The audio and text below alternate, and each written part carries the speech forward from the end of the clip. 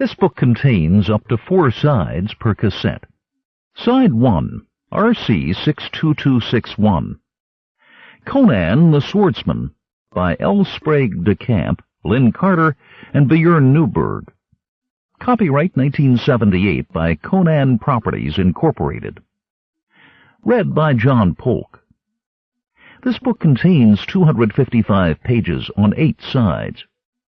If you would like to skip over any remaining announcements or introductory material, place your cassette player and fast forward until a beep is heard. Stop at that point to hear the table of contents, or at the second beep to locate the beginning of the book. This recording is tone-indexed. The beginning of each item in the table of contents will be indicated by a beep, audible when your cassette player is in fast forward or rewind. Library of Congress annotation. Young Conan's fantastic adventures as a thief, soldier, pirate, and mercenary. Conan contends with sorcery, beautiful women, and the law in Legions of the Dead, The Ivory Goddess, Moon of Blood, and more. Includes an introduction, a glossary of Hyborian names, and commentaries on each story. Violence, 1978. From the book jacket.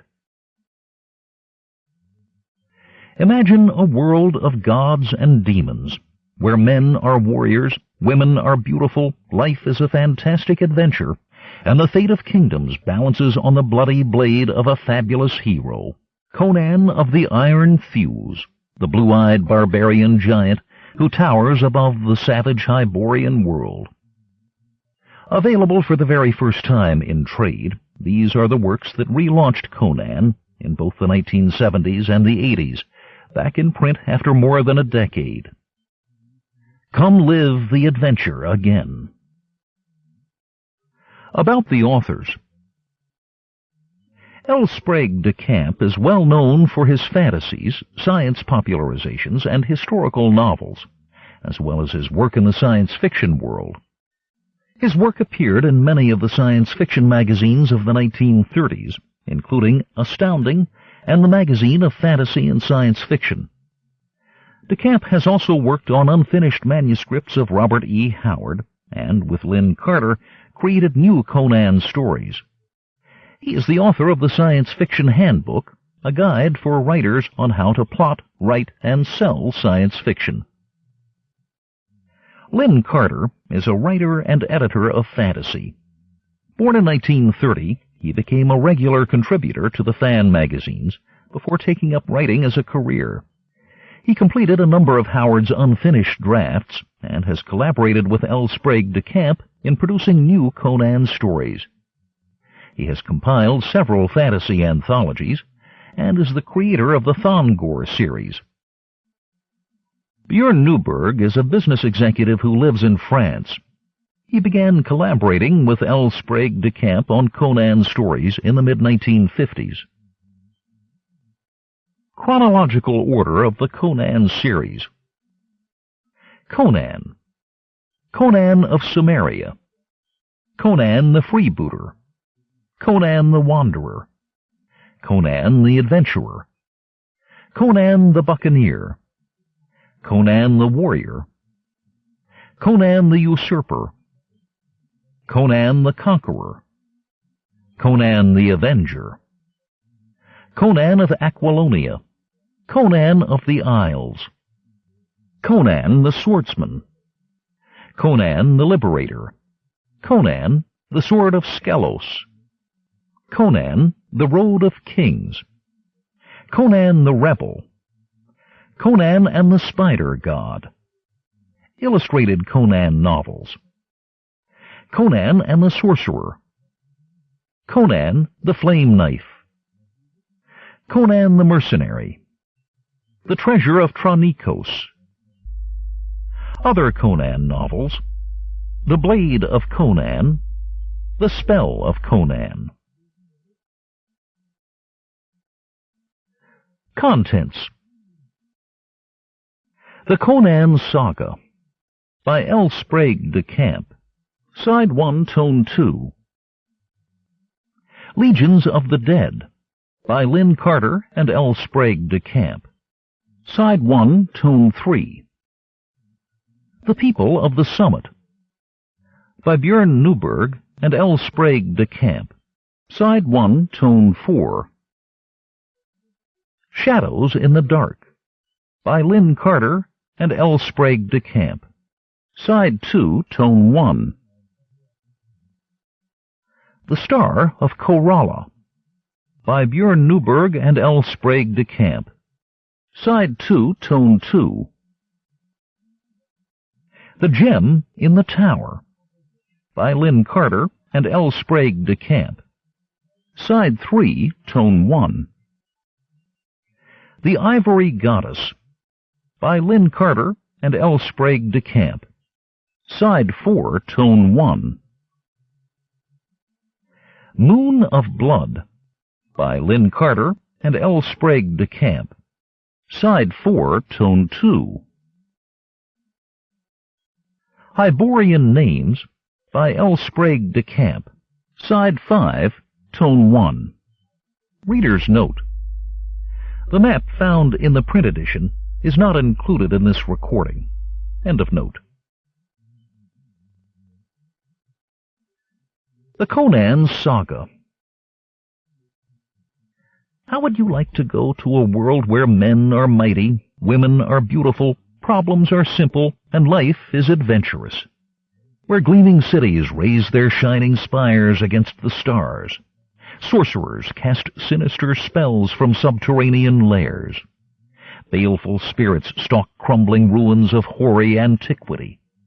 Primeval monsters crash through jungle thickets, and the fate of kingdoms is balanced on the bloody blades of broadswords brandished by heroes of preternatural might and valor. And where nobody so much as mentions the income tax or the school dropout problem or atmospheric pollution. This is the world of heroic fantasy, or as some prefer to call it, swordplay and sorcery fiction. We apply the name heroic fantasy to stories laid in an imaginary pre-industrial world. In the remote past, the remote future, another planet, or another dimension, where magic works, machinery has not been invented, and gods, demons, and other supernatural beings are real and portentous presences. Fiction of this genre is pure entertainment. It is not intended to solve current social and economic problems. It has nothing to say about the faults of the foreign aid program, or the woes of disadvantaged ethnics, or socialized medicine, or inflation. It is escape fiction of the purest kind, in which the reader escapes clear out of the real world. And why not? As J.R.R. Tolkien once said, "A man in prison is not required to think of nothing but bars and cells and jailers." The stories in this saga feature one of the most popular characters of heroic fantasy ever invented. This is Conan the Cimmerian, the gigantic, invincible, swashbuckling prehistoric adventurer. Conan was conceived in 1932 by Robert Irvin Howard, 1906-36, of Cross Plains, Texas. Robert E. Howard was a leading author of adventure fiction for the pulp magazines, which flourished in the 1920s and 1930s, dwindled away during the paper shortage of the Second World War, and were replaced in popular reading after that war by the paperbacked book. Howard wrote not only fantasies, but also science fiction, western, sport, detective, historical, and oriental stories. After an early struggle to establish himself, he attained a fair degree of success, earning what was in the Depression days of the early 1930s a respectable income. He had a few close friends in west-central Texas, none of whom cared for his stories, and a growing circle of admiring correspondents, including leading fantasists of the time like H.P. Lovecraft, Clark Ashton Smith, and August Derleth. Although a big, powerful man like his heroes, Howard had his private demons, including an excessive devotion to and dependence upon his mother. In 1936, when his aged mother lay dying, he ended a promising literary career by suicide. Howard's stories, although not without fault, are distinguished by strong plots, a sound, taut, economical, colorful, vivid style, a marvelous sense of pace and action, and most of all by a singular emotional intensity which sweeps the reader along. As his pen pal Lovecraft wrote in a letter to E. Hoffman Price, the real secret is that he himself is in every one of his stories. Rudyard Kipling, Jack London, Harold Lamb, Talbot Mundy, Arthur D. Howden Smith, and Sax Rohmer all influenced him, but Howard achieved his own unique synthesis. Like most of Howard's stories, the tales of the Conan saga are somber in tone, with a keen sense of the inevitable tragedy of life and the harshness of existence in the medieval and ancient worlds. There is only a rare gleam of humor. Nevertheless, Howard was by no means humorless. He wrote many boxing and western stories full of broad, slapstick frontier humor, often hilarious. Even at his pulpiest, Howard is always fun to read. The term natural storyteller applies to Howard as strongly as it does to any writer, ancient or modern. Howard wrote several fantasy series, most of which appeared in the magazine Weird Tales, which began publication in 1923. Of these series, the most popular by far have been those about Conan the Cimmerian. They have been printed and reprinted in this and in at least 7 foreign countries, long after the death of the original author and the demise of the magazine in which they were first published. Howard was the leading American pioneer in heroic fantasy. Fiction of this kind was introduced in the 1880s by the British artist, writer, reformer, decorator, poet, manufacturer, and printer William Morris. In the early 20th century, it was further developed by Lord Dunsany and Eric R. Edison, and later by J.R.R. Tolkien, the Lord of the Rings, and T.H. White, the once-and-future king. Besides Robert E. Howard, leading American practitioners of the genre include Clark Ashton Smith, Catherine L. Moore, and Fritz Leiber. With the end of the magazine's Unknown Worlds in 1943 and Weird Tales in 1954, it looked for a while as if fantasy had become a casualty of the machine age. In the 1950s, publication in hardcovers of Tolkien's 3-volume novel The Lord of the Rings and the reprinting of the Conan stories began a modest revival. With the appearance both of the Tolkien and of the Howard stories in paperback came a tremendous upsurge of interest in fantasy. Millions of copies of both series have been sold, and other writers have composed fantastic tales obviously influenced by these two authors. I became involved in this blooming of heroic fantasy in 1951 when I discovered a pile of unsold Howard manuscripts in the closet of a literary agent in New York. These included 2 unpublished Conan stories, one story originally written as a Conan story but actually published in a fan magazine with the hero's name changed, and several adventure stories with medieval and modern settings. By arrangement with the heirs of Robert E. Howard, I edited the rejected Conan stories and arranged for their publication. Later, I rewrote 4 of the medieval and modern stories to turn them into Conan stories. I also collaborated with a Swedish fan, Björn Newberg, on a novel, The Return of Conan. A few years later, I was fortunate in being able to arrange for publication of the whole Conan saga in paperback, putting all the then-existing Conan stories in chronological order. More unpublished stories were discovered by Glenn Lord, agent for the Howard heirs. One was complete, the rest were fragments or synopses only.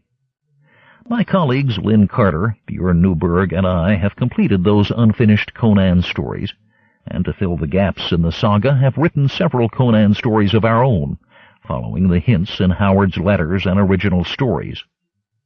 We have tried to copy Howard's style and type of plotting. How successful we have been in this endeavor the reader must judge. Since the demand for Conan stories has become greater than Carter, Newberg, and I could fill, other contemporary writers have also been enlisted to try their hands at Howard pastiches. The first hint of the Conan stories came in a series of tales that Howard wrote in 1929, laid in the time of the supposed lost continent of Atlantis. His hero was a Stone Age Atlantean named Kull, who gets to the mainland, becomes a soldier in the civilized kingdom of Valusia, and rises to be king of that land.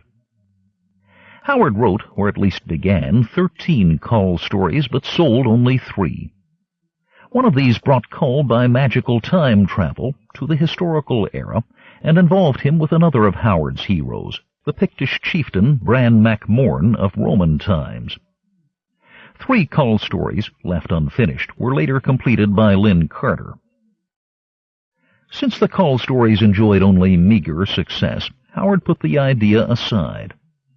In 1931, however, Howard read a series of articles by a French writer on the Atlantis legend, and was stimulated to try again his basic concept of a prehistoric adventure fantasy world, this time in a more polished and carefully thought-out form. His hero would be named Conan, an old Celtic name borne by, among others, several dukes of medieval Brittany. Conan, Howard said, simply grew up in my mind a few years ago when I was stopping in a little border town on the lower Rio Grande. He simply stalked full-grown out of oblivion and set me at work recording the saga of his adventures.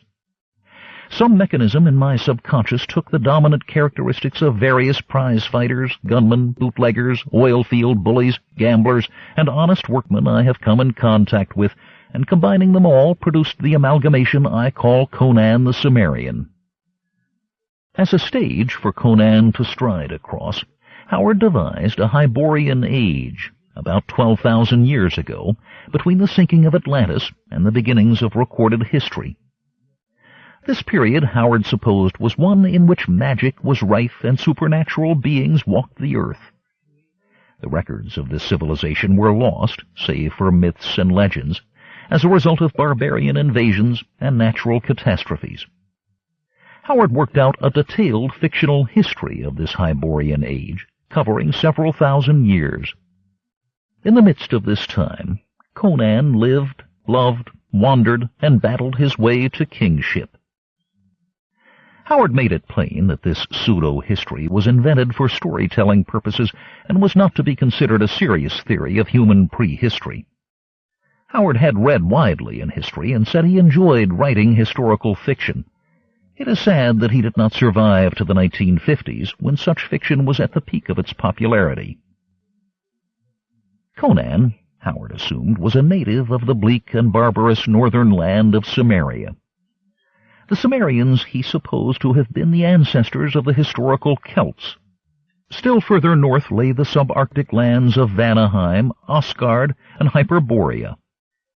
Adventuring with a band of Aesir from Asgard on a raid into Hyperborea, Conan was captured and imprisoned. Escaping, he made his way southward to the land of Zamora, east of the Hyborian nations. These nations, Aquilonia, Nemedia, Corinthia, Ophir, and Koth, had arisen after the Hyborians, another group of northern barbarians, had conquered the sorcerous kingdom of Acheron and built up their own kingdoms on its ruins, 3,000 years before Conan's time. In Zamora, Corinthia, and Nemedia, Conan led a precarious life as a thief, more notable for strength and daring than for skill and subtlety. Becoming weary of this starveling existence, he enlisted in the armies of Turan. This kingdom lay east of Zamora, along the western shores of the great inland sea of Vilayet, whose shrunken remnants we today call the Caspian. The Turanians were one of the nomadic peoples of Hyrcania, which began east of the sea and stretched for thousands of miles to far Kitai. Hyrcania corresponded to the steppes and deserts of Central Asia today. As a soldier of Turan, Conan learned horsemanship and archery, and rose to commissioned rank. Trouble with a superior caused him to desert. After some unsuccessful treasure hunting, he wandered westward, serving as a condottiere in Nemedia, Ophir, and Argos. Again, trouble with the law compelled him to flee, this time to sea. When his ship was captured by a pirate vessel of the Black Corsairs, commanded by the seductive Shemitish she-pirate Bêlit, he joined Bêlit in piratical raiding of the Black Coast. After Bêlit's death, Conan resumed his career ashore as a mercenary soldier, first in the Black Countries, then in Shem and the Hyborian nations. He paid occasional visits to his Sumerian homeland and spent a period as leader of an outlaw band, the Kozaki of the steppes between Turan and Zamora. When the Turanian army broke up the band, Conan fought his way to leadership of a crew of pirates plying the Vilayet Sea. Next, Conan became a soldier in the army of the small southeasterly Hyborian kingdom of Coran, and later leader of the desert-dwelling Zwagir nomads. His wanderings took him as far east as Vendya, corresponding to modern India, and south to the deserts between the sinister land of Stygia and the equatorial jungles. He joined the pirates of the Barachan Isles, then became captain of one of the privateering ships of the Zingaran buccaneers. When Conan's ship was sunk by Zingaran rivals, he served as a mercenary for Stygia. He sought and almost found his hoped-for fortune in the semi-civilized black countries of Kashan and Punt. At last he traveled northward to resume life as a mercenary soldier in Aquilonia, the mightiest of the Hyborian kingdoms. He served on the Pictish frontier, was involved in bloody affrays with the fierce savages of Pictland, and for his success was promoted to general and called back to the capital, Tarantia. In Tarantia, the depraved and jealous King Numedides imprisoned Conan in a dungeon. But Conan escaped and adventured in the Pictish wilderness with the primitive natives and with 2 bands of pirates. Eventually he found himself, at about 40 years of age, leading a revolt against Numedides, whom he killed and whose throne he usurped. Other stories follow Conan's adventures into middle and old age, but of those you can read elsewhere. This synopsis will give you the framework needed to place the stories in this volume in time and place. So, let us whet our steel, pull on our boots, and be off on a galloping charger or the heeling deck of a carrack to follow Conan through some of his many sorcerous and sanguinary adventures. Legions of the Dead. Conan, born in the bleak, cloud-oppressed northern hills of Samaria, was known as a fighter around the council fires before he had seen 15 snows. In that year, the Sumerian tribesmen forgot their feuds and joined forces to repel the Gundermen, who, pushing across the Aquilonian frontier, had built the frontier post of Venarium and begun to colonize the southern marches of Samaria.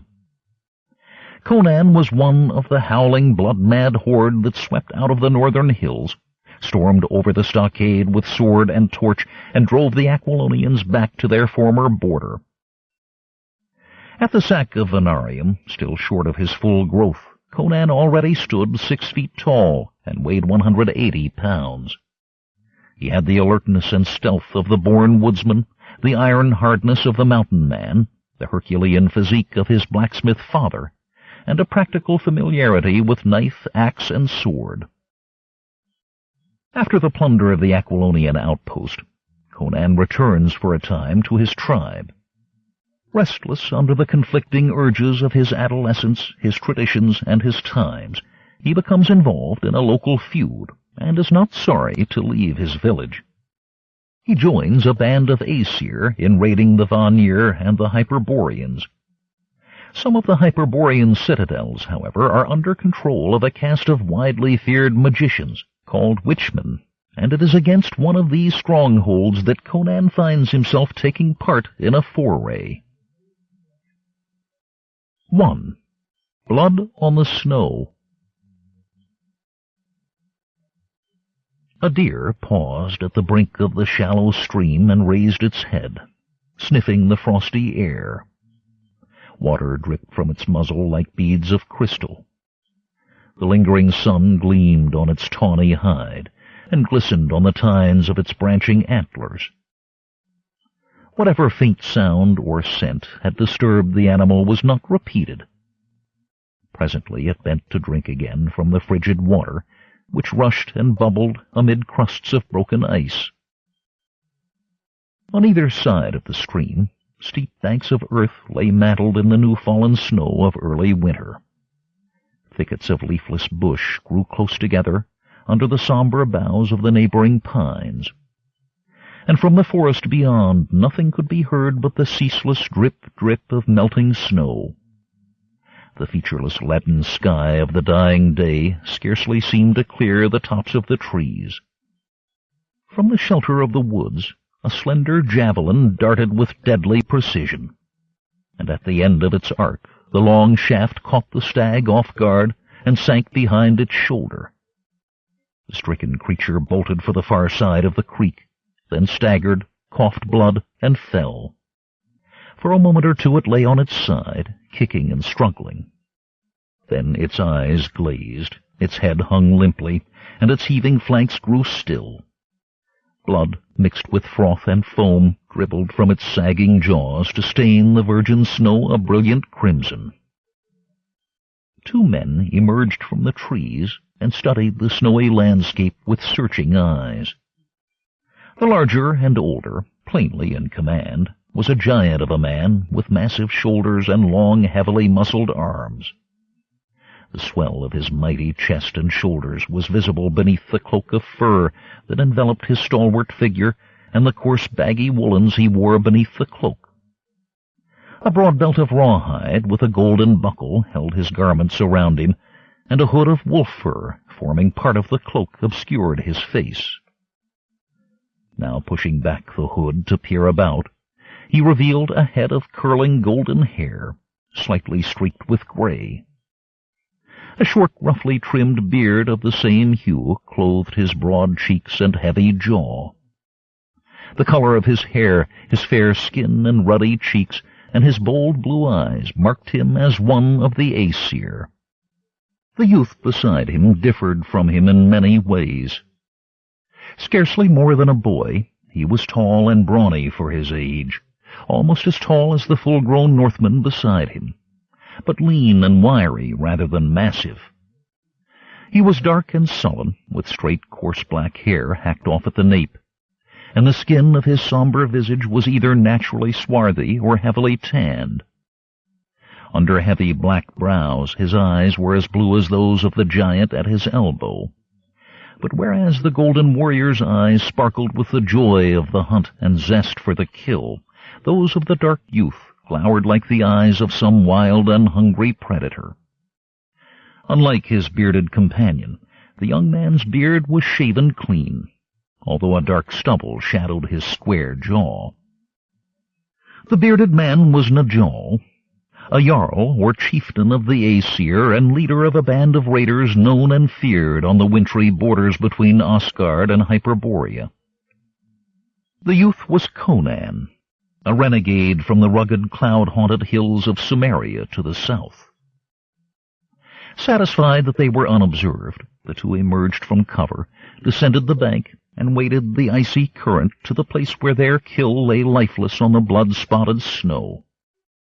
Weighing almost as much as the two men together, the stag was too heavy, and with its branching antlers too cumbersome to bear back to their camp.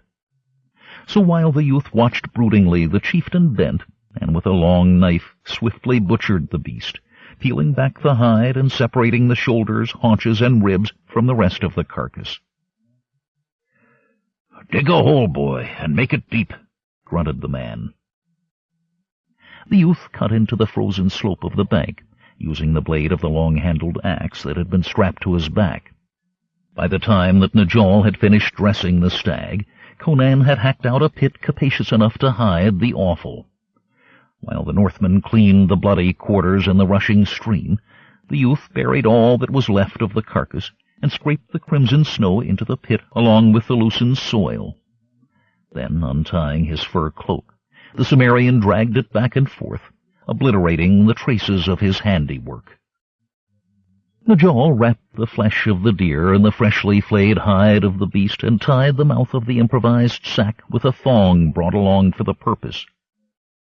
Conan cut a sapling with his axe and trimmed it down to a pole as long as a man, while the jarl cleansed his javelin by thrusting it into the sand in the bed of the stream. Najal tied the bag to the middle of the pole, which the two then hoisted to their shoulders. Dragging Conan's cloak behind them to erase their footprints, they climbed the farther slope and re-entered the woods. Here, along the Hyperborean border, the pines grew tall, thick, and dark. Wherever a break in the forest afforded a vista, the ridges could be seen to roll endlessly away, covered with snow-capped pines of a green as dark as sable. Wolves skulked along the nighted forest trails, their burning eyes lambent green coals, while above floated great white owls on silent wings. The two well-armed hunters had no fear of the local creatures, save that when a bear ambled across the path ahead, they gave it a respectfully wide berth. Like ghosts, they glided through the darkened woods to join their fellow raiders, who lay encamped beneath the shoulder of a hill. Since both were woodsmen born and bred, they made no noise and left little trace of their swift passage. Even the scrubby bushes did not rustle as they slipped through them. So well concealed was the Aesir camp that their first knowledge of its presence was the murmur of voices around a hidden fire. Yet the watchful sentinels had seen their coming. An elderly Northman, whose locks had turned to silver, rose from the fireside to greet them silently. One of his eyes was bright and keen. The other was an empty socket, concealed by a leather patch. He was Gorm, a bard of the Aesir, over whose bent shoulders slept a harp in a sack of deerskin. "What word from Eagle?"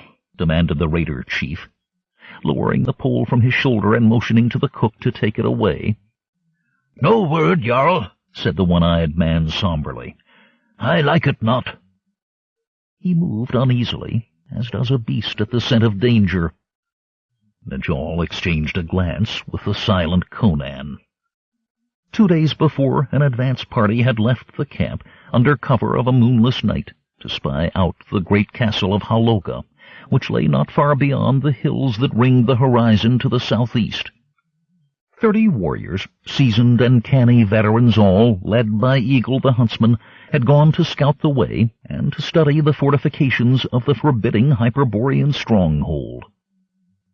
Conan, unasked, had brashly spoken out against the imprudence of so drastically dividing their strength thus near the enemy, and Najal had roughly bade the youth to hold his tongue. Later, regretting his harshness, the Jarl had brought Conan with him in search of game as his rude way of making amends. Eagle's messengers should have returned many hours since. The fact that they had not stirred fear in the mind of Najal, and in the secret places of his heart he wished that he had hearkened to the young Cimmerian's warning. Najal's shortness of temper, and the urgency with which he had driven his men across the wilderness to the Hyperborean border, were not without cause. Hyperborean slavers, a fortnight since, slavers with the red mark of Haloga on their black raiment, had carried off his only daughter, Ran. Brooding over the fate of his beloved daughter and the whereabouts of his trusted scouts, the Jarl repressed a shudder. The witchmen of shadowy Hyperborea were feared far and wide for their uncanny mastery of the black arts, and Haloga's sadistic queen was feared like the Black Death. Najal fought down the chill that clutched his heart, and turned to Gorm the Scald.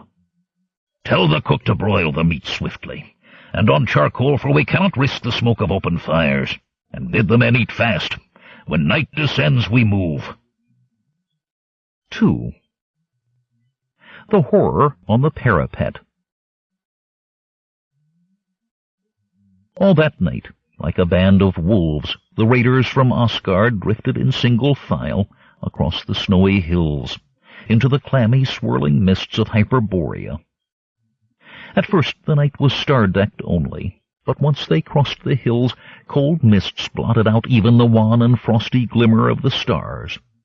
When at length the moon arose, the mists bedimmed it to a pearly blotch in the sky, like a moon reflected in wind-ruffled water. Despite the gloom that drenched this barren, bog-infested, scantily inhabited land, the raiders took advantage of every slightest bit of cover, every leafless bush and stunted tree and inky patch of shadow. For Haloga was a mighty fortress, and doubtless guarded well. Desperate and vengeful as he was, Najal well knew in the depths of his heart that his only hope of success lay in surprise. The moon and mists had fled together before they reached Haloga. The castle stood on a low rise, in the center of a shallow bowl-shaped valley. Huge were its frowning walls of dark stone, and massive the masonry around the lone and ponderous gate. Above the main walls rose a castellated parapet. A few windows were set high in the towers. Nothing else but arrow slits broke the cliff-like surface of the megalithic walls. It would, Najal knew, be difficult to storm this place. And where were the men whom he had sent ahead to scout the way? No sign of them had been discerned, even by his keen-eyed trackers, for the newly fallen snow had obliterated their footprints. "Shall we essay the walls, Jarl?" asked a warrior. An outlaw fled hither from Vanaheim, if his red beard was any token. "Nay, the dawn approaches. Curse the luck," growled the chief. "We must wait for night again, or pray the gods will let the white-haired devils grow careless and raise the portcullis. Tell the men to sleep where they are and to sprinkle snow over their furs so none can see them. Tell Thror Ironhand his squad has the first watch." Najal laid down, wrapped his furs around him, and closed his eyes. But sleep came not soon, and when it came, dreams of shadowy, chuckling menace made it hideous. Conan slept not at all. Possessed by uneasy foreboding, the youth still resented Najal's gruff dismissal of his argument against the scouting party. He was a stranger among the Aesir freebooters, driven from his homeland by a blood feud, and had with difficulty won a precarious place among these blond warriors. They approved his ability to endure privation and hardship without complaint, and the bullies among them had learned to respect his heavy fists. For despite his youth, he fought with the ferocity of a cornered wildcat, and needs must be dragged bodily from a foe once he had felled him. But still, as youths will, the Cimmerian burned to win the applause of his elders by some feat of daring or heroism. Conan had observed the windows of the keep, which were much too high to reach by climbing, were it humanly possible to scale such walls without a ladder. He had mastered many sheer cliffs in his homeland, but those had at least afforded a toe and finger hold. The stones of Haloga were fitted and trimmed to a glassy smoothness that defied the climbing efforts of any creature larger than an insect. The arrow slits, however, were set lower in the walls, and thus seemed more accessible. Those of the lowest tier were little more than thrice a man's height above the ground, to give the archers a fair shot at besiegers who might cluster about the base of the wall. Plainly too narrow for a full-grown man of the bulk of most Aesir. Were they too narrow for the smaller, slenderer Conan? When dawn broke, one raider was missing from the camp, the young Cimmerian outlaw Conan. Najal had other things to think about, and so had little time to ponder the fate of a surly, black-visaged young runaway, who seemed to lack the stomach for this raid. The Jarl had just discovered his missing scouts. They hung from the parapet, clearly visible as dawn lit the empty sky and dispelled the clammy fogs that shrouded the air of this accursed land. The men were still alive, dancing in their death throes at the ends of 30 ropes. Najal stared, then cursed until his voice was hoarse, and he dug his nails into his hard palms. Although he felt sick to the roots of his soul, he could not tear his eyes away. The eternally young queen of Haloga, Vamatar the Cruel, stood on the parapet, fair as the morning, with long bright hair and full breasts, which curved sweetly beneath her heavy white robes. A lazy, languorous smile parted her full red lips. The men who attended her were true Hyperboreans, unearthly in their gaunt, long-legged stature, with pale eyes and skeins of colorless silken hair. As the hidden Aesir, sick with rage and fury and helpless horror, watched, The men of Eagle's party were slowly done to death with merciless hooks and wickedly curved knives. They squealed and flopped and wriggled, those gory, mangled things that had been stalwart warriors 2 days before. It took them hours to die. Najal, his lips bitten through, aged much during that endless, terrible morn. And there was nothing at all he could do. A leader cannot throw a small band of men against high walls with only hand weapons. If he has a large, well-found army capable of keeping the field for months, he can batter down the walls with rams and catapults, or undermine them with tunnels, or roll siege towers up to them and swarm across, or surround the stronghold and starve it out. Lacking such overmastering force, he needs at least scaling ladders as long as the wall is high, a force of archers or slingers to beat the defenders back from the ramparts, and above all, surprise. Surprise, the advantage on which Najal had counted, was now lost to him. However, the Hyperboreans had captured Eagle's scouting party. The mere fact of their capture had alerted the people of Haloga to the presence of Aesir in the vicinity.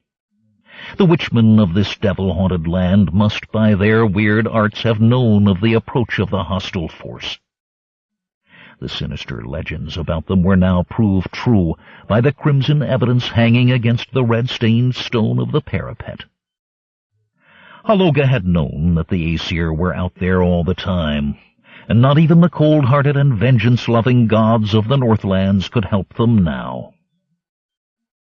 Then it was that the first plume of jet-black smoke drifted from the lofty windows of the keep, and the torturers broke, crying out in amazement, and scurried away with their black gowns flapping. The lazy cat-like smile vanished from the soft curved lips of Haloga's queen. A feeble, flickering flame of hope leaped up within the breast of Najal of Asgard. 3.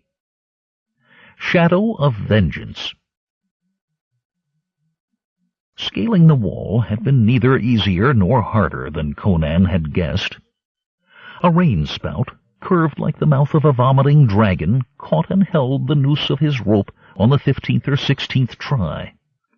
The rope, knotted at intervals for better purchase, neither slipped nor broke beneath his weight. When he had ascended to the level of the slit, Conan locked his legs about the rope and rocked back and forth like a child on a swing. By throwing his weight from one side to the other, he increased the dimensions of the arc. It was slow going, but at last, at the end of a swing to the right, he came within reach of the slit. The next time he swung, he shot out a hand and grasped the masonry. Still holding the rope in his free hand, he thrust a booted foot into the opening and followed it with the other. Slowly and carefully he shifted his weight until he was sitting on the sill of the arrow slit with his legs inside. He still grasped the rope with his left hand, for it occurred to him that if he released it, his lifeline would fall away and hang out of reach when he would have need of it for a hasty departure. The slit was too narrow for Conan to pass through in his present position. Already his lean hips were wedged into the opening, the sides of which were angled outward to give the defender a wider field of arrow shot. So, turning sideways, he wriggled his hips and midsection through the aperture. But when his arms and chest reached the narrow opening, his woolen tunic, bunched up beneath his armpits, arrested further progress. Would he not look an utter fool, he thought, if the witchman came upon him wedged in the arrow slit? He had visions of being caught forever in this stony vice. Even if undiscovered, he would perish of hunger and thirst and make good food for the ravens. Gathering courage, he decided that by expelling all the breath from his lungs, he might just slip through. He took several deep breaths, as if preparing to swim under water, exhaled, and pushed ahead until his thrashing feet found a firm surface to stand on. Turning his head, he wormed it through the inner edges of the slit and collapsed on a rough wooden floor. In his excitement, he had released the rope, which started to snake through the slit. He caught it just before it slipped away. Conan found himself in a small circular chamber, an archer's roost that was unoccupied. As he peered around in the gloom, he sighted a rough stool placed there for the comfort of the defender. He pulled the stool nearer and made the rope fast to it, so that the heavy wood might serve to anchor the rope during his escape. Then he stretched his cramped muscles. He must, he thought, have left a few square palms of skin on the stonework as he scraped through. Across the room from the arrow slit, the masonry was interrupted by an arched doorway. Conan drew his long knife from its scabbard and stole through the aperture.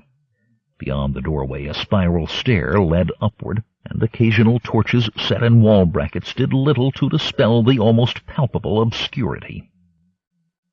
Moving a step at a time, and flattening himself against the wall to listen, Conan slowly worked his way through many passages to the central keep, where prisoners of rank and worth might lodge.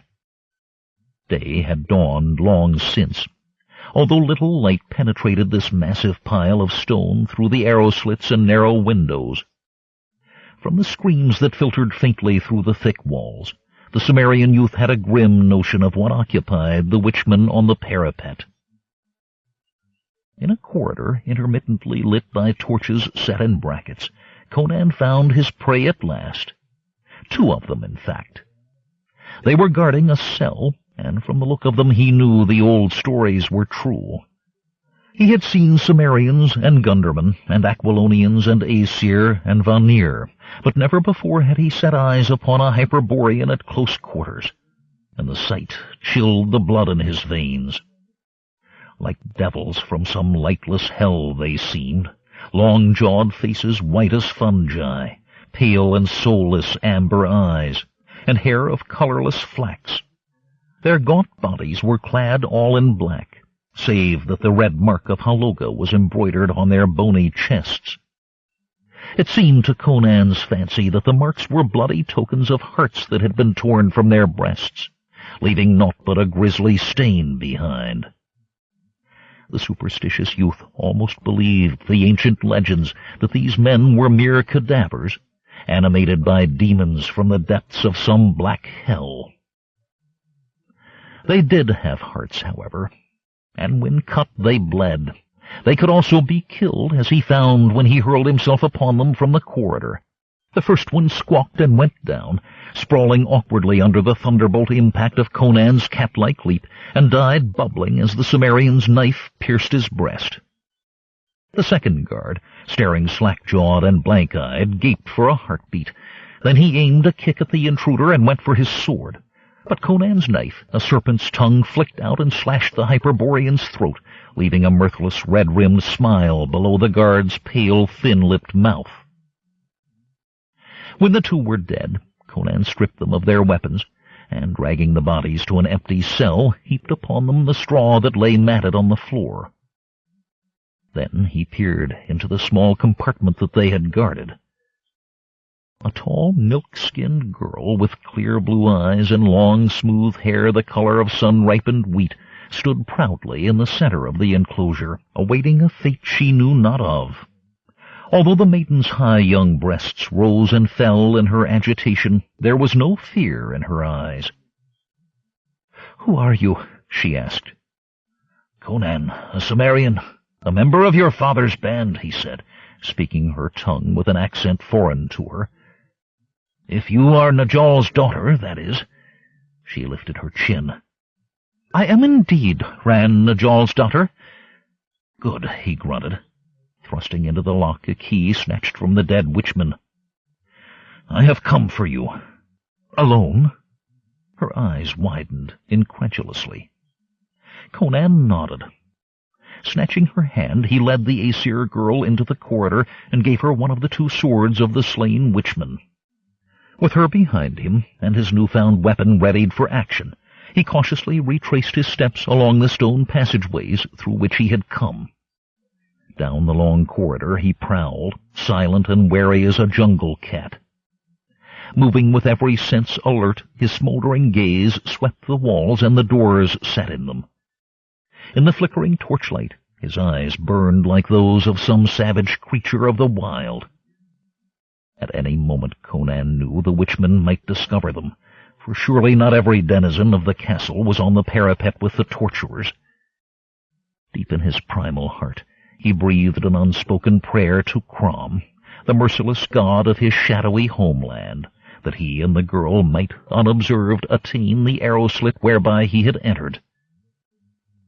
Like an insubstantial shadow, the young Cimmerian glided through the gloomy passageways, which now curved following the girdle of the curtain wall, and ran, on little cat feet, followed after him. Torches smoldered and smoked in their brackets, but the dark intervals between the flickering lights were alive with evil. They met no one, yet Conan was not satisfied. True, their luck had held thus far, but it might end at any moment. If 2 or 3 witchmen fell upon them, they might still win through. For the women of the Aesir were not pampered playthings, but skilled and daring swordswomen. Often in battle they stood shoulder to shoulder with their men, and when fight they must, they fought with the ferocity of tigresses. But what if they were set upon by 6 or a dozen witchmen? Young as he was, Conan knew no mortal man, however skilful with his sword, can face at once in all directions, and whilst they thrust and parried in these dark passages, the alarm would surely sound and rouse the castle. A diversion was needed, and one of the torches they passed gave the youth an inspiration. The torches were soaked in tarry pitch to burn long and slowly, but they burned deep and were not easily extinguished. Conan glanced about. The walls of the castle were of stone, but the floor planks and the beams supporting them were wooden. Across his grim face flitted a small smile of satisfaction. Conan needed to find a storeroom, and as he prowled the corridors he peered into chambers whose doors were open.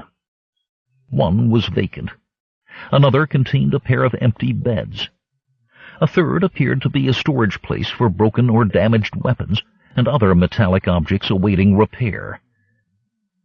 The door to the next room stood ajar, leaving a narrow crack of darkness in the flickering torchlight.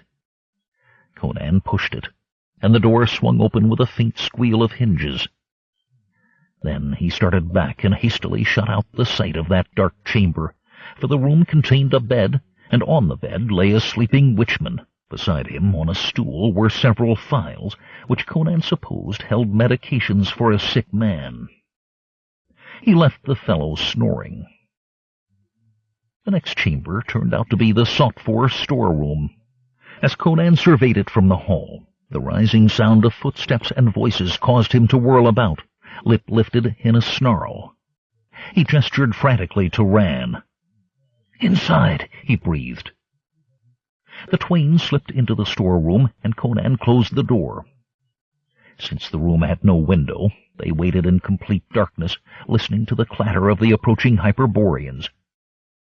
Soon the party passed the door, speaking in their guttural tongue, and their footsteps died away. When all was silent again, Conan drew a long breath.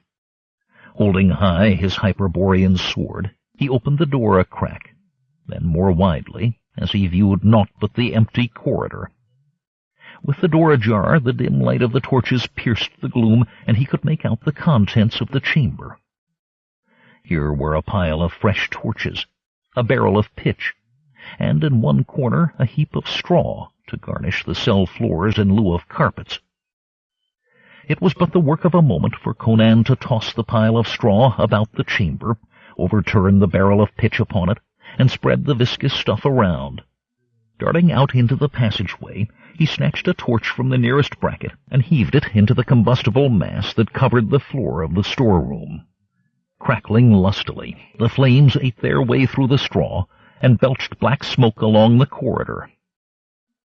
Tarred from face to boots and coughing from the acrid fumes, Conan caught Ran's hand, sprinted down the winding stairs, and regained the alcove through which he had gained entry. How long before the witchmen would discover that their castle was ablaze, Conan knew not, but he trusted this diversion to occupy their full attention, while the rescuer and rescued squirmed through the narrow slit and clambered down the rope to the safety of the frozen ground. 4. That which pursued. Jarl Najal bellowed with joy, and seized the laughing, weeping girl in his arms, crushing her against his burly chest. But even in his joy the chieftain paused to look deep into Conan's eyes, and clap the youth on the shoulder with a friendly buffet that would have knocked most striplings off their feet. As they hastened to the Asgard camp beneath the cover of the snow-tipped pines, the youth, in terse words, described the day's adventure. But words were scarcely needed. Behind them a raven cloud of soot besmudged the afternoon sky, and the crash of collapsing timbers and fire-blackened masonry resounded like distant thunder in the hills. The witchmen would doubtless save part of their fortress, although many of the lank, flaxen-haired devils must have already perished in the conflagration.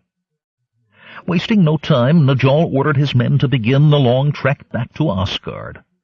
Not until he and his band were deep in their own land could the chief of the Aesir count himself safe from Hyperborean vengeance. There would no doubt be pursuit, but for the moment the dwellers in Haloga had other matters to busy them. The Aesir made haste to depart, and in their hurry they sacrificed concealment to speed.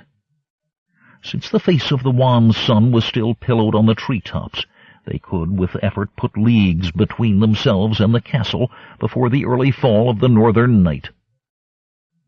From the parapet of Haloga, the ageless, beautiful Queen Vamatar watched them go, her jasper eyes cold with hate, as she smiled a slow and evil smile. There was little greenery in this flat land of bog and hillock, and what there was lay blanketed in snow. As the sun neared the horizon, clammy coils of choking fog rose from the stagnant meres, and laid a chill upon men's hearts. The travelers saw few signs of life, save for a couple of Hyperborean serfs who fled from the band and lost themselves in the mist. From time to time, one or another of the Aesir set an ear to the ground, but no drumming of hooves could be heard. They hastened on, slipping and stumbling on the uncertain frozen footing. But before day wrapped her icy cloak around her shoulders and departed, Conan glanced to the rear and cried out, "Someone follows us!" The Aesir halted and gazed in the direction that he indicated. At first they could see nothing but the endless, undulant plain, whose junction with the sky was hidden in the mists. Then a Northman with vision that transcended the sight of his fellows exclaimed, "He is right. Men on foot pursue us, mayhap a half a league behind." "Come," growled Najal. "We will not stop to camp this night. In these fogs 'twere easy for a foe to creep upon us, no matter how many sentries we might post." The band staggered on, while the setting sun was swallowed by the voracious mists. After the Aesir had long trudged in darkness, a wan moon climbed above the mists that hemmed them in, and its light shone on a faint patch of rippling shade. It was the pursuing force, larger and nearer than ever. Najal, a man of iron, strode forward with his exhausted daughter in his arms, nor would he entrust so precious a burden to another. Conan, full as he was with the vigor of youth, ached in every limb and sinew as he followed the giant Jarl. The other raiders, uncomplaining, maintained the grueling pace. Yet their pursuers seemed to tire not at all. Indeed, the host from Haloga had not slowed, but was on the contrary gaining upon them. Najal cursed hoarsely and urged his men to greater speed. But however doggedly they struggled on, they were altogether played out. Soon they must turn and make a stand, albeit the Jarl well knew that no seasoned warrior would choose to do battle on a strange terrain when overtaken by exhaustion. Still, their meager choice was plain: either fight or be cut down. Each time they crested a low hill, clad in winter's silvered garment, they could see the silent mass of moving men, twice their number, drawing nearer than before. There was something strange about these pursuers, but neither Najal nor Gorm, nor any other of the company could quite tell what was wrong with them. As the hunters drew closer, the hunted perceived that not all the members of the oncoming force were witchmen, a race that tended to be taller and more slender than the Northmen. Many of the pursuing host had mighty shoulders and massive frames, and wore the horned helmets of the Aesir and Vanir. Najal shivered, as from the icy touch of some uncanny premonition of despair. The other strange thing about the pursuers was the way they walked. Ahead, Najal spied the loom of a hill, higher than most of the eminences of this flat land, and his weary eyes brightened. The crest of the hill would serve for a defensive position, although the chieftain wished it higher yet and steeper to force the enemy to charge uphill in the teeth of Aesir weapons. In any case, the foe was almost snapping at their heels, so stand they must, and soon.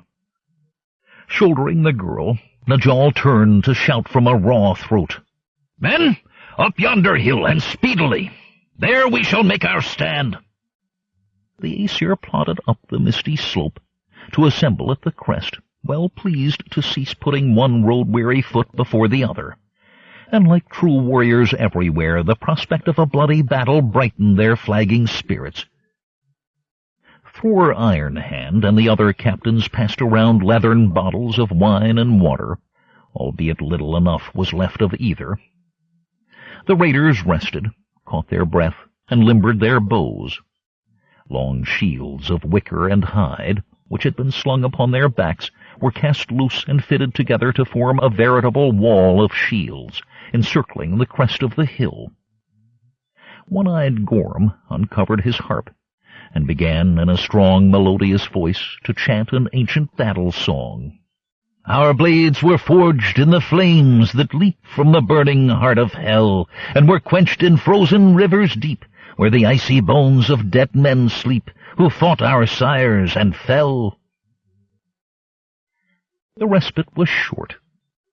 Shouldering through the fog, a swarm of sinister figures emerged from the murk, and with steady, rhythmic steps stalked up the slope, like men walking in their sleep, or puppets worked by strings. The flight of javelins that met the shambling attackers slowed them not at all, as they hurled themselves against the ring of shields. Naked steel flashed darkly in the wan moonlight. The attackers swung high sword and axe and warhammer, and brought them whistling down upon the living wall, cleaving flesh and shattering bone. In the van, Najal, bellowing an ancient Aesir war cry, hewed mightily. Then he paused, blinking, and the heart in his bosom faltered. For the man he was fighting was none other than his own captain, Eagle the huntsman, who had died that morn on the end of a rope suspended from the walls of Haloga. The light of the pallid moon shone plainly on that familiar face, and turned Jarl Najal's bones to water. 5. Men cannot die twice. The face that stared stonily into his own was surely that of Najal's old comrade, for the white scar athwart the brow betokened a slash that Eagle 5 summers before had suffered in a raid against the Vanir. But the blue eyes of Eagle knew not his Jarl. Those eyes were as cold and empty as the skies above the starless misty night. Glancing again, Najal saw the mangled flesh of Eagle's naked breast, whence hours before the living heart had been untimely torn. Revolted by the thing he saw, Najal perceived that however much he wounded his adversary's flesh, these wounds would never bleed. Neither would his old friend's corpse feel the bitter kiss of steel. Behind the dead but battling Aesir, a half-charred witchman stumbled up the slope, his face a grinning mask of horror. Here, thought Najal, was a denizen of Haloga, who had perished in the fire set by the wily Conan. "Forgive, brother," whispered Najal through stiffened lips, as with a backhand stroke he hamstrung Eagle's walking corpse. Like a puppet with severed strings, the dismembered body flopped backward down the hill. But instantly the cadaver of the grinning witchman took its place. The Aesir chieftain fought mechanically, but without hope. For when your foe can summon forth the very dead from hell to fight you, what victory can ensue? All along the line, men shouted in hoarse surprise and consternation as they found themselves fighting the walking corpses of their own dead comrades who had perished under the cruel knives of the Hyperboreans. But the host that swarmed against them numbered others in their hideous ranks. Side by side with witchmen crushed beneath collapsing walls or burned in the day's conflagration strode corpses long buried, from whose pale and tattered flesh grave worms wriggled or fell wetly to the ground. These hurled themselves weaponless upon the Aesir. The stench was sickening, and terror overwhelmed all but the hardiest. Even old Gorm felt the icy clutch of fear at his heart. His war song faltered and died. "May the gods help us all," he muttered. "What hope have we when we pit our steel against the walking dead? Men cannot die twice."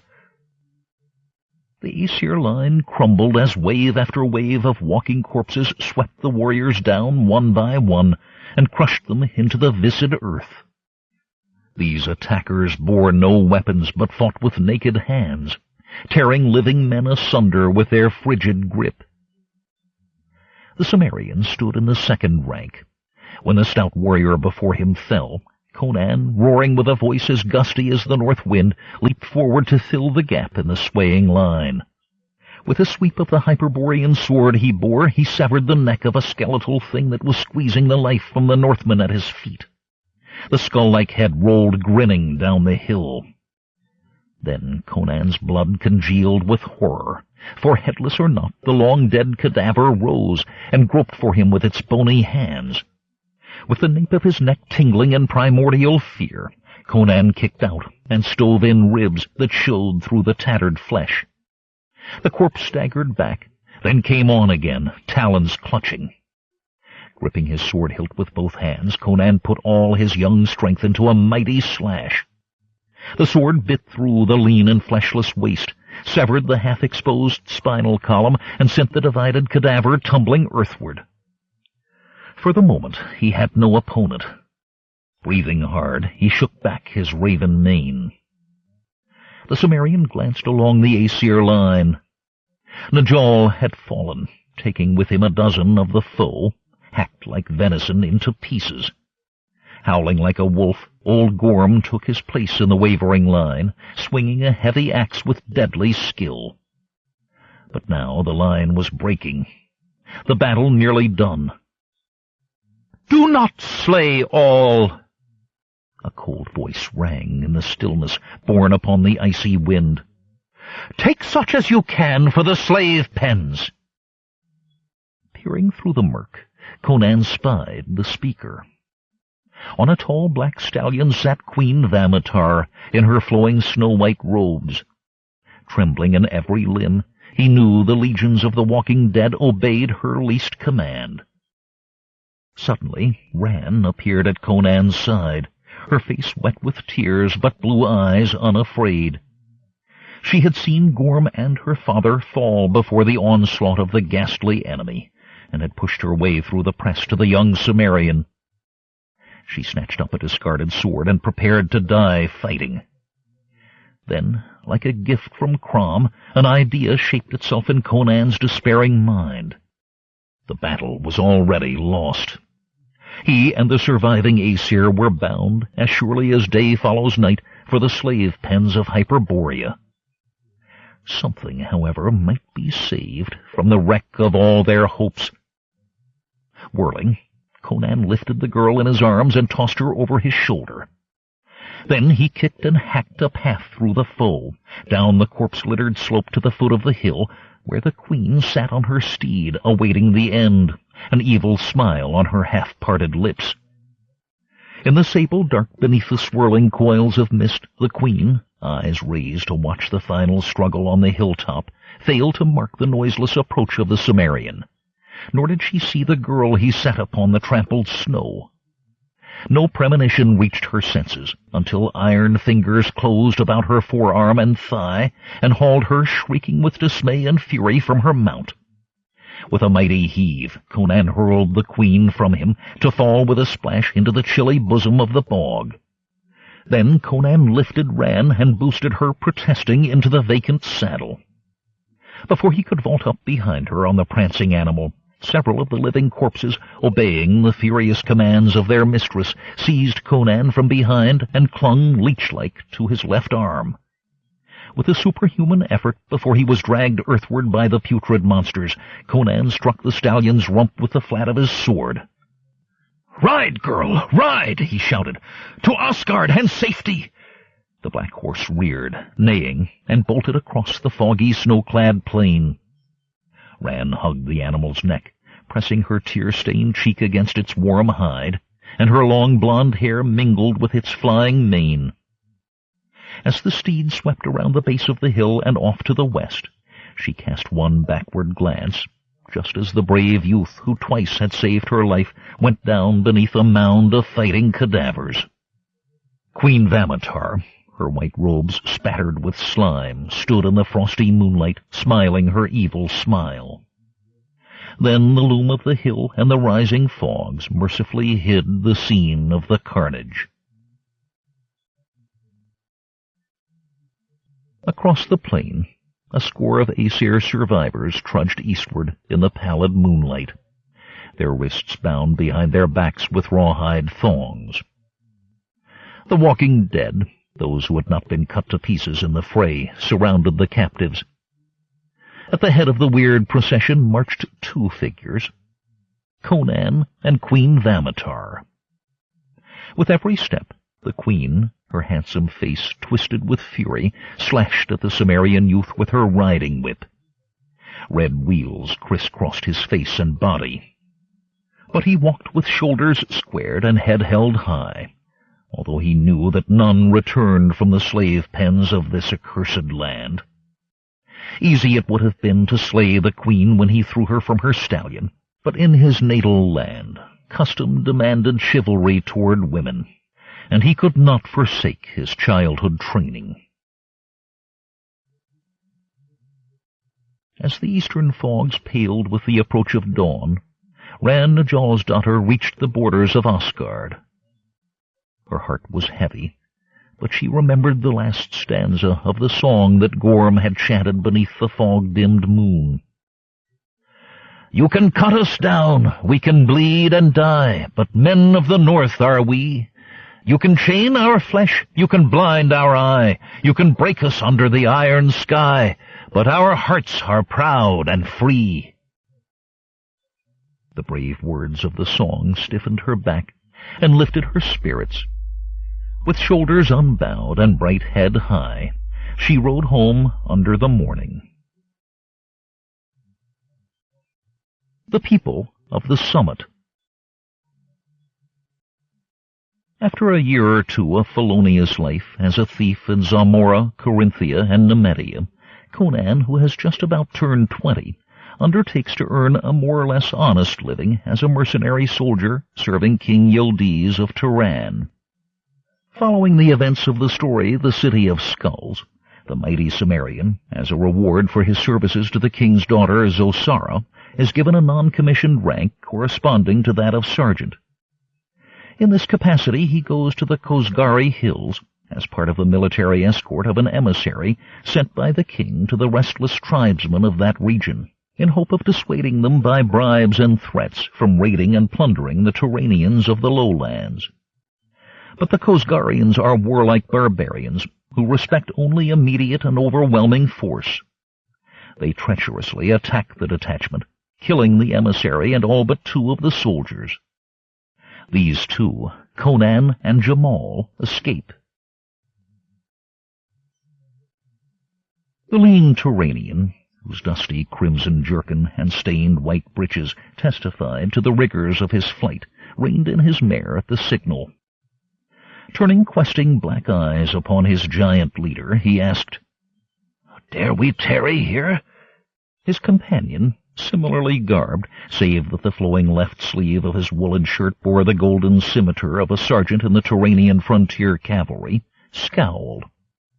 Blue eyes blazing beneath the crimson turban that bound his spired helmet, He tossed aside the flap of cloth that protected his face from the swirling dust, and spat before he answered. "The beasts must rest." The heaving flanks of the two animals and their foam-flecked mouths made plain the need for a halt. "But Conan," protested the Turanian, "what if those Kosgari devils still follow us?" Uneasily he studied the curved scimitar thrust into his sash, and his grip tightened on the lance resting in its leathern pouch beside his right stirrup. He was comforted by the weight of the double-curved bow and the full quiver of arrows slung upon his back. "Damn that stupid emissary," growled the Cimmerian. "Jamal, thrice I warned him of the treacherous Kosgari tribesmen, but his head was so full of trade treaties and caravan routes that he would not listen. Now that thick-skulled head of his hangs in the smoke-room of a chief's hut, along with 7 of our company. Damn him to hell, and damn the lieutenant for permitting the palaver in the rock village. Aye, Conan, but what could our lieutenant do? The emissary had full power to command. Our task was to protect him and obey him only. Had he countered the emissary's orders, the captain would have snapped his scimitar before the regiment and reduced him to the ranks. You know the captain's temper." "Better broken to the ranks than dead," growled Conan, scowling. "We two were lucky to escape when the devils rushed us." "Listen." He held up his hand. "What was that?" Conan rose in his stirrups, blue eyes sweeping the gorges and crevices for the source of the faint sound he had heard. As his companion silently unslung his great bow and nocked an arrow, Conan's hand closed on the hilt of his scimitar. A moment later he flung himself from the saddle and, like a charging bull, rushed toward the nearby rock wall. For in that fleeting space of time a youth had raced across the narrow gorge and scaled the steep cliff with the agility of a monkey. Conan swept to the granite wall, found purchase for reaching hands and feet, and clambered upward with the assurance born of long experience. He heaved himself over the rim of the rock and cast himself aside just as a club descended on the spot where a moment earlier his head had been. Rolling to his knees, he rose and gripped the arms of his assailant before another blow could fall. Then he stared. It was a girl he held, dirty and disheveled, but nevertheless a girl, and her body would have graced the statues of a king's sculptor. Her face was pretty, even through the grime, although she was sobbing now in impotent rage as she twisted her slim arms savagely against the fierce grip of her captor. Conan's voice was rough with suspicion. "You are a spy. What tribe?" The girl's emerald eyes flamed as she hurled back her defiance. "I am Shanya, daughter of Shaf-Karaz, chief of the Kosgari and ruler of the mountains. He will spit you on his lance and roast you over his council fire for daring to lay hands on me." "A likely story," taunted the Cimmerian. "A chief's daughter without an armed following, here, alone. No one dares lay violent hands on Shanya. The Thegir and the Gufags cower in their huts as Shanya, daughter of Shaf-Karaz, rides abroad to hunt the mountain goat. Dog of a Turanian, let me loose!" She twisted angrily, but Conan held her slim body in the vice of his arms. "Not so fast, my pretty one. You'll make a fine hostage for our safe passage back to Samara. You will ride before me on the saddle all the way, and you'd best sit still lest you make the journey bound and gagged." He grinned in cold indifference to her hot temper. "Dog!" she cried. "I do as you say for the present. But have a care that you fall not into the hands of the Kosgari in the future." "We were surrounded by your tribesmen a scant 2 hours past," growled Conan. "But their bowmen could not hit the wall of a canyon. Jamal here could outshoot a dozen of them. Enough of this chatter. We move and move fast. Keep your pretty mouth shut from now on. It is easy enough to gag." The girl's lips curled with unspoken ire as the horses picked their careful way between the rocks and boulders. "Which way do you plan to go, Conan?" Jamal's voice was anxious. "We cannot go back. I don't trust this hostage business too much in the heat of ambush. We will ride straight south to the road of Garma and cross the misty mountains through the Bombar Pass. That should put us within 2 days' journey of Samara." The girl turned to stare at him, her face blanched with sudden fright. "You fool! Are you so careless of life as to try to cross the misty mountains? They are the haunts of the people of the summit. No traveler has ever entered their land and returned. The people emerged but once out of the mists during the reign of Angarzeb of Turan, and they defeated his whole army by magic and monsters, as the king strove to recover the burial grounds of the ancient Turanians. 'Tis a land of terror and death. Do not go there." Conan's reply was indifferent. "Everywhere there are old wives' tales of demons and monsters that no one living has ever seen. This is the safest and shortest way. If we make a detour, we shall have to spend a week in the guard-house for dallying along the road." He urged his horse forward. The clatter of hooves on stone alone broke the silence, as they wove their way among the towering cliffs. "This blasted fog is as thick as mare's milk," exclaimed Jamal some time later. The mist hung dank and impenetrable. The travelers could see a scant 2 yards ahead. The horses walked slowly, side by side, occasionally touching, feeling their way forward with careful steps. The thickness of the milky mist was inconstant. The whiteness wavered and billowed, and now and then the bleak walls of the mountain pass appeared for a fleeting moment. Conan's senses were sharply tuned. One hand held the bared scimitar, the other clutched Shania firmly. His eyes ranged the small field of vision, taking advantage of every opening to reconnoiter. The girl's scream, ringing out with sudden shock, brought them to a halt. She pointed with a trembling finger, cowering in the saddle against Conan's massive chest. "I saw something move. Just for a second. It was not human." Conan swept the scene with narrowed lids, as a random billowing of the mist cleared the roadway in front for a moment. He stiffened in the saddle, then relaxed, and urged the horses forward, saying, "Not for the daughter of a Khosgari chief to worry about." But the shape at the roadside was disturbing. A human skeleton danced from 2 poles, crossed slantwise. The bones were held together by some fluttering rags, bits of tendon, and shriveled skin.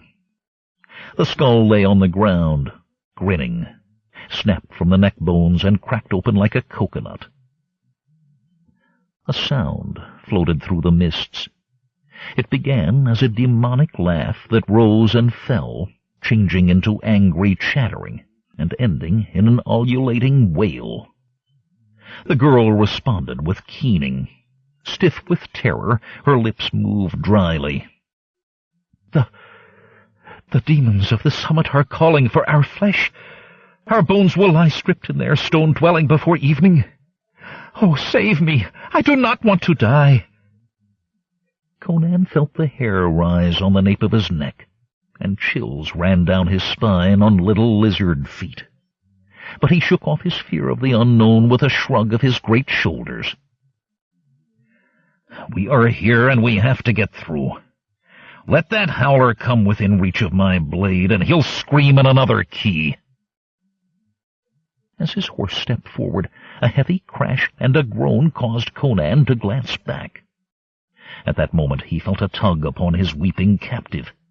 Before he could grasp her more firmly, she rose screaming into the mists on the end of a snake-like rope. Conan's horse reared wildly, flinging him to the ground, and the clatter of its hooves died away as he staggered to his feet. Nearby lay Jamal and his horse, both crushed beneath a giant boulder.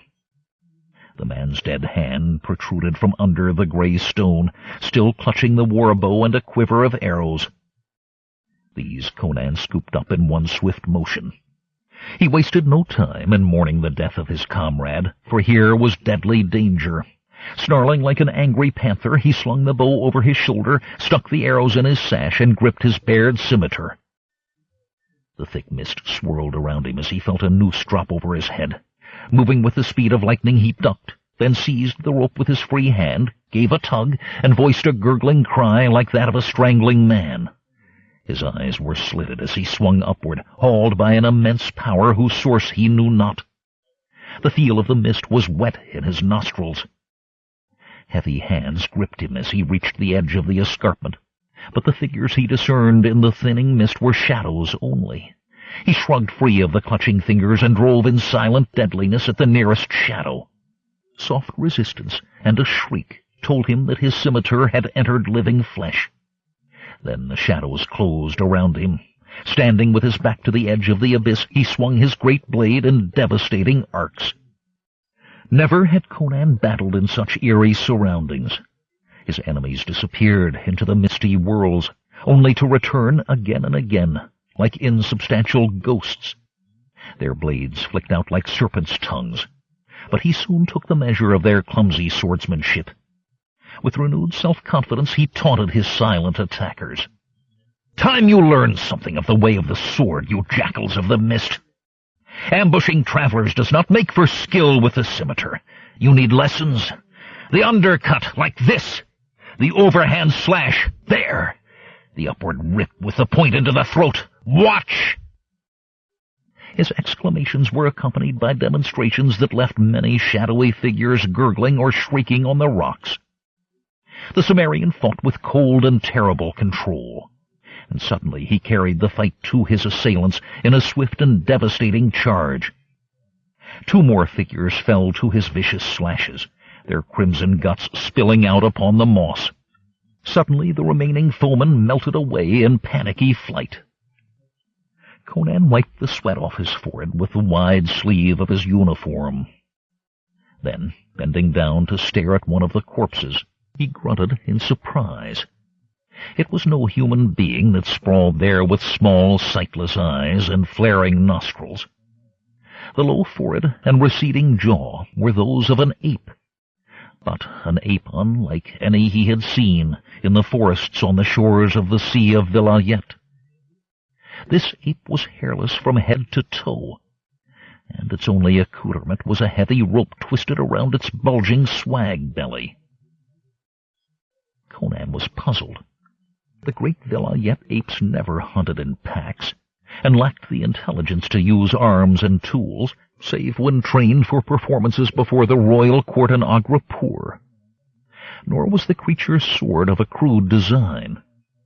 Forged of the best Turanian steel, its curved blade was honed to a razor's edge. Conan noticed a penetrating, musky odor emanating from the dead ape. His nostrils widened as he inhaled the scent with care. He would smell out his escaped prey, and following its trail, win a path through the milky mist. End of Side 1. To continue, turn the cassette over. Side 2. Conan the Swordsman, by L. Sprague de Camp and others. Continuing with The People of the Summit, on page 48. "I shall have to save that fool of a girl," he muttered in an undertone. "She may be the daughter of an enemy, but I will not leave a woman in the hands of hairless apes." Like a hunting leopard, he moved forward on the scent. As the mists began to thin, he trod more carefully. The spoor of the scent twisted and turned, as if panic had wrought havoc with his quarry's sense of direction. Conan smiled grimly. Better to be the hunter than the hunted. Here and there beside the path, small pyramids of spherical stones, the size of a man's head, rose above the low-lying mists. These, Conan knew, were ancient places of the dead, graves of the chiefs of the early Turanian tribes. Neither time nor the apes had managed to demolish them. The Cimmerian stepped carefully around each grave, not only to avoid a possible ambush, but also to show reverence for those who rested there. Only torn shreds of mist remained as he reached the upper heights. Here the path became a narrow walkway atop a mountain wall, which bisected a dizzying abyss. At the end of the walkway, at the very summit of the mountain, an imposing keep of mottled serpentine loomed like an index finger of evil against the backdrop of bleak and distant mountain ranges. Conan hid behind one of the graves along the path to spy out the situation. But he saw no sign of life. Shania woke in odd surroundings. She lay upon a divan draped in a rough black cloth. No fetters bound her, but she had been deprived of all her clothing. She stretched her supple body upon this strange bed to look around, and recoiled from what she saw. In a wooden armchair, curiously carved, sat a man, but he was like no man that she had ever seen. His ashen face seemed made of chalk, and strangely stiff. His eyes were black, with no white showing around the iris. His head was bald. He wore a caftan of coarse black cloth, and hid his hands within the ebon sleeves.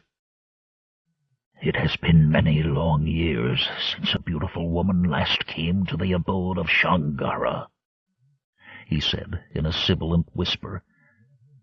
"No new blood has infused the race of the people of the summit for twice 100 years. You are a fit mate for me, and for my son."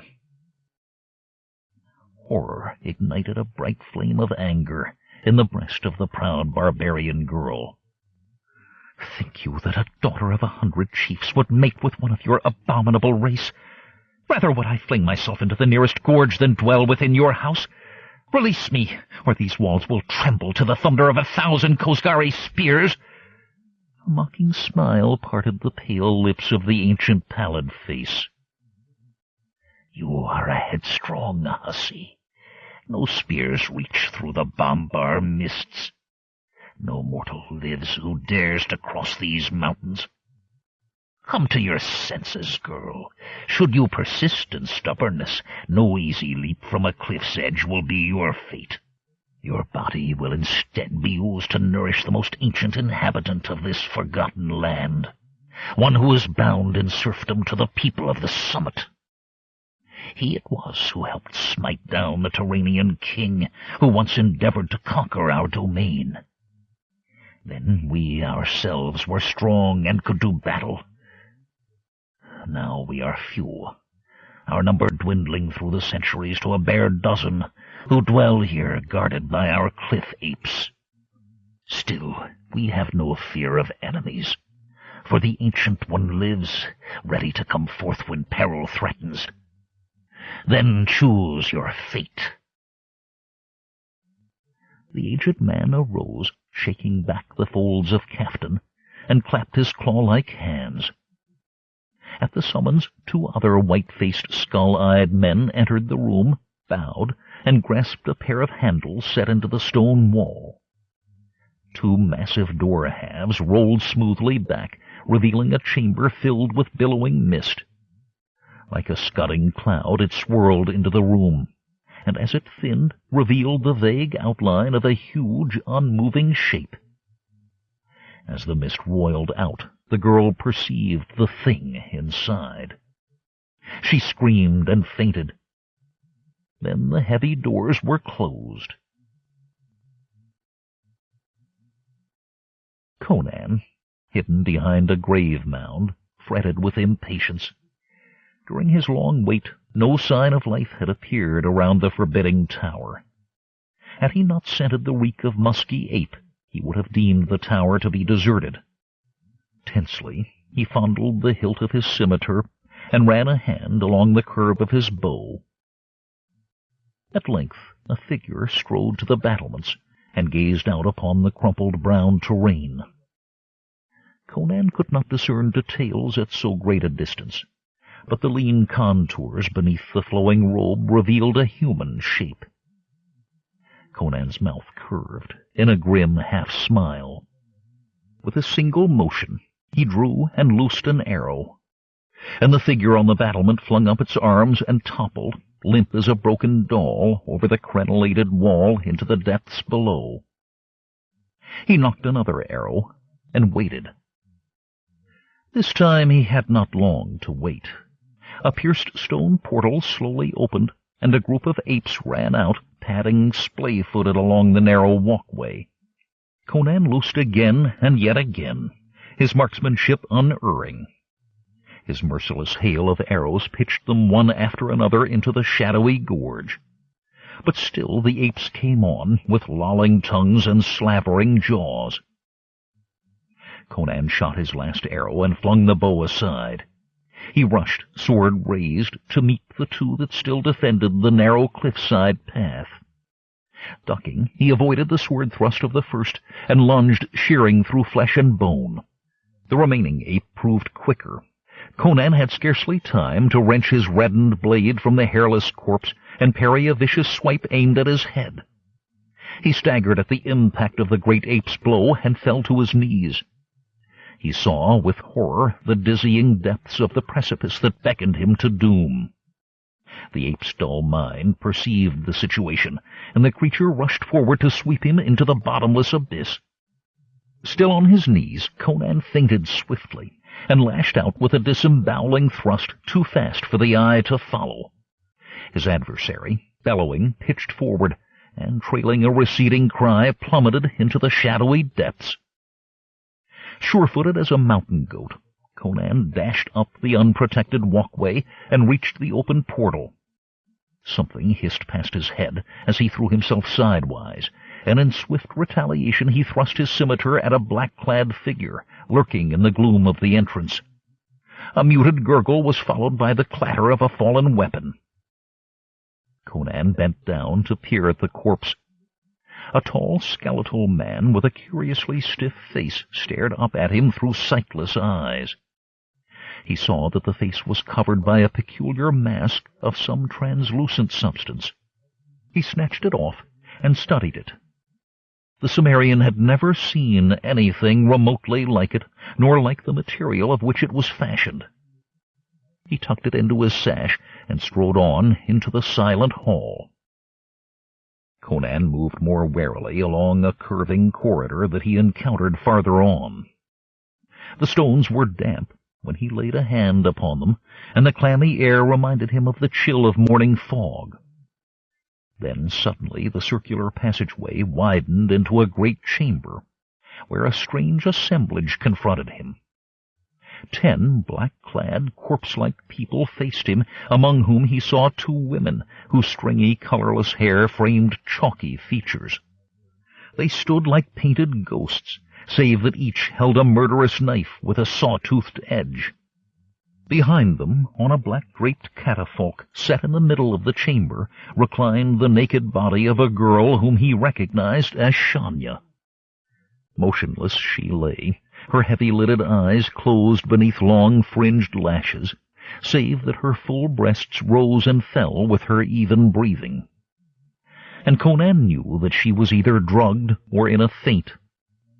He gripped his sword more firmly as he studied the spectral group, whose coal-black eyes burned with the fire of a commingled fear and hatred. A tall, bald man began to speak. Although his voice was but a whisper borne upon the wind, it carried with bell-like clarity. "What is your purpose here? You are no Hyrcanian, nor are you a mountain man, although you wear the garb of a Turanian." "I am Conan, a Cimmerian. That girl is my hostage, and I have come to take her back that I may continue on my journey." "Cimmeria, a tongue-twisting name for a land we know not of." "Do you jest with us?" whispered the strange man. "Had you voyaged to the frozen north, you would know I do not jest. We are a fighting people. With half my tribe at my elbow, I should be ruler of Turan," growled Conan. "You lie," hissed the old man. "The land of the north wind is the edge of the world, and stretches beneath a starless eternal night. The girl is ours by right of conquest. She shall give our race new strength, breeding strong men from her youthful womb. You who have dared to intrude upon the people of the summit shall feed the maw of our defender, the Ancient One. If I die, you will precede me into hell, growled the Cimmerian, raising his sword. In answer, the ghostly man struck a silver gong, a single blow that reverberated from the rafters. Two men silently left the group, and moving together to the farther wall, grasped the iron handles and began to open the heavy doors. Like a great calla lily unfolding at dawn, a thick white vapor billowed from the opening and swirled toward the center of the room. Moving in unison, the beady-eyed ancients passed their left hands across their faces. Before the thickening vapor blotted out his view, Conan saw that each had donned a curious transparent mask, like that worn by his earlier assailant. Impelled by an instinct as old as time, the barbarian reached into his sash, snatched up the mask, and managed to put it on before the cloying mists swirled and eddied around him, hiding his sable-clad enemies. To his surprise, the substance of the mask hugged the skin of his forehead, cheeks, and lids, and lay like gossamer across his very eyes. Looking around the room, he was astounded to discover that he could see clearly, as if a puff of campfire smoke had vanished into the ambient darkness. His adversaries had crept forward behind their misty shield, and now two were almost upon him. Moving on a thread of time, Conan's curved steel blade whistled through the damp air of the misty hall. It was a massacre. The remnants of a once powerful race stood little chance against the fury of the vengeful Cimmerian. Undulating knives glanced harmlessly off the whirling streak of his restless scimitar. Each time his blade licked out, a dark-robed figure sank dying to the floor. His rough code of chivalry tempted him to spare the white-haired crones. But when the women flung themselves upon him in unrelenting frenzy, he returned blow for blow. At last Conan stood alone in the vaulted chamber, save for 10 supine bodies and the still unconscious girl. Resting on his long curved sword, he surveyed the scene with satisfaction. Then one of the bodies writhed and raised a gaunt, accusing hand. The head man, rekindling the last sparks of his departing life, glared and spoke through lips twisted with pain. "Barbarian cur," he hissed, "you have destroyed our race, but you shall not live to savor your victory. The Ancient One will strip the meat from your foul bones and suck the marrow from their innards. Give me strength, O Ancient One!" As Conan watched in fascination, the lean man with a hideous groan rose to his knees and exerted his last powers.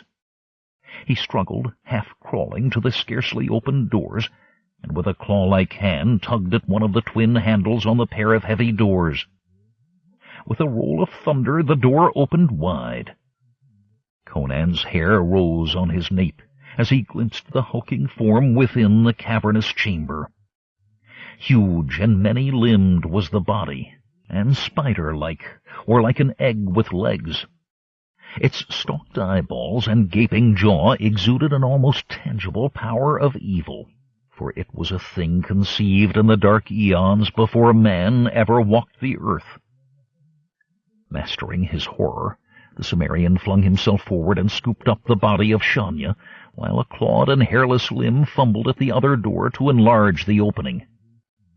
Bearing the limp body of the girl upon his shoulder, he sprinted down the long corridor leading to the outer portal.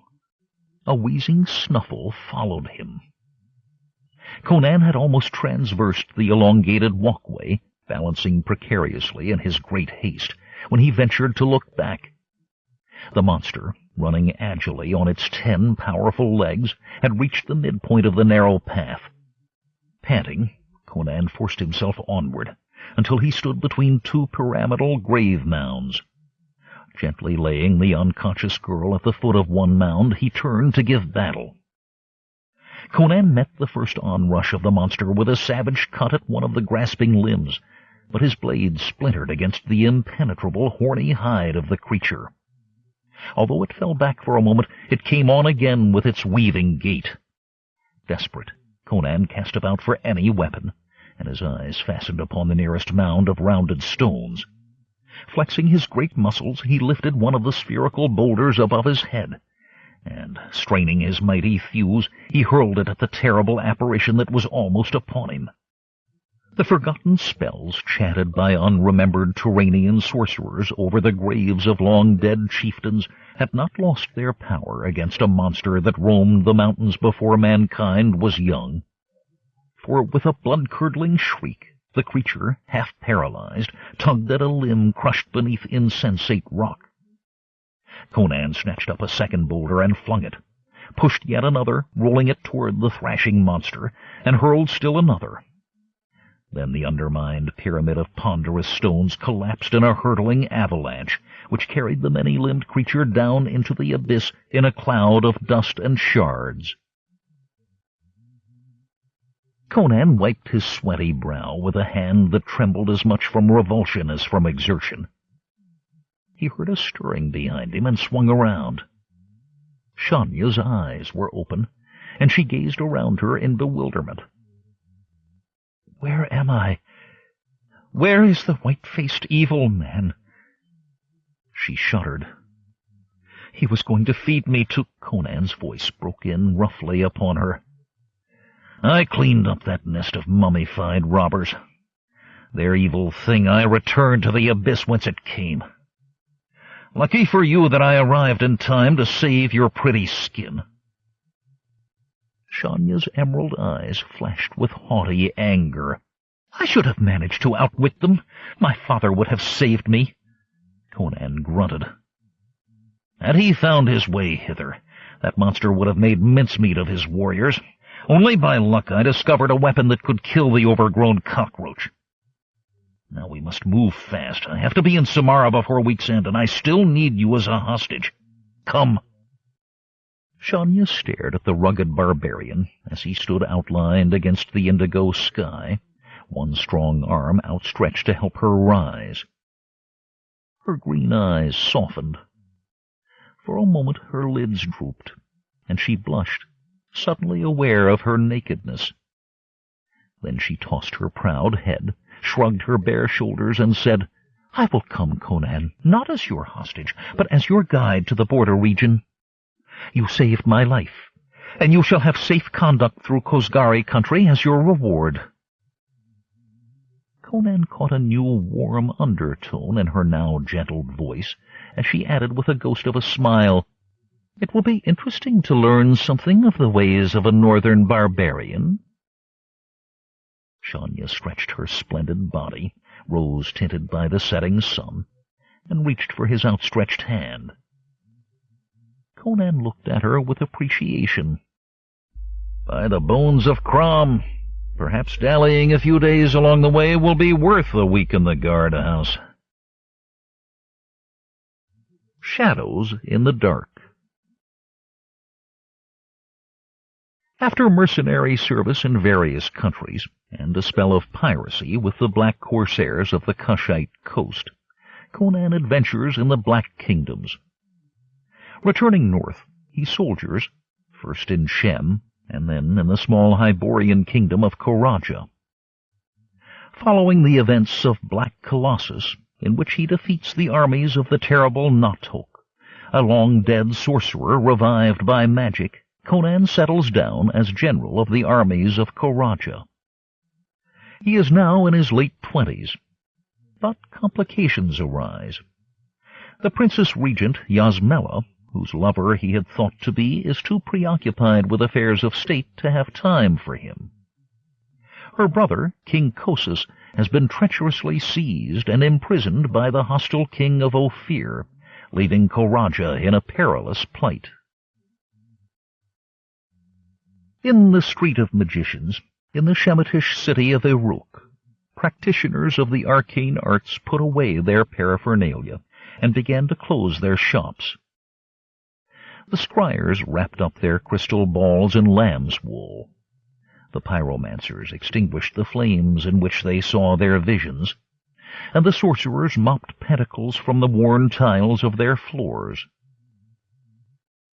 Rosas, the astrologer, was likewise busied with the closing of his stall, when an Aruki in caftan and turban approached him, saying, "Do not close just yet, friend Rosas. The king has bid me get a final word from you ere you set out for Coraja."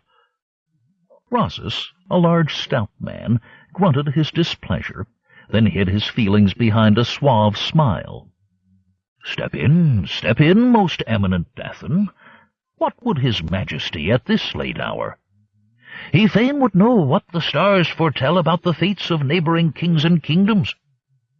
"You have brought my proper fee in silver?" asked the astrologer. "Certainly, good sir. The king has found your prognostications worthy, and hence is loath to lose you. Were he so loath, why did he not do somewhat to abate the envy of my Aruki colleagues toward a foreigner, and curb their harassments? But it is now too late for that. I'm off for Coraja at dawn. Will not persuade you otherwise? Not. For a greater prize awaits me there than this small city-state affords." Dathan frowned. "Odd. Travelers say that Coraja is much impoverished by the vanquishing of Natok. May he fry in hell." Rosas ignored this comment. "Now let's consult the stars. Pray, sit." Dathan took a chair. Rosas set before him a box-like brazen object with slip rings and dials upon its vertical faces. Through apertures along its sides, a multitude of brass gear wheels were plain for all to see. The astrologer made adjustments, then slowly turned a silver knob affixed to the outer end of a protruding shaft. He watched the dials intently until they reached a setting of his choosing. At length he spoke. "I see portentous changes. The star of Mitra will soon conjoin with the star of Nergal, which is in the ascendance. Aye, changes there shall be in Coraja. I see 3 persons, all royal, either now or formerly, or yet in times to come. One is a beautiful woman, caught in a web like unto a spider's. Another is a young man of high estate, surrounded by walls of massive stone. The third is a mighty man, older than the other, but still youthful, and of vast and sanguinary prowess. The woman urges him to join her in the web, but he destroys it utterly. Meanwhile, the young man beats his fists in vain against the wall. Now strange shapes move upon the astral plane. Witches ride the clouds by the light of a gibbous moon, and the ghosts of drowned men bubble up from stagnant swamps. And the great worm tunnels beneath the earth to seek the graves of kings." Rosas shook his head as if emerging from a trance. "So tell your master that changes portend in Coraja and in the land of Koth. Now pray excuse me, I must finish my preparations for the coming journey. Farewell, and may your stars prove auspicious." Through the halls of the royal palace of Coraja, on marble floors beneath vaults and domes of lapis lazuli, strode Conan the Cimmerian. With a thud of boot heels and a jingle of spurs, he came to the private apartments of Yasmela, Princess Regent of the kingdom of Coraja. "Vatisa!" he roared. "Where is your lady?" A dark-eyed lady-in-waiting parted the draperies. "General Conan," she said, "the princess prepares to receive the envoy from Shumir and cannot give you audience now." "To the devil with the envoy from Shumir! I haven't seen Princess Yasmela alone since the last new moon, and that she knows full well. If she can afford time for some smooth-talking horse-thief from one of these piddling city-states, she can afford the time for me. Is aught amiss with the army? Nay, little one, most of the troublemakers who resented serving under a barbarian general fell at Shamla. Now I hear naught but the usual peacetime grumbles over scanty pay and slow promotion. But I want to see your lady, and by Crom I'll—" "Vatisa," called a gentle voice, "permit him entry. The envoy can await me for a while." Conan marched into the chamber where Princess Yasmela sat before her dressing-table in the full splendor of her royal habiliments. 2 tiring women assisted in her preparations, one delicately tinting her soft lips, while another settled a glittering tiara on her night-black hair. When she had dismissed her handmaidens, she rose and faced the giant Cimmerian. Conan held out his brawny arms, but Yasmela stepped back with a minatory gesture. "Not now, my love," she breathed. "You'd crumple my courtly raiment." "Good gods, woman," growled the Cimmerian. "When can I have you to myself? I like you better anyhow, without that frippery about you." "Conan, dear, I say again that which I said before. Much as I love you, I belong to the people of Koraja. My enemies wait like birds of prey to take advantage of my least misjudgment. 'Twas folly what we did in that ruined temple. If I gave myself to you again, and the word took wings, the throne would rock beneath me. And worse did I conceive a child by you. Besides, so busied am I with affairs of state that at the close of the day I am too weary even for love." "Then come with me before your high priest of Ishtar, and let him make us one." Yasmela sighed and shook her head. "That cannot be, my love, so long as I am regent. Were my brother free, something might be arranged, even though marriage with a foreigner is much against our customs." "You mean if I can loose King Cosus from Maranthes' prison cell, he would take over all this mummery that uses up your life and keeps you from me?" Yasmela raised her hands, palms upward. "Surely the king would resume his daily tasks. Whether he would permit our union, I do not know. Methinks I could persuade him." "And the kingdom cannot pay the ransom demanded by Maranthes?" asked Conan. "Nay. Before the war with Nautuk we raised a sum that he would have then accepted. But Ophir's price has risen, whilst our treasury is depleted. And now I fear Maranthes will sell my brother to the king of Koth. Would that we had a wizard to conjure poor Cosus out of his prison cell. Now I must go, my dear. Promptness was ever the courtesy of kings, and I must uphold the traditions of my house."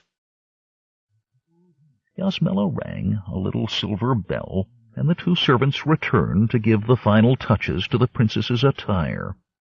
Conan bowed his way out. Then at the door he paused and said, "Princess, your words have given me a thought." "What thought, my general?" "I'll tell you when you have the time to listen. Farewell for now."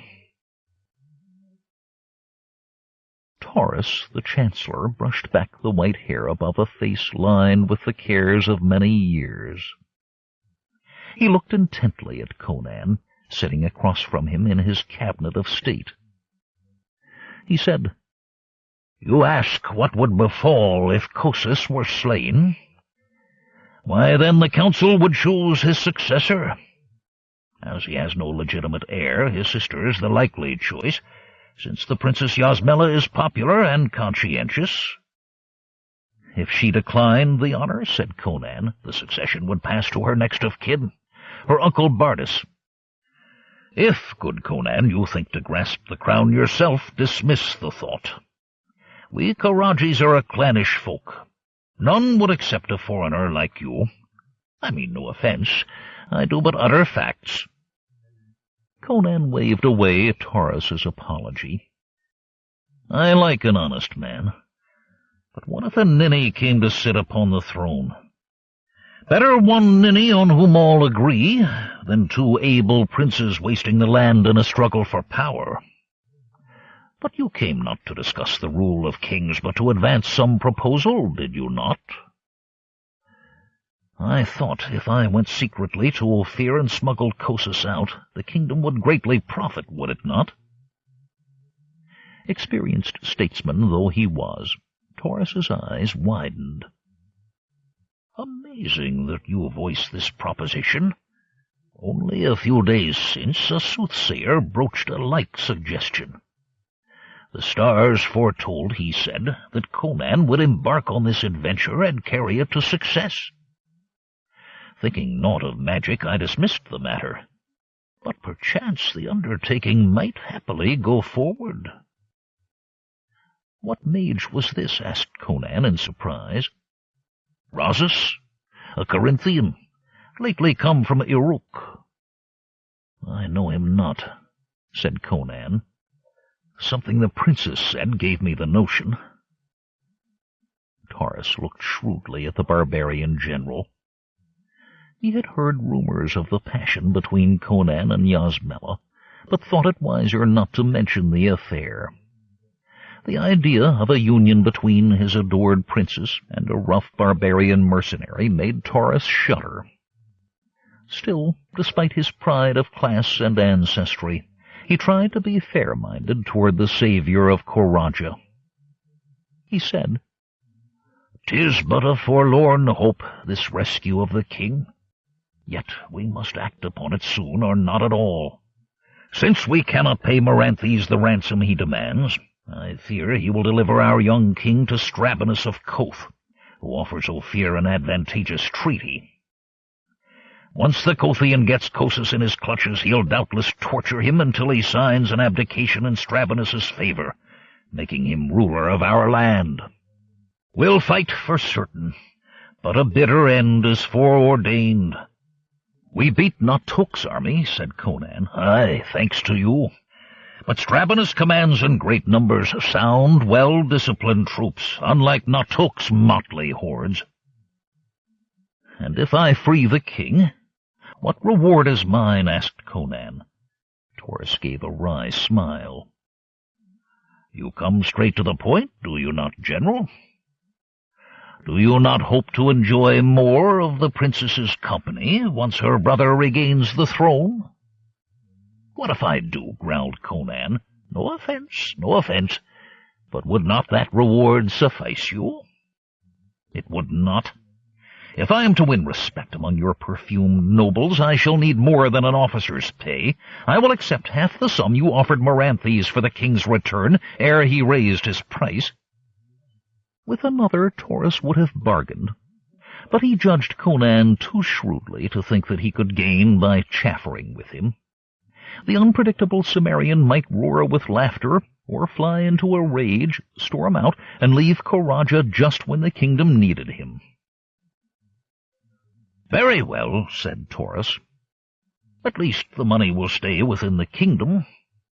I'll send for this Rhasis, and we shall plan your expedition." Conan strode in on Yasmela, Taurus, and another, a large stout man of middle years, wearing a gauzy robe and a sleepy expression. At Conan's heels came a small and furtive man, skeletally thin, in ragged garments. "Hail, Princess," said Conan, "and hail, Chancellor, and good day to you, whoever you may be." Taurus cleared his throat. "General Conan, I present Master Rhasis of Limni, the eminent astrologer. And who is the gentleman who accompanies you?" Conan gave a bark of laughter.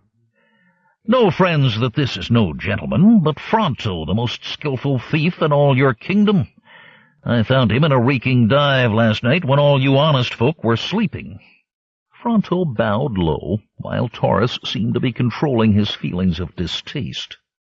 "A thief," said the Chancellor. "What need have we for such an one in this enterprise? Being one myself once, I know something of thievish ways," said Conan quietly. "When I was in the trade, though, I never learned the art of picking locks. My fingers were too large and clumsy. But for our purposes now we may need a lock-picker, and there is none more adroit at this than Fronto. I inquired among some other thieves I know." "You have the most amazing acquaintances," said Taurus dryly. But how can you rely upon persons of his character?" Conan grinned. "Fronto has his reasons for helping us. Tell them, Fronto." In a soft Ophirian accent, the thief spoke for the first time.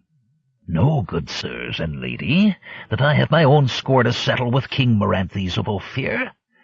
I am, if not of noble blood, at least from a station in life higher than that wherein you see me. I am the only son of Hermion, in his time the foremost architect of Ophir, Some years ago, when Maranthes, then a stripling youth, came to the throne of Ophir, he chose to build a new and larger palace in Ianthe. For this task he hired my father. The king decreed that there should be a secret passage from the interior of the palace complex to a point outside the city walls, whereby he could escape a sudden uprising of the people or the destruction of his city by a foe. When the palace was complete, secret passage and all, the king ordered that the builders of the passageway be slain, so none should spread the secret. My father he did not slay. Deeming himself merciful, Maranthes merely had him blinded. The hideous injury broke my father's health. He died within the month. But ere he passed away, he revealed to me the secret of the passage, whereby I can lead the general into the palace. And since the passage opens into the dungeons, and I can pick the lock of any door, we have a gambler's chance of rescuing the king. "And what good thief are you asking for your services?" inquired Taurus. Besides revenge, I wish for a small pension, the kind Karaja pays to her old soldiers." "You shall have it," said the chancellor. Conan shot a glance at the astrologer, asking, "What is your part in this, Master Rhazus?" "I offer my services to your expedition, General. With my astronomical calculator," he said, pointing to the brass box fitted with dials and wheels that he set upon his palm, "I can seek out the most auspicious times for each step of your journey." Rhazus held it forward and turned the silver knob. After frowning at the dials, he said, "A happy coincidence. The best time for departure for the next 2 months occurs upon the morrow, and while I am no sorcerer, I know a magical trick or two to aid you." Conan growled, "I've managed not a few years without the aid of magical mummeries, and I see no reason to turn to them now." "Furthermore," said Rhazus blandly, ignoring Conan's remark, "I know Koth well, and speak the tongue without a trace of accent. Since we shall cross that vasty kingdom on our way to Ophir—" "The devil with that," said Conan. "Stravinus would love to get his hands on us. Nay, we shall skirt the borders of Koth, through Shem and Argos." "Rhazus has reason," Taurus broke in. "Time is of the essence, and the route you propose would add much to your journey." Yasmela joined Taurus in the argument, until Conan, with little grace, agreed to take the shorter route, and accepted the Corinthian as the third member of the party. Then the Chancellor said, "You will need personal guards and servants to do camp chores and care for your equipment." "No!" roared Conan, smiting the table in the audience-room. "Every extra man is one more pair of eyes to see, ears to hear, and tongue to blab our secrets. I've camped out in many lands, in weather fair and foul, and Fronto also knows the rougher side of life. If Master Rhazus does not wish to share these trifling hardships, let him remain in Karaja." Taurus clucked. "It is unheard of for a man of your rank, General, to cross the country without even a varlet to clean his boots." "I've done my own chores before, and it won't harm me to do them once again. On a journey of this kind, he travels the fastest who travels alone." The fat astrologer sighed. "I will come alone, if I must, but ask me not to chop the firewood." "Very well, then."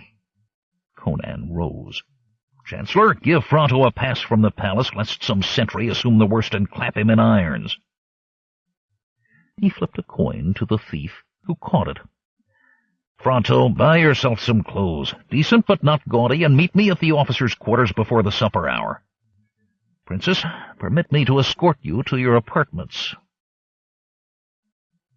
When they neared Yasmela's rooms, Conan murmured, "May I come to you tonight? I know not the risk. It may be our last time, you know. Oh, you wretched man, to torment me so. Very well, I'll send my tiring women away before the changing of the guard." 3 riders and their pack-mule trotted up the gentle slope that led toward the northern branch of the Kothian escarpment. Now and again the travelers passed traffic on the road, a peddler afoot with his pack on his back, a farmer in a cart drawn by plodding oxen, a train of camels guided by Shemites in striped robes and headcloths, a Karajan aristocrat whipping his chariot team ahead of his cantering knot of retainers. At last the rampart of the escarpment towered above them. From below it seemed a solid wall of rock, but as they came closer, the wall was seen to be fractured into bluffs, parted by narrow gorges. The road led into one of these defiles, and as they walked their horses up the winding path cut in the canyon, the wall of rock blotted out the setting sun. When the travelers mounted the highest rampart, the sun had set. To the west, the rounded Kothian hills stood out against the skyline, like breasts of recumbent giantesses. In the distance Conan could discern the peak of Mount Crosha, its plume of smoke colored an angry red by the glow of the seething fires within the crater. Ahead, the ground rolled gently, and here a group of armed men, wearing the golden helmet of Koth embroidered on their surcoats, halted them. The travelers had reached the border. Rosses said, "General Conan, let me manage this." With a grunt, the stout magician lowered himself from the saddle and approached the commander of the border guard. He took the officer by the elbow, led him aside, and spoke rapidly in fluent Kothic, now and then gesturing toward his companions. The officer's stern face broke into a smile. Then, uttering a guffaw and slapping his thigh, he turned to Conan and Fronto and jerked a thumb. "On your way," he said. When the border post had shriveled in the distance, Conan asked, "What did you tell those knaves, Rosses?" The astrologer smiled blandly. "I said that we are on our way to Ascalon, and we heard tales of war among the western states of Shem." "Aye, but what made the fellow laugh?" "Oh, I said that Fronto was my son, and we were going to offer prayers at the temple of Derkito to enable him to beget a son. I said he suffered from certain bodily weakness." "You bastard!" roared Conan, doubling up with raucous mirth, while Fronto kept his eyes upon the road and scowled. The moon swelled to full, then shrank to a slender scimitar as they plodded over the endless leagues of Koth. They moved through a land of rolling prairie where mounted neatherds tended long-horned cattle. They skirted the barrens of central Koth, where streams emptied into a lake so salt that the few plants marching along the marge were armed with spines and thorns. In time they reached more fertile country and stopped to rest. Conan studied his companions. Fronto worried him. The little thief was a willing helper, active and adroit, but he muttered endlessly about his private woes and grudges. "If the gods vouchsafe the chance," he said, "I'll slay that villain Maranthes, though afterwards they boil me in oil." "I blame you not," said Conan. "Vengeance is sweet, and I too have enjoyed it, but one must survive to experience the pleasure of revenge. Remember that we come not to kill Maranthes, however much he may deserve it, but to get Kossus out of his confines. Later, if you would fain go back to stalk the king, that's your affair." But Fronto still muttered, chewing his lips and wringing his fingers in the intensity of his pent-up emotions. Rosses was different. The astrologer did no chores unless Conan bullied him, and he was so unhandy that he would have been but little help if willing. Always good-natured, he entertained the two with stories out of ancient myths and disquisitions on the arcane sciences. Still, the astrologer had a way of evading answers to direct questions, slithering out from under them like a serpent wriggling away from a descending foot. Conan felt a vague distrust of the man. Yet however much he watched and listened, he could find nothing definite against him. They were camped in a stretch of forest east of Korshemish, when Rosses said, "I must cast our horoscope to ascertain if danger awaits us in the capital of Koth." He took his calculating box from the large leathern sack which contained his magical apparatus. He studied the stars overhead, peering through the branches of the surrounding trees, and turned the silver knob, watching the dials by the flickering firelight. At last he said, "Indeed, peril awaits us in Korshemish. We had best take the back roads around the city. I know the route." The astrologer frowned at his instrument, made small adjustments, and continued. "I am puzzled by an indication of another danger close to hand." "What sort?" said Conan. "That I cannot tell, but we had best be on our guard." Rosas carefully returned his machine to the sack, in which he fumbled and brought forth a length of rope. "I'll show you a trick of petty magic, which I learned from a sorcerer in Zamora. See you this? Catch it." He tossed the rope to Conan, who shot out a hand. Then Conan leaped up with a startled oath, hurling the object from him, for in mid-air it had turned into a writhing serpent. Falling to earth, the snake changed back to an inert piece of rope. "Damn your hide, Rosas!" snarled Conan, half-drawing his sword. "Do you seek to murder me?"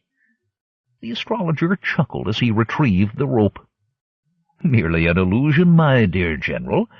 'Twas never aught but a rope. Even if it had truly been a serpent, it was, as anyone could see, a snake of a harmless kind."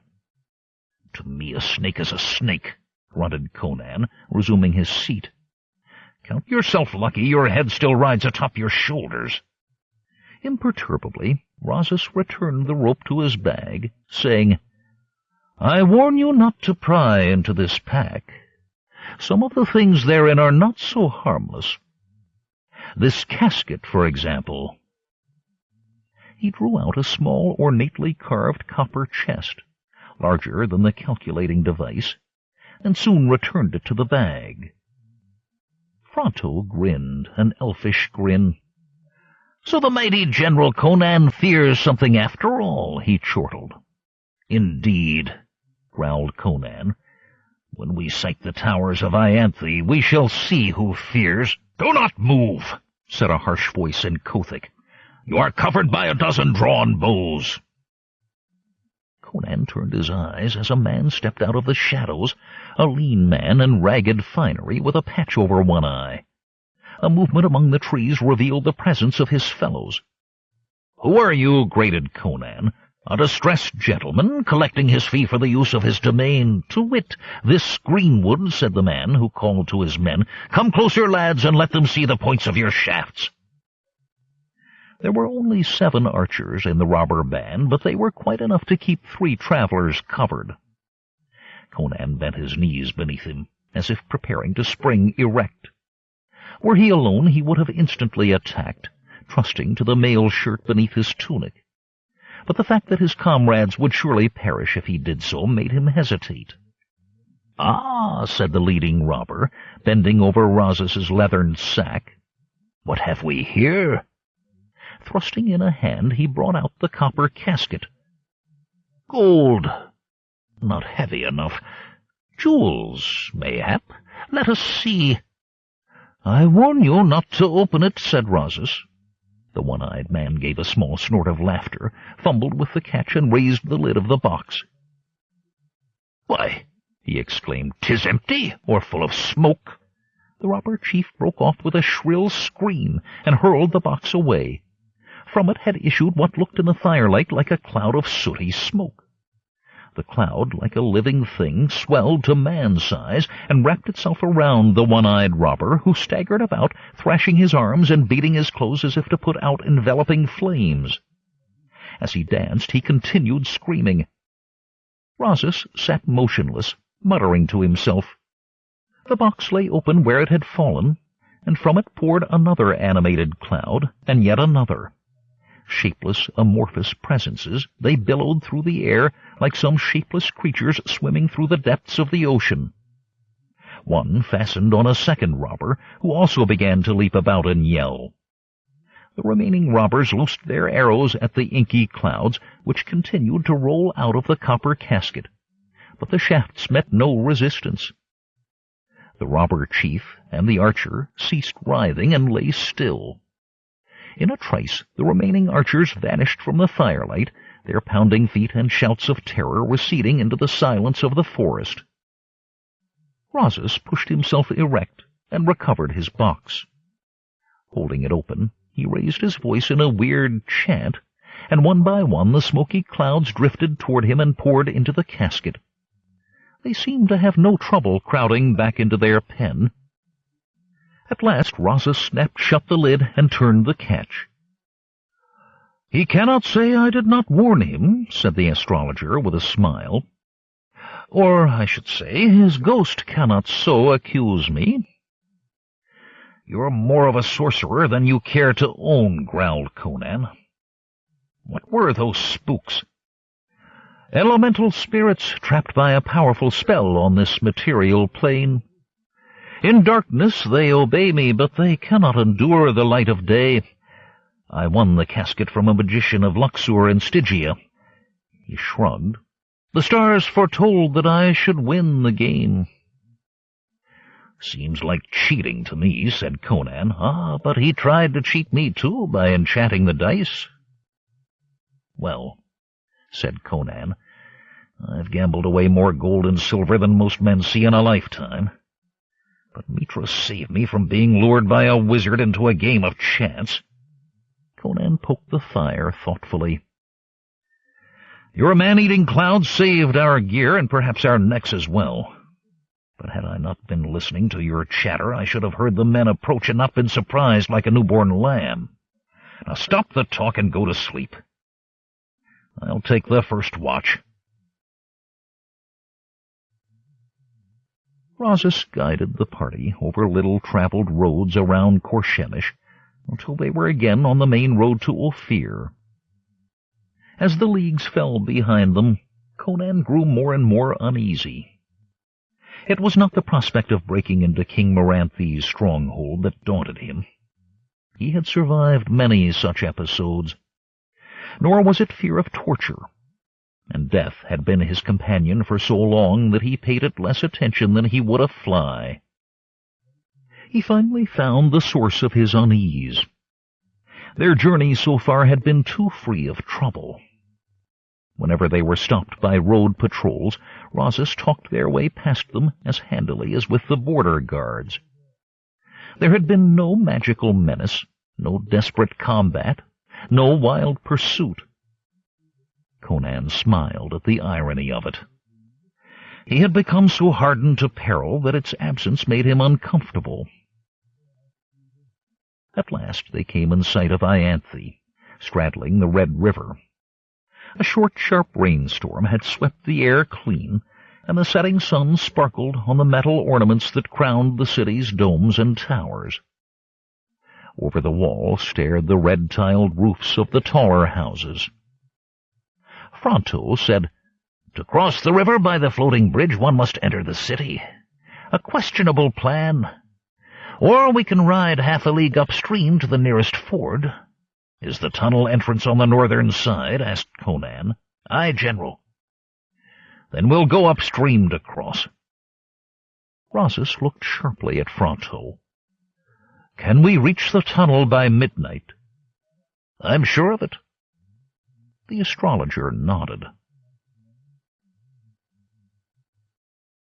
The moon, a thick crescent waxing toward the half, flitted palely through the trees as the three men dismounted in a grove on the northeast side of the city. A bowshot away, the crenellated city walls rose black against the star-strewn sky. Conan took from his saddlebags a bundle of torches, long pine sticks with one end wrapped in rags that had been soaked in lard. "Stay with the horses, Rosas," muttered Conan. "Fronto and I will enter the tunnel." "Oh, no, General," said the astrologer firmly. "I'll go with you. The tethered beasts will be quite safe, and you may need my bag of magic tricks ere you get Kosas out alive." "He is right, General," said Fronto the thief. "He's too old and fat for acrobatics," said Conan. "I am more active than you think," replied Rosas. "Further, the stars foretell that you will require my aid to bring off your enterprise." "Very well," growled Conan. In spite of himself, Conan had been impressed by some of Rosas's prognostications about such things as weather and accommodations at inns. "But if you lag behind and Ophirion sees you, do not expect me to return to rescue you." "I am prepared to take my chances," said Rosas. "Then let's go," hissed Fronto, fidgeting. "I cannot wait to flash my dagger at one of Meranthes's villains." "No stabbing for mere pleasure," growled Conan. "This is no pleasure hunt in the greenwood. Come on." Muttering, the thief led his companions through the grove and into a clump of shrubs a few yards beyond the palace wall. Above them the moonlight twinkled on the helmet and spear of a sentry pacing his rounds upon the parapet. All three froze like hunted animals, and they held their positions, scarcely breathing, until the sentry passed out of sight. In the center of the thicket, shielded on all sides from view by the circle of bushes, they found a patch of earth where the grass grew thin. Fronto scrabbled in this meager ground cover until he found a bronzen ring. Seizing it, he tugged upward, but nothing moved.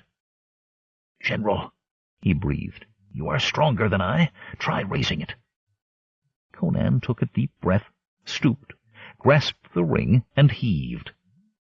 Slowly, with a grating sound, the buried trapdoor rose. Conan peered down into fetid darkness. The moonlight outlined a flight of stairs. "My father planned the thing aright," whispered Fronto. "Even so tall a man as you, Conan, can walk upright without butting the ceiling." "Stay here to lower the trapdoor after I light a torch," said Conan, feeling his way down the steps. At the bottom, he went to work with flint and steel. After striking sparks for some time without result, he growled, "Crumbs, devils! The rain has gotten into my tinder. Has anybody some that's dry?" "I have that which will do in its stead," said Rosas, leaning over Conan's shoulder. "Stand back, pray." From his leather bag the astrologer produced a rod, which he pointed at the torch while muttering an incantation. The end of the rod glowed red, then yellow, then white. A beam of bright light speared the torch, which smoked, sputtered, and burst into flame. The rod's glow faded, and Rosas returned the implement to his bag. "Lower the trapdoor, Fronto," said Conan. "Gently, you fool! Banging it down that way will alert the guards." "Sorry, my hand slipped," said Fronto, scuttling spider-like down the stairs. "Give me the torch. I know the way." In silence the three men plodded along the dark passage. It was lined with stone slabs on floor and sides, and roofed with massive timbers. Moss and fungus splotched the crude stones and squelched noisomely underfoot. Rats squeaked and fled from their approach, red eyes glinting like accursed rubies in the blackness, claws scraping the damp stones as they fled. Through the dripping darkness they proceeded, guided only by the flickering torch that Fronto held aloft. They said nothing. Was it out of inborn caution, or was it unwillingness to acknowledge the clammy breath of fear that followed them through the gloom and whispering darkness? Conan looked about him, grimly. The flickering orange flames of the torch painted black shadows across the lichen-encrusted stones, shadows that swooped and billowed like enormous bats. The subterranean passage had for years been sealed away from the outside world. For now the air was vitiated and stifling, thick with the unwholesome odors of decay. After a time, Conan growled, "How much farther, Fronto? We must have walked clear across Ianthe and are beyond the city now." "We are not halfway yet. The palace lies in the midst of the city where once stood the citadel." "What noise is that?" asked Rosas when a rumble as of thunder reverberated overhead.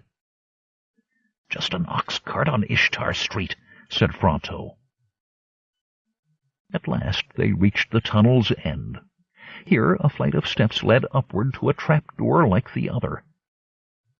Conan took the torch and examined the trap.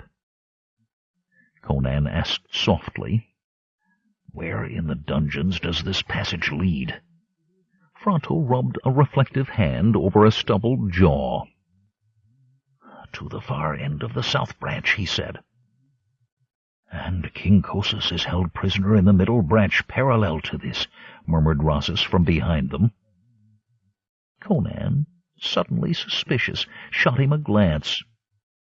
"How do you come to know that?" he demanded sharply. The plump seer spread both hands in a disarming gesture. "By my stars, General, how else?" Conan muttered something that sounded like a curse. The eager thief pushed up the trapdoor a finger's breadth at a time, pressing an attentive ear against the rough wood. At last he whispered, "There seem to be no guards in this part. Come." Despite a faint squeal of hinges, he thrust the trap up all the way and beckoned to his companions. Conan let his breath out with a sigh and set the torch down so that it leaned against the side of the tunnel and burned with a dim but welcome light. Then he followed Fronto to the dungeon. After him panted Rosas. They emerged into a corridor some 20 paces long, and saw a row of untenanted cells on either side. The air was heavy with the prison stench of decay and mold and ordure. The only light came faintly from a torch mounted in a bracket on the wall of a transverse passage at the far end of their corridor, save that a roseate glow emanated from the torch Conan had set against the dank wall of the tunnel below them. To extinguish this telltale glow, Fronto began to lower the trap, but Conan hastily set a coin between the trap and the strut on which it rested, propping the door up ever so slightly, so that by the slight irregularity of flooring they could find it when they again had need of it. Conan's sword whispered from its sheath as he turned and led his strange companions toward the distant torch. Under drawn brows, his blue eyes darted from side to side, scanning the cells. Most were empty, but in one a pile of bones gleamed whitely in the semi-darkness. In another, a living prisoner, ragged and filthy, his face all but invisible behind a tangled mass of grizzled hair, shuffled up to the bars and silently watched the invaders. So quietly did they move along the narrow hall that the very silence seemed to roar. When they reached the corner of the corridor where the bracketed torch belched smoke, Fronto pointed to the right. Moving like a pride of hunting lionesses, they paced the cross-passage unseen, and turning left again, they reached another cell-lined passageway. As they proceeded noiselessly along it, Fronto jerked a thumb to draw Conan's attention. This cell was twice the size of the others. In the dimness, Conan made out a chair, a small table, a washstand, and a bed. A man sitting on the bed rose as the 3 silent figures stopped outside the bars that held him.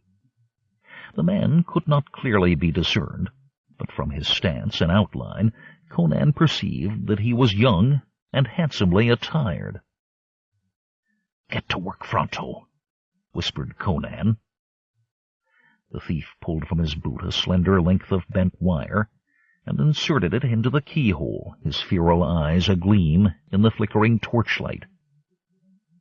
After a momentary fumble, the lock clicked back, and Conan shouldered in the door. The prisoner recoiled as, sword in hand, Conan strode in. "Has Maranthe sent you here to murder me?" he whispered hoarsely. "Nay, my lad, if you be Khosus of Kharaja, we've come to rescue you." The young man stiffened. "You must not speak so to an anointed king. You should address me. Lower your voice," snarled Conan. "Are you Khosus or are you not?" "I am he, but you should say your We've no time for such courtesies. Will you come or stay?" "I'll come," grumbled the youth, "but who are you?" I'm Conan, general of your army. Now come quickly and quietly. First lend me your sword, general. What for? Said Conan in astonishment. The captain of the guard here has used me with spite and contumely. He has insulted the honor of Karaja, and I have sworn to fight him to the death, and I'll not leave until it's done. Kosis's voice rose as he spoke, until it echoed in the narrow cell.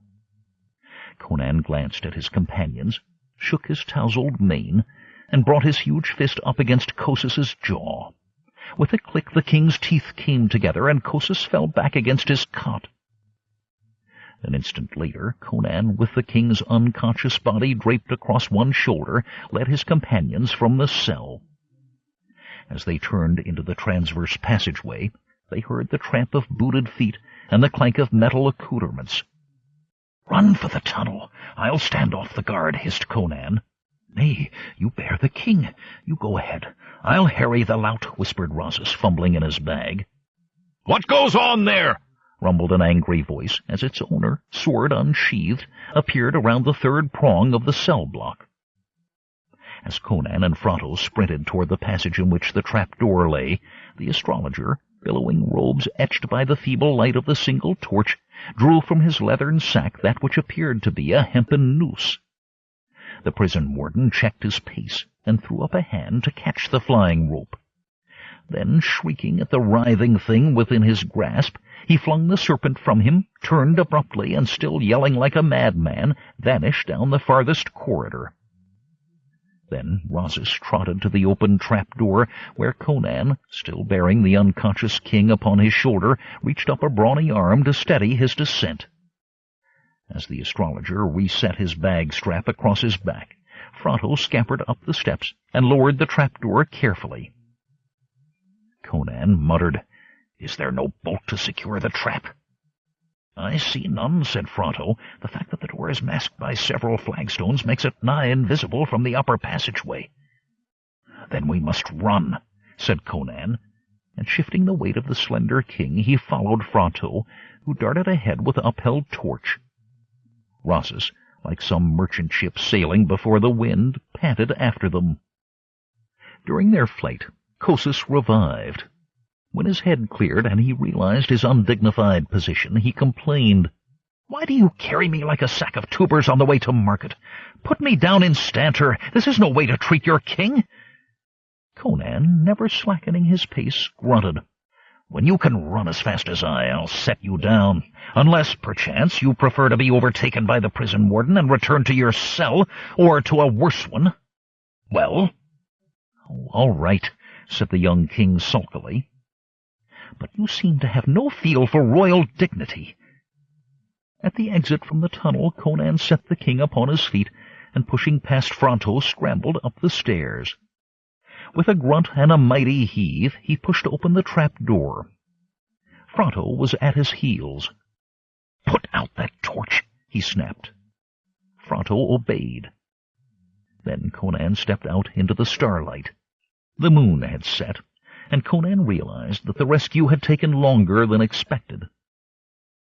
With his companions crowding behind him, Conan worked his way through the circle of shrubbery around the open trap-door and halted. A few paces ahead, standing in the thicket, was a score or more of armed men with crossbows cocked and trained on the fugitives.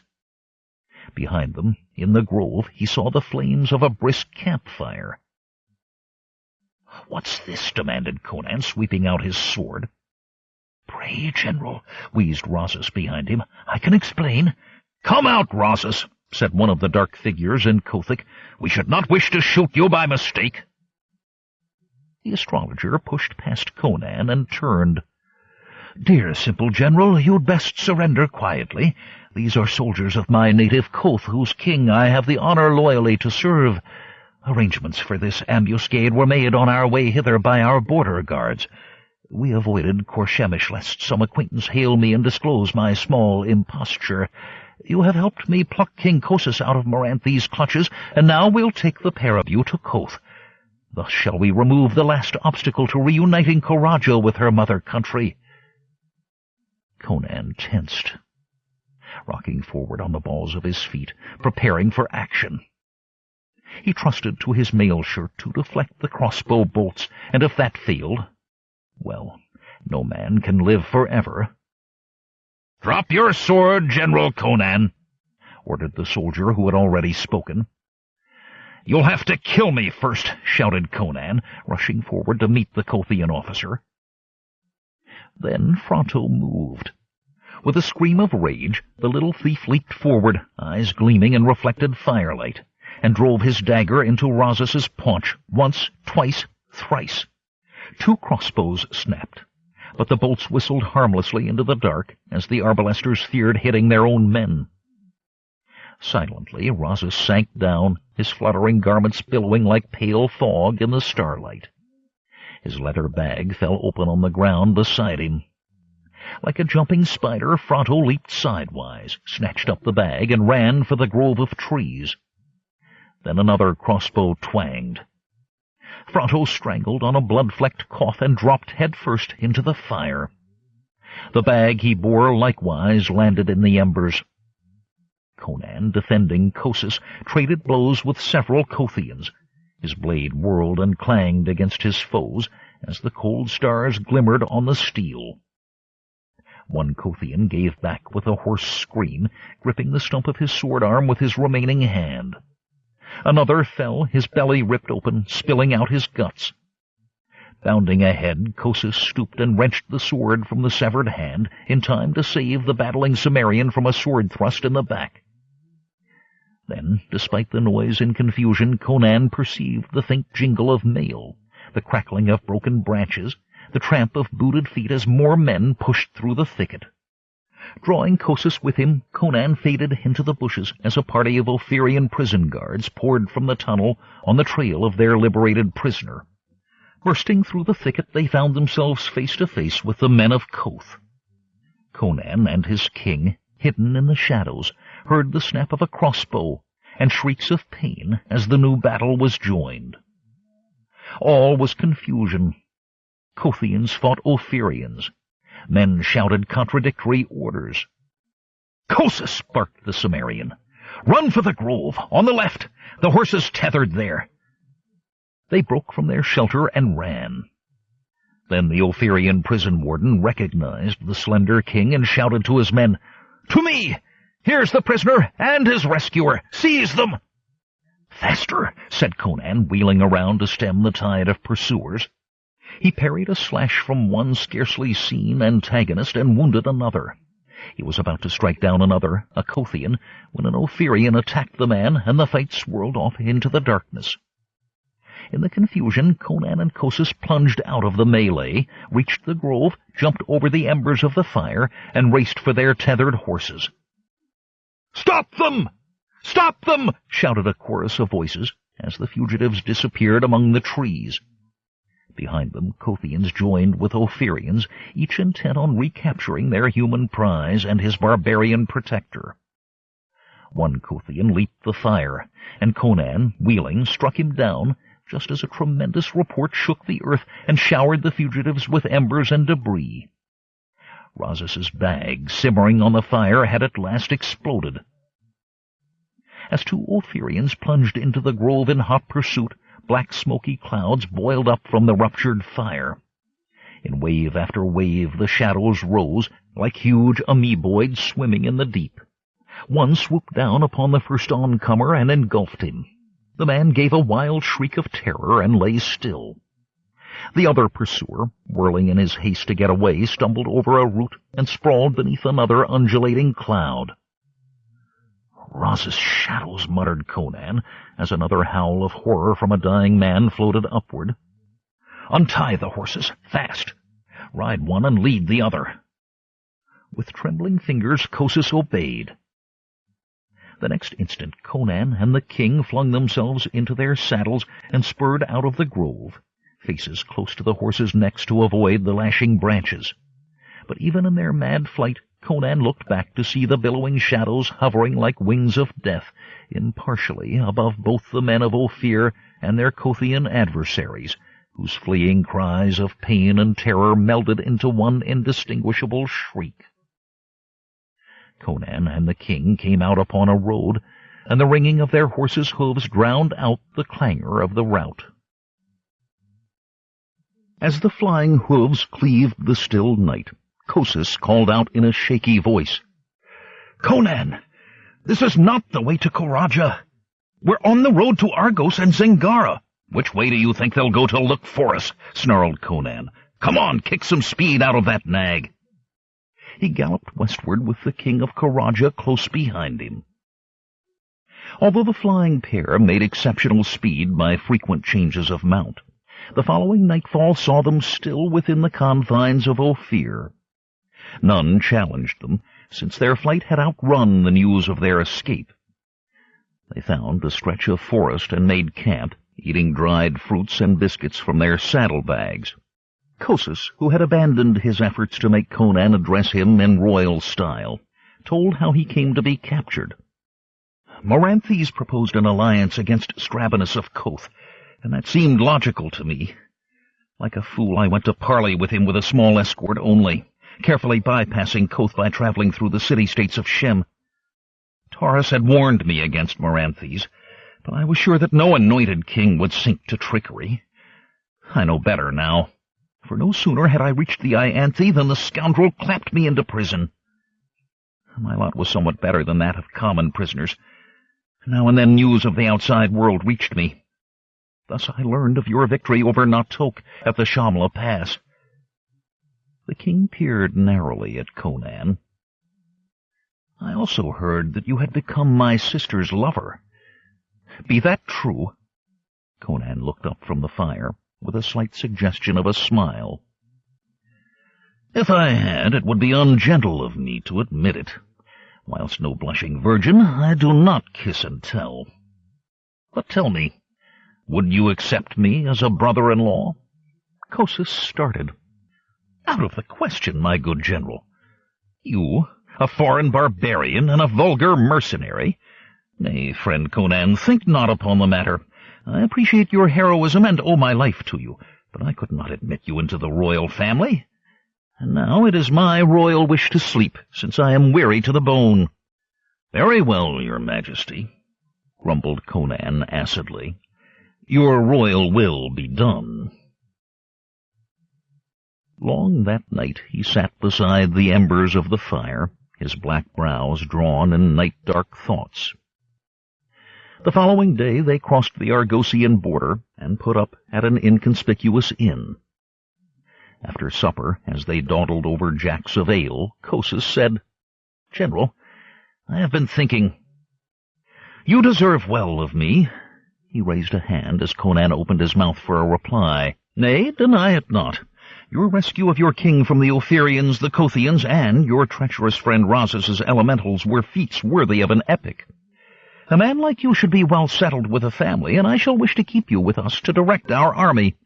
Since you cannot wed the Princess Yasmela, I will find you an attractive maiden of the middle classes, some small landowner's daughter, perhaps, and unite the twain of you, and I shall likewise choose a royal marriage partner for my sister. However, while I wish you to direct our army, one of your lowly origins cannot continue to command Karaja's knights and noblemen. You had trouble, did you not, with the unfortunate Count Thespides on that same score? So I shall choose a man of suitable rank to bear the name of general, yet he shall ever follow your advice. And I shall create some special well-paid post open to commoners for your express benefit." Conan looked at the king, his eyes inscrutable. "Your Majesty's generosity overwhelms me," he said. Oblivious of the sarcasm, Cosus waved away a protest. "'Tis but your due, good sir. How would the title Sergeant General suit you?" "Let us leave that till we return," said Conan. Lying awake in the dark room of the inn, Conan pondered his future. He had ever been one to live for the moment and let the future take care of itself. Yet it was obvious now that his career in Karaja was headed for trouble. This haughty but well-meaning young ass believed every word he spoke about his royal rights and duties. True, he could quietly kill the king and return to Karaja with some cock-and-bull story about the idiot's end, But to risk so much to rescue him, only to murder the fool, would be ridiculous. Yasmela would never forgive him. Besides, he had given his word to save the king, and, this he noted with some small surprise, his passion for Yasmela had begun to cool. At Masantia, Kosas found a port official who knew him, and who, on the strength of his position, lent him 200 Argosian gold dolphins, borrowed from a money-lender. The king handed the bag containing this small fortune to Conan for safekeeping, saying, "It becomes not the dignity of a monarch to carry filthy money." They found a ship about to sail for Ascalon, whence they could make their way through Shem to Koraja. As the sailors manned the ropes preparing to cast off, Conan dug into the bag of gold and brought out a fistful of coins. "Here," he said, handing the money over to Kosas. "You'll need these to get home, but what are you doing? I thought—" "I've changed my mind," said Conan. As the vessel left the pier, he leaped from the ship's rail to the quay. Then he turned and added, "It's time I visited my homeland, and there's a craft sailing for Cordova tomorrow." "But my gold!" cried the king from the receding deck. Call it the price of your life, shouted Conan across the widening stretch of water. "And say farewell to Princess Yasmela for me." Whistling an air, he walked away without another backward look. The Star of Korala.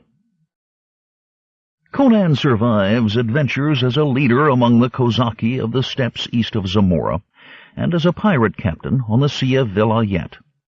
He saves Queen Taramis of Coran from a plot by her evil twin sister, rules a desert band of Zwagir nomads, and gains a fortune but quickly loses it in the stews and gambling houses of Zambula.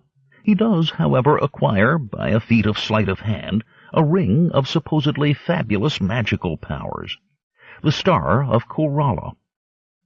Conan is now about 31 years old.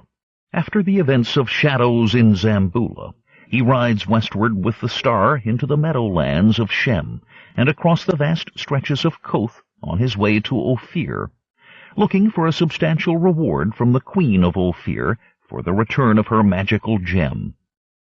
He hopes, if not for the rumored room full of gold, at least for enough to keep him in comfort for a while, with an official post of good pay and power thrown in. Instead, he finds neither the political situation in Ophir nor the occult powers of the gem quite what he had expected. 1. The Road to Ianthe. The wanton river stretched lazily between the kingdoms of Koth and Ophir, and smiled at the cloudless sky, when a horse's hooves at the shallow ford shattered the surface of the water into rainbows of spray. The flanks of the mare, sweat-darkened, heaved as she lowered her head to drink. But her rider, giving thought to her welfare, tightened the rein and guided her across to the farther bank. Later, when she had cooled, it would be time enough for her to drink the cold river water. The rider's dusty face was streaked with runnels, and his attire, once black, was powdered mouse-gray from the dusts of the road. Still, the hilt of the serviceable broadsword, which hung from his belt, bore the luster of meticulous care. For over a month, Conan had been traveling the road from Zambula, pushing through the deserts and steppes of eastern Shem, and picking his way along highways and byways of turbulent Koth. He had perforce to keep his weapon ready for instant use.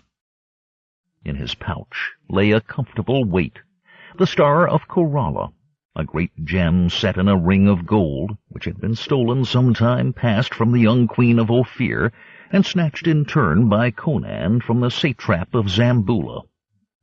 The mighty Cimmerian, ever adventurous, was stirred by the thought of returning the stone to the beautiful Queen Marala. Such service to the ruler of so great a kingdom should earn him, if not the fabled roomful of gold, at least some hundreds of gold coins, riches enough for many years' comfort.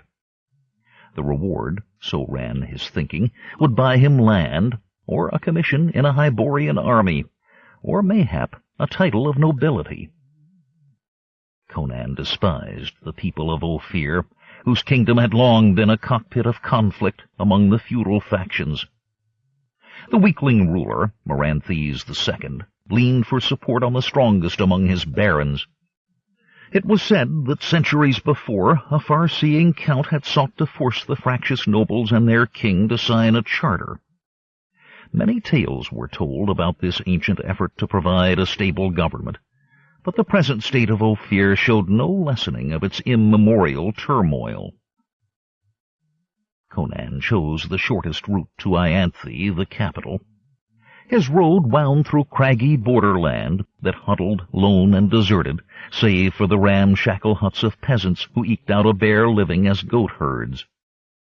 Then, little by little, the country grew fertile, and after 7 days of journeying within the kingdom, Conan rode among golden fields of ripening grain. The country folk here, as before, remained surly and silent.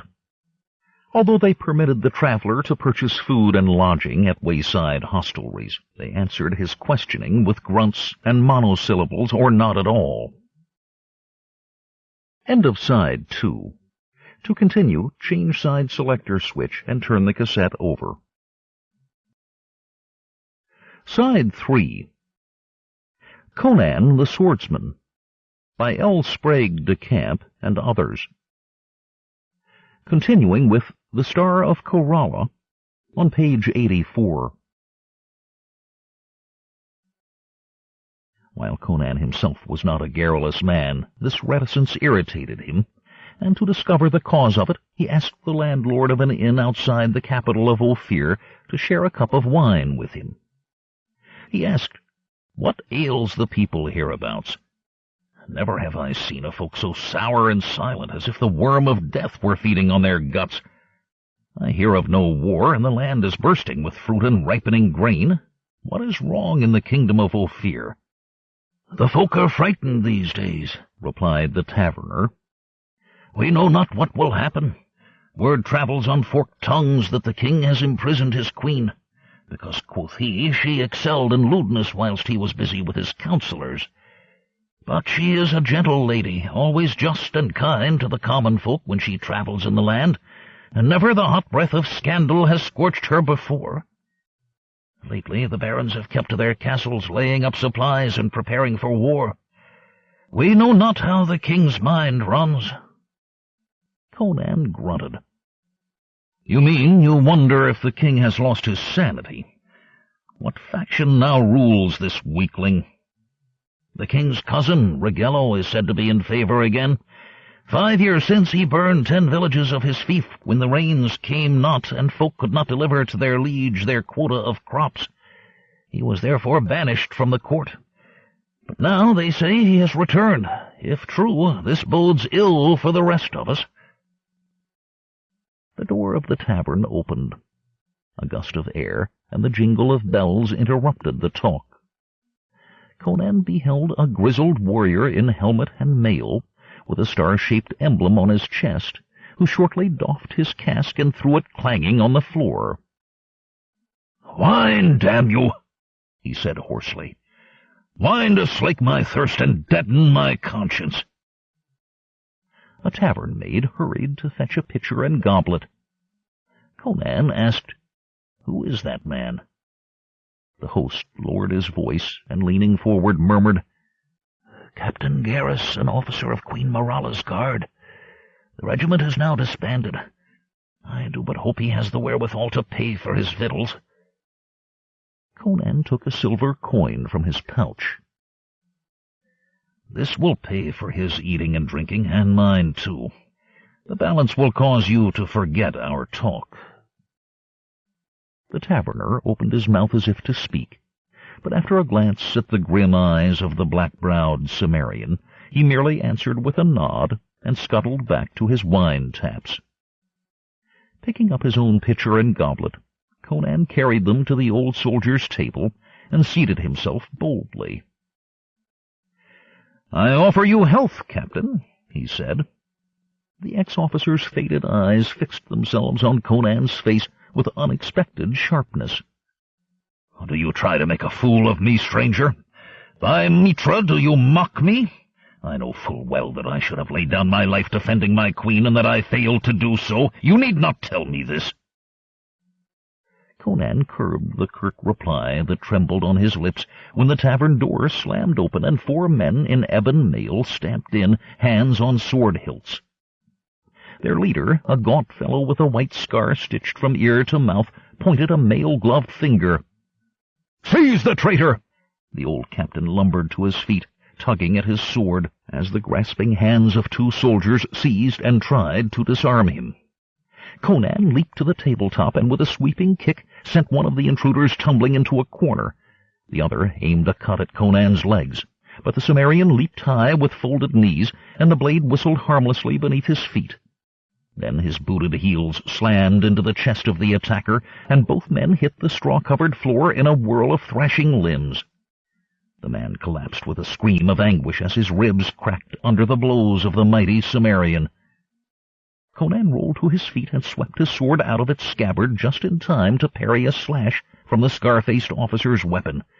Out of the corner of his eye, he saw his drinking companion trading blows with the remaining invader. Swords flashed in the firelight. The other patrons of the inn scrambled out of the way, bursting out the door, pressing against the oaken walls, or ducking under the stout tables. Thrusting, slicing, and parrying with the scar-faced officer, Conan roared, "Why the devil do you interrupt my drinking?" "You will find out in Count Ragello's dungeons," panted the other. "Your drinking days are done." Scarface, Conan realized, was a seasoned and skillful fighter. During a brief pause, the officer drew a poniard from his belt, and after deflecting one of Conan's furious attacks, he threw himself into a body-to-body bind, stabbing at Conan with his free left arm. Catching the man's wrist, Conan dropped his blade. With a speed no civilized man could match, he clapped a hand to the other's thigh, hoisted him high above his head, and hurled him to the floor with an earth-shaking crash. The officer's weapons clattered away, and he lay, barely breathing, blood gushing from his mouth.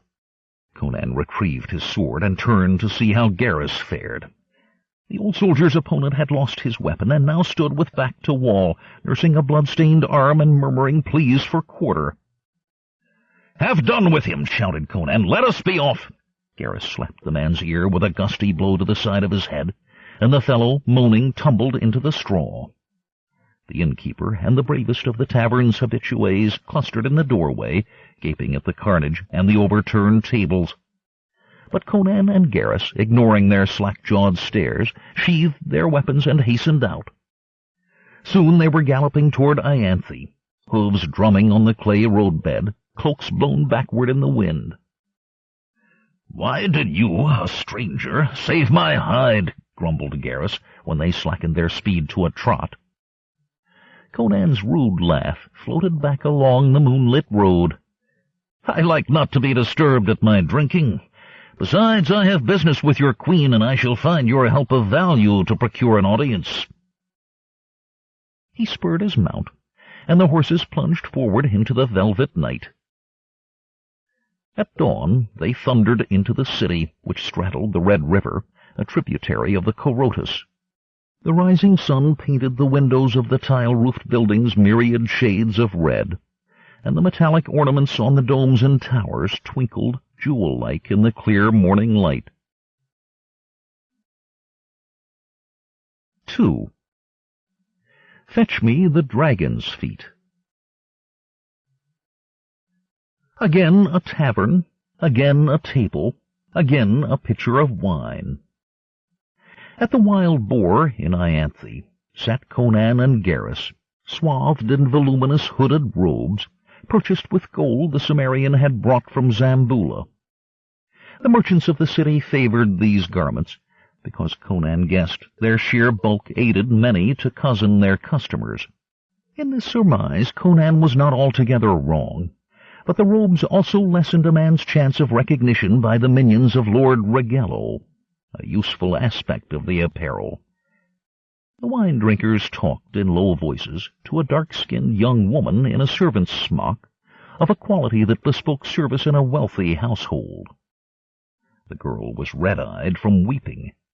"I do so want to help my queen," she said. "Keep your voice down," growled Conan. "Where is she now? "In the west tower of the royal palace. 10 of Count Rigello's men guard her door, and her chambermaid brings her food. The only person else allowed to visit her is her physician." "What's his name?" said Conan, eyes glinting. "The learned Dr. Cophrates, who dwells by the corner gate. He is an old and wise friend to the queen." "Fear not, little one," said Conan. "We shall meet with the good doctor to see if he can cure the queen's affliction. But first let's have a look at this west tower." The young evening wore a wreath of rosy clouds in honor of the coming night, and the streets of Ianthe rang with the shouts and laughter of the populace. Conan and Garrus strolled among them, and unnoticed reached the west tower of the royal palace. The tower formed a corner bastion of the curtain wall encircling the palace grounds. Its cylinder of masonry rose abruptly from the side of one of the city's major avenues. There were no openings on the 4 lower stories of the tower, but above that level windows pierced the massive structure, some illuminated from within. "Which is the queen's chamber?" whispered Conan. "Let me see," said the girl. "It is that one, the 2nd row up, 3rd window from the right end." She pointed. "Don't point, lass. You'll draw attention." Conan walked to the base of the wall and examined the masonry. "Nobody could climb that wall," said Garrus. "No? You have not seen what a Cimmerian hillman can do." Conan fingered the grouting between the ashlars of stone. "You're right in one way, Garrus. The recesses between the stones lack depth for toe and finger holes. Had I the world of time, I could scale this wall by digging mortar from between the stones to make my own holes as I climbed. Well, let us now find Dr. Cophrates." The good doctor was a portly man, with a vast grey beard that lay like melting snow upon his expansive chest. Thoughtfully he answered Conan's questions. "In accordance with my oath, I treat all who come for healing, no matter on which side of the law they stand. So, in the course of timeless years, I have come to know the city's leading thieves. I would not reveal one name to any man, save for my queen. I will accompany you to the lair of Torgrio the thief, who has but lately retired from his old profession. In his day he was a daring practitioner of his peculiar art. He was a burglar, apt at climbing lofty walls, who now lives on his ill-gotten gains, betimes selling stolen merchandise for younger colleagues. Come."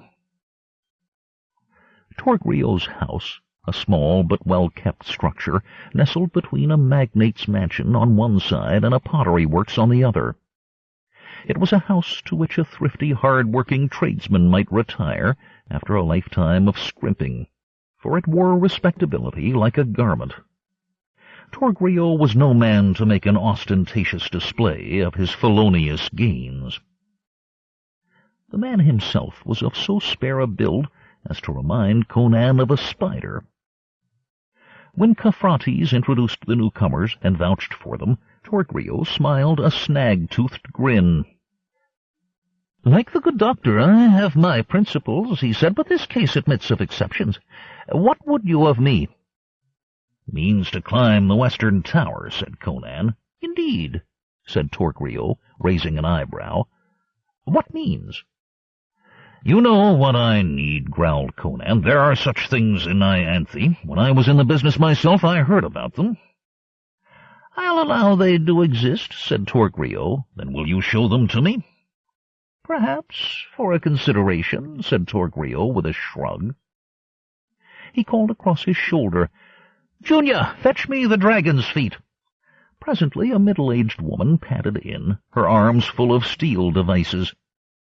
Torgrio took them, and fingering them, explained. "This pair is clamped to your boots, if indeed they will cover feet as large as yours, while this pair is for your hands. First, you adjust the clamps to the size of the courses of stone. Then you place a dragon's foot against one course and pull the handle down, so, clamping these claws into the upper and lower edges of a stone. To release the device, you push the handle up, so. Always retain your grip with one hand and foot while moving upward to another course of stone. Garrus shuddered. If Mitra himself commanded me to crawl up a wall like a fly, I could not. Conan's laughter was like thunder in the hills. I got my head for heights on the cliffs of my native land. Sometimes it was either climb or lose your life. Let's practice somewhat on your garden wall, Torgrio. 3. The wall no fly could climb. The captain of the guardsmen halted the stout Caphrates outside the chamber assigned to the queen. Amid the guards' crude jests about his rotund figure, the physician endured their routine search.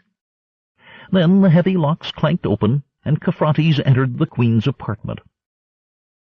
The dark-skinned slave girl, now in flowing robes, conducted him into the inner room. The apartment proved a luxurious prison. Tapestries from Iranistan and Vendia adorned the walls. Golden goblets and polished silver salvers gleamed on painted shelves, above deep-painted cupboards carved in high relief. Queen Marala's shining hair poured a tousled flaxen mass across her pillow as she lay weeping on her couch. The couch and cushions on which she lay were covered with Turanian cloth of gold, but the fine furnishings did nothing to assuage her sorrow. She exhaled in painful sighs, and her slender young body shivered beneath the whirlwind of her emotion. The slave girl spoke softly but anxiously. "My queen, the learned Dr. Caphrates is here. Will you receive him?" Marala raised her head and wiped her eyes on a linen napkin. "Oh, yes. Come in, good doctor. You are my only friend outside these walls. For you alone I trust. You may leave us, dear Rima." Caphrates waddled in, briefly bent a knee, and grunted as he straightened it again. Marala motioned him to a settle near the pillows of her couch. As he sat down, she seized one of his hands in both of hers. "It is so good to see you, Dr. Caphrates," she said. "I grow desperate. I have now been here a month, friendless save for you and Rima. I have ever been loyal to Maranthes, but now his treatment of me has become too much to bear. Rima reports that Rigelo's guards swagger about the palace and the city streets like conquerors, and my husband jumps when Rigelo snaps his fingers. You must advise me, dear friend. You know my father persuaded me to wed King Maranthes to preserve the reigning bloodline of this land. I cared not for the king, knowing him to be a weak and unstable vessel, but I did my patriotic duty. I think even father had regrets before the nuptial feast, but he could not tell the king of them and hoped to live.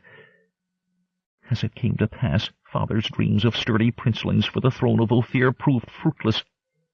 Maranthes cares naught for women. His tastes run in other directions.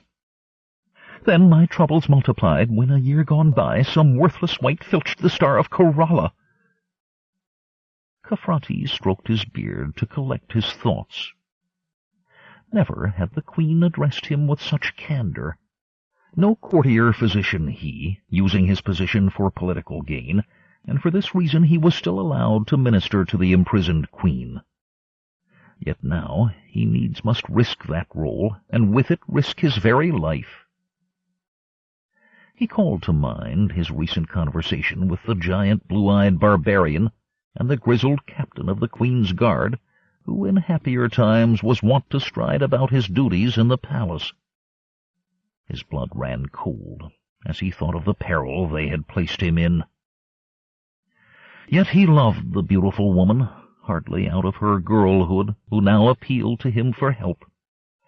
Suddenly he was glad that he had summoned up the courage to meet the would-be rescuers and abet their plot. He passed a soothing hand over the queen's forehead, saying, "Despair not, your majesty. Your heart is pinched by long confinement, lack of human contact, and ignorance of the world outside. Help may be closer than you think." Queen Marala sat up and swept her hair back from her face, as her inborn courage strove to conquer her depression. "You are kind, Caphrates. Yet you must realize that when I possessed the star, Maranthes feared its power. Now he fears it no more, and cares not what becomes of me." Cophrates lifted bushy eyebrows. "What then was the power of the gem, my queen?" "Was and is, though vulgar legend misinterprets it." She shrugged. "Maranthes imagined that the stone enabled me to enslave men as I wished. He so believed, and thus the people came also to believe it. But the legend is false." She rose, drew herself up, and looked hard at the physician. "Think you that I need magic to persuade any man to my will? Any normal manly man, that is?" Although Cophrates was old, he well knew the power to incite desire that lay within the queen's fine chiselled lips and the sweet rondure of her lithe body, a body that her gown did little to conceal. He shook his head. "I will tell you a story," said Maralla, moving gracefully about the chamber, brows indrawn with thought. "Count Alarcur, my ancestor 7 generations removed, first owned the Star of Coralla. A famous traveller of his time, and this was long before the present ruling house of Ophir ascended to the throne, he travelled in the east, where no Ophirian had e'er set foot." Cophrates coughed an interruption. "Your Majesty, I have some urgent news." Caught up in her recollections, the queen imperiously gestured him to silence. "When Alarcur travelled in the Vendian jungles, he came upon the ruined city of Coralla, inhabited only by a hermit. This hermit was nigh starved, for he had broken a leg and was unable to cultivate his garden patch. Alarcur nursed the injured man to health, while his retinue scoured the nearby forest aisles for food. In gratitude, the lone old man disclosed a cache of treasure beneath the floor of a ruined temple thereabouts, and told Alarcur to take whatever he wished. My ancestor chose a ring inset with a great gemstone of azure, and in the sapphire heart of the jewel pulsed an everlasting fire confined within the sphere, like a silver star. This he chose, and nothing more." "Why did he not take many jewels?" asked Cophrates in amazement. The queen smiled. Count Alarcur was not a greedy man, nor was he without wide wealth at home. Besides, I suppose he thought that if his retinue departed laden with the riches of the jungle city, they would run afoul of cutthroats and avaricious rulers. In any case, that single ring was all he asked. This proved a proper choice. The hermit was a wizard of 10 years and more. Had robbers entered his abode, he would have instantly destroyed them by supernatural means. But the mage discerned my ancestor's virtue, and in return for his assistance granted him a favor. He cast a mighty spell upon the gem. "The Star of Coralla?" "Aye. When the wizard completed his spell, he said, 'This ring, in the possession of a good man, will cause other good men to rally round him to fight in a good cause.'" She paused, remembering. "But this gem, what does it signify to us today?" Maralla collected herself. "About 200 years ago, the gem enabled Alarcur to rally the support of king and nobles for a charter to establish the rights and duties of all subjects of the kingdom. Because of treachery, his movement failed, and the window of the apartment burst inward with a crash and tinkle of broken panes. A black-clad giant with blue eyes blazing leaped into the rooms, his sword upraised. In his free hand the man carried a pair of curious contraptions, huge bird claws cunningly wrought of steel. These he placed gently on the carpet along with his weapon. Then, sitting on a footstool, he removed a pair of similar devices from his feet. Rising, he glided to the door of the apartment to listen briefly. Alarming as this apparition was, Maralla could not but admire the cat-like way he moved. The intruder turned to Cophrates and the queen, flashing white teeth in a wide grin. Cophrates had lurched to his feet, uncertainly fluttering his hands. At last the physician pulled himself together. "Conan," he said, I have not yet had time to tell Her Majesty our plan. You burst in here like a bull in one of the legendary porcelain shops of Kitai." Conan ignored him.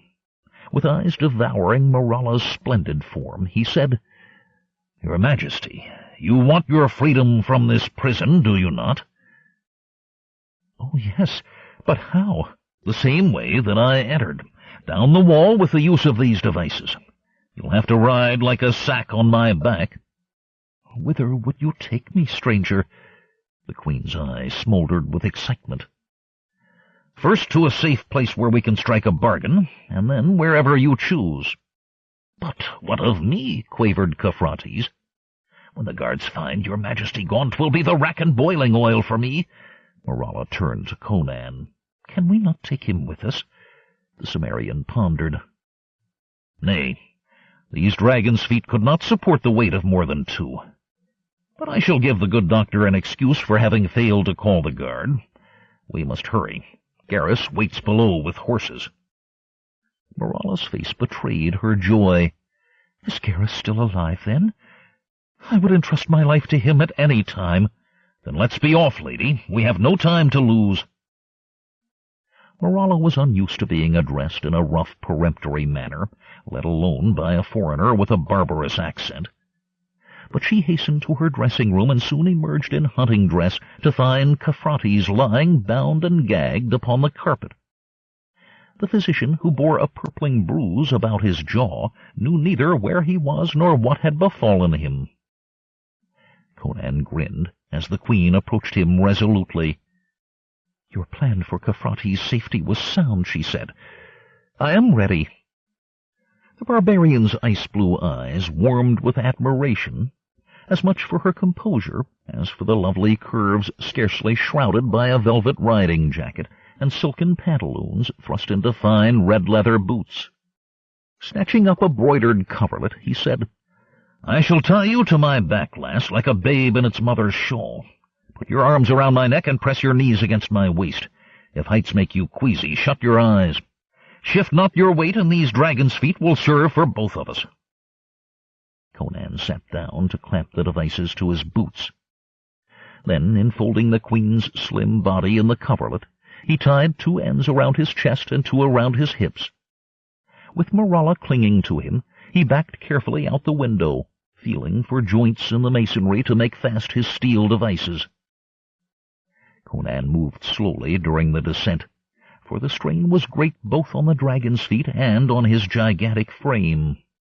Moreover, his rude code of chivalry compelled him to cherish any woman who entrusted her safety to him.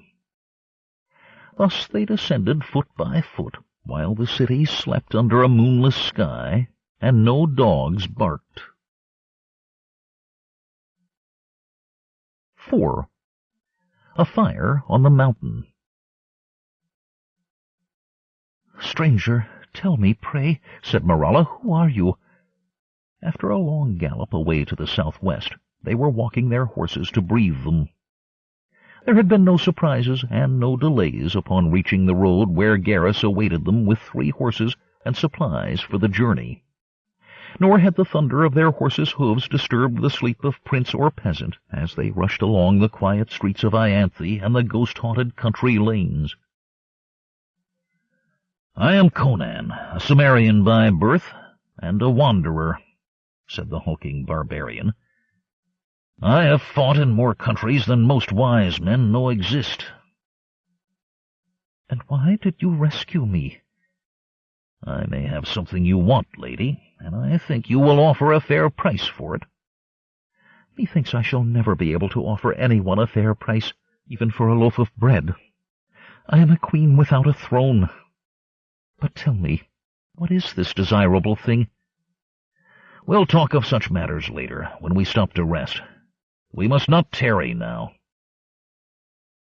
When night drew curtains of darkness around the long day of their flight, they built a small campfire in the cleft of a rock where the glow was well hidden from the road. Their horses, unsaddled and tethered nearby, slaked their thirst in a bubbling mountain spring and cropped the sparse grass. In the markets of Ianthe, Conan had purchased bread, fruit, and dried meat, together with a skin of Kothian wine. And now they supped amid the cheerful crackle of burning logs. His hunger satiated, Conan leaned back against his saddle and contemplated the beautiful woman beside him. This weary but courageous girl, then, was the Queen of Ophir, she who was reputed to enslave men with the great gem now hidden in his pouch.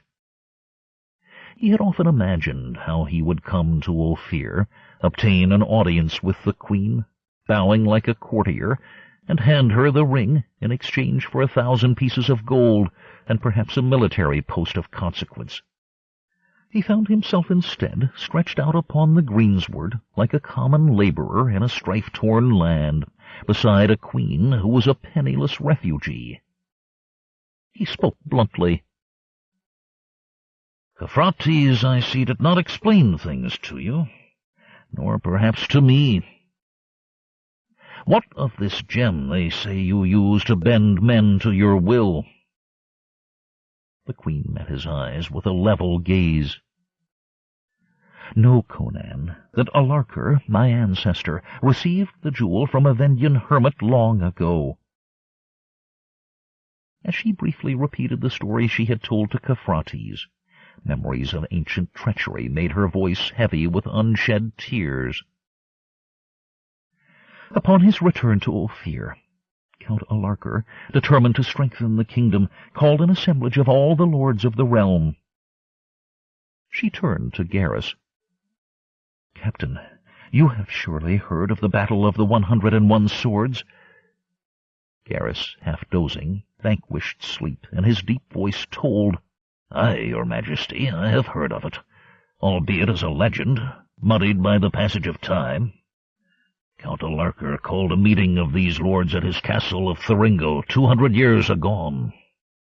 Each, with only his personal retinue, came to discuss the problems of the realm.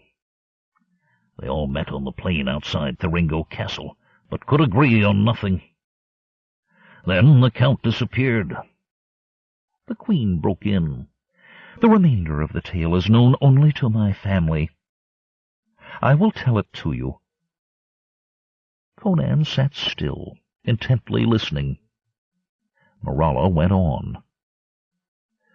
All the leading nobles gathered on the plain before the castle, but the conference proceeded at a snail's pace. Although my forebear feared the power of Koth and the growing might of Turan, he had no wish to command the magic ring save as a last resort. Garrus stirred the embers until they ignited a log fresh laid upon the dying fire, and sparks, like fireflies, winged upward into the night. The Queen took a swallow of wine before continuing. "During the conference, the Count of Macanta, from whom my kinsman Rigello descends, withdrew without a word. The Count of Frosel and the barons of Turson and Lodnir soon followed after him.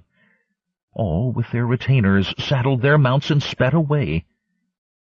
A moment later, a rain of arbalest quarrels arced from the nearby woods, where Macanta's crossbowmen lay hidden along the ridge.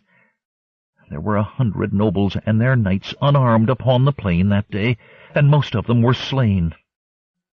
Alarker rallied the remainder, who mounted their horses and pursued the traitors." Morala's eyes filled with tears, and Conan pulled her to him, cradling her against his shoulder. "What then befell?" asked Conan eagerly. Alarker and his men had gone but a bowshot from the camp below the castle when they met the army of Macanta and his partisans charging at full gallop. Alarker stood to the attack, defending the family banner, until he fell, pierced by a crossbow bolt.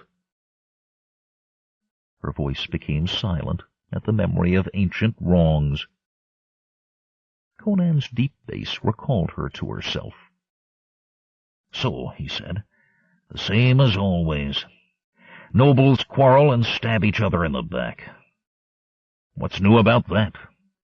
His tone was deliberately abrasive, to spur Morala to further talk about the Star of Coralla. She resumed. "All were buried when they fell, and there they all remain. The castle was laid in ruins, The Countess and a few retainers escaped through the postern when they saw the outcome of the battle. The son she carried was my forebear. "And what of the Star of Kerala?" rumbled Conan softly. Alarker did not use its magic. He trusted in the power of reason, because his cause was clearly in the right. The star was carried away in the bosom of his wife, his widow, rather, who later married in another land.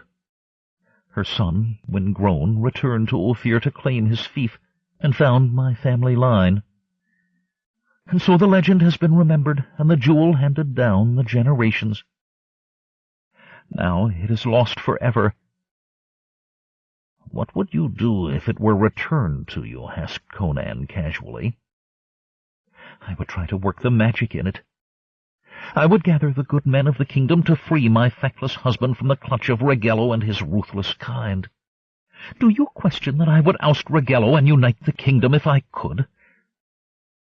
The fierce courage of the slender girl, who, sitting beside the embers of a campfire in the wilderness with but a retinue of 2, still spoke of ousting tyrants and intriguers from a kingdom, struck a receptive chord in Conan's barbaric spirit. He cleared his throat, embarrassed at his surge of deep emotion. "My lady," he said, "mayhap I can help you on your way." He groped in his pouch and drew out the Star of Kerala. "Here is your ancestral bauble. You have better use for it than I." The Queen's lips parted in astonishment. You give me this?" "Aye. I'm no saintly character like your ancestor, but I sometimes like to help a brave woman beset by troubles." Maralla took the ring and gazed upon the gem, from whose oval sapphire eye, firelit, burst the beauty of the star within. "You put me under vast obligation, Conan. How can I repay you?" Conan's burning gaze roved up and down Maralla's sweetly curving body. With queenly dignity she moved away from his embracing arm to signal disapproval of his unspoken suggestion. Looking away, he said, "You owe me naught just now, my lady. If you regain your throne and I attend your court, you might offer me a generalship." Maralla looked a question at Garrus, who nodded. "He is the man for it, my queen. Mercenary captain, chief of a band of wild nomads, guard commander, a clever strategist and skilled with sword and dirk. He saved my life and gained you your liberty." "So be it," said Maralla. 5. "Fetch my horse. We ride at once." Count Ragello was clad in ebon mail. His sword and dirk rattled at his side. His black casque rested on an inlaid table. King Maranthes regarded him with anxious eyes, for he knew the power of this arrogant descendant of the house of Macanta. The king betimes considered ordering the Black Count done away with, but he feared that Ragello's kinsmen and followers would avenge their leader on the person of their king. Besides, with Ragello gone, might he not fall into the power of nobles even more ruthless, or be toppled from his throne by some reckless usurper, such as his rascally cousin Amalris? Intensity etched Ragello's coarse and swollen features as he leaned forward, like a dog straining at its leash. "The queen was abducted from the tower last night, your majesty," he said. "I have 100 men ready to ride upon your command." Ragello knew that the call to action would be his, but a show of obsequious fealty to the delicate young king amused him. He continued, "This abduction, I am sure, occurred with her consent.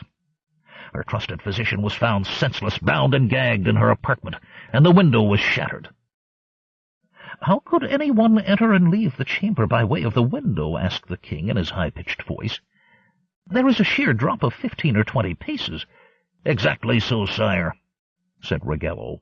The Queen doubtless lowered a rope or its like to her abductors, first making one end fast to the furniture. 'Tis plain she plots against your Majesty, as I have oft-times warned you. It is but a matter of time before she foments a rebellion." Biting his thumbnail, the king searched his gilded throne chamber, seeking advice from the speechless walls. But, save for the count, there was none to give him counsel other than the statuesque guards standing motionless in the doorway. Righello persisted. "Your Majesty, now is the time to end the strife among the noble families once and for all." Yes. The king wallowed in indecision. "What think you I should do?" "Order immediate pursuit. The Queen and her retinue, whoever they may be, cannot be far from my Anthe. Even with good animals, they needs must rest from time to time. Each of my riders leads an extra horse, so we shall soon catch up with them." "How know you which way they went?" asked the king querulously. "The Queen would surely head southwest toward her ancestral lands of Thuringo. There, if anywhere in Ophir, could she hope to rally supporters." "But if she has regained the Star of Corolla, no man can compel her to do aught against her will, and none can stand against her. How will you overcome the power of the gem?" "Sire, no one has seen the star since it was filched a 12-month past. Had she possessed it, she would not have fled the tower, for she could have commanded the obedience of the guards and so regained her freedom." The king's weak face brightened. "I thank you, Righello. You anticipate my wishes. Ride like the wind. Bring the Queen to my torture chambers, and spare not the men who have aided her." Righello smiled as he left the throne chamber, drew on a mailed gauntlet, and hitched his sword belt more tightly around his hips. When he captured Queen Maralla, he thought, he would use her popularity with the citizenry to foment a revolt against Moranthes, and overthrow and slay him. Then he himself would wed Maralla and reign as king of Ophir. With what the Queen might say to this plan, Righello was not much concerned. Surely she would prefer a virile man like him to that effeminate noodlehead now huddled on the throne. If she resisted, there were less pleasant methods of persuasion. He smiled again. Righello stood for an instant in the hallway, admiring his stalwart figure in a full-length mirror. Then, drawing on his other gauntlet, he strode down the palace stairs to the courtyard. "Barras, fetch my horse. We ride at once," he barked.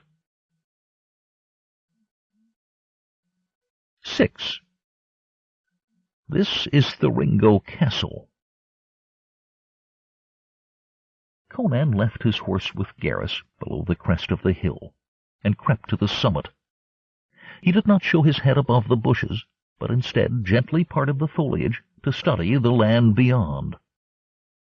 Anxiously, Maralla asked, "Why does he move so slowly? We are in haste to reach the Aquilonian border." Garrus replied, "He is the man who can bring you to safety, if anyone can, my lady. Although I take him to be little more than half my age, he has crowded into his youthful years a lifetime of battles and escapes. Trust him." Conan beckoned. When Maralla and Garrus reached the crest of the rise, they looked down upon a broad plain. In the middle distance, on a small hill, stood the ruins of a castle. Beyond, at the edge of the flat land, a distant river snaked its silvered way among the feet of the forested hills that rose against the skyline. "I know now whose seat this was," whispered Maralla. Studying the countryside, Conan said, "Once we cross that plain, and after that the river, we shall be close upon the border of Aquilonia. I believe the line is drawn along the crest of yonder mountain range. Your king's men would have trouble capturing us there, for the Aquilonians have no love of armed invaders." Swiftly they returned to their horses, and, mounting, labored up the rise and cantered down the other side. As they reached the plain, Conan caught the faint sound of rhythmic thudding. He turned in his saddle, then cried, "Spur your horses, as fast as you can! Ophirian cavalry!" The three beasts broke into a furious gallop toward the ruined castle and the safety of the river beyond. Yet the pursuing horsemen swiftly gained upon them. Instead of pounding down the road behind the fugitives, the pursuers spread out into a wide crescent-shaped formation, with the horns of the crescent pointing forward. "Damned Hyrcanian trick," muttered Conan, driving his heels into his lathered beast. The queen, a splendid horsewoman, rode hard between her escorts. Yet as they neared the ruined castle, the riders at the far ends of the pursuing crescent, traveling on light fresh mounts, passed the structure and began to close a circle round about it. Nearing the ruined castle, Conan roared, "Come, lass, here's a place we can defend. If this is to be our end, we'll take some of those bastards with us." They splashed through a small stream and pounded up the gentle slope. Dismounting, they led their winded animals through the rubble-clogged main gate. Within the crumbling curtain walls stood the keep, a massive cylinder of heavy masonry. The upper parts of the keep had fallen, leaving a talus of broken stone at its feet, but the walls of the lower stories still raised protecting masonry too high to scale without ladders. Although the guard towers that flanked the gate had fallen into ruin, spilling masonry into the space where the valves had been, man and beast could pick their way among the broken stones of the heaped remains. "Mean you to make a stand here?" panted Maralla as they reached the inner courtyard. "Nay, they'd climb the outer wall somehow and come at us from behind. The keep looks sound. That is our place to stand." The wooden door had disappeared, but the arched doorway was narrow enough to ensure the entrance of no more than one invader at a time. Slapping the rumps of the horses to send them around to the rear, Conan roughly pushed Maralla into the doorway of the keep. He turned in time to parry the attack of two horsemen who had forced their mounts over the broken stone at the main gate and now rode at them, gleaming swords upraised. Conan leaped up to slash one rider's sword arm and felt a satisfying crunch of cloven flesh and bone. He wheeled to meet the second, but Garrus had already dived beneath the attacker's horse and ripped open its belly with an upward thrust of his knife. The screams of the rider echoed those of the plunging beast when Conan lopped off the fellow's leg as he toppled from the dying horse. The next Ophirian rider who rushed at them was hurled headlong as his mount stumbled on the detritus in the gateway, and he spilled out his brains against a jagged stone. As the thrashing fallen animal blocked the entrance, Conan and Garrus snatched up the weapons of the slain. Chief among them were a pair of crossbows with two quivers full of bolts. "Inside!" cried Conan, and the two defenders scrambled through the doorway of the keep and turned to face the next attack. A few paces behind them, foot upon the winding stair, stood Maralla, her lips curved in a happy smile, like one entranced. The Cimmerian turned and grasped her arm to waken her. "What is it, lass?" His rough voice grew gentle. "Know you where we are?" the queen replied. "Close to Aquilonia. What of it? They'll attack at any time, and we can't flee." She waved a hand to indicate the crumbling masonry. "Conan, this is the Ringo Castle, where my ancestor Alarker was betrayed." Puzzled by her composure and the strange look in her amber eyes, Conan stepped back to the doorway to meet the next onslaught.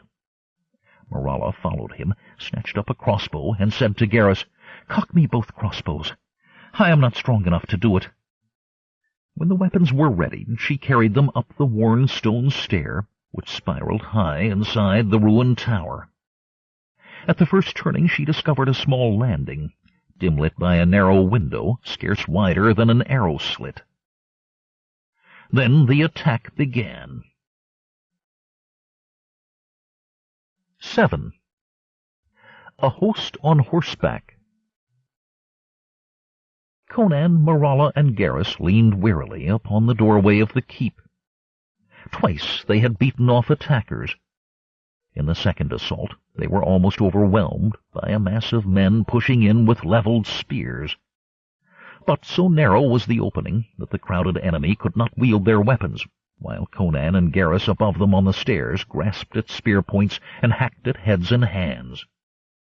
Whereas Conan and Garrus wore coats of stout chain-mail, the soldiers of Ophir were armored in light leathern corselets to make possible a swift pursuit, and, unable to turn to flee the defenders' blows, many fell screaming in slippery pools of their own blood.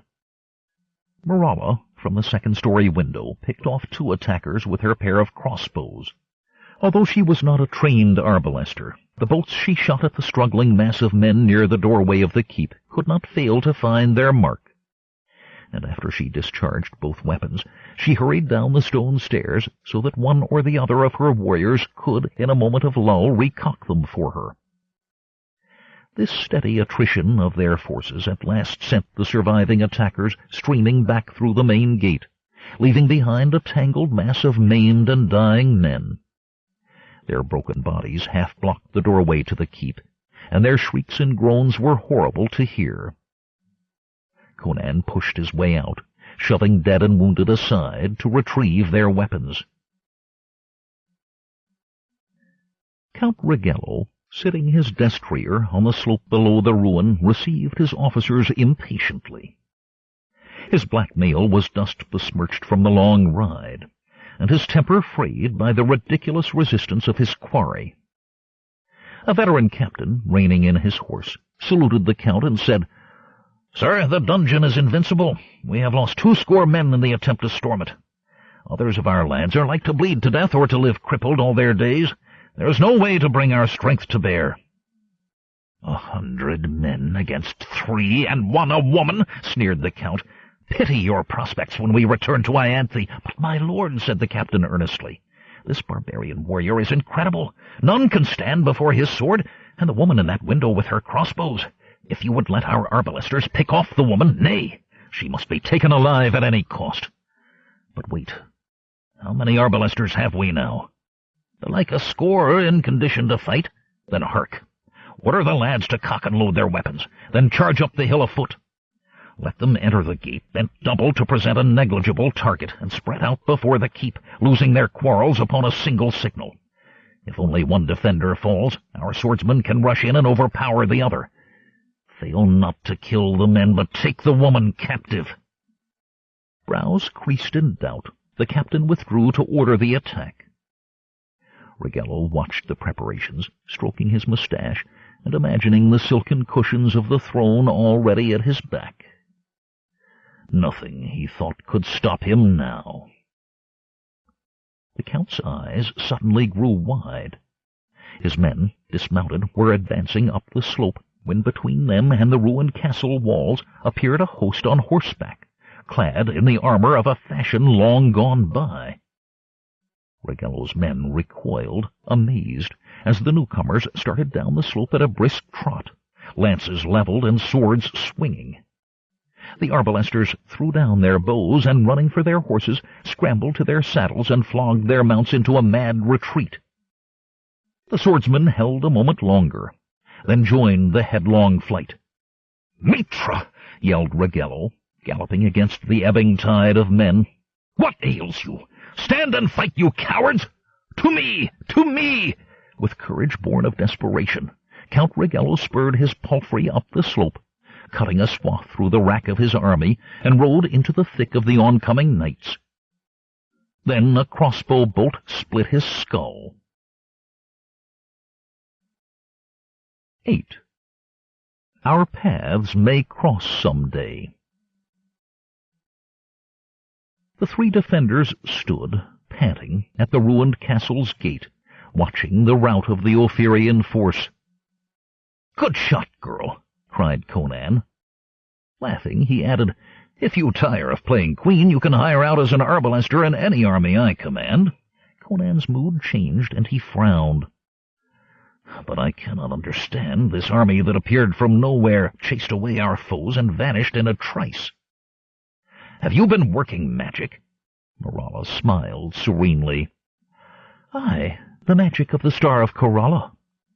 The good men who fell here 200 years ago were denied their chance to save their beloved kingdom.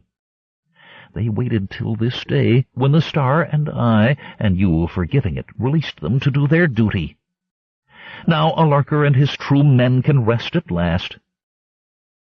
Those horsemen, were they solid flesh and blood, or conjured phantoms, ghosts through which a man could pass like smoke?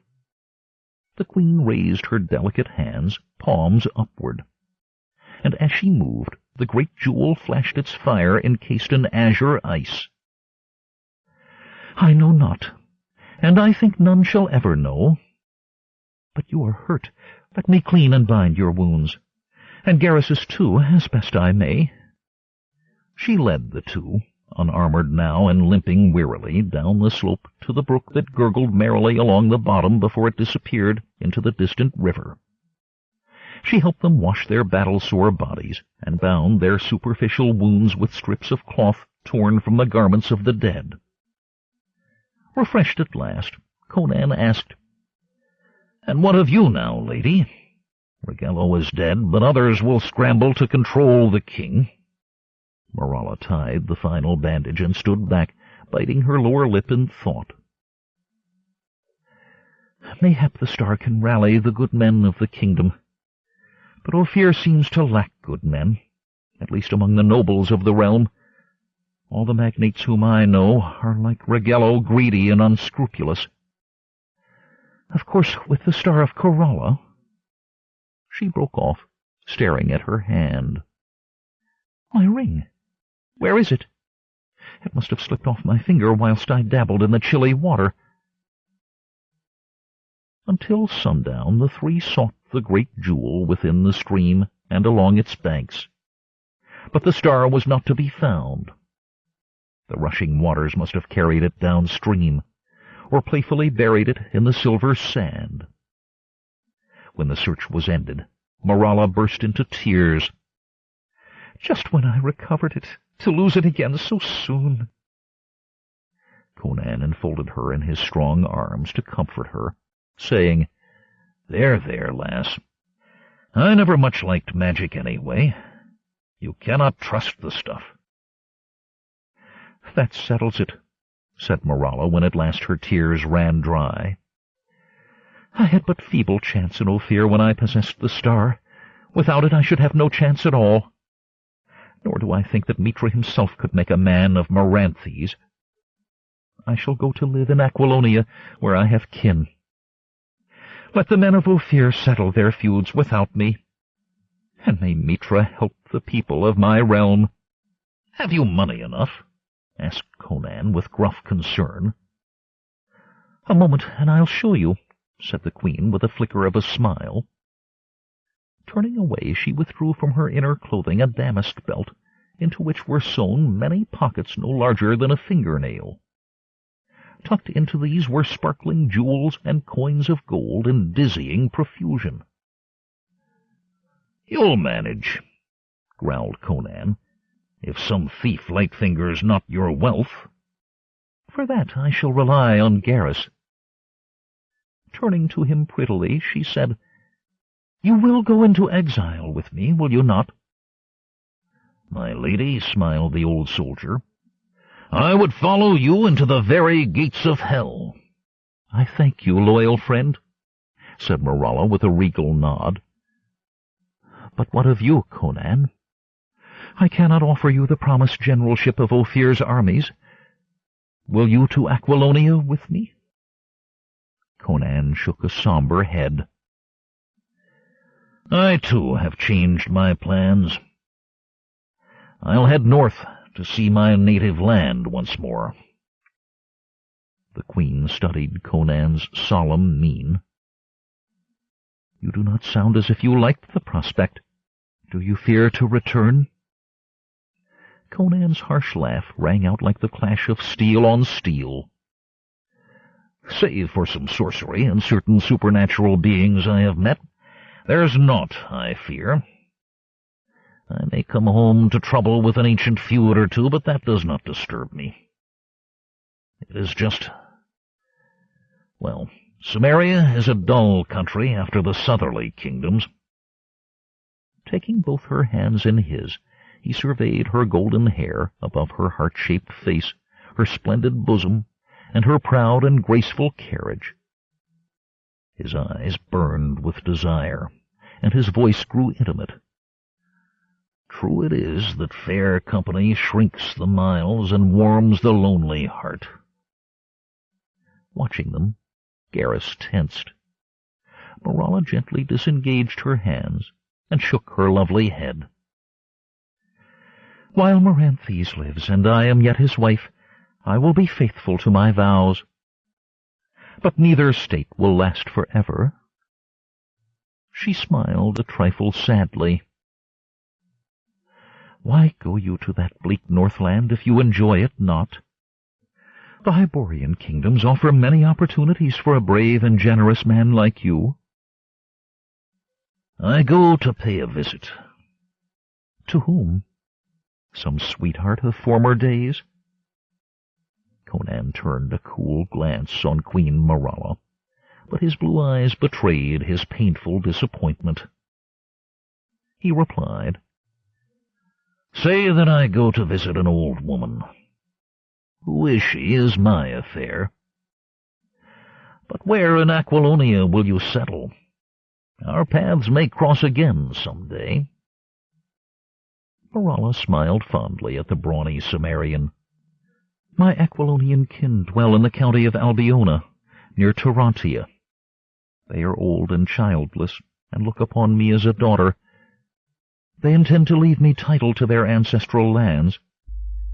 I am no longer Queen of Ophir, but one day men may call me Countess Albiona." The Gem in the Tower. After a visit to his northern homeland, Conan returns to the Kozaki. When the energetic new king of Turan, Yezdegerd, scatters the outlaw bands, Conan serves as a mercenary in Iranistan and wanders east to the Himalayan mountains and the fabled land of Vendya. On his return to the west, he explores a phantom city of living dead men and is briefly joint king of a black empire in the desert south of Stygia. Following the events narrated in Drums of Tombalku, Conan makes his way across the southern grasslands to the other black kingdoms. Here he is known of old, and Amra the lion has no difficulty in reaching the coast which he ravaged in his days with Bêlit. But Bêlit is now only a fading memory on the Black Coast. The ship that finally appears off the headland where Conan sits whetting his sword is manned by pirates of the Barachan Isles, off the coasts of Argos and Zingara. They too have heard of Conan and welcome his sword and experience. He is in his middle 30s when he joins the Barachan pirates, with whom he remains for some time. This story tells of one of his many adventures in this environment. 1. Death on the Wind. The first longboat beached on the yellow strand near sundown, when all the west was a wild conflagration of crimson flame. As the boat attained the shallows, the crew, splashing through the breakers, dragged it up the beach so that the tide could not float it out to sea again. The men were a ruffianly lot, Argosians for the most part, stocky men with brown or tawny hair. Several among them were sallow-skinned Zingarans, with lean shanks and ebon locks, and not a few were hook-nosed Shemites, swart and muscular, with ringleted blue-black beards. All were clad in rough sea togs, but while some went barefoot, others wore high, well-greased sea boots. And cutlasses, scimitars, or dirks were thrust into the scarlet sashes wound about their waists. With them came a lone Stygian, a lean, dark-skinned, thin-lipped man with a shaven pate and jet-black eyes, wearing a short half-tunic and sandals. This was Mina the Conjurer, who, despite his appearance and name, was Stygian by courtesy only, for he was a half-breed, begotten by a wandering Shemite trader upon a woman of Chemi, the foremost city of the sinister land of Stygia.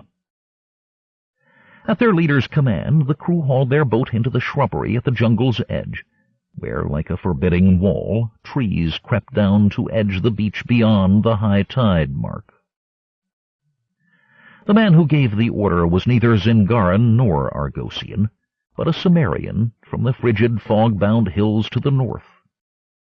He was a veritable giant in a tunic of supple leather and baggy silken breeches, with a cutlass on his hip and a poignard thrust into his scarlet sash.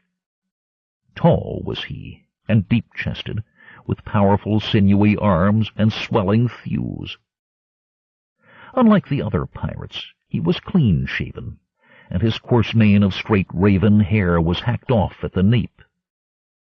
Grim was his mien, and beneath his dark brows smoldered eyes with fires of volcanic blue. His name was Conan. Now a second longboat, with silent rhythmic oars, creased the azure waters of the little bay. Behind it, outlined against the crimson tapestry of the west, the lean-hulled Carrack Hawk rode at anchor. The longboat, beached, was manhandled over the sand to the verdant bushes wherein the first lay hidden. The leader of the second crew joined Conan as he watched his men drape palm fronds over the sterns of both to conceal them utterly. The newcomer was a true Zingaran, lean and elegant, with sallow features and an aquiline nose that seemed to reinforce his supercilious manner. Trim mustachios and a small beard framed his tight mouth and adorned his pointed chin. He was Gonzago, a freebooter of some repute among the Baraccan pirates, and captain of the Hawk. For the past month Conan had been his second mate. "Get the men together and follow me," he said. The Cimmerian nodded, and turned to wave the pirates on. But the conjurer touched his arm and halted him. "What ails you?" demanded Conan gruffly. He did not like the Stygian's swarthy, vulpine features, shaven pate, and lackluster eyes. But then he never had much use for wizards. "Death," whispered the conjurer. "I smell death on the wind." "Hush, you fool! Before you panic the men," growled Conan. He knew the Baraccan corsairs for an unruly, quarrelsome, superstitious lot, and once again he wished that Captain Gonzago had heeded his advice not to enlist the Stygian magician for the expedition. But Gonzago was master here, not Conan. "What holds you up?" snapped Gonzago, striding over to join them. "We have barely an hour of daylight left and must traverse this cursed jungle ere we can reach the tower. Every moment counts, so get the men moving." Conan repeated the whispered warning, and the Zingaran looked at Mina the wizard. "Can you not be more precise, man?" the captain grated. "What manner of death, and whose, and from what quarter?" Mina shook his head, his eyes dull and haunted. "I cannot say," he replied, "but I regret that I have come to this dark isle with you. Master Siptah is a high prince among magicians, and the spells of such as one are more powerful than any I command." Gonzago spat a curse. Conan stood, arms folded on his mighty chest, and cast wary eyes about him. But innocent and normal seemed the yellow strand, the blue sea, and the red-streaked sky. Only the gloom-drenched forest, ominous with shadows, gave cause for hesitation. Its menace was merely of the unexplored, the wild, the savage, a matter of eyes gleaming with feral, hungry fires from the underbrush, or vipers gliding across the boles of fallen tree trunks, or quicksands and jungle fevers, or hostile natives and sudden storms. Nothing in all these dangers was especially fearsome, for such were the ordinary hazards of the buccaneering trade. So far the weather had held fair, they had seen no sign of human habitation, and Conan's experience told him that in general small islands do not harbor dangerous animals. Still, the wizards scented death upon the wind, and wizards sense things other men do not. 2. Jewel of Wizardry. Before night drew her veil across the lingering light of day, the raiders gained the farther reaches of the island. A pair of pirates with bared blades plunged into the jungle ahead of their fellows, hacking away the lush vegetation and blazing the larger trees to mark a trail against their return. As one pair tired, another seized the task, and so the crew moved forward with little hesitation. The trek proved neither difficult nor dangerous, and nothing occurred to fulfill Mina's dire prophecy. The men encountered no creature more fearsome than a sounder of small wild pigs, a few squawking parrots flaunting their vivid plumage, and a sluggish serpent rope-coiled upon a root which slithered away at the noisy approach of the pirates. So easy was their progress that Conan felt a growing apprehension. He sensed a chilling air of unseen menace about the place, and like Mina began to wish that Gonzago had never undertaken the foray. For longer than the memory of man, the tower that now loomed above the trees had stood upon the eastern coast of this small nameless island off the shores of Stygia, south of Chemi. It was said to be inhabited by the Stygian sorcerer Sipta, and by him alone, save for divers uncanny creatures from other planes and ancient worlds that he might summon by his spells. The pirates of the Barachan archipelago whispered that the sorcerer concealed within his slender spire a fabulous treasure, gleaned through the years from troubled souls who sought the seer's advice and supernatural aid. But it was not to win this treasure trove that Gonzago had decided to attack the tower. Legends told of a mysterious gem recovered long ago by the Stygian mage from deep within a desert tomb. A huge and glittering crystal it was said to be, graven with magic sigils in a language unknown to any living man. Immense and uncanny were the reputed powers of that gem, for it was common gossip among the merchants and seamen of the ports of Shem and Zingara that by secret spells locked within the massy jewel, Sipta could command the spirits of air, earth, fire, and water, and the less savory demons of the underworld. Those seafarers who had purchased the favor of Sipta sailed serenely forth into harbors, safe and hospitable. No storm or flood could touch them. Neither were their ships becalmed, nor fell they prey to hostile monsters of the deep. The merchant princes of those sea-lapped cities would offer fortunes to possess the crystal, for with it in their hands they could enjoy the safety of the seas without the ruinous tribute demanded by the sorcerer. Deprived of that great gem, Sipta would be powerless to do them harm, since the very touch of the enchanted crystal was the key to all his demon-raising spells. Now there were those who whispered that Sipta of Stygia was dead.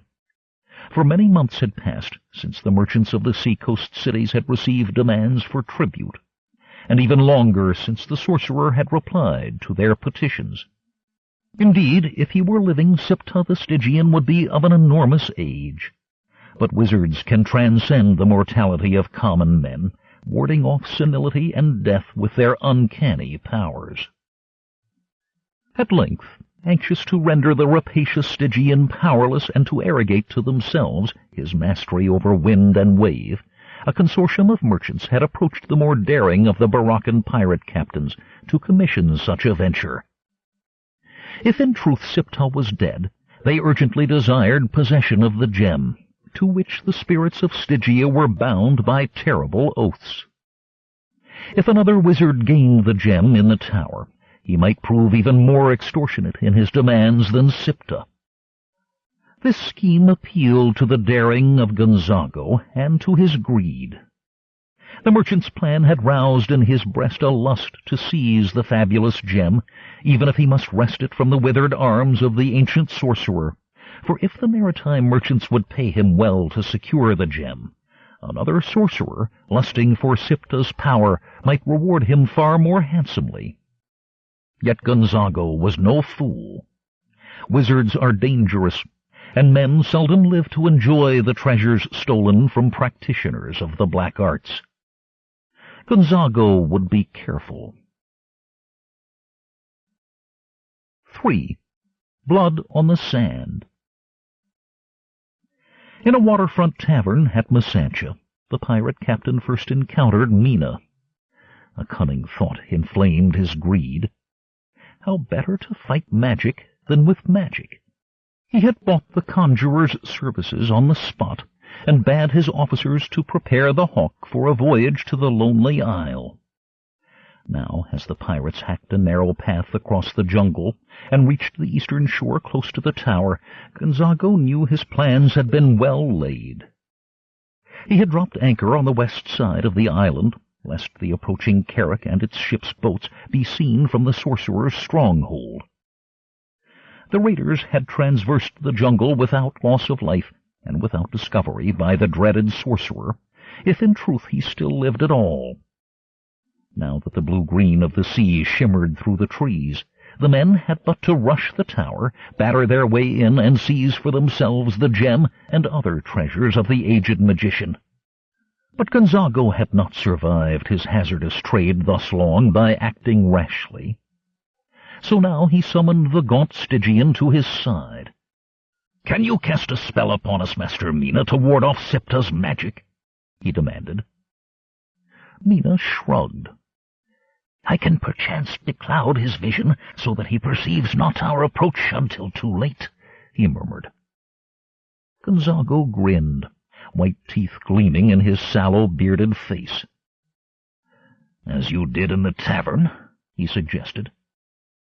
For it had been this trick, a spell of seeming invisibility, that had inspired Gonzago to hire the conjurer to work his subtle arts against the Stygian mage.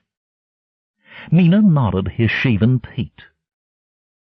Without further words, the conjurer gathered dry twigs and built a little fire near the jungle's edge at a sheltered spot where the trees ended and the sands ran out to meet the sea. As the curious pirates watched, Mina drew from his girdle small leathern bags, and with a tiny silver spoon measured minute quantities of colored powders into a little copper pan. When the twigs had burned to a bed of glowing embers, he placed the pan upon the fire. A sharp and pungent vapor wafted seaward on the evening wind. Conan sniffed and spat.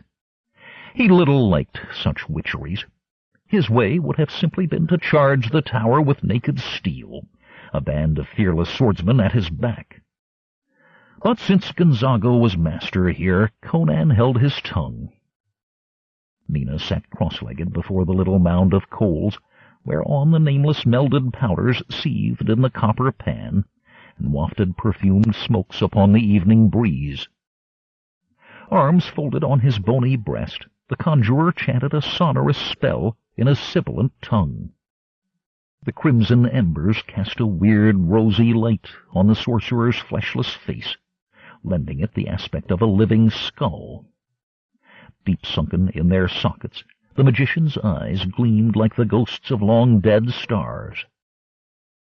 He bent to peer into his bubbling melt, and his sing-song wail sank to the faintest whisper. Then Mina ceased his incantation and crooked a finger at Gonzago. When the pirate captain bent his head to listen, Mina hissed, "You and the men must leave me. The last step in the cantrip requires a stringent solitude." Gonzago nodded, and herded his men back upon the trail along which they had come. When all were out of sight of the magician, they sat on fallen logs or rested elbows on the ground, idly swatting flies as they waited the Stygian's call. Time passed. The light drained from the sky. Suddenly, a hoarse scream rent the evening quiet. With muttered exclamations, Gonzago and Conan dashed back to the small clearing where the magician plied his trade. Mina lay face down beside his little fire. Cursing sulphurously, Gonzago clutched the conjurer's bony shoulder and turned the body over. What he saw by the glow of the dying coals made him cry out to his forgotten boyhood gods, for Mina's throat had been cleanly cut, and his blood trickled out and soaked into the humus of the forest floor. This meant, thought Conan, either that Sipta still lived to guard his treasure, or that the spirits bound to the terrible gem yet served his will, though he himself were dead. Either way, the knowledge enkindled grim forebodings. Gonzago stared down upon the ghastly figure, as fresh gore welled from the gaping wound. The crew behind them muttered, the whites of their eyes gleaming redly in the gloom. Gonzago squatted, brooding with thoughtful eyes. Conan, shivering in the warm air, said nothing. Mina had spoken but the truth when he said he scented death upon the wind. 4. Where none may enter.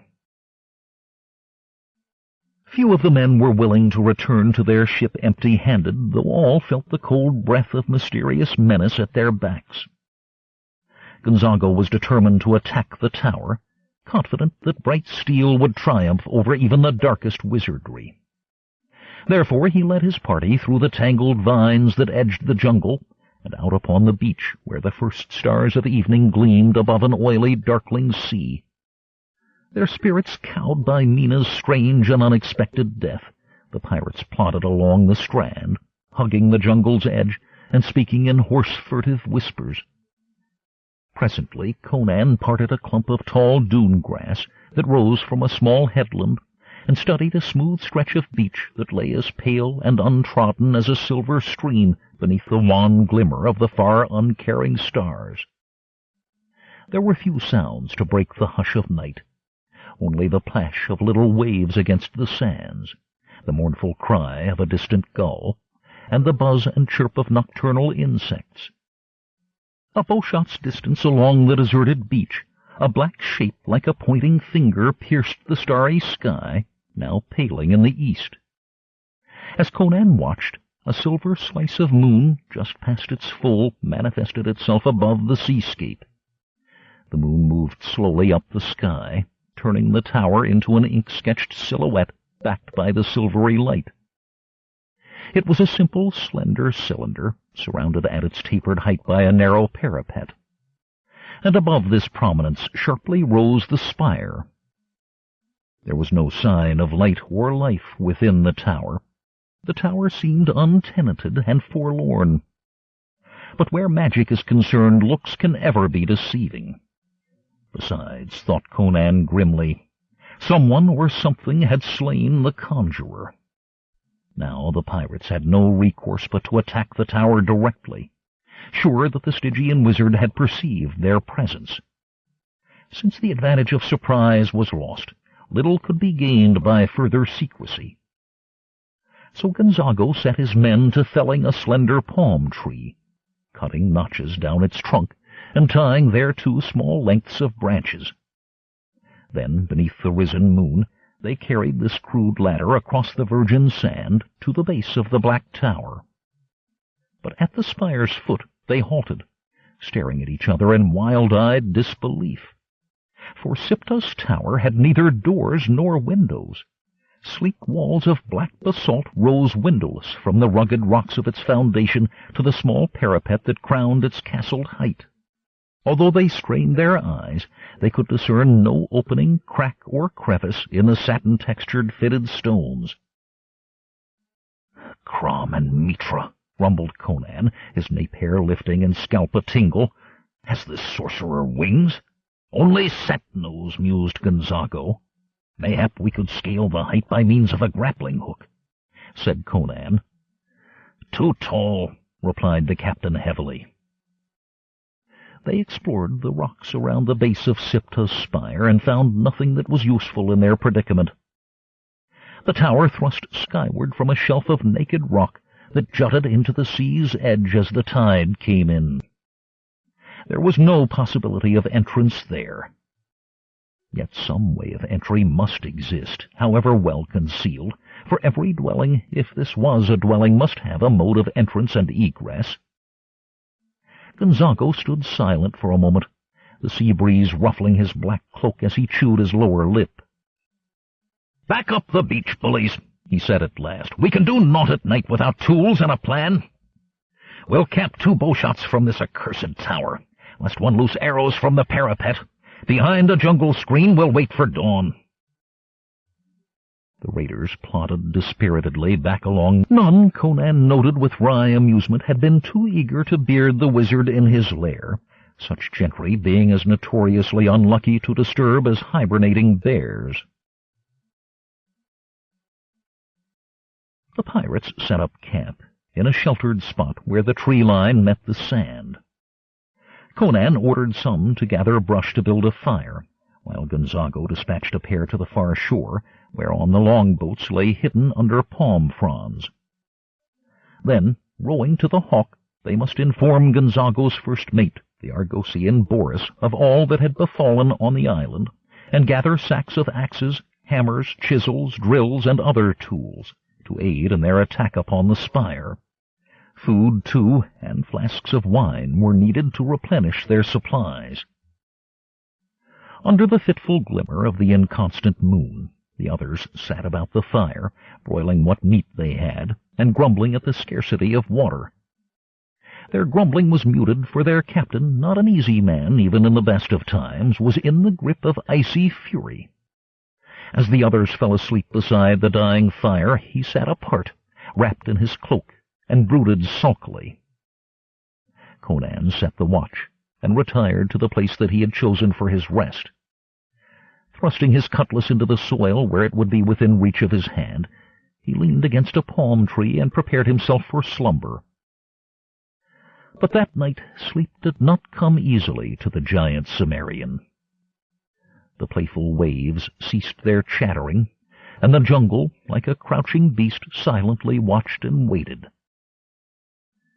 Waited for what, Conan did not know, but he felt as tense as a coiled spring. With the fine-honed senses of the barbarian, he detected menace lurking in the uncanny silence of the night. Something was out there, that he knew, and it was stalking them. 5. Dreams in the Night. Toward midnight, Conan slept at last, but through his troubled sleep flitted dark, chaotic dreams. An ominous foreboding hovered about him, and in the darkness of his dreaming he saw a beach whereon he and others slept with readied swords. The men around him were rough and villainous seafarers, not unlike his comrades, but their faces were unfamiliar to him. One face among them was familiar. This man was lean and elegant, with aristocratic bearing, and the long jaw and icy, cunning eyes of Captain Gonzago. In his dream, it seemed to Conan that Gonzago, wrapped in his long cloak, sat huddled on a log brooding over the coals of a dying fire. And as the dreaming Cimmerian watched, another form materialized out of the gloom at the edge of the silent jungle. Like the seated man of Conan's dream, the stranger, too, was swathed in the folds of a long black cloak, which concealed his shape entirely. Tall and lean was this dark figure, and strangely misshapen, although Conan could discern no obvious deformity.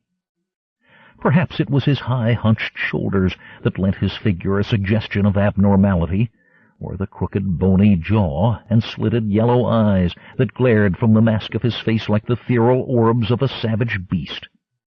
But the shadow of nameless, misshapen evil clung as tightly about his motionless form as the dark cloak that shrouded him. Although the dreaming Conan clearly saw both the brooding man and the tall stranger hovering behind him, Gonzago seemed entirely unaware of the masked and evil presence. Then within the barbarian's brain flared up the bright blue flame of apprehension. He struggled in the toils of his unseemly vision, trying to cry out to warn the seated man of the imminence of danger. But he could neither speak nor move, nor otherwise attract the attention of Gonzago, who sat bemused beside the dying fire. End of Side 3. To continue, turn the cassette over. Side 4.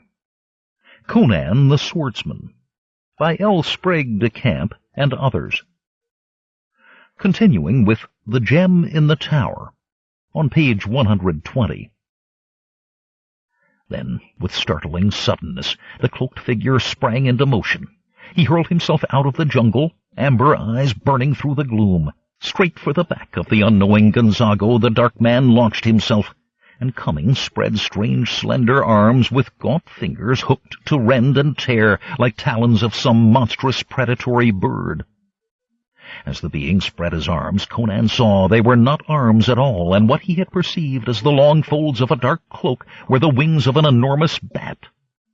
And still Conan thought within the confines of his dream to rise, to shout to the oblivious figure of his captain, to warn him of the evil shape of darkness about to spring upon him with bared fangs and wicked claws extended.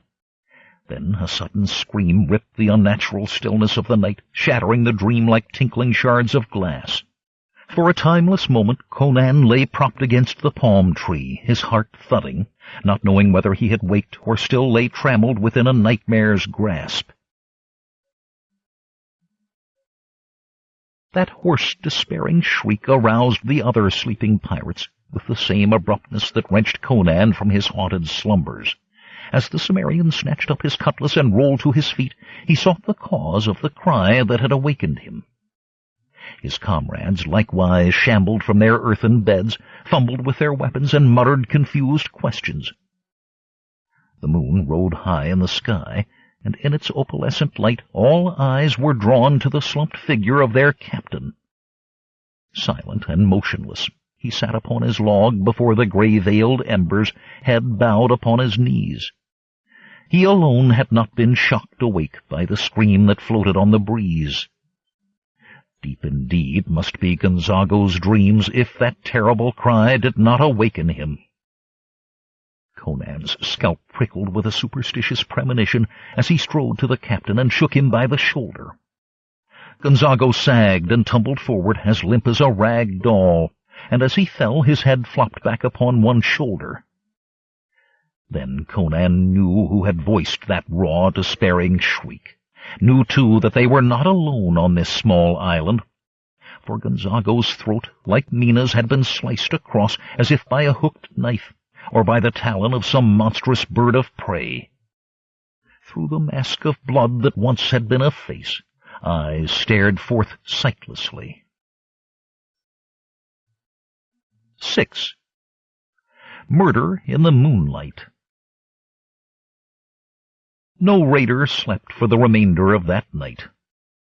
Not even the hardiest among them wanted again to risk the oblivion of slumber and an untimely end, so the men gathered more wood and built the fire again, piling the brush higher and higher still, until the flames licked the tops of the palms and the rising smoke enveloped the unwinking and uncaring stars. Conan had not spoken about his dreams, wherein he watched a hideous winged creature strike and slay from the dense shadows. Nor could the Cimmerian explain, even to himself, why he held his tongue in this matter. Perhaps it was simply that the men were frightened enough already by the weird demise of the conjurer and their captain, and it would be incautious of a commander to excite the primal superstitious fears of his unruly band.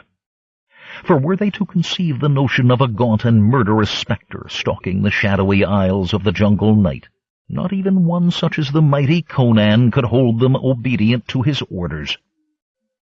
With the death of Gonzago, command of the ill-starred expedition devolved upon Conan. For Boris, the first mate of the Hawk, was still aboard the pirate ship moored on the farther side of Siptah's Isle, and even on his brawny shoulders the burden would rest uneasily. Conan posted fresh sentries, twice as many as before, and sternly bade them to be vigilant. Gonzago's murder, he assured the men, had been the work of some strange jungle beast, which might still prowl abroad. Conan was not entirely certain of the falsity of this explanation. A dream may be a dream and nothing more. Yet the Cimmerian had never discredited the claims of those who read the future by means of a man's dreaming. And yet the slayer was more likely to be a little-known beast of prey brought by some unknown means from a distant coast of Stygia. Perhaps one of Gonzago's men, nursing a grudge against the captain, had stolen up behind him in the dark and cut his throat. Or perhaps again the winged figure in his dream was some hybrid monstrosity, bred of an unholy experiment performed by the Stygian sorcerer. Who could say what creatures dwelt on such a nameless and unholy isle? So meditated Conan, sitting among his sleepless men around the roaring fire. Then a strangled cry of horror ripped the velvet night. Shuddering at the clammy touch of grisly premonition, Conan sprang, cursing, to his feet, his steel naked in the firelight. A running figure shouldered through the twisting jungle vines, and, speechless, stopped before him. It was no cloaked and amber-eyed thing with hunched and bony shoulders, but one of the posted sentries, a burly-chested, tawny-bearded Argosian named Fabio. The man's face was ghostly pale, and his hands shook as he pointed wordlessly into the jungle. Harshly bidding the others to remain, Conan followed the sentry back along the narrow path. Up the jungle trail, hacked out the previous day, prowled the Cimmerian with cat-like gait behind the trembling sentry. As he strode forward, his blue eyes penetrated the darkness, and he sniffed the air for telltale odors. Then Fabio halted, pointing. Dappled moonlight filtering through the foliage revealed two men sprawled upon the ground. Conan bent and rolled the corpses over, grimly certain of the cause of death. The sailors earlier dispatched for tools and provisions had been returning, laden, when met by pitiless death. For bulging canvas bags were strewn beside the bodies, which lay with faces mangled almost beyond recognition. Conan frowned and knelt, dabbling his fingers in the trickling gore. The blood was fresh and warm, and just beginning to scum over as it dried. Thus he knew the hapless men had perished within the quarter hour, and, like the captain, died by the same hand, or claw. 7. Winged Horror. Conan and Fabio hastened to the clearing wherein the huddled crew awaited them. Now there was no concealing from the crew the nature of the thing that had thrice struck from the shadows, for the sentry had seen the killer crouched before its prey, and he babbled the tale excitedly to all who listened.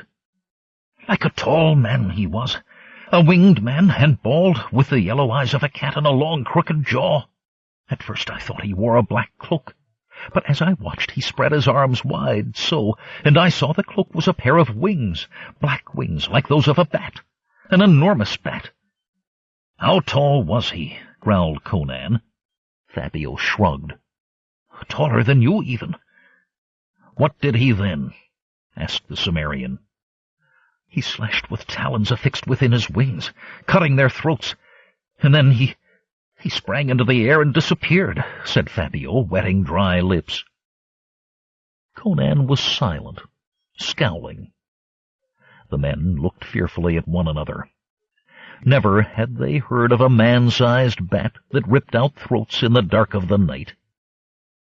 Unbelievable it was, yet there were 3 corpses to attest to the sentry's tale.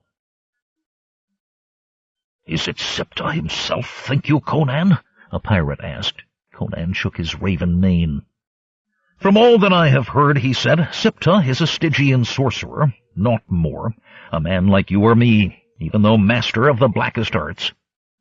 What manner of beast, then? Asked another. I know not, growled the Cimmerian. Maybe some demon Siptah has conjured out of the foulest pit of hell to ward his tower against unwanted visitors, or a survivor of some monstrous breed else vanished in the mists of long-forgotten ages. Whatever it is, it's made of solid flesh and blood, and so can die. Slay it we must, lest it destroy us one by one, or force us to leave this misbegotten island empty-handed. How do we kill it, then? Demanded a hook-nosed Shemite named Abimael. We know not where it lairs, and we must find it to attack it. Leave that to me, said Conan shortly. He studied the leaping flames of the roaring fire, and something in the seething fury of their crackling seemed to fascinate him. As he stared, an idea came to him. Surely, on all this isle, the dwelling of the winged thing is in the tower of Siptah. For it occurs to me that a birdman has no need of doors or windows. But the tower has a spire, said Abimael, rising above yon parapet. How could it enter there? In truth, I know not. but it seems the likeliest place. And the lair of every creature has an entrance, although we know not where, said Conan. If you be right, how can we reach the accursed thing? Asked Fabio. We cannot fly, and the tower lacks doors or windows. Conan nodded toward the fire and grinned. It was a mirthless thing, that smile, a wolfish baring of the teeth, white in a somber face suffused with fierce determination. We'll smoke the devil out. 8. Death from above. By dawn the men had finished their task, and weary but alert, they rested on the beach. Under the Cimmerian's direction they had dragged piles of brush to join the driftwood on the beach. They felled trees and cut trunks apart to furnish logs, and laid them in a ring around the tower's base. Frantically they labored, chopping and hauling through the small hours of that terrible night. When the east flamed with the approach of dawn, the makings of a tremendous bonfire circled the base of the black tower. Higher than a man, the mass of logs and brush and leaves were heaped, and Conan hoped the coming conflagration would create such billowing smoke that no live thing within the tower could long endure the heat and choking fumes. Surely the winged horror, if it nested in the tower, would emerge to fight or fly away. And then, in daylight, they could attack the demon thing with man-made weaponry and hope to win. And to this end, Conan posted his finest archers, so that they might command the tower's crest from every angle. Dawn rose out of the sea in crimson and gold, as restless waves moaned against the strand, and gulls circled the blue waters, uttering their harsh and lonesome cries. When the first rays of the rosy sun struck the tower's upper reaches, Conan shouted, "Fire!" Men thrust torches into the high-piled brush, and flames leaped, like nimble dancers, from branch to branch. As the fire roared along the ebon stones, the tower shimmered before the gaze of the expectant watchers, who shielded their weary eyes against the glare of sun and flame. Clouds of pale-gray smoke swirled beneath the parapet, and vanished within the tower or wafted into the azure sky. "Pile on more logs," ordered the Cimmerian. "Surely," said Abimael the Shemite, "nothing can long endure within the tower now. We shall see," growled Conan. "It takes time to penetrate so vast a mass of stone. Pile on more fuel, buckos." At last a bowman, shouting and waving to attract attention, pointed to the tower's upper reaches. Conan raised his eyes.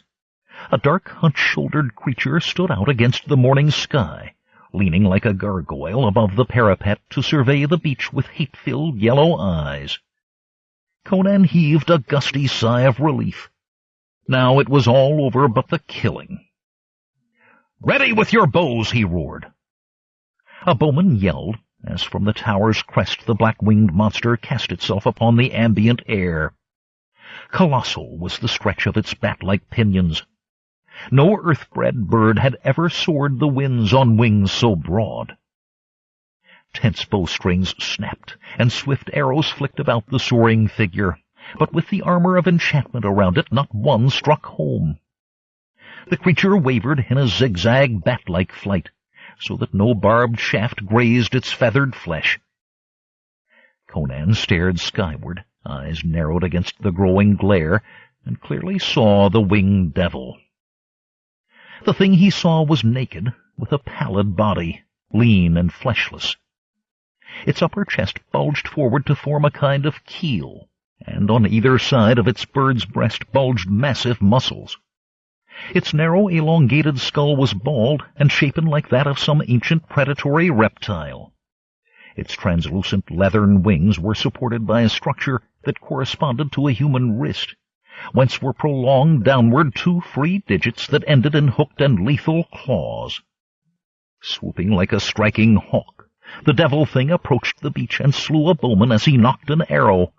The Cimmerian, with a roar of rage, rushed to meet it, his cutlass flashing in the morning sun. He aimed a blow that should have cloven the creature's skull in twain.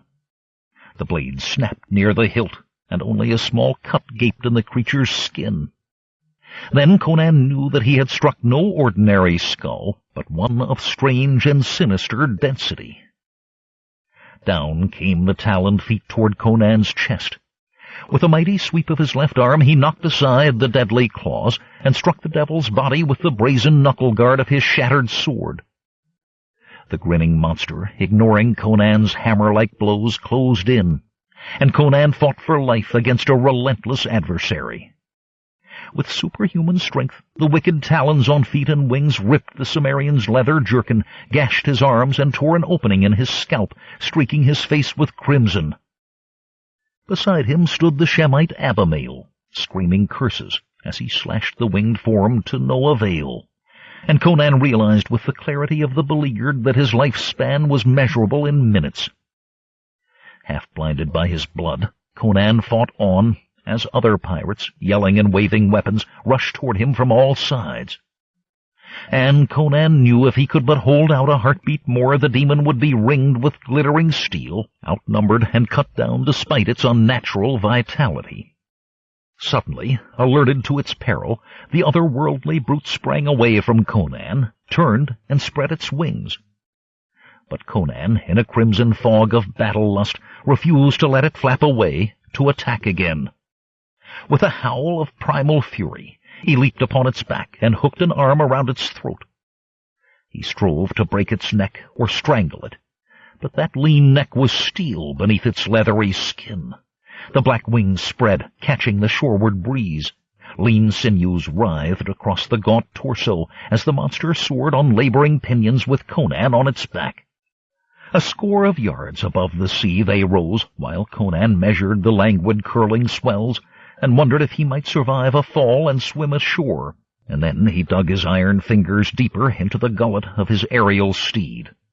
Behind them pirates stared, eyes bulging in consternation, and none dared send an arrow after them lest this seal Conan's doom. The monster spiraled upward. Higher it rose with every turn, until at last it fanned the air adjacent to the parapet. The parapet, Conan saw, stood a mere foot above a flagstone walk.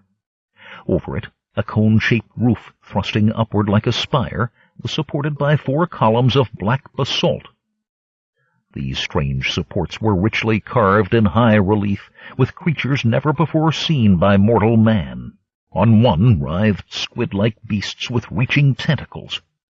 Another bore serpent bodies bedight with feathered pinions. A third showed horned beings with merciless eyes charging an unseen foe.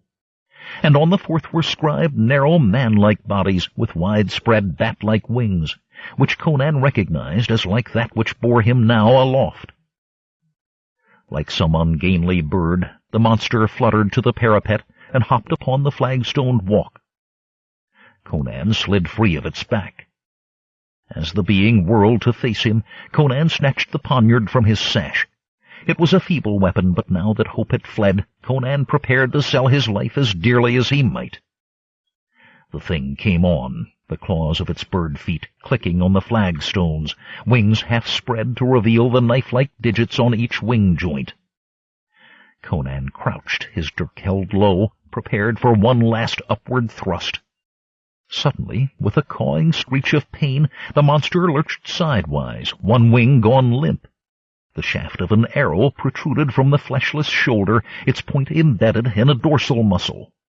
A cheer, wafting from the strand, did honor to this lucky shot by a Barachan archer. The winged devil was not so invulnerable as first appeared. If it could be hurt, it might be killed. Conan smiled grimly. One wing outspread, the monster attacked again. It did not seem too discommoded by its wound. For a brief moment, Conan and the demon circled the stone pit that cut into the center of the flagstone pave. Then Conan, taking the offensive, ceased waiting for the creature to approach. The Cimmerian, weary from the loss of blood and the past night's vigil, summoned his last reserves of strength. Pouncing like a tiger, he leaped forward toward his foe and drove the poniard deep into its chest, hoping to pierce the heart. The blade sank to the hilt in a deep flying muscle, and beneath the forceful blow the devil crumpled.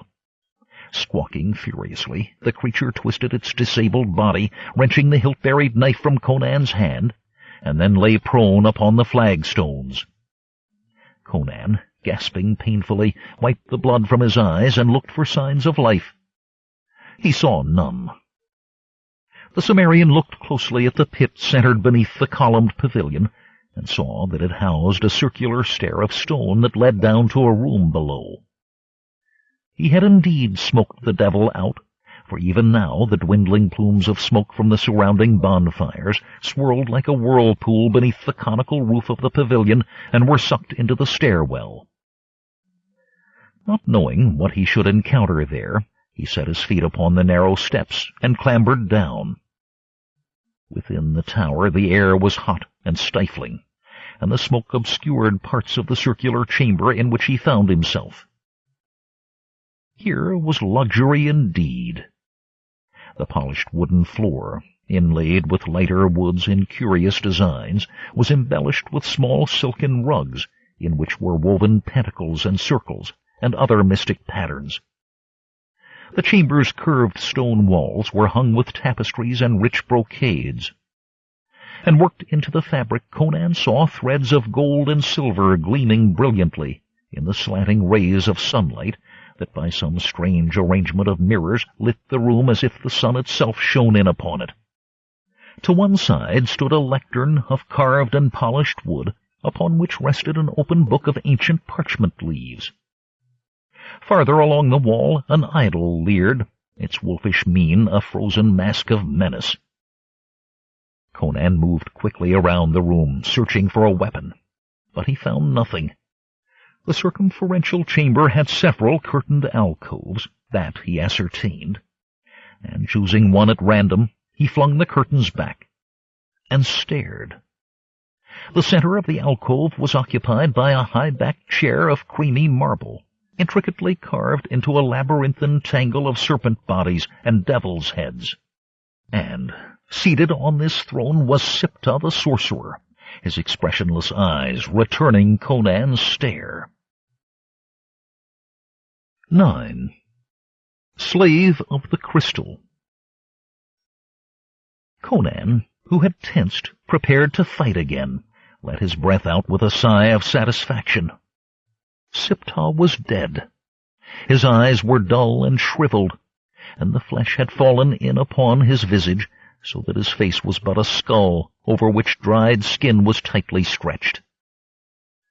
Conan sniffed, but could not, above the odor of the wood smoke, detect any taint of carrion. Siptah had sat for months upon his throne, while his muscles and organs dried and shriveled.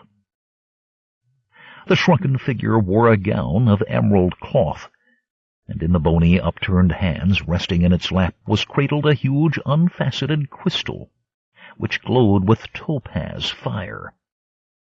This, Conan surmised, was the demon-dreaded gem, whose quest had brought him and his comrades to this death-haunted isle. Conan stepped forward to examine the crystal. To his untutored eyes it seemed but a glimmering sphere of glass lit by an inner glow. Yet so many men desired it that it must have value far beyond imagining. Demons were somehow bound to this pale sphere, and could not be released from service save by this orb. But Conan knew not how. He did not understand such matters, and all that was clean and savage within him shrank from traffic with the powers of darkness. The scrape of a clawed foot on flagstones roused the Cimmerian from his contemplation. He whirled. The creature did not descend the stairs in human fashion, but on half-opened wings dropped down the well to the floor below.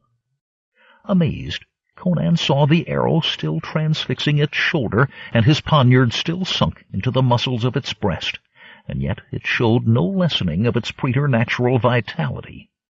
A man, however strong, or a wild jungle beast would have been rendered helpless by such wounds, but not, it seemed, the guardian of Siptah's tower. The creature raised a clawed forelimb and advanced upon him. Frantically, Conan leaped to the left and seized the lectern on which rested the ancient tome.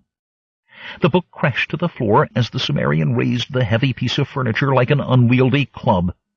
As the winged demon lurched toward him with taloned feet outstretched, Conan swung the clumsy weapon above his head and brought it down upon the monster's skull. The force of the blow sent the devil reeling back and smashed the lectern into a dozen shattered fragments. Mewling and leaking blood from its crushed skull, the Batman staggered slowly to its feet and once again advanced. Conan felt a momentary thrill of admiration for any being that sustained such crippling punishment and yet fought on. Still, his own plight was dire, a thing that would not die, and Conan weaponless. And then an idea, simple and audacious, exploded into consciousness, and Conan cursed himself for past stupidity. He turned and snatched the crystal from the mummy's lap, then hurled it at the oncoming monster. Although Conan's aim was true, the wily creature ducked the missile, and it hurtled through the smoky air to land at last upon the lowest step of the stone staircase.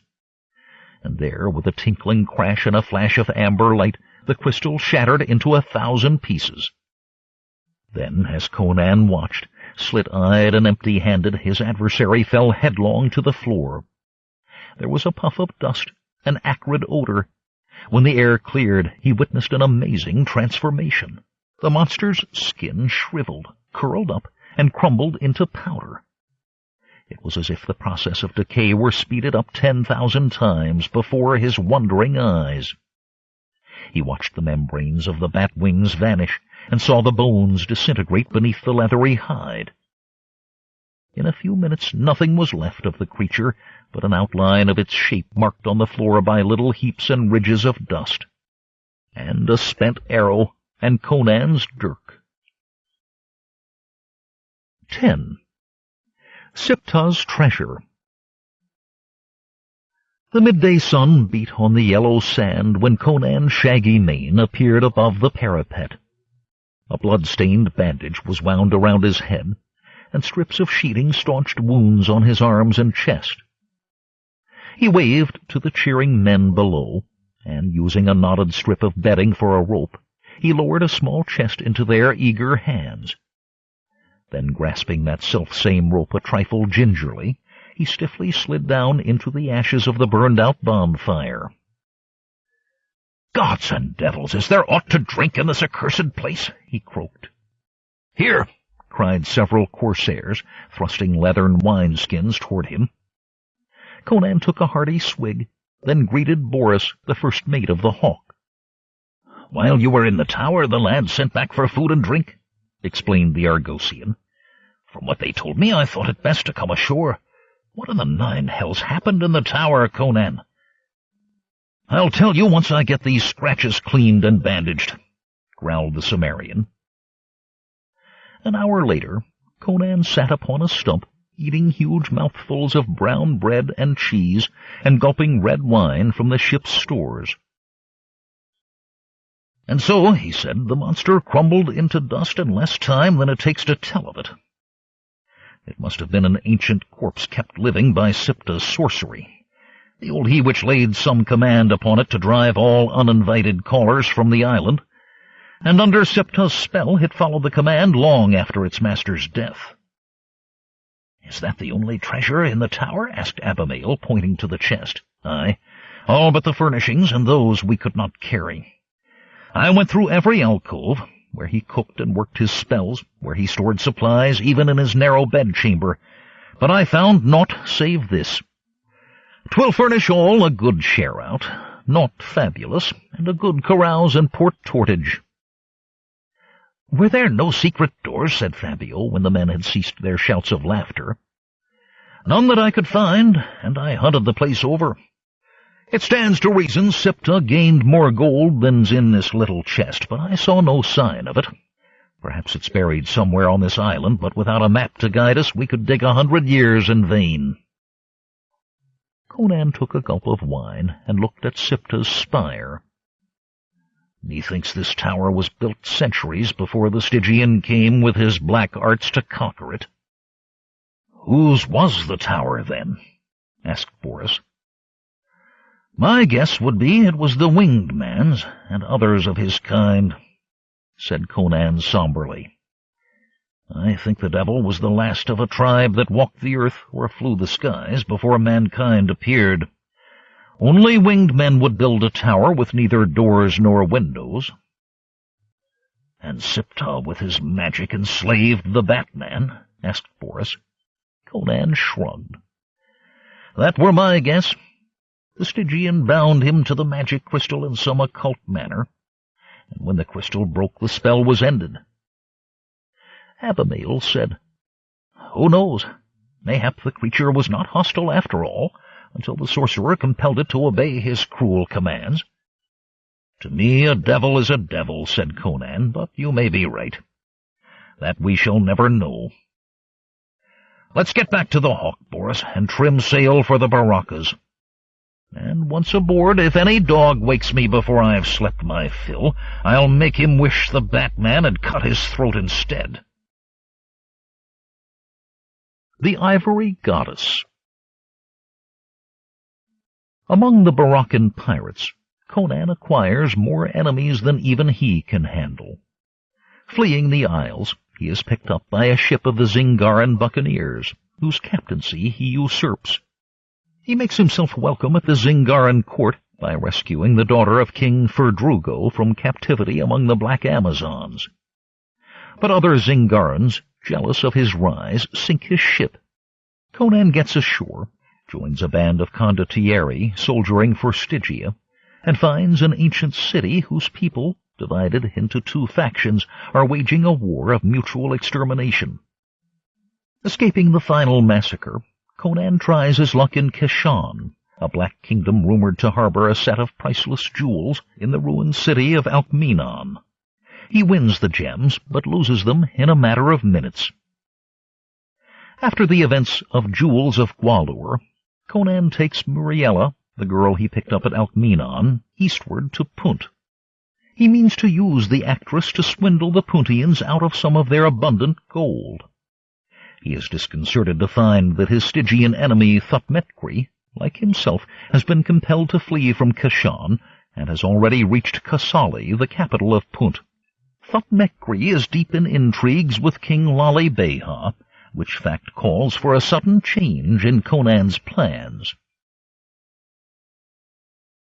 Borne on winds from the west, the sound of drums beat against the temple tower, flamingo pink in the setting sun. On its sunlit wall, the shadow of Zaramba, chief priest of Punt, stood transfixed, his attenuated form resembling a stork. A figure etched upon the wall was no darker than the black man whose shape it mimicked, although the outlined beak was but a pointed tuft of hair that decorated the front of his woolly pate. Zaramba tossed back the cowl of his short purple robe, and listened intently, straining to catch the message that pulsed out of the west. His drummer, clad only in a linen loincloth, squatted beside two, now voiceless, hollow logs that served as temple drums, and marked each note as the distant roll of a great drum irregularly alternated with the clack of a lesser. At length the drummer turned a somber face. "Bad news," he said. "What says this message?" asked Zaramba. "Kashan has been plagued by the intrigue of foreigners. The king has expelled all strangers. Priests of the shrine of Alkmeenon were massacred by demons, one priest alone escaping to tell the tale.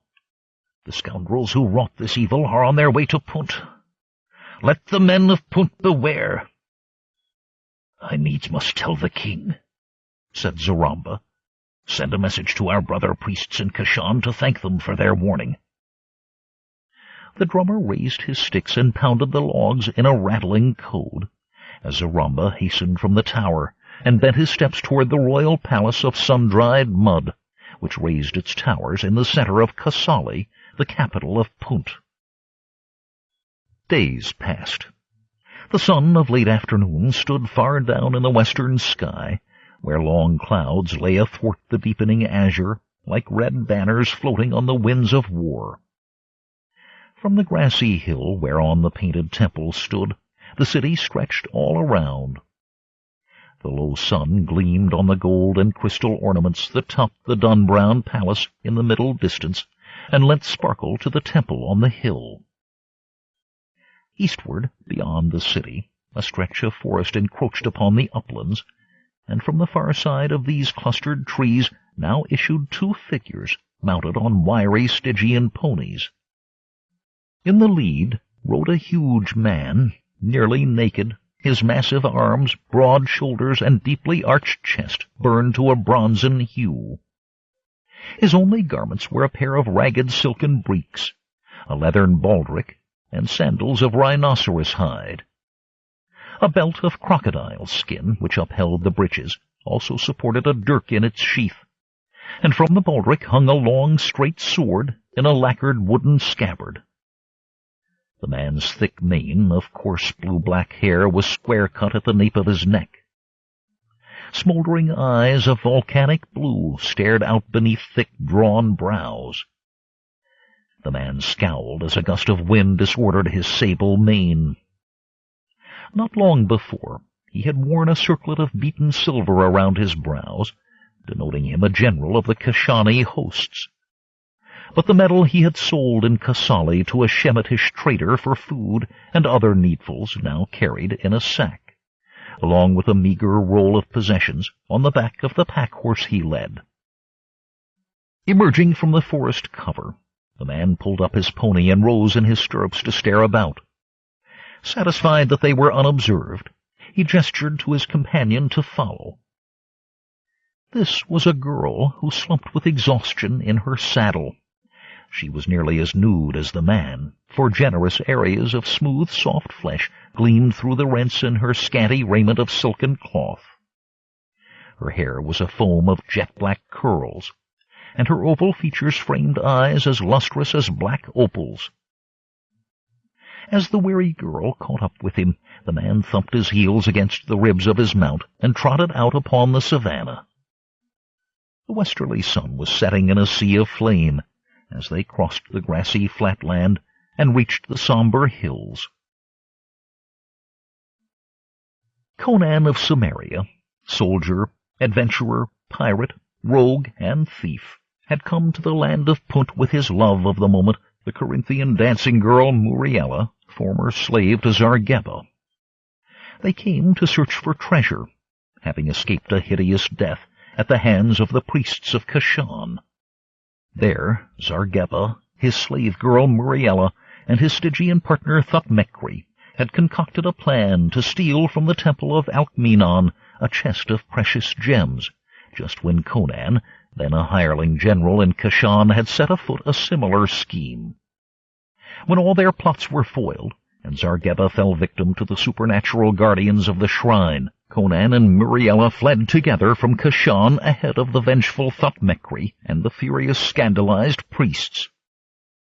When Muriela's impersonation of the goddess Yelaya became known throughout the land, Thutmekri and his retinue narrowly escaped being thrown to the royal crocodiles.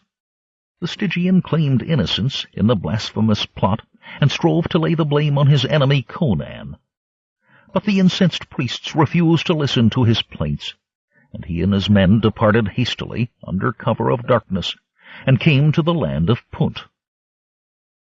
In Punt, the Stygian made his way to Kassali, the capital, where the mud-brick palace of King Lalebeha reared its towers, spangled with ornaments of glass and gold into the blue tropical sky.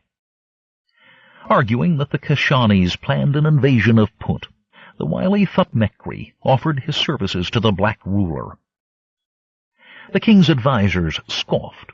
The armies of Punt and Kashan, they said, were too evenly matched for either to attack the other with reasonable hope of success.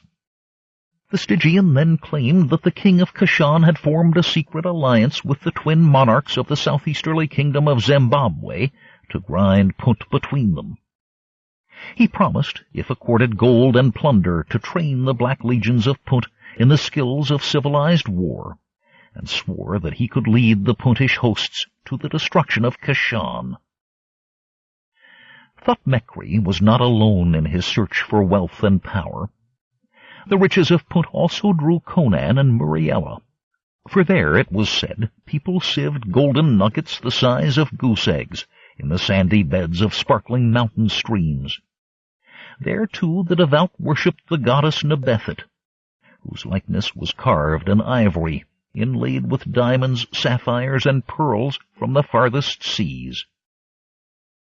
The flight from Alcmenon had told upon the strength of Muriela, who had hoped to stop in Kassali long enough to recover. But when Conan learned that Thutmekri had preceded him thither, he abruptly changed his plans, bought a supply of food, and left the city. The Cimmerian now schemed to have the Corinthian girl, an accomplished actress, impersonate the goddess Nebethet, reasoning that the priests of Punt would not refuse to share their wealth when so instructed by their goddess. Conan would in return humbly obey the goddess's command to lead the Puntian army and defend the land against invasion. Muriela doubted the wisdom of this plan. She pointed out that such a scheme had failed in the shrine of Alcmenon, and that their enemy Thutmekri had already arrived in Kassali and was closeted with King Lali Beha. Conan growled, "Lucky that traitor fellow Nahor warned us of Thutmekri's arrival before I sought an audience with the king. I could never match wits with that slippery devil. He would have denounced us to the king, and the fat would have been in the fire." "Oh, Conan," whimpered Muriela, "give up this mad scheme. Nahor offered you a post in his caravan." Conan snorted. "Take Nahor's piddling pay as a caravan guard when there's a fortune for the finding here in Punt? Not I." Before the first stars ventured forth upon the plain of evening, Conan and Muriela reached the hill they sought. Here, in an uninhabited place, stood the shrine temple of the Puntish divinity Nebethet. There was something about the place, the emptiness, the silence, the somber gloom draping the hills in velvet cloaks, that sent a chill of premonition into Muriela's heart. Nor was the sight of the shrine reassuring, when, having wound up the steep slope, they caught their first glimpse of it. It was a round, domed building of white marble, rare in this land of dun mud-brick walls and roofs of thatch. The barred portal resembled a mouth with bared fangs, and was flanked on the second story by 2 square windows, like empty eye-sockets. A great silver skull, the edifice grinned down on them in the light of the gibbous moon, a lonely sentinel guarding a grim and silent land that stretched away on either side in barren desolation. Muriela shuddered. "The gate is barred. Let us go, Conan. We cannot enter here." "We stay," muttered Conan. "We will go in if I have to carve a way into this skull-shaped pile. Hold the horses." Conan swung off his mount, handed his reins to the trembling girl, and examined the entrance. The portal was blocked by a huge portcullis of bronze, green with age.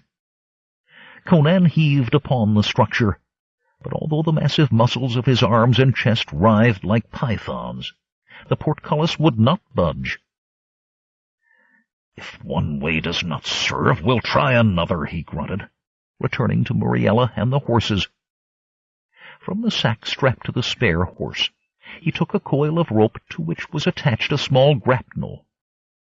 Then he disappeared around a curve of the building, leaving the fearful girl alone in the eerie place. As time passed, her fear turned into stark terror, and when a low voice called her name, she cried aloud, "Here, wench, here!" Startled, she looked up.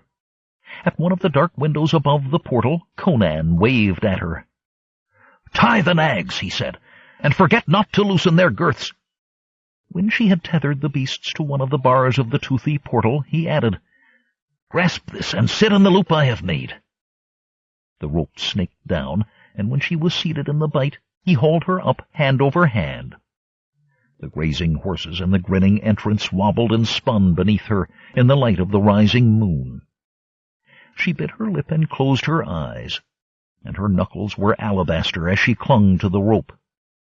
Soon Conan's strong arms closed about her. She felt the cold slickness of the marble sill against her bare thighs, as he drew her slim weight in through the casement. When at last the flooring held firm beneath her feet, she breathed a sigh of relief, and her eyes fluttered open. There was nothing in her new surroundings to give rise to superstitious fear. She stood in a small empty room, the stone walls of which were bare of ornament. Across the room she saw the outlines of a trap-door, propped open by a stick of wood. "This way," said Conan, grasping her arm to steady her uncertain steps. "Careful now, the planks of this floor are old and rotten." Below the trap-door, a ladder descended into the gloom. Fighting her queasiness, she let her companion precede her downward. They found themselves in a spacious rotunda, ghostly in the semi-darkness. A circle of marble columns surrounded them, supporting the dome overhead. "The modern Puntians could not have built this temple," muttered Conan. "This marble must have traveled a long way." "Who built it, then, think you?" asked Muriela. Conan shrugged. "I know not. A Nemedian I met, one of those learned men, told me entire civilizations rise and fall, leaving but a few scattered ruins and monuments to mark their passing. I have seen such in my travels, and this may be another. Let us strike a light before the moon goes down, and it grows too dark to see." 6 small copper lamps hung from long chains beneath the circle of the dome, and reaching up, Conan unhooked one from its hanging. "There's oil in it, and a wick," he said. "That means someone tends these lamps. I wonder who." Conan struck sparks from flint and steel into a pinch of tinder, and flames sputtered into being. He caught the flame on the end of the wick and held up the lamp, whence issued a warm yellow glow. The outlines of the chamber sprang into view. On the perimeter, opposite the great portal backed by a fretted marble screen, they saw a dais set upon 3 marble steps. A figure stood erect upon the dais. "Nebethet herself," announced Conan, grinning recklessly at the life-sized idol. Muriela shuddered. Revealed in the uncertain lamplight was a woman's beautiful naked body, well-rounded and seductive. But instead of a maiden's attractive features, the face of the statue was a fleshless skull. Muriela turned away in horror from the sight of that death's head, obscenely perched upon the voluptuous female form. Conan, to whom death was an old acquaintance, was less affected. Nonetheless, the sight caused shivers to run along his spine. Raising the lamp, he saw with dismay that the statue was carved from a single piece of ivory. In his travels in Kush and Hyrcania, he had learned much of the elephant tribe. Yet he could not imagine what sort of monster might have borne a tusk as thick as a small woman's body. "Crom!" he grunted, staring at the grinning skull. "This means my scheme won't work. I planned to spirit away the statue and put you in its place to utter the auguries. But even a fool would never think you, that skull-faced abortion, come to life."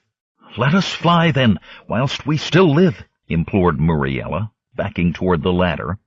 "Nonsense, girl. We'll find a way to persuade the Black King to oust Thutmekri and shower rewards on us. Till then we'll search out the rich offerings left here by the faithful. In rooms behind the idol, maybe, or in underground crypts. Let's explore." "I cannot," said Muriela faintly. "I am fordone with weariness." "Then stay here whilst I look around. But wander not away, and call to me if aught occurs." Lamp in hand, Conan slipped out of the room, leaving Muriela in the enveloping silence. When the dancer's eyes adjusted to the dark, she could see the outlines of the statue, with its sweetly curved woman's body and its gaunt and ghoulish head.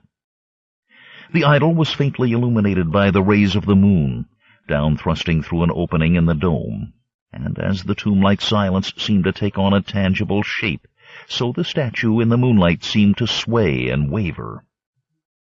The beating of her heart became the tramp of ghostly feet.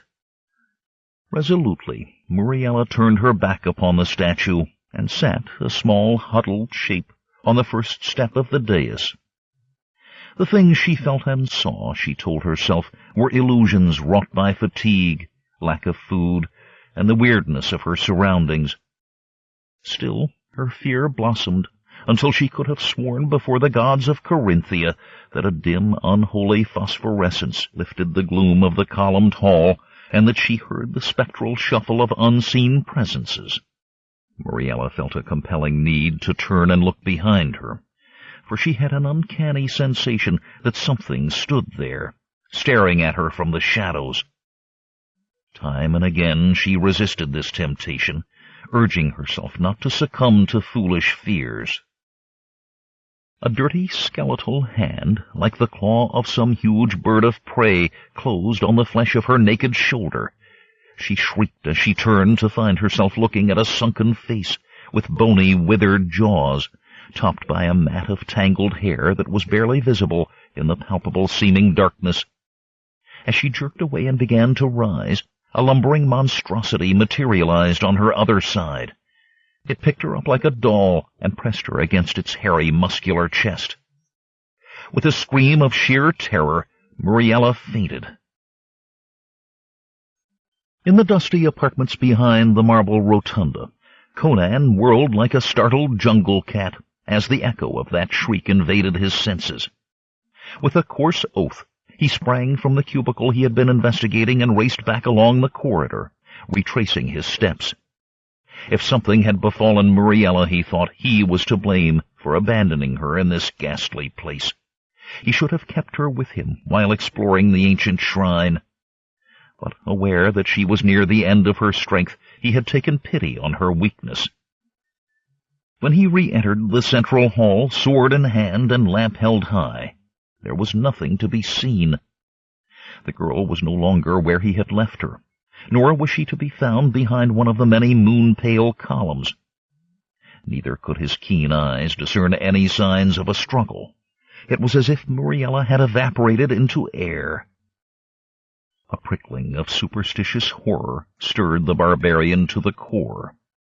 He paid little heed to the dogmas of priests or the oracular warnings of wizards. His Sumerian gods did not much meddle in the affairs of mortals.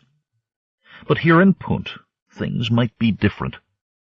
Besides, he had survived enough encounters with presences from beyond earthly dimensions to have a healthy respect for their powers. And deep within him smoldered an atavistic fear of the supernatural. Relighting his lamp, which had faltered and flickered out during his frantic survey of the great hall, he searched on, but with a sense of leaden futility. Wherever the girl might be, she had indeed gone from the rotunda. Muriela slowly came to her senses, and found herself slumped against a wall of smooth stone. She was surrounded by darkness so impenetrable that never since the world began, it seemed to her dazed mind, had light plumbed this abyss of gloom. Rising, she felt her way along the wall until she came to an angle. She set off in a new direction, brushing her fingertips against the rough stone for guidance. She turned another angle, and still another, until it occurred to the frightened and bewildered girl that she had completed the circuit of a small chamber in which she had not detected any door or opening, a featureless cube of stone. How, then, had she come hither? Had she been lured through a trap-door? Was she perchance in some dark well set deep into the living rock of the hill itself? Was this place her grave? Muriela shrank into a huddle, staring into the featureless darkness, trying to recall what had happened before her swooning. Suddenly the gates of memory burst open, flooding her mind with living horror. She remembered the touch of the withered claw of the shriveled creature that had crept upon her in the hall of the idol. She felt again the grasp of the hulking monstrosity that had caught her up against its hairy breast. As memory returned, she cried out again, sobbing Conan's name. Faint as was that beseeching cry, Conan heard it. His cat-like senses, honed through centuries of savage heritage, recognized the echo of Muriella's voice. He whipped about and sought down the corridor in the direction whence the cry had come. The orange flame of his guttering lamp grew feeble, as the gloom of night through which he strode drank up the flickering light. Although the stony corridors and gloomy chambers seemed untenanted, the Cimmerian was alert to the slightest sound. When he heard a faint rasp from the black mouth of a side passage, he stopped, wheeled, and thrust his lamp forward. A wizened, shriveled thing, no taller than a child, leered mummy-like from the lateral corridor. Ancient it seemed as the stones underfoot, and as dead, save for the fire in the bleary eyes, set in cavernous sockets in the shrunken face. The thing cowered from the light of the lamp and threw up a skeletal hand as if to ward off a blow. Then a second apparition took shape out of the darkness behind the first. The monstrous being pushed past the shriveled one and flung itself upon Conan, like a pouncing beast of prey. So swift was the assault that Conan had only a fleeting glimpse of a mountain of sable fur before the lamp was knocked from his hand to go bouncing and clattering away. Conan found himself fighting for his life in absolute darkness. Like a trapped leopard, his reaction was instinctive and violent. He tore himself loose from ape-like arms which tried to pinion him, and lashed out blindly with fists that thudded like trip-hammers. He was unable to discern the true nature of his assailant in the total darkness, but assumed that it was some manner of two-legged beast. He felt the jolt of a solid hit travel up his arm, and heard the satisfying crunch of a jawbone. The unknown attacker came on again, swinging long arms. Conan sprang back, but not before the savage talons of the brute raked across his chest, laying his tanned hide open in long scarlet furrows. The cuts, stinging like fury, filled the Cimmerian with black barbaric rage. Needles of agony ripped away the veneer that civilization had placed upon his seething volcanic soul. Throwing back his tousled mane, he howled like a wolf, and hurled himself upon his attacker, grappling breast to breast. Hot, fetid breath struck his face like the stinking fumes of a furnace. Sharp fangs slavered and snapped at his corded throat. Hands like clamps closed about his wrists, holding him at bay. Conan brought his booted foot up in a mighty kick at the enemy's crotch. With a scream of pain, the creature staggered back, loosening his grip on Conan's arms. Conan wrenched loose from the clutching paws, and with a bestial growl, hurled himself forward, groping for the monster's throat. As he locked his hands on the unseen windpipe, the beast tore loose, and closed its fanged jaws on Conan's forearm. Lowering his head like a pain-maddened bull, the Cimmerian butted the staggering form in the belly. His opponent was taller than he by inches, and heavier by far, but its breath erupted with a gasp of anguish, and it went down with a crash. Snatching out his dagger, Conan seized a handful of coarse hair, and stabbed frantically, again and again, driving the weapon into the creature's belly, chest, and throat, until he had buffeted the last spark of life from its battered hulk. Conan rose unsteadily to his feet, gasping and nauseated with the pain of many bites and scratches. When he stopped retching and regained his breath, he wiped his blade on the monster's hairy leg and sheathed it. Then he groped for his lamp. Although the lamp had gone out, a tiny blue flame danced above a puddle of spilled oil. By the feeble light of this elfin fire, Conan found his lamp and lit it. The dead thing at his feet was a curious hybrid, neither man nor beast. Manlike in shape, it was covered with black hair, like a bear or a gorilla. Yet it was clearly not an ape. Its body and limbs were too manlike in proportions, while its head resembled nothing that Conan had ever looked upon. It had the sloping forehead and protruding snout of a baboon or dog, and its inky, rubbery lips were parted to reveal gleaming canine fangs. And yet it must have had some link to humankind, for its private parts were covered by a filthy breech-clout. Trembling with terror, Muriela listened to the shouts, snarls, and scuffle of the battle in the passageway above her prison. When it was over, she renewed her plaintive cries. Following the sound of her whimperings, Conan located a niche in the corridor, floored by a flagstone, to which was fastened a ring of bronze. He hoisted the slab, bent down, and caught the arms that Muriela reached up to him. The girl gasped and shrank away from the bloody apparition that supported her, but the sound of Conan's familiar voice reassured her, as he helped her step across the battered, hairy corpse that blocked the passage. Haltingly, she described the withered ancient who had laid hands upon her in the rotunda, and told how the monster had seized and borne her off. Conan grunted. "The old hag must be the priestess or oracle of this shrine," he said. "Her voice is the voice of the ivory goddess. There is a closet behind the idol with a door hidden in the fretted marble wall. Hiding there, she can see and speak to those who come to seek her counsel." "And the monster, what of him?" quavered the girl. Conan shrugged. "Crom knows. Mayhap her servitor, or some deformed brute the savages of Punt considered touched by the gods and marked for temple duty. Anyway, the thing is dead, and the priestess has taken flight. Now we have naught to do but hide in a small room behind the statue when someone comes to hear the oracle. We might wait months. Perhaps no one will ever come. Nay, our friend Nahor told us the chiefs of Punt consult the ivory wench before each grave decision. Methinks you will play the skull-faced goddess after all." "Oh, Conan, I am sore afraid. We cannot stay here, even if we would, for we shall starve," said Muriela. "Nonsense, girl. Our pack-horse carries food enough for many days, and this is as good a place to rest as any." "But how about the priestess?" persisted the frightened girl. "The old hag cannot harm us now that her monster is dead," said Conan cheerfully, adding, "If we use normal caution, that is. I would not accept a drink from her hand." "So be it, then," said Muriela. A look of sadness crossed her beautiful face as she added, "In truth, I am no oracle, but I foretell that this adventure will end badly for us both." Conan put his arms around her to comfort her, and in the early morning light that stole through the opening of the dome she saw the blood oozing from the razor cuts across his chest. "My beloved, you are hurt, and I know it not. I must wash and bind your wounds." "Just a few scratches," grumbled Conan.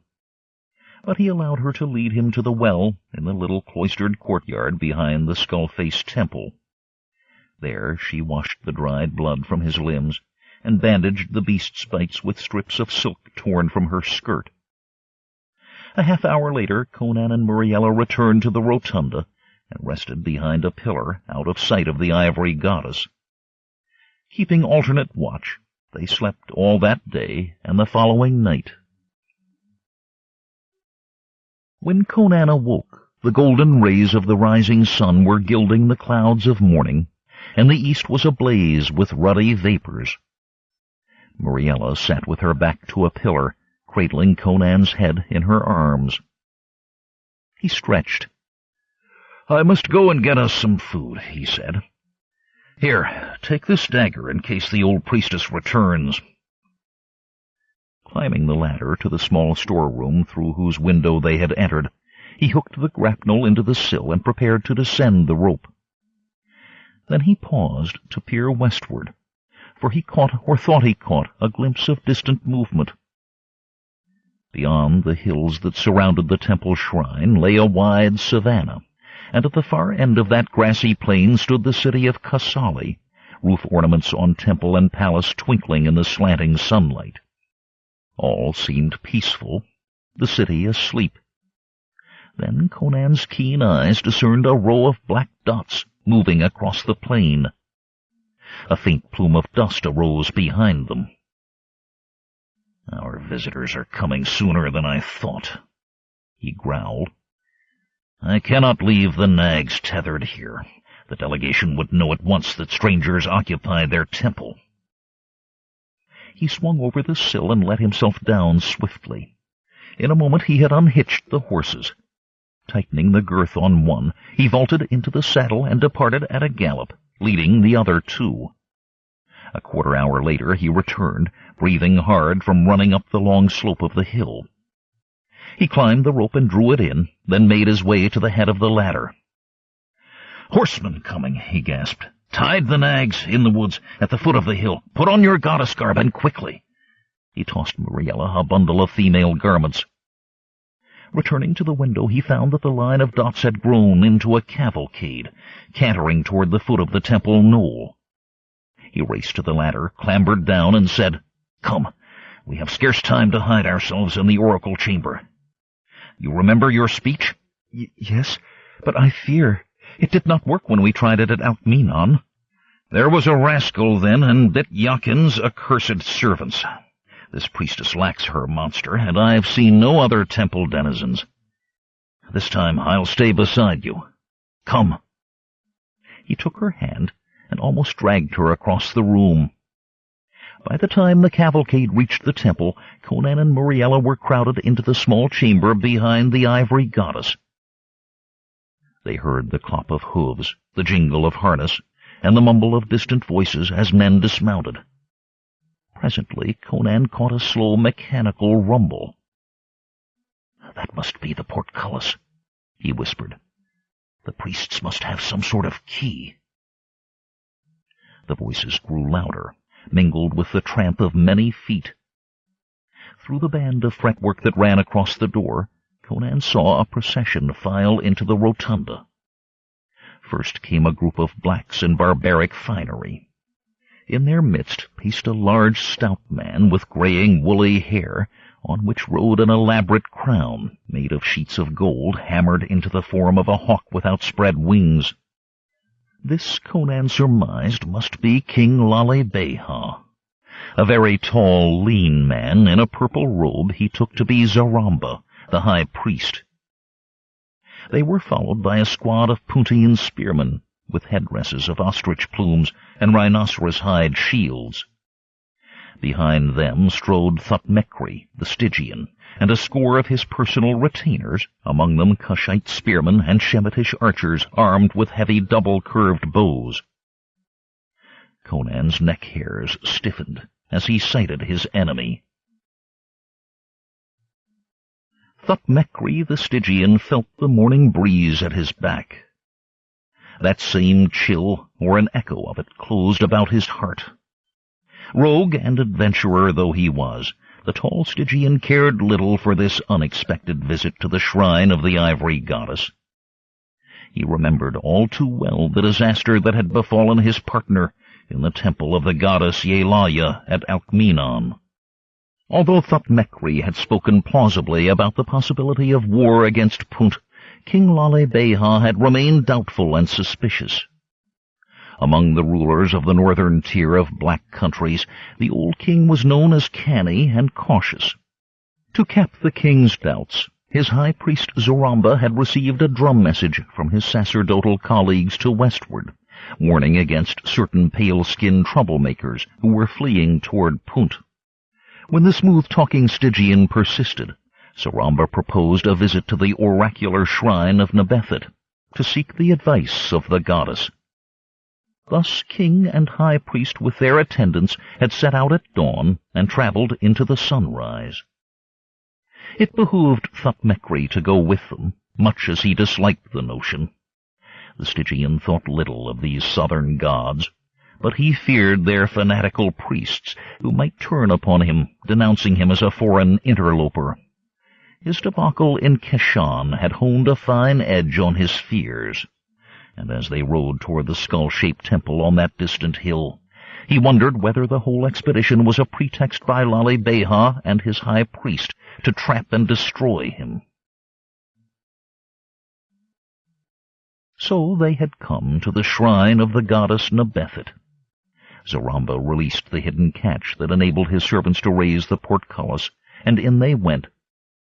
The king placed Thutmekri and his men in the center of the solemn procession, in order, the Stygian suspected, to give the royal escort the advantage should a fracas begin.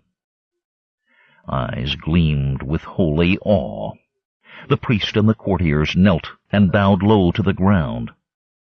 On the dais before the ivory skull-faced goddess, the king placed a small lacquered casket, and as he opened it, jeweled fire spilled out into the pale morning light of the secluded place. Long black arms rose in homage to the ivory woman. Zaramba intoned an invocation, while youthful acolytes with shaven heads swung golden censers, spreading clouds of fragrant smoke. Thutmekri's nerves were on edge. He fancied that he felt the pressure of unseen eyes. As the priest spoke in an archaic dialect of Puntic, which he could not understand, his restlessness grew. His Stygian ancestry whispered that something was about to happen. In a bell-like voice, the skull-faced woman spoke. "Beware, O king, of the wiles of Stygia. Beware, O Lale-Beha, of the plots of blasphemers from distant sinister lands. The man before you is no friend, but a smooth-tongued traitor, come slinking out of Kashan to pave the road to your doom." Growling and lifting their feather-tufted spears, the Puntian warriors glared suspiciously at Thutmekri and his escort. The Stygians' men clustered together, the spearmen forming a circle of shields. Behind them, the Shemites reached back over their shoulders, ready to whip arrows from their quivers. In an instant the hall might explode into a scene of scarlet carnage. Thutmekri remained frozen. There was something familiar about that voice. He could have sworn that it was the voice of a much younger woman disguised to sound mature, a young woman whose voice he was sure he had heard before. "Wait, O king!" he cried. "You are being cozened!" But the voice from the statue, continuing without pause, commanded the attention of all. "Choose instead as your general Conan the Cimmerian. He has fought from the snows of Vanaheim to the jungles of Kush, from the steppes of Hyrcania to the pirate isles of the western ocean. He is beloved of the gods, who have carried him victorious through all his battles. He alone can lead your legions to victory." As the voice ceased, Conan stepped out of the small chamber that opened on the rotunda. With a keen sense of the dramatic, he strode majestically forward, bowing formally to King Lale-Beha and again to the high priest. "The devil!" snarled Thutmekri. His face convulsed with rage, he told his archers, "Feather me yonder clown!" As half a dozen Shemites pulled arrows from their quivers and nocked them, Conan's eye caught their action. He gathered his legs beneath him to spring behind the nearest pillar, for at that range he would be an inevitable target for a volley of arrows. The king opened his mouth to shout a command. At that moment the ivory statue of Nebethet creaked, groaned, and toppled forward to crash down the steps of the dais. Where the statue had been now stood a woman on whom all eyes were fixed. Staring with the rest, Conan saw that it was Muriela, yet it was not she, nor was it merely the shimmering ankle-length gown or the few dabs of cosmetics. This woman seemed Muriela transfigured, taller, more majestic, even more beautiful. The air about her seemed to glow with a weird violet light, and the atmosphere of the rotunda was suddenly vibrant with life. The woman's voice was neither Muriela's light soprano nor her imitation of the ringing tones of the goddess she feigned to be. It was a deeper, more resonant voice, a voice which seemed to make the very floor vibrate like the plucked string of a lute. "O king, know that I am the true goddess Nebethet, albeit in the body of a mortal woman. Does any mortal contest this?" Thutmekri, insensate with rage and frustration, growled to one of his Shemites, "Shoot her!" As the man bent his bow, aiming over the head of the kneeling spearman before him, the woman smiled slightly and pointed a finger. There was a flash and a sharp crack, and the Shemite fell dead among his comrades. "Now do you believe?" she asked. There was no reply. Every man in the chamber, king, priest, warriors, and the adventurers Conan and Thutmekri, sank to his knees and bowed his head.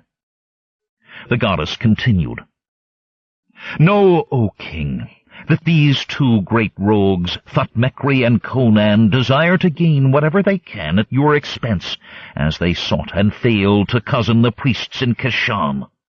The Stygian merits naught less than to be thrown to the crocodiles. The Cimmerian deserves no less a fate, but I would that he be leniently dealt with, because he was kind to the woman whose body is my garment. Give him 2 days to leave the kingdom, or become the reptiles' prey. I lay upon you one more command. My eidolon, cracked in its fall, was at best an ugly image. Set your artisans, O king, to carving me a new statue in the likeness of this woman whose form I now inhabit. I shall, in the interval, make my abode in her body. See that it be furnished with the best of food and drink. Forget not my commands. I grant you now permission to withdraw. The purple light faded. The goddess stood motionless upon the dais. The men, bemused, rose silently to their feet, and stood as men transfixed. Stealthily the Stygian and his retinue moved toward the open portal. The king's command shattered the silence. "Take them!" he roared. A long-bladed javelin soared from the hand of the king's man to bury itself in the black breast of one of Thutmekri's Cushites. The victim screamed, lurched drunkenly, and sank sprawling on the marble floor, blood gushing from mouth and nose. The next instant the hall was alive with yelling, struggling men. Javelins arced, bowstrings twanged, spears jabbed. Jagged-bladed throwing knives whirled through the air, and hardwood clubs thudded on rhinoceros-hide shields and woolly-pated heads. Again and again the men of Punt hurled themselves upon the compact knot of Thutmekri's men. As each wave receded, wounded or dying men clutched at spurting arteries or writhed in their own spilled viscera. Thutmekri whipped out his glittering scimitar, thundering oaths and calling on Set and Yig and all the other devil gods of the Stygian pantheon. He hewed like a madman among his attackers. Shortly he cleared a space before and around him, the nearest Puntians giving back before his deadly strokes. Through the thinning press Thutmekri sighted Conan, standing with sword in hand beside the dais. Eyes glaring, mouth twisted with hate, Thutmekri broke out of the crowd and rushed upon the man he blamed for the collapse of all his schemes. "This is for you, Cimmerian lout!" he screamed, aiming a decapitating slash at Conan's neck. Conan parried, and the swords met with the clang of a bell. The blades sprang apart, circled, clashed, and ground. Sparks flew from the steel. Breathing heavily, the antagonists circled, thrusting and slashing in a frenzy of action. After a quick feint, Conan struck home against Thutmekri's flank. With a groan, the Stygian doubled over, dropping his sword and clutching at his cloven side. Blood gushed across his fingers. A second blow sent his head leaping from his shoulders and rolling along the floor, while his body slumped into a swiftly widening pool of its own blood. When their leader fell, Thutmekri's men, such as were still standing, broke for the exit. In a mass, they crowded through the encircling Puntians, pushing some aside and trampling others. In a trice they were through the portal. "After them!" shouted King Lali-Beha. "Slay all!" King, priests, and warriors streamed out after the fugitives. When Conan reached the portcullis, the grassy slope and the plain beyond were alive with men, some galloping on horseback and some running afoot like madmen. Some of the fugitives vanished into the forest that lapped the hill to southward. Back in the shrine, Conan stepped over the silent dead and the groaning wounded to approach the dais. Muriela still stood motionless where once had stood the ivory statue. Conan said, "Come, Muriela, we must be gone. How did you manage that purple glow?" "Muriela," said the woman, looking full upon his face. The violet radiance returned as she spoke. There was about her a chill remoteness of tone and manner far beyond the capacity of Muriela's not unskilful acting. "Do not presume, mortal, unless you wish the fate accorded that unfortunate Shemite." Conan's skin crawled. Awe shone in the blue eyes he turned upon the goddess. "You are truly Nebethet?" "Aye, so some men call me. But what is to become of Muriela? I cannot just abandon her. Your concern does credit to you, Conan. But fear not for her. She shall be my garment as long as I wish.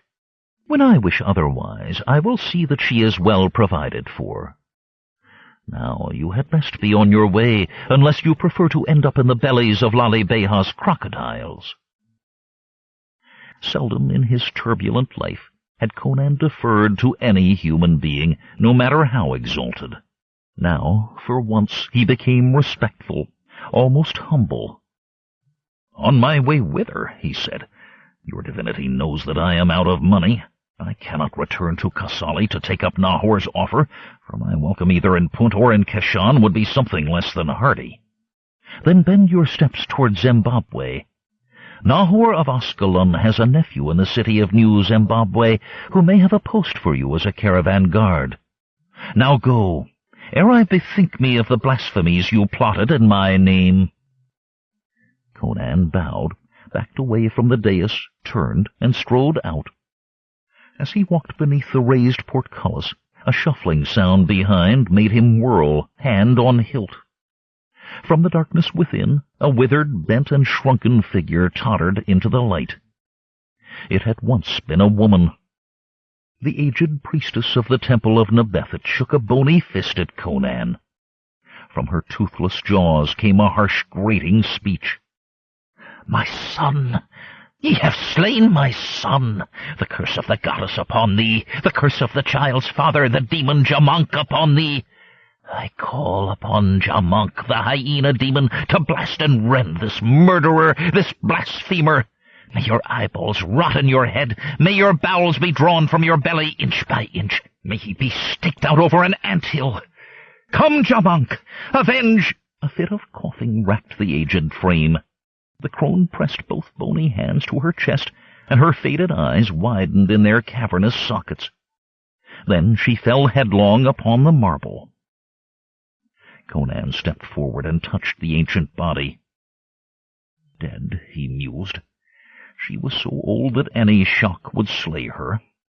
Perchance her demon lover, who begat the monstrosity on her, will come after me, and perchance not. In any case, I must be on my way. He closed the staring eyes of the corpse, strode out of the temple, and swung down the grassy slope to the place in the forest where he had left the horses. Moon of Blood. Failing to obtain his long-sought fortune in Punt, Conan travels north to Aquilonia and takes service as a scout on the western frontier, on the edge of the Pictish wilderness. After the events of Beyond the Black River, he rises rapidly in the Aquilonian service. As captain of regular troops, he is in the thick of the fighting that rages all over the province of Kona Johara, from Velitrium to the Black River. These fights are skirmishes between the retreating Aquilonians and the oncoming Picts, reoccupying the territory they had enjoyed before the Aquilonians drove them out of it. Rumor says that the feuding Pictish clans have united and plan to attack Velitrium itself. So Conan and another captain are sent out with detachments to probe deep into the lost province and to find out what the Picts are up to. 1. The Owl That Cried by Day. The forest was strangely silent. Wind whispered through the jade-green leaves of spring, but no sound came from the beasts and birds who dwelt within these verdant solitudes. It was as if the forest, with its 1,000 eyes and ears, sensed the presence of an intruder. Then through the aisles of giant oaks came the rustling of armed men on the move, the tramp of feet, the muted jingle of metal armament, the murmur of voices. Suddenly the leaves parted, and a burnished giant of a man entered a clearing. He was armed as if for war. A plain steel helm covered his mane of coarse black hair, and his deep chest and knotted arms were protected by a hauberk of chain mail. The dented helm framed a dark, scarred face bronzed by strange suns, wherein blazed eyes of smoldering volcanic blue. He did not tramp along, but glided from bush to bush, now and again stopping to peer, to listen, and to sniff the air. He had about him the tense and wary look of one who expects an ambush. Soon a second man appeared behind the first, a well-built blond young man of medium height, wearing the war harness of a lieutenant in the Golden Lions, a regiment in the frontier guard of Numenides, king of Aquilonia. The difference between the two was striking. The black-maned giant, obviously a Cimmerian from the savage wildernesses to the north, was vigilant but at ease. The younger officer, starting at every sound and swatting the myriad flies, appeared clumsy and nervous. He addressed the older man with deference. "Captain Conan, Captain Arno asks if all is well forward of our position. He waits your signal to advance the troops." Conan grunted, saying nothing. The lieutenant glanced uneasily about the glade. "It seems quiet enough to me," he added. Conan shrugged. "Too quiet for my taste. These woods at midday should be alive with birdsong and the chattering of squirrels. But it's as silent hereabouts as any graveyard. Mayhap the presence of our troops has affrighted the forest creatures," suggested the Aquilonian. "Or," said Conan, "mayhap the presence of a Pictish force, though as yet I have seen no certain sign. They may be here, or they may not. Tell me, Flavius, have any of our scouts returned?" "Not yet, sir," said the young lieutenant. "But the scouts sent out by General Lucian report no Picts are in the forest." Conan bared his fangs in a mirthless wolf's grin. "Aye, the general scouts swear there's not a living Pict in all of Kona Johara that I know. They conclude the painted devils anticipate our strike in force and have withdrawn. But you distrust the scouts, Captain?" Conan glanced briefly at the lieutenant.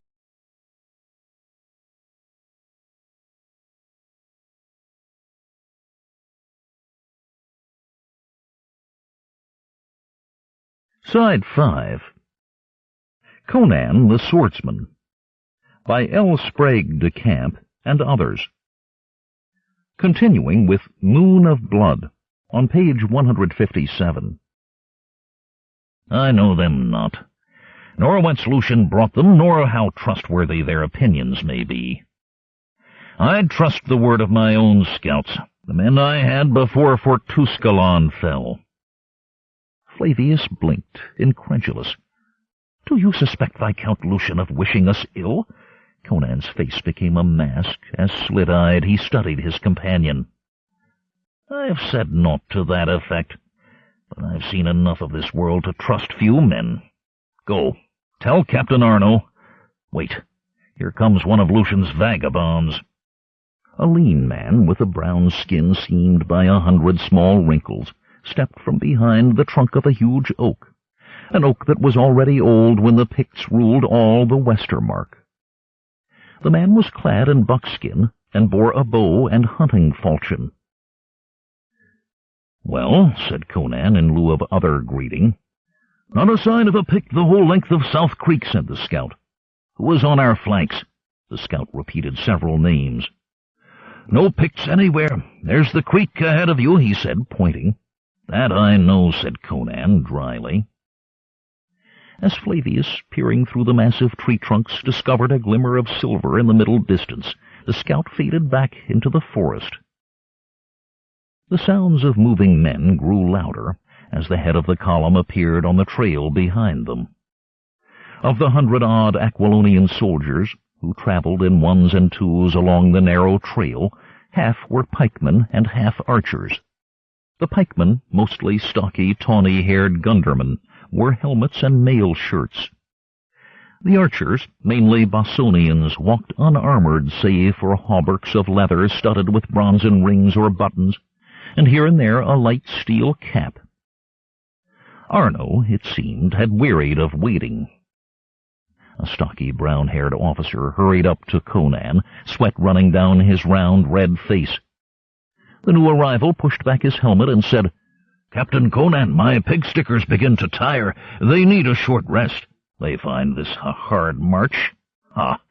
They need hardening, Arno, the way I've been hardening my archers. Let them rest for a moment, and go stop their loose tongues.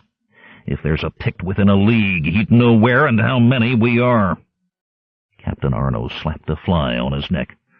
"Few men have legs as long as yours, Conan, or tongues as short." He returned to his soldiers, shaking his head. "Reconnaissance in force, forsooth," growled Conan to Flavius. "Under these conditions it invites disaster." "The general's orders were positive," said Flavius. "Aye, but that makes them no less foolish. To war with Picts you need news before the fight and numbers during it. So you scatter your scouts to seek the size and position of the foe, then concentrate your troops to hit them hard. That sort of takes careful timing, does it not?" "Aye, that it does. If you miscalculate, you're dead.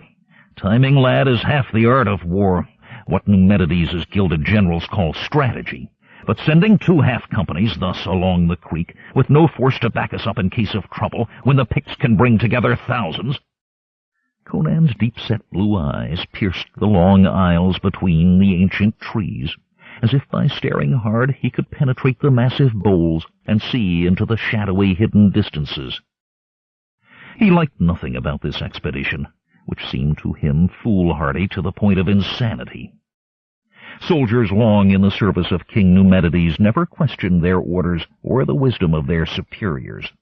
But Conan the Cimmerian was no common Aquilonian soldier, although for more than a year he had served as a mercenary here, fighting the country's wars for hire. He was beginning to regret his acceptance of a command in the frontier guard, although at the time it had seemed the wisest course. The sharing of command with Captain Arno partly accounted for his change of heart, but this blind expedition into an unknown and hostile wilderness irked him more. Every savage instinct in his primitive soul cried out in warning against so foolish a plan. "Well, time to move on," he growled. "Flavius, return to Arno and have him get his pikemen on their feet."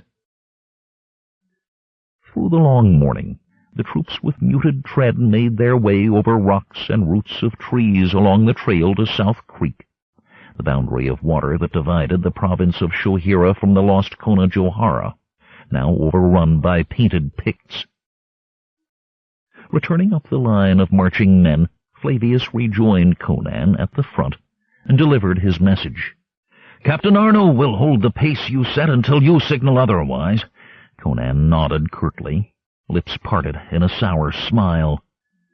"Praise be to Crom," he said. "For what?" asked Flavius. "For Arno's good sense to know that he knows not the frontier, so he takes my advice. In other circumstance, 2 commanders of one force would be an invitation to the gods of disaster. General Lucian insisted there be 2 of you. Still, I like it not. Something stinks about this whole foray." As the trail approached the creek, Conan turned to the soldiers in the van. "Fill your water jugs and skins, all of you. Pass the word along, but whisper it." When the sun looked down from the center of the sky, the troop had covered another league along South Creek as it tumbled over its rocky bed in its haste to reach its junction with the Black River. Aside from the rippling of the water, the forest was as silent as a tomb.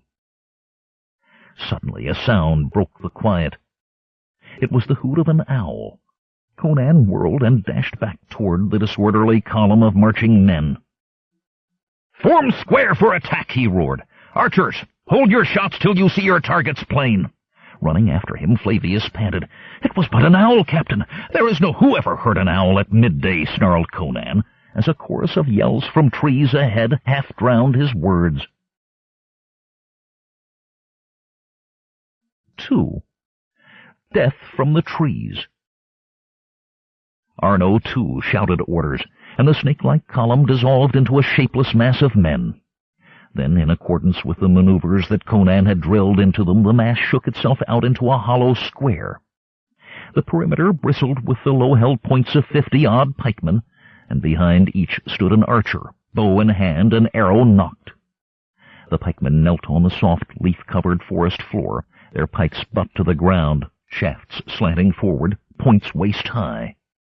The wall of men had scarce been formed when a horde of painted savages erupted from the woods. Naked but for breechclouts and moccasins, and feathers in their tangled manes of knotted hair, the Picts charged the Aquilonians, shooting arrows as they came. Formidable they were, these swarthy, muscular men, armed with copper-bladed hatchets and copper-headed spears. Some bore weapons of fine Aquilonian steel, stolen from the dead after the fall of Fort Tusculum. "Mitra, there must be thousands of them," breathed Flavius. "Go to yonder corner of the square," said Conan, as he positioned himself at the corner to the right. Arno and Arno's lieutenant occupied the remaining corners, facing outward toward the fast-surrounding hordes. Several Picts fell before the withering rain of Bossonian arrows. Then the Picts were upon them. Some, in their warlike fury, impaled themselves on the points of the pikes. Others danced beyond the spears, yelling war cries and brandishing weapons. A few dropped to the ground and tried to roll beneath the jagged line of spears, but these were soon dispatched. Defending his corner of the square, Conan whirled his heavy broadsword, lopping off a head here, an arm there. The archers, with the relentless rhythm of automatons, knocked arrows and loosed them into the surging mass. Pict after Pict fell screaming, trying to draw a shaft from his chest, or writhing in his death throes. Blood flowed unchecked across last winter's leaves and soaked into the thick humus of the forest floor. The motionless air drank in the stench of blood and sweat and fear. The screech of a bone whistle cut through the roar of battle.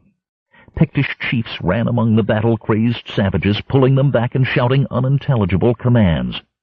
The frenzied tribesmen were not readily commanded, but at last they turned their backs on the foe, trotting down the forest aisle, limping or hobbling away, or staggering beneath the weight of wounded comrades. They faded into the budding branches and were gone. Around the armored square lay more than 200 dead and wounded Picts, some moaning, others feebly trying to crawl to safety.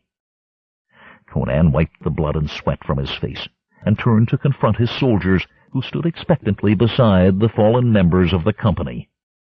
"You! And you!" barked Conan, indicating 2 of the pikemen. "Fall out and dispatch me those dogs who still move. If it's a Pict spirit, they are good at shamming dead.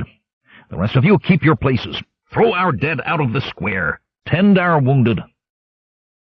Conan designated 3 archers to leave the square to gather up the spent arrows lying on the ground or sunk in Pictish flesh. Arno asked, "Why have the savages quit when they outnumbered us 10 to 1? Crom only knows. They've probably withdrawn to plan some other devilment. Don't break formation yet." A gentle breeze carried the sound of a drum and a rattle shaken by a swarthy hand. The Aquilonians sighed in relief, wiped sweat from their faces, and drank deeply from their water jugs and skins. When some doffed helmets and mail-shirts, Conan roared, "Put back your harness, dolts! How think you we slew so many more than we ourselves have lost?" In the airless afternoon, flies swarmed around the bodies of the fallen, forming black clusters on the bloody wounds, and the drumming and rattling of the savages droned on.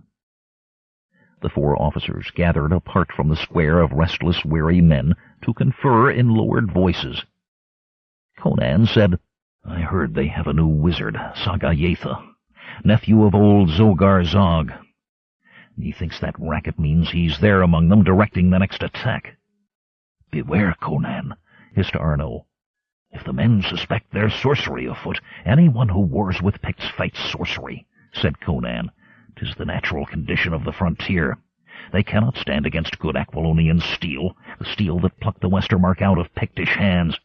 So they turn to their black devil magic to even up the odds." "What mean you plucked?"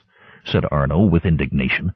"The land was bought from them piece by legal treaties bearing royal seals." Conan snorted. "I know those treaties, signed by some Pictish drunken ne'er-do-well who knew not what he placed his mark upon. I love not Picts, but I can understand the fury that drives them now. We'd best march back in column of 4s, pikes without and archers within. Should they again attack, we can reform our hedgehog." The officers returned to their posts, But before the column had proceeded 100 paces, the rattling and drumming ceased abruptly. The marchers paused, disquieted by the sudden silence. A piercing scream ripped through the garment of uncanny silence. A man staggered out of ranks and fell writhing among the twisted roots. Another likewise fell, and suddenly the line vibrated with fearful cries of horror. Snakes, Pictish vipers, some as long as a man, with wedge-shaped heads and diamond patterns down their thick, scaly bodies, dropped from the trees among the Aquilonians. On the forest floor they coiled, heads swaying, and lunged at the nearest soldier. Then, slithering to their next victim, they coiled and struck again. "Swords!" shouted Conan. "Kill them! Keep your ranks, but kill them!" Conan's blade divided a 6-foot serpent into writhing halves. But there seemed no end to the rain of snakes. An archer, shrieking in mindless terror, dropped his bow and broke into a run. "Back in the ranks, you!" roared Conan. The flat of his sword felled the fleeing Aquilonian. But it was too late. Panic had taken hold. Arno, snake-bitten, lay writhing on the ground. The frontier guards dissolved into a stream of fugitives, casting aside armor and weapons in their headlong flight. The Picts swarmed out of the forest cover and rushed after them, hacking, stabbing, and cudgeling those they overtook. Conan's whirling broadsword struck down 2 Picts. "Flavius!" he cried. "This way!" The young lieutenant fought through the press to join Conan as the Cimmerian strode away from the fleeing Aquilonians. "Are you mad?" panted Flavius, catching a Pictish hatchet blow on his buckler and missing a swipe at the wielder. "See for yourself," growled Conan, running another Pict through the body. "If you'd leave this place alive, follow me." The two hastened northwestward.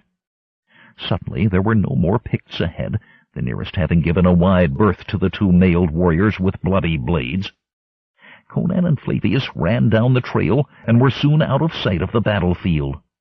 The savages sprinted after the bulk of the Aquilonians, fleeing back toward Velitrium, but the Picts avoided the area where the Aquilonians had formed their square, for there lay bodies heaped, and serpents still slithered and coiled and struck. 3. Blood Money. In time, the creek spread itself voluptuously beneath the blue sky, which it caught in reflected splendor. As Conan and Flavius pushed through the lush greenery cradling its shores, a sharp clap shattered the stillness. A splash roiled the placid surface of the pond, and drops of water leaped up the slanting rays of the afternoon sun, glittering like topaz. "Fish," whispered Flavius. "Beaver. They splash with tails like broadswords to warn the others when danger approaches. See you their dam downstream of the pond? That's their abode." "Mean you they live beneath the water?" "Nay, in dry nests of twigs above the surface within the confines of the dam. Can you see that opening beyond the dam?" On the right bank of South Creek, below the beaver dam, Flavius saw a clearing. Once neglected and overgrown, it had been lately cleared again. Through the trees that crowned this promontory, Flavius glimpsed the steel-blue water of the Black River. In the midst of the clearing rose a granite statue twice the height of a man. Little more than a large upright boulder, it was roughly trimmed to suggest a human shape. In front of this rude eidolon, a smaller, flat-topped boulder appeared above the long grass. "The Council Rocks," muttered Conan. "The Picts were wont to meet here before the Aquilonians drove them out of Kona Johara. Now they've cleared the place again and use it for their gatherings. We'll hide behind the beaver house to watch and listen. They'll hold a council, now that our forces are in disarray." "But they'll spy us, Conan, and take us prisoner, or worse." "I think not." Conan pulled ferns and water plants from the margin of the pond and fastened them about his helmet. "Tie plants about your helm, like mine." "This hides our heads full well," said Flavius, "but what about mail-clad bodies?" "All is invisible in blackish water, son." "Mean you we must lurk within this pond in all our harness, like some scaly creatures of the deep?" "That's it. Better wet than dead. Flavius sighed. I suppose you are right. The day I'm wrong, they'll hang my head in one of their altar huts. Come on. Conan stepped into water no deeper than his waist and led his young companion across the pond to the beaver house, a wide mound of sticks 2 feet above the water. As they approached, a turtle, sunning itself on the wattled dam, slipped off into the water and vanished.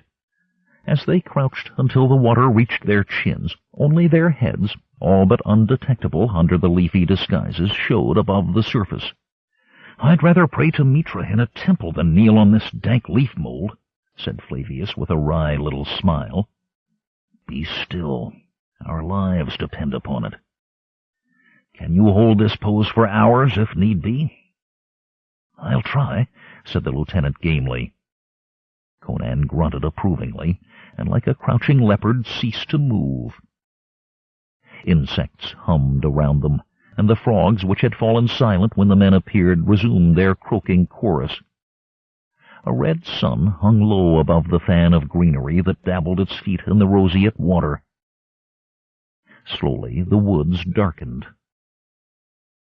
Flavius whispered desperately, Something is biting me. Bloodsucker, said Conan. Fear not. It will not steal enough of your blood to weaken you. With a shudder, Flavius pinched the writhing leech and cast it from him. Hist! They come, murmured Conan. Flavius quieted, hardly daring to breathe, as Picts in 1s and 2s flitted among the darkening trees, whooping with laughter. Flavius was surprised. From what he had seen of Picts, he deemed them a dour and silent folk. Evidently these savages could rejoice as well as other men. The clearing filled as Picts, in clan regalia, squatted and rose and passed around skins of weak native beer amid chatter and boasting. I see wolves, hawks, turtles, wildcats, and ravens, whispered Flavius, all in seeming amity. They are learning to put aside their clannish feuds, muttered Conan. If ever the tribes unite at once, let Aquilonia beware. Ah, look at those twain. 2 figures, distinct from the throng of nearly naked savages, stepped into the clearing. One was a Pictish shaman, wearing a harness of leather, in which was set a score of tinted ostrich feathers. These plumes, Flavius knew, must have been borne for nearly 1,000 leagues over trade routes that wound like ribbons through the deserts and savannas of the south. The other man was a lean, weather-beaten Aquilonian in buckskins. Conan whispered, Sakayetha, and by Crom, that's Edric, the scout whom Lucian foisted on us. Cutting a path through the squatting warriors, who swayed like fields of grain to let them pass, the shaman and the scout came through the throng and climbed the smaller boulder. The Aquilonian spoke in his native language to the Picts, pausing betimes for Sagayetha to translate. You have seen, my children, began Edric, that your great and loyal friend, General Viscount Lucian, is not one whose words are straw. He said he would betray a company of Aquilonians into your hands, and did he not? Even so, when he promises you all of Shohira, he will not fail you. Now the time has come for the reckoning. In return for aiding you to recover the land that was stolen from you but a few decades ago, he now asks payment of the promised treasure. Sagayetha translated the last phrase and ripped out a short speech of his own. What says he? Whispered Flavius. He told them to fetch the money. Now hush. 4 Picts appeared, staggering under a stout chest slung from a pole, which the Picts carried on their shoulders. As they lowered the chest to the ground, Sagayetha and Edric jumped down from the boulder and raised the lid. From their watery lurking place, Conan and Flavius could not see the contents, but Edric dipped a hand in, brought up a fistful of the gleaming coins, and let them trickle back into the container. Flavius could hear the metallic clatter. Where would the Picts get so much gold and silver? He whispered. They use not coins, save now and then for trading with the Aquilonians. Valanis's pay chest, muttered Conan. A full one had arrived at Fort Tuscalan just before it fell, and the Picts got their hands on it before it could be paid out to the soldiers. Why in the name of all the gods would Lucian betray his own folk and sell their land to savages? I know not, albeit I have some ideas. I will slay those villains or die trying. One quick rush might reach them ere they struck me down. Try it, and I'll throttle you, growled Conan. This news we hear is more important than aught that you could do. If we live not, it will never reach Velitrium. Now keep your head low and stay your tongue.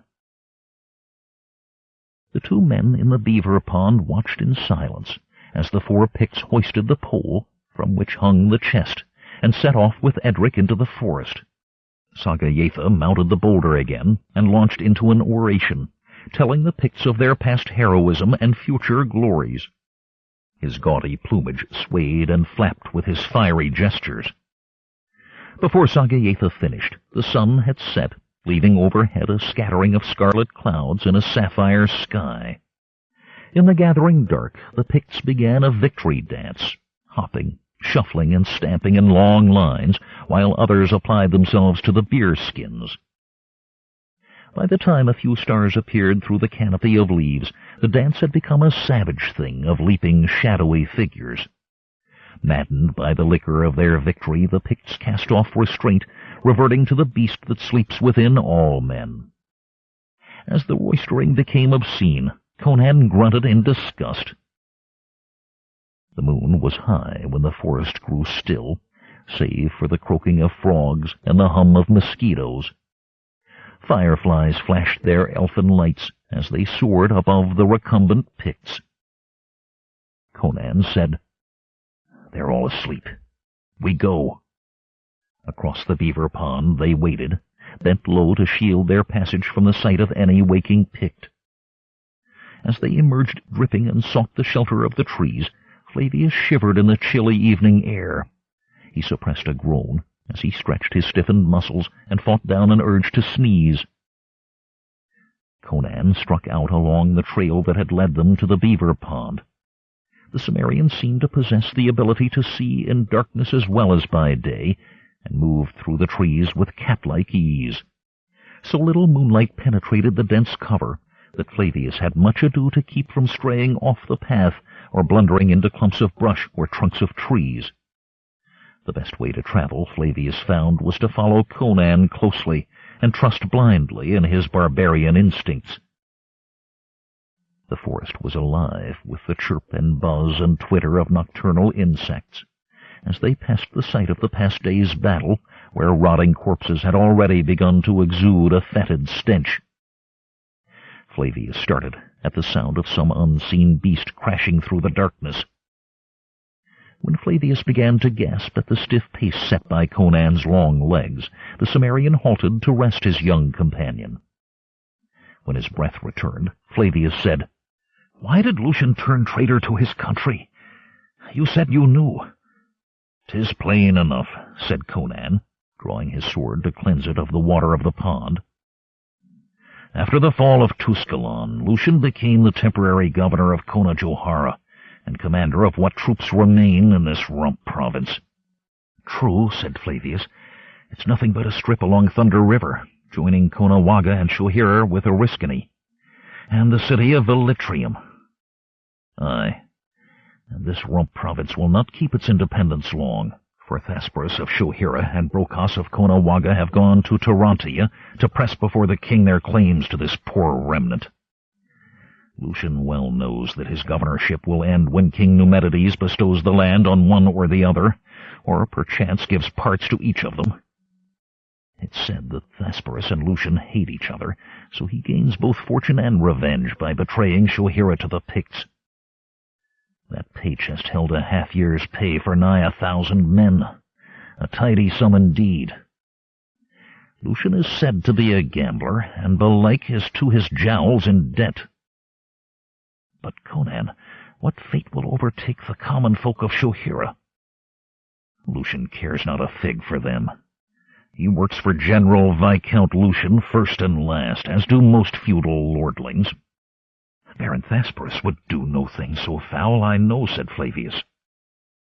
At least Thasperus did not recall the companies he sent us as reinforcements after Tusculon, and that cannot be said of Brocas. Still, I trust none of them. Besides, Lucian's plot is no less fair than that whereby you Aquilonians took the Westermark. At least so think the savages. Anger tore at Flavius's devotion to his captain. If you so despise us Aquilonians, why do you risk your neck fighting for us against the Picts? Conan shrugged, there in the moonless forest.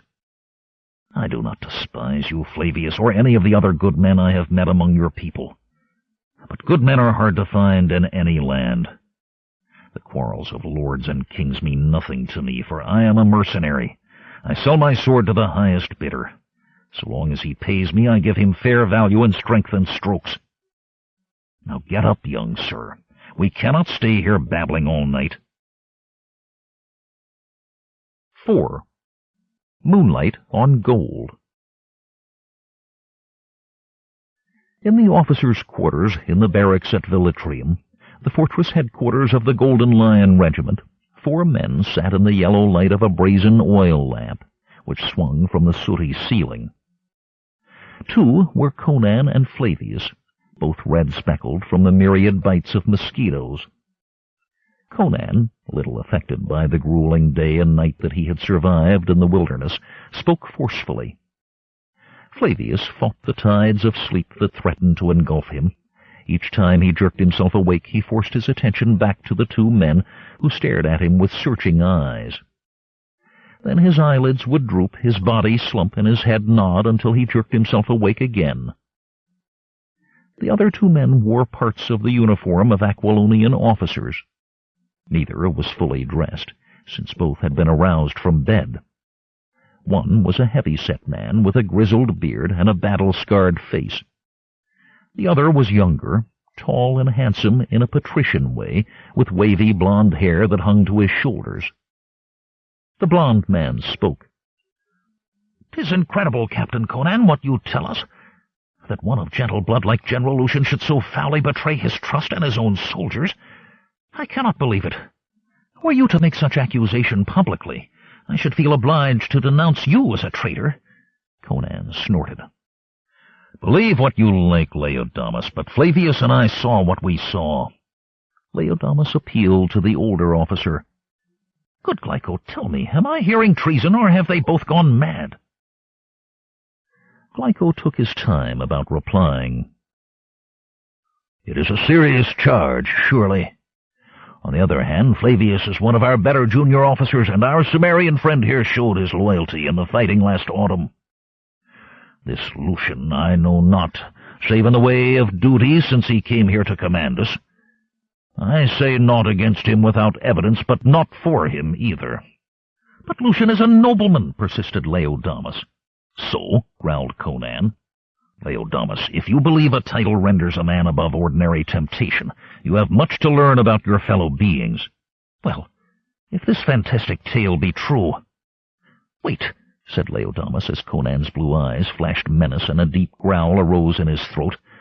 "I gave not the lie to your story, Captain. I only said if. Now, if it be true, what would you propose? We cannot go to our commander and say, 'Traitor, dismiss yourself from command and reside in the guardhouse pending trial.'" Conan uttered a short bark of laughter. "I won't hazard anyone's neck without evidence. That pay chest should come across yon Thunder River soon, to be delivered unseen to the general. Flavius and I walked half the night to arrive ahead of it, reckoning the wait would delay those who bore it. If you 2 will finish dressing, we can intercept it ere it reaches the shore." Muffled in cloaks against the chill, and talking in low tones, the 4 officers stood about the narrow pier that jutted out from the Velitrium waterfront. Several small boats tied to the pier bobbed gently on the sinuous tide of the river. The moon, nearly full, hung a misshapen disk of luminous silver in the west.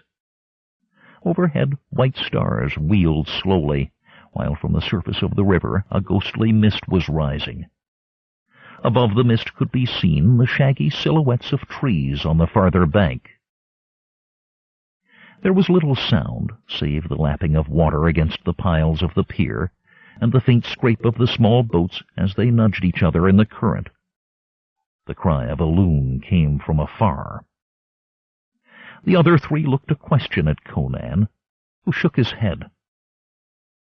"That's a real call," he said, "not a Pictish signal." "Flavius," said Laodamas sharply. The lieutenant had slumped down with his back against a post. "Let the lad have his nap," said Conan. "He has earned it thrice over." Soon Flavius was snoring gently. Laodamas looked toward the east and asked, "The sky has paled a little. Is it dawn so soon?" Conan shook his head. "That's the false dawn, as they call it. The real won't come for yet another hour." Silence fell again, and the waiting officers paced noiselessly back and forth. As he paused to make a turn in his pacing, Conan came up short. "Listen." After a moment he said, "Oars! Take your posts!" He nudged Flavius awake with the toe of his boot, and the four retreated to the base of the pier, crouching behind such cover as they could find. "Quiet now," said Conan. Again there was silence. The moon had set, and without its competition the stars blazed brightly. Then they dimmed again as the eastern sky paled with the approach of day. A faint rhythmic splashing and creaking became audible, and a black shape took form out of the mist and resolved itself into a rowboat. As it came closer, the heads of 5 men could be discerned, rising from the indeterminate mass. As the boat pulled up to the end of the pier, a man leaped out and made the painter fast to a cleat. With few words and much grunting, the oarsman manhandled a heavy, bulky object out of the craft. 4 men, manning a carrying pole, hoisted the load to their shoulders. The 5th led them shoreward, along the neck of the pier. In the waxing light, a keen eye could discern that the 5 wore the buckskin garb of Aquilonian scouts. At some time in the portage, thought Flavius, the Picts must have transferred their burden to these men. As the 5 neared the base of the pier, Conan leaped out in front of them, drawing his sword. "Stand, or you're dead men," he grated sharply. The 3 other officers closed in with bared blades. For a heartbeat there was silence. The bearers dropped the chest with a crash. As a single being they raced back to the end of the pier and leaped into their boat, rocking it perilously. One cut the painter with a knife, others snatched up oars and shoved off. The leader also leaped back before the apparition of the giant Cimmerian, but he collided with the chest and toppled backward over it. In a flash Conan was upon him, catching his scrawny neck in an iron grip and pointing the blade of his sword against the fellow's throat. "One word, and you'll never speak another," said Conan, eyes blazing through the shredded mists of dawn. The other officers pushed past Conan and his hostage and reached the end of the pier, but the water-borne scouts were already rowing away, soon to be lost in the fog. "Let the dogs go," growled Conan. "This one is Edric, the traitor who steered us into yesterday's trap. He'll tell us what we want to know, eh, Edric?" When the scout remained silent, Conan said, "Never mind. I'll have him talking soon enough." "What now, Conan?" asked Glyco. "Back to barracks. We'll use your room." Flavius said, "Conan, how can we get both man and chest back to barracks? It takes 4 to carry the chest, leaving no guard for our prisoner." "Flavius, take this dog's knife away and bind his hands behind his back. His belt will serve. Now you take charge of him." Releasing his grip on the traitorous scout, Conan straightened his great back and heaved on the chest. "Glyco and Laodamas, hoist this thing up so I can get my shoulder under it." The 2 officers put their shoulders under the ends of the pole and, grunting, straightened up. Conan crouched, set his shoulder beneath the chest, and with taut muscles cracking, rose. "By the gods," said Laodamas, "I never thought mortal man could bear such weight. Help Flavius bring the prisoner to the barracks. I cannot hold this thing till the sun comes up." In the pallid light they set out along the muddy streets. First came the scout, with Glyco and Laodamas on either side, while Flavius walked behind, sword-point goading the man's unwilling steps. Conan followed, weaving and staggering, but holding the chest fast upon his shoulder with arms like knotted ropes. They reached the barracks as the first bird-songs greeted the dawn. The sentry stared, but recognizing officers saluted without comment. 5. The general is shaved. Minutes later, the 5 men sat in Glyco's quarters. The chest, lid raised to show its glittering contents, stood in the center of the small room. Edric sat on the rough boards, with his wrists and ankles lashed together. "There's your evidence," said Conan, still breathing deeply. He turned to Edric. "Now, fellow, will you talk, or must I try some Pictish persuasion?" The sullen prisoner remained silent. "Very well," said Conan.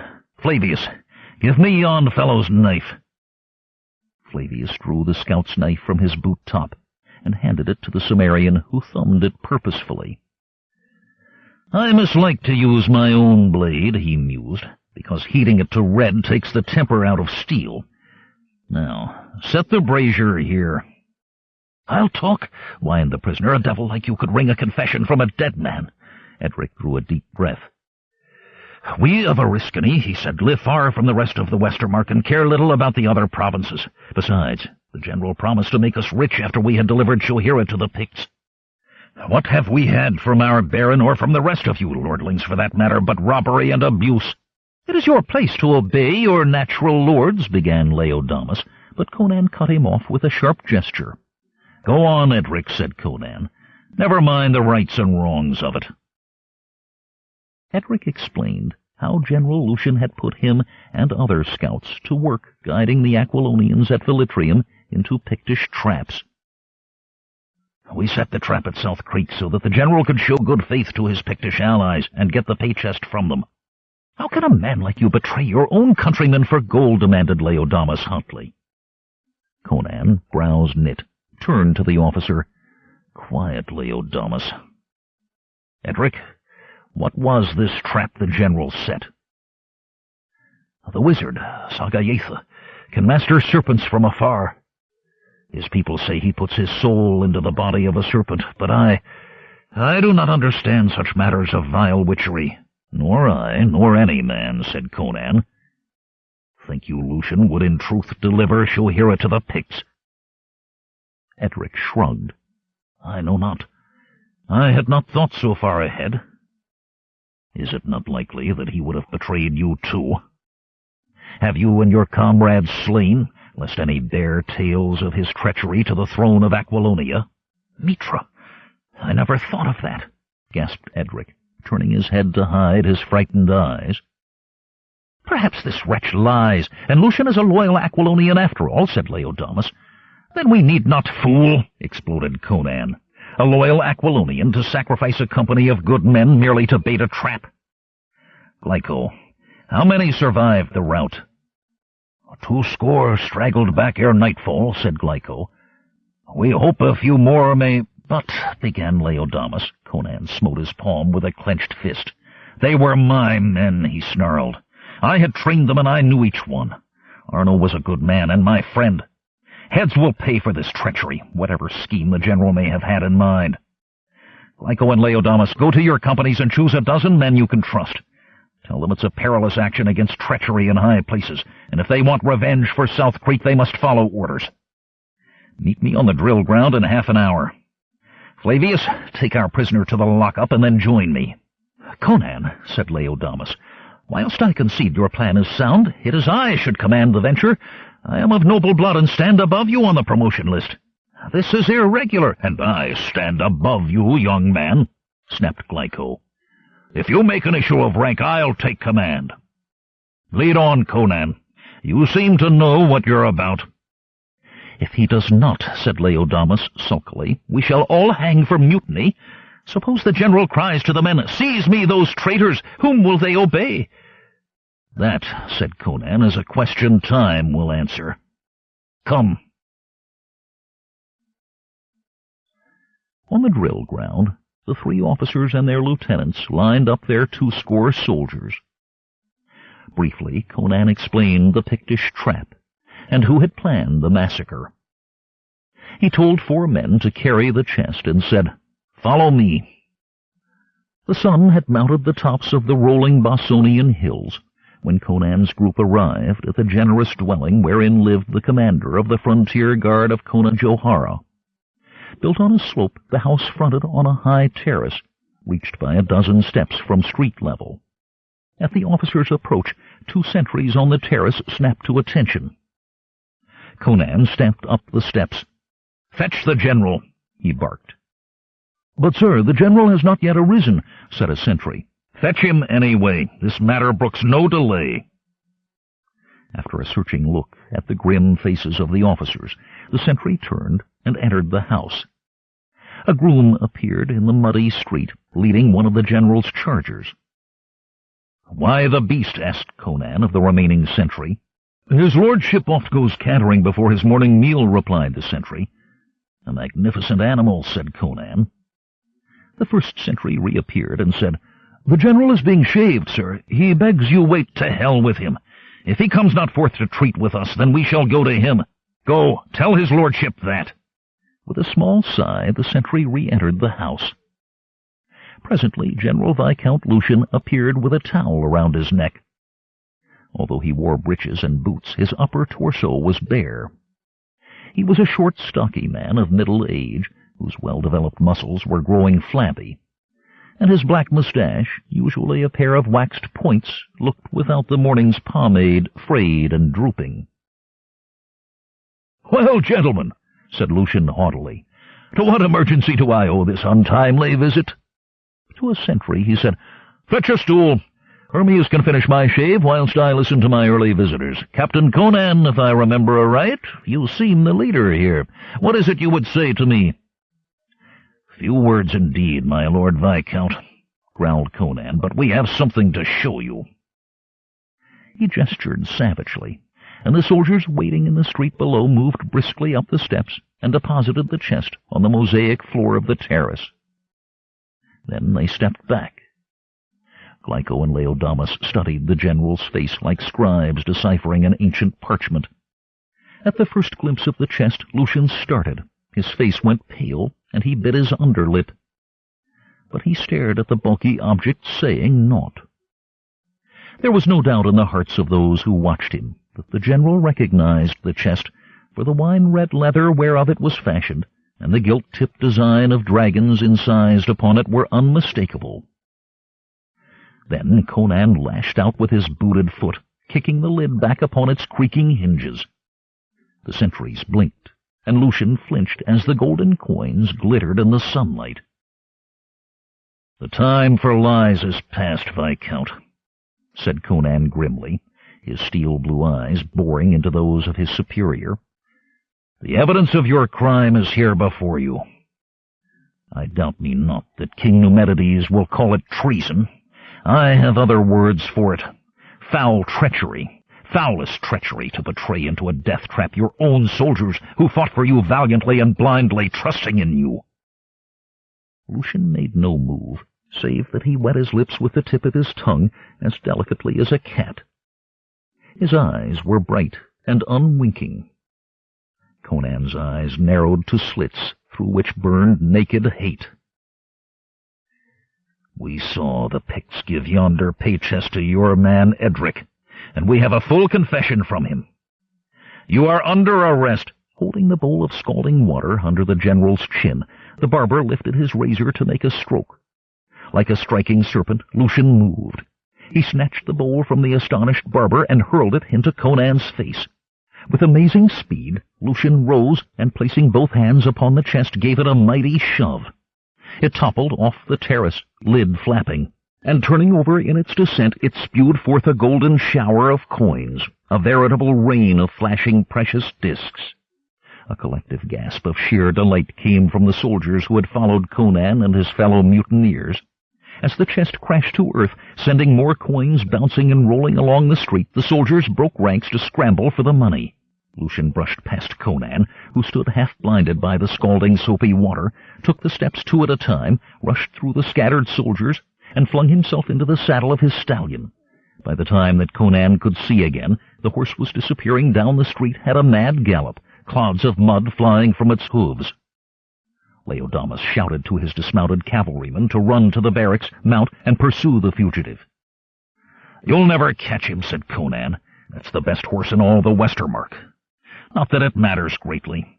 When our sworn statements reach Tarantia, we shall at least be free of Lucian here. Whether the king chops off his head or inflicts him on some other province, that is his affair. Right now we have to stop the Picts from ravishing all of Shuhira and drenching it in blood." To the waiting men below the terrace he said, "Gather up this money as best you may ere it is lost in the mire. Then back to barracks to await my orders. Who comes with me to save the land for Mitra and Numenides?" 6. Massacre Meadow. "Snakes do not terrify me, but I'll not vouch for my pikemen if those vile things begin to fall on them. All the troops now know about this Pictish magic from yesterday's survivors," said Glyco.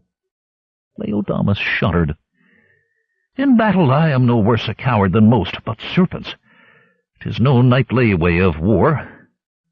Let's lure the Picts into open land where there are no trees for serpents to fall from, and where my horsemen could cut the savages to bits." "I see not how," grunted Conan.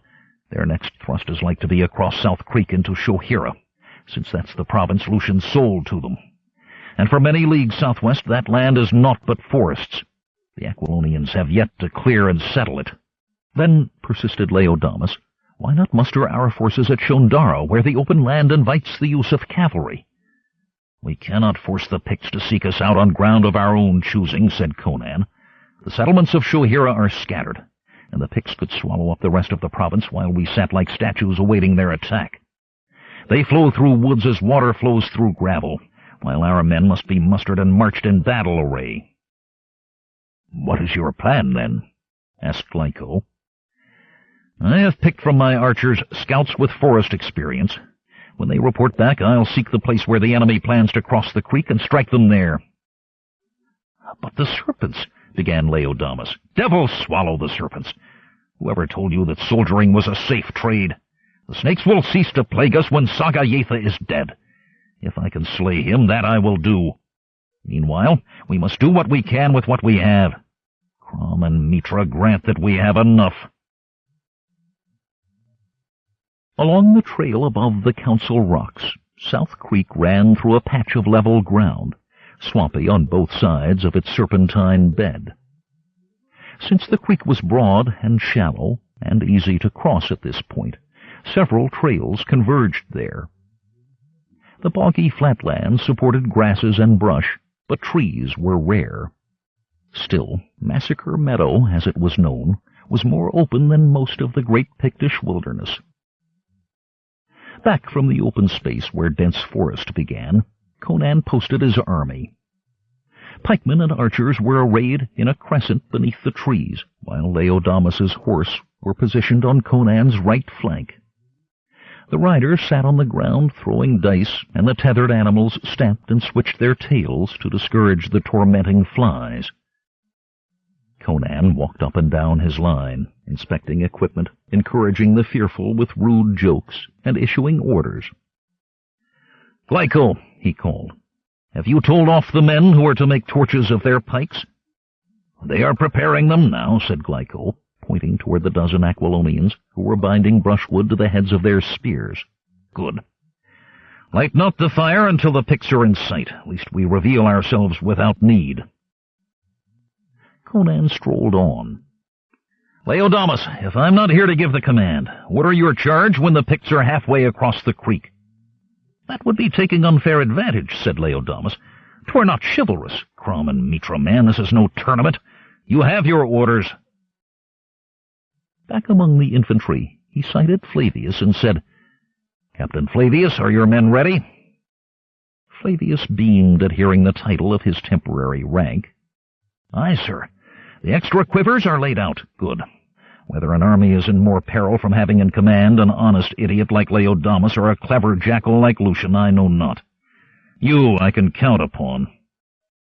Flavius smiled broadly. The afternoon wore on amid buzzing flies and grumbling men.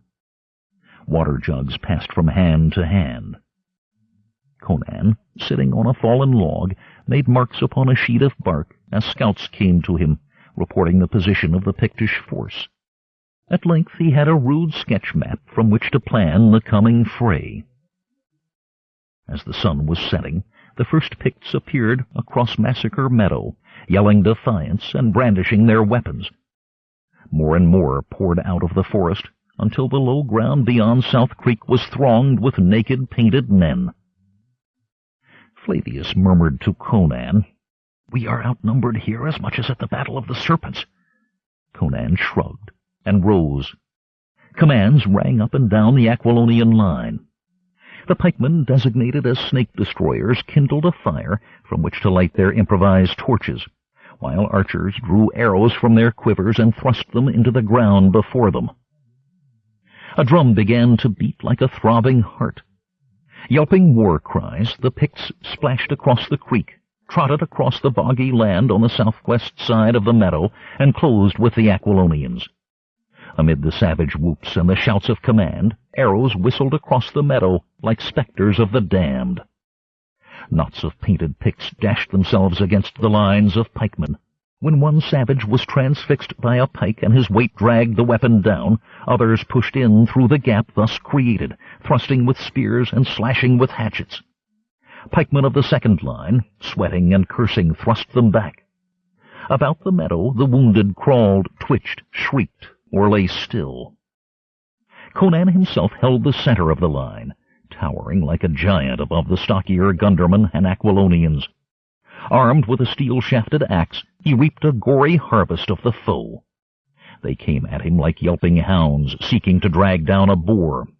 But the dreadful axe which he wielded as tirelessly as if it were a willow wand split skulls, crushed ribs, and lopped off heads and arms with merciless precision. Roaring a tuneless song, he fought, and the mounds of dead grew around him like grain after the scything. Before long the Picts began to avoid the center where he stood unconquerable above the heaped corpses. Ferocious, blood-mad fighters though they were, it seeped into their wild consciousness that the giant figure sheathed in iron and splattered from head to foot with gore was not to be overcome by such as they. The fighting ebbed for a moment, in one of those lulls that sometimes come in the midst of battle. As Conan leaned upon his axe to catch his breath, his new-made captain hurried over to him. "Conan," called Flavius, "we are sore beset. When will the horses charge?" "Not yet, Flavius. Look yonder on the distant meadow. Not a quarter of the painted ones have yet crossed the stream.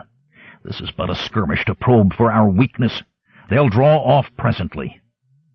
Soon whistles sounded. The Picts trotted back across the meadow and swam the creek, pursued by Aquilonian arrows.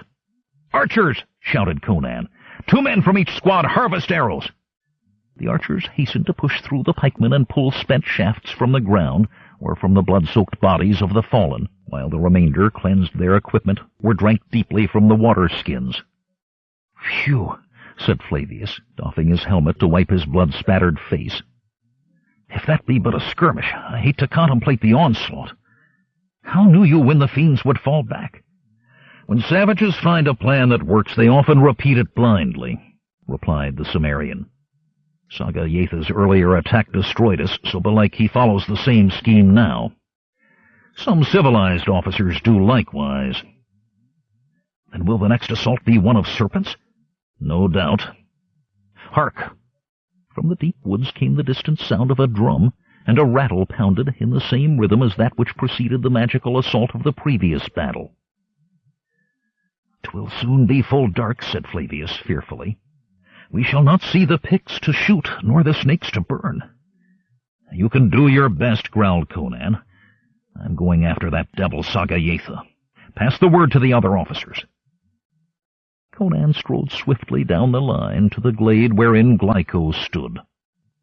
To this seasoned veteran Conan repeated his intention. "But, Conan, seek not to dissuade me, man. I alone may hope to discover the lair of this hyena. The rest of you have orders. To you I give command till I return." "If you return," muttered Glyco, but he found himself addressing empty air. Conan had vanished. 7. Serpent Magic. The night air throbbed with the songs of insects. Skirting the lines of Aquilonians, Conan picked up the trail to Velitrium and jogged along it until he was well away from combatants. When the trail wandered close to South Creek, he left it and forded the stream, cursing beneath his breath as he stepped into a hole and went in up to his neck. Wading and swimming, he gained the other side and pushed through heavy undergrowth along the waterway until he reached the open aisles of the virgin forest beyond. The moon, grown to a great silver disk since the defeat on South Creek, rode high in the sky. Guiding his steps by her light, Conan followed a circular course, calculated to bring him around to the rear of the Pictish army. He walked softly, pausing from time to time to listen and taste the air. Although afire with impatience to confront the wizard, he was enough of a seasoned warrior to know that haste would gain him only a swift demise. Presently he picked up the sound of the drum and rattle, and stood, holding his breath and cocking his head to locate the direction whence it came. Then he set forth once more. The rumble of the Pictish army reached his ears as the bulk of the savages continued to gather on the northeast side of Massacre Meadow, across the creek from the Aquilonian force. Conan moved with more care than before, lest Pictish sentries discover him. He met no Picts until the drumming and rattling became loud enough to locate the precise source of the clatter. Conan felt sure that in daylight he could have seen the wizard's tent from afar, but he was almost upon it before he found it, standing in the deepest gloom between two giant oaks in a glade feebly lit by a few dots of moonlight. Conan's nerves tingled in the presence of magic, like those of a jungle beast at the throat of unknown danger. Then his keen eyes spied a Pict leaning against a tree and staring in the direction of the massing savages. With exquisite care, Conan approached the fellow from the rear. The savage heard a twig snap behind him and whirled just in time to receive Conan's axe full in his war-painted face. The savage fell, twitching, his head split open like a melon. Conan froze, fearing the sound of the blow and the fall might have alerted Sagayeatha. There was, however, no immediate let-up in the rhythmic pounding. Conan approached the tent, but as he raised his hand to lift the flap, the ear-splitting sounds died away. At the former battle of the serpents, this silence presaged the serpentine attack from the trees. Conan lifted the tent flap and stepped in, his nostrils quivering from the reptilian stench. The dim red glow from the coals of a small fire in the center of the tent provided the only illumination, and beyond the fire, vaguely visible in the roseate dimness, sat a hunched figure. As Conan stepped around the fire, preparing a swift blow that should end this menace once and for all, the silent figure remained motionless. He saw that it was indeed Sagayeatha, in breechclout and moccasins, sitting upright with his eyes closed. He must, thought Conan, be in a trance, sending his spirit out to control the snakes. So much the better. Conan took another step. Something moved on the floor of the tent. As Conan bent to see more closely, he felt a sharp sting on his left arm below the short sleeve of his mail shirt. Conan jerked back. A huge viper, he saw, had its fangs embedded in his forearm. This must be king of all Pictish vipers. The creature was longer by a foot than the giant Cimmerian was tall. As he jerked back, he dragged the serpent half clear of the earthen floor. With a gasp of revulsion, Conan struck with his axe. Although ragged and notched from the day's fighting, the blade sheared through the reptile's neck a foot below its head. With a violent shake of his injured arm, he sent the head and neck flying, while the serpent's severed body squirmed and coiled upon the earthen flooring. In its writhings it threw itself into the fire, scattering coals, and the smell of roasting flesh filled the confined space. Conan stared at his forearm, cold sweat beading his brow. 2 red spots appeared where the fangs had pierced his naked flesh, and a drop of blood oozed from each puncture. The skin around the punctures was darkening fast, and a fierce pain spread to his shoulder. He dropped the axe so that the spike on its head buried itself in the dirt. Then he drew his knife to incise the skin at the site of the wounds. Before he could do so, the seated figure stirred. Sagayethe's eyes opened, cold and deadly as the eyes of serpents. "Cimmerian," said the shaman. The words sounded like the hiss of a monstrous snake. "You have slain that into which I sent my soul. But I shall—" Conan hurled his knife. The wizard swayed to one side so that the implement struck the skin of the tent and stuck there. Sagayetha rose and pointed a skinny arm. Before the wizard could utter a curse, Conan snatched up his axe and reached him with a single bound. A whistling blow ended in a meaty thud.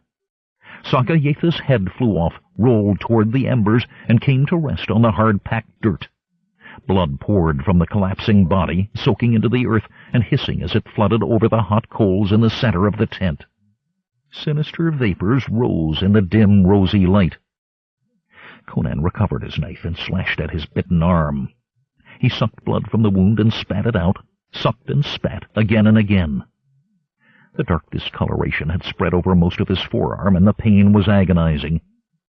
He took but an instant to strip the corpse of the belt that supported its loincloth, and made of it a crude tourniquet, which he placed on his upper arm. As he continued to suck the venom from the wound, the rising roar of battle came to him from afar. Evidently the Picts, impatient at the delay of their serpentine allies, had launched their own attack. Conan fretted to be gone, to join in the slaughter. But he knew that for a man freshly bitten by a venomous snake to set out at a run would mean immediate death. With a mighty effort of will, he forced himself to continue sucking and spitting. At last the purplish stain seemed to spread no further. When it receded a little, he bandaged the arm with cloth found among the wizard's effects. Carrying his axe in his good hand, and swinging Sagayetha's head by its hair in the other, he left the tent. 8. Blood on the Moon. Under the high-riding, heartless moon, an endless stream of Picts crossed South Creek to assail the embattled Aquilonians.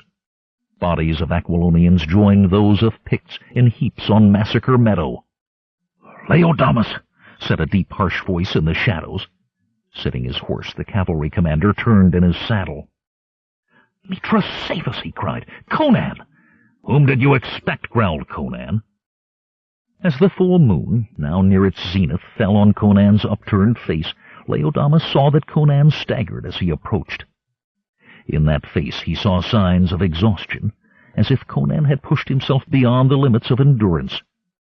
Perhaps it was a trick of the silvery light, he thought, but Conan's mien was deathly pale.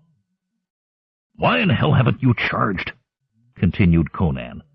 "More than half the Picts have crossed the creek." "I will not," said Laodamas. "To take such advantage of the foe while he is thus divided were unknightly conduct. 'Tis clean against the rules of chivalry." "Ass!" shouted Conan. "Then we must do it another way." Setting down his grisly burden and his weapons, he grasped Laodamas's ankle, jerked it out of the stirrup, and heaved it up. "What?" cried Laodamas. Then he was tossed out of the saddle, to fall with a crash of armor into the soft soil on the far side of his horse. An instant later Conan swung into the empty saddle. He raised his axe on the spike of which he had impaled Sagayetha's head. "Here's your Pictish wizard!" he roared. "Come on, my friends! By squads, advance!" The trumpeter winded his horn. Aquilonian horsemen, chafing at Laodamas's long delay, spurred their mounts with a clatter of armor and a creaking of harness. Conan bellowed, "Cry Sagayetha is dead! Sound the charge, trumpeter!" Conan held his gruesome banner high as the troop poured out of the forest, yelling at the footmen to get out of the way. They scrambled off, and the cavalry thundered through the gap. The squads of mailed horsemen plowed through the loose knots of Picts like an armored thunderbolt. At their fore rode Conan, his gory axe held in the crook of his left arm, so that the wizard's severed head thrust up above his shoulder, a ghastly standard. With his good right hand he held the reins and guided the charger he had commandeered. At his swift heels hurtled the iron-sheathed cavalry, thrusting and smiting to right and left. As they smote the reeling ranks of the foe, they chanted hoarsely the battle song, "Saga Yatha is dead! Saga Yatha is dead!" Although the Picts knew not their words, the moonlight silvered the grisly visage of the dead shaman affixed to the shaft of Conan's axe, and they understood the meaning. Now the infantry took up the chant in a deep, resonant cry. Stout gundermen and sturdy Aquilonian yeomen armed with pikes splashed across the ford behind the horsemen. Yammering at one another, the savages pointed to the hideous head atop the shaft of Conan's axe, and wailing in dismay they broke away on every side, ignoring the shouting of their chiefs. The battle turned into a rout. The lines of painted, howling savages disintegrated into fleeing forms, glimpsed through the shafts of moonlight among the distant trees. In a single broad front, the troop pounded through the marsh and meadow, riding down the masses of fleeing Picts. The Aquilonian pikemen and archers advanced behind the horse, spearing and stabbing like avenging angels, and the Pictish army dissolved into a panicky mob. The face of the moon, reflected in the surface of the creek, was red with the blood of the dead and dying. At length Conan drew his horsemen up and shouted orders to the trumpeter. On signal the riders wheeled into column of squads and cantered toward the sheltered field whence they had come. Conan knew that at night in dense forest horsemen would be useless. "Press on, Glyco," he shouted. "Give them no chance to rally." Glyco waved acknowledgment as he and his men charged into the woods after the fleeing Picts. Conan spurred his borrowed mount to overtake the head of the column. Then the world dissolved in whirling blackness. He had pressed himself too far, beyond the limits of his fading vigor. Glyco and Flavius sat in Conan's bedroom in the barracks at Velitrium. Propped up in bed, Conan, with ill grace, accepted the ministrations of the army's physician. Old Sura fussed about his patient, changing dressings on Conan's left arm, which bore from wrist to shoulder a rainbow pattern of red, blue, and purple discolorations. "The wonder is to me," said Glyco, "how you managed to support that axe with the wizard's head upon it with such an arm as this." Conan spat. "I did what I had need to do."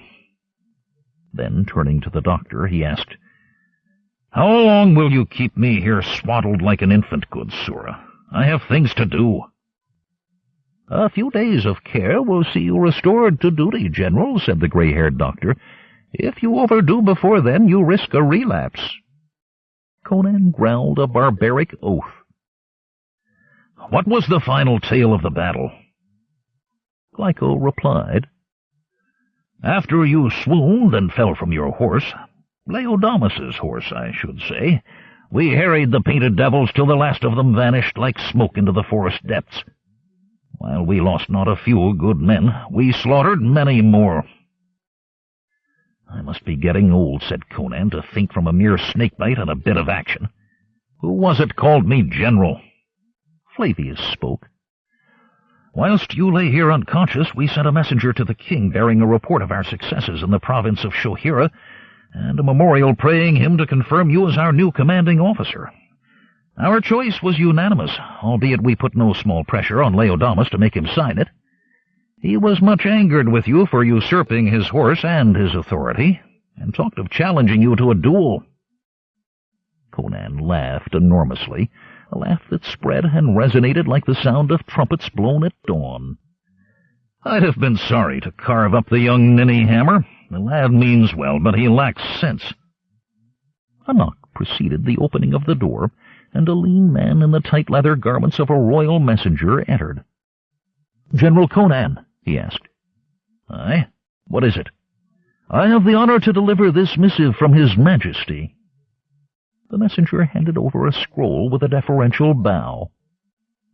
Conan broke the seal, unrolled the scroll, and peered at the writing thereon. "Bring that candle nearer, Sura," he said. "This light is poor for reading." His friends watched with eager interest as he sat in silence, moving his lips. "Well," he drawled at last, "the king confirms my appointment. What's more, he bids me to Tarantia for an official investiture and a royal feast." Conan grinned, and stretched his great body beneath the bedclothes. After a year of dodging Picts through trackless forests and unmasking traitorous commanders, the fleshpots of Tarantia sound tempting. Whatever Numenides' shortcomings, 'tis said his cooks are superb.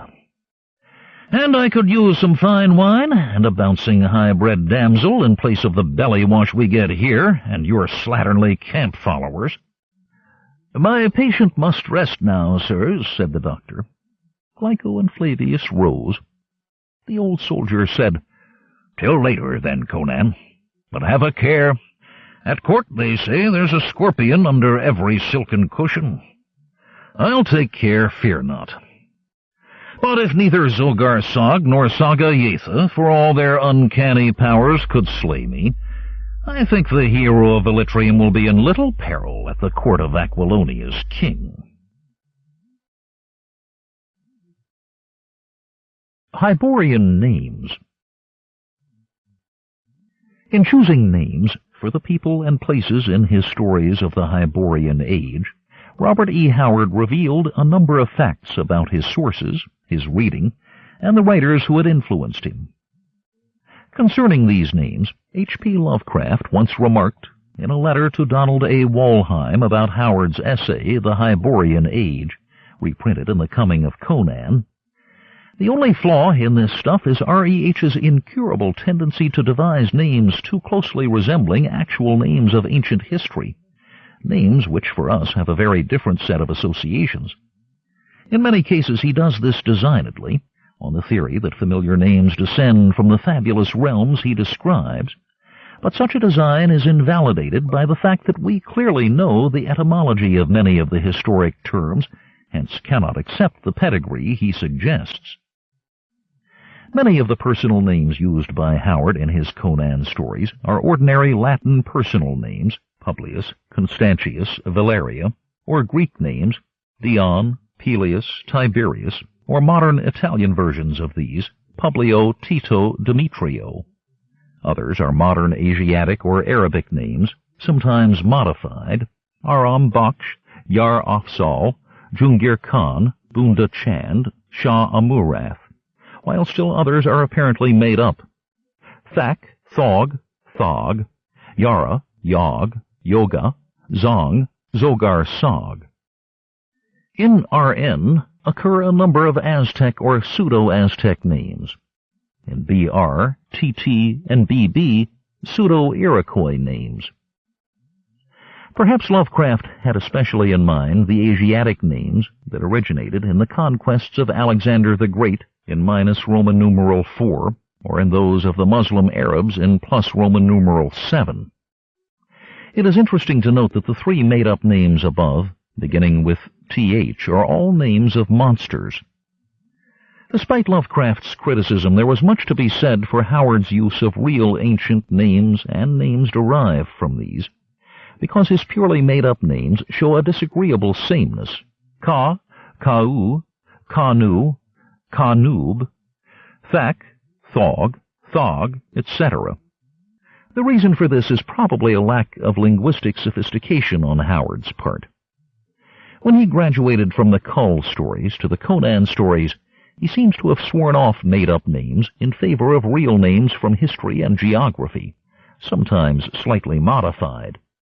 These borrowed names are usually well chosen and euphonious.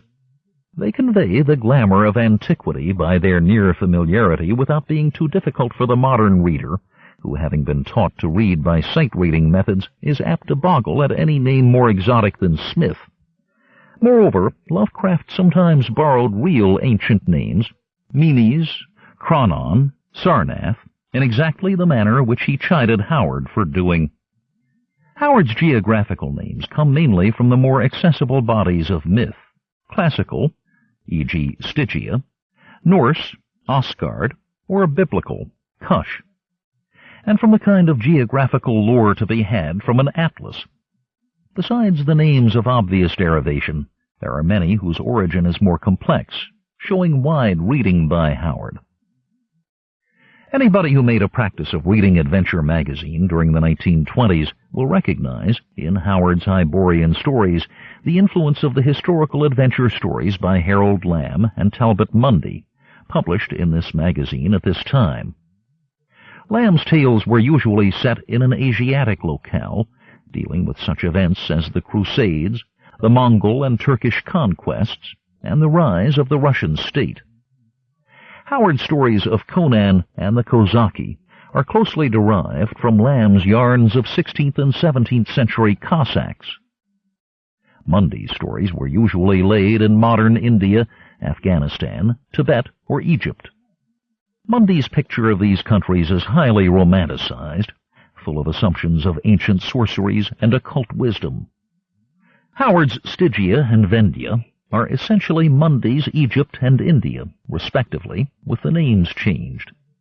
There may also have been some Kipling influence on Howard. Besides Lamb and Mundy, Howard must have read many other stories in adventure. A search reveals derivations from other leading adventure story writers of the time, such as Frederick Faust, A.D. Howden Smith, and Sax Rohmer. The stories Beyond the Black River, The Treasure of Tronikos, and Wolves Beyond the Border are derived from the Indian fighting novels of Robert W. Chambers, which were often laid in upstate New York in late plus Roman numeral 18, and possibly also from the novels of J. Fenimore Cooper. Other fictional influences on Howard were Jack London, whom he much admired, Howard Pyle, and Edgar Rice Burroughs. He also read travel books, such as those of Sir Richard Burton, and possibly Rosita Forbes. And he read a lot of history. His knowledge of the medieval Muslim world was not negligible, as was shown by the original manuscript of Hawks over Shem, entitled, before I rewrote it as a Conan story, Hawks over Egypt. This story dealt with the reign and disappearance of the mad 11th century Caliph Hakim. The fantastic side of Howard's stories seems to have been derived largely from Lovecraft and from Clark Ashton Smith, as is shown by several of Howard's names, Crom, Belusia, Camoria, etc. There is some slight inconclusive evidence that Howard had read Edison's The Worm Ouroboros, The Iron Tower of Tarantia, and The Iron Tower of King Goris of Karsa, Edison's Galandus and Howard's Galanus, and the mention of Hyperboreans by both. He had also read some of Lord Dunsany's stories. Here follows a glossary of personal and place names in the 50 Conan stories professionally published so far. Besides the names devised by Howard for his original Conan stories, I have also included A. names adopted by the living Conan authors for their stories, including stories written in posthumous collaboration with Howard, and B. names discarded by Howard in the course of his writing. The living authors have tried to follow the same system in choosing names that Howard did. Howard often changed the names of places and persons between his first and his final draft. Glenn Lord, working from Howard's rough drafts, has furnished a list of these discarded names. When an entry is followed by another name in boldface, in parentheses, and preceded by an equal sign, the first name was discarded in favor of the second before the story reached final form. As far as possible, supposed derivations are given for all names. Where no derivation is given, either the source of the name is not known, or it has been forgotten by the author responsible for it, or it is thought that the name is a purely made-up one. Stories are referred to by code letters, as shown below. Stories are listed in the chronological order in which they occur in Conan's life. The lowercase letters in parentheses following each title refer to authorship, thus: C for Carter, D for DeCamp, H for Howard, and N for Newburgh. Here are the stories. L.D. Legions of the Dead, C.D. T.C. The Thing in the Crypt, C.D. T.E. The Tower of the Elephant, H. H.D. The Hall of the Dead, D.H. G.B. The God in the Bowl, H. R.H. Rogues in the House, H. HN, the hand of Nergal, CH. PP, the people of the summit, DN. CS, the city of skulls, CD. CM, the curse of the monolith, CD. BG, the blood-stained god, DH. FD, the frost giant's daughter, H. LW, the lair of the ice worm, CD. QC, queen of the black coast, H. VW, the veil of lost women, H. CT, the castle of terror, CD. SD, the snout in the dark, CDH. HS, hawks over Shem, DH. BC, black colossus, H. SI, shadows in the dark, CD. SM, shadows in the moonlight, H. RE, the road of the eagles, DH. WB, a witch shall be born, H. BT, black tears, CD. SZ, shadows in Zambula, H. SK, the star of Kerala, DN. DI, the devil in iron, H. FK, the flame knife, DH. PC, the people of the black circle, H. SS, the slithering shadow, H. DT, drums of Tombaku, DH. GT, the gem in the tower, CD. PO, the pool of the black one, H. CB, Conan the buccaneer, CD. RN, red nails, H. JG, jewels of Gwalior, H. IG, the ivory goddess, CD. BR, beyond the Black River, H. MB, moon of blood, CD. TT, the treasure of Tranikos, X, the black stranger, DH. BB, wolves beyond the border, DH. PS, the phoenix on the sword, H. SC, the scarlet citadel, H. CC, Conan the Conqueror, X, the hour of the dragon, H. CA, Conan the Avenger, X, the return of Conan, DN. WM, the witch of the mists, CD. BS, black sphinx of Nebthu, CD. RZ, red moon of Zimbabwe, CD. SH, shadows in the skull, CD. CI, Conan of the Isles, CD. Dates are indicated thus. Arabic numerals mean years, Roman numerals centuries. Arabic numerals followed by M, millennia. The signs plus and minus mean AD and BC respectively, although plus is omitted for years after plus 1000. Hence, minus 65 means 65 BC, plus Roman numeral 3 denotes the 3rd century of the Christian era. Minus 2M means the 2nd millennium BC. Abdashtarth, in HS, the high priest of Peteor in Ascalon, a Phoenician name. Abimael, in GT, a Shemitish sailor in the crew of the Hawk, a biblical name, Genesis 10:28. Abombi, in SC, a town on the Black Coast sacked by Conan and Baalit, from Abomi, West Africa. Acheron, In CC, an empire that fell 3,000 years before Conan's time, sometimes called the Northern Stygian Kingdom. In Greek mythology, one of the 4 rivers of Hades, also the name of several rivers in ancient Greece, the largest, modern Gurla, being in Thesprotia. Adonis. In QC, a Shemitish god.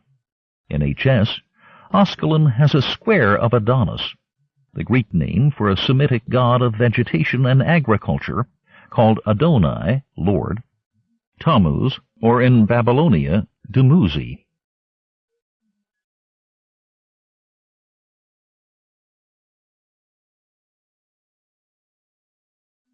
Side 6.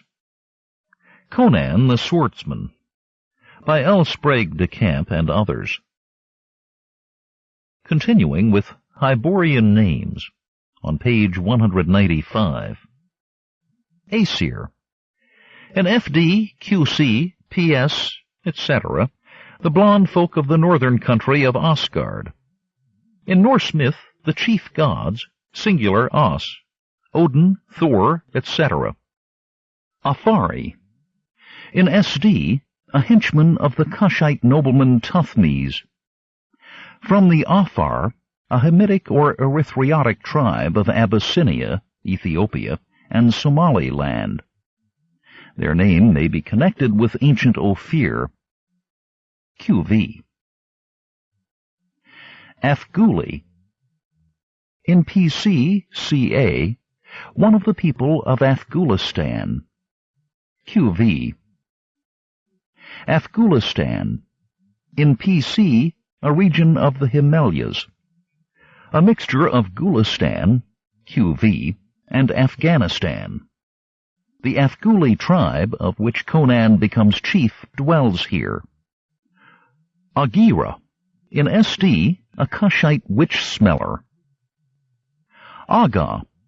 This title occurs in the names of Aga Shupras, BC, and Jungir Aga, DI, from Aga, a Turkish title of respect. Agrapur. Agrapur, Agrapur. In HN, SZ, DI, etc., the capital of Turan. After Agra, India, the site of the Taj Mahal, plus the Hindustani Pur, town. Ahriman. In CC, BN, RZ, the heart of Ahriman is a magical jewel, the evil god of Mazdaism or Zoroastrianism.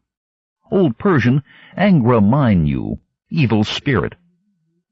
Arunga equals Guarunga. In the first draft of JG, discarded. Aja. In VW, the chief of the Bakala, possibly from Jaja, an enterprising king of the Igbo or Igbo of Nigeria in the 1870s.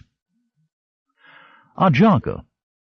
In SC, a Kushite king, possibly from the same source as Jaja or Ajanga. QV. Ajanga.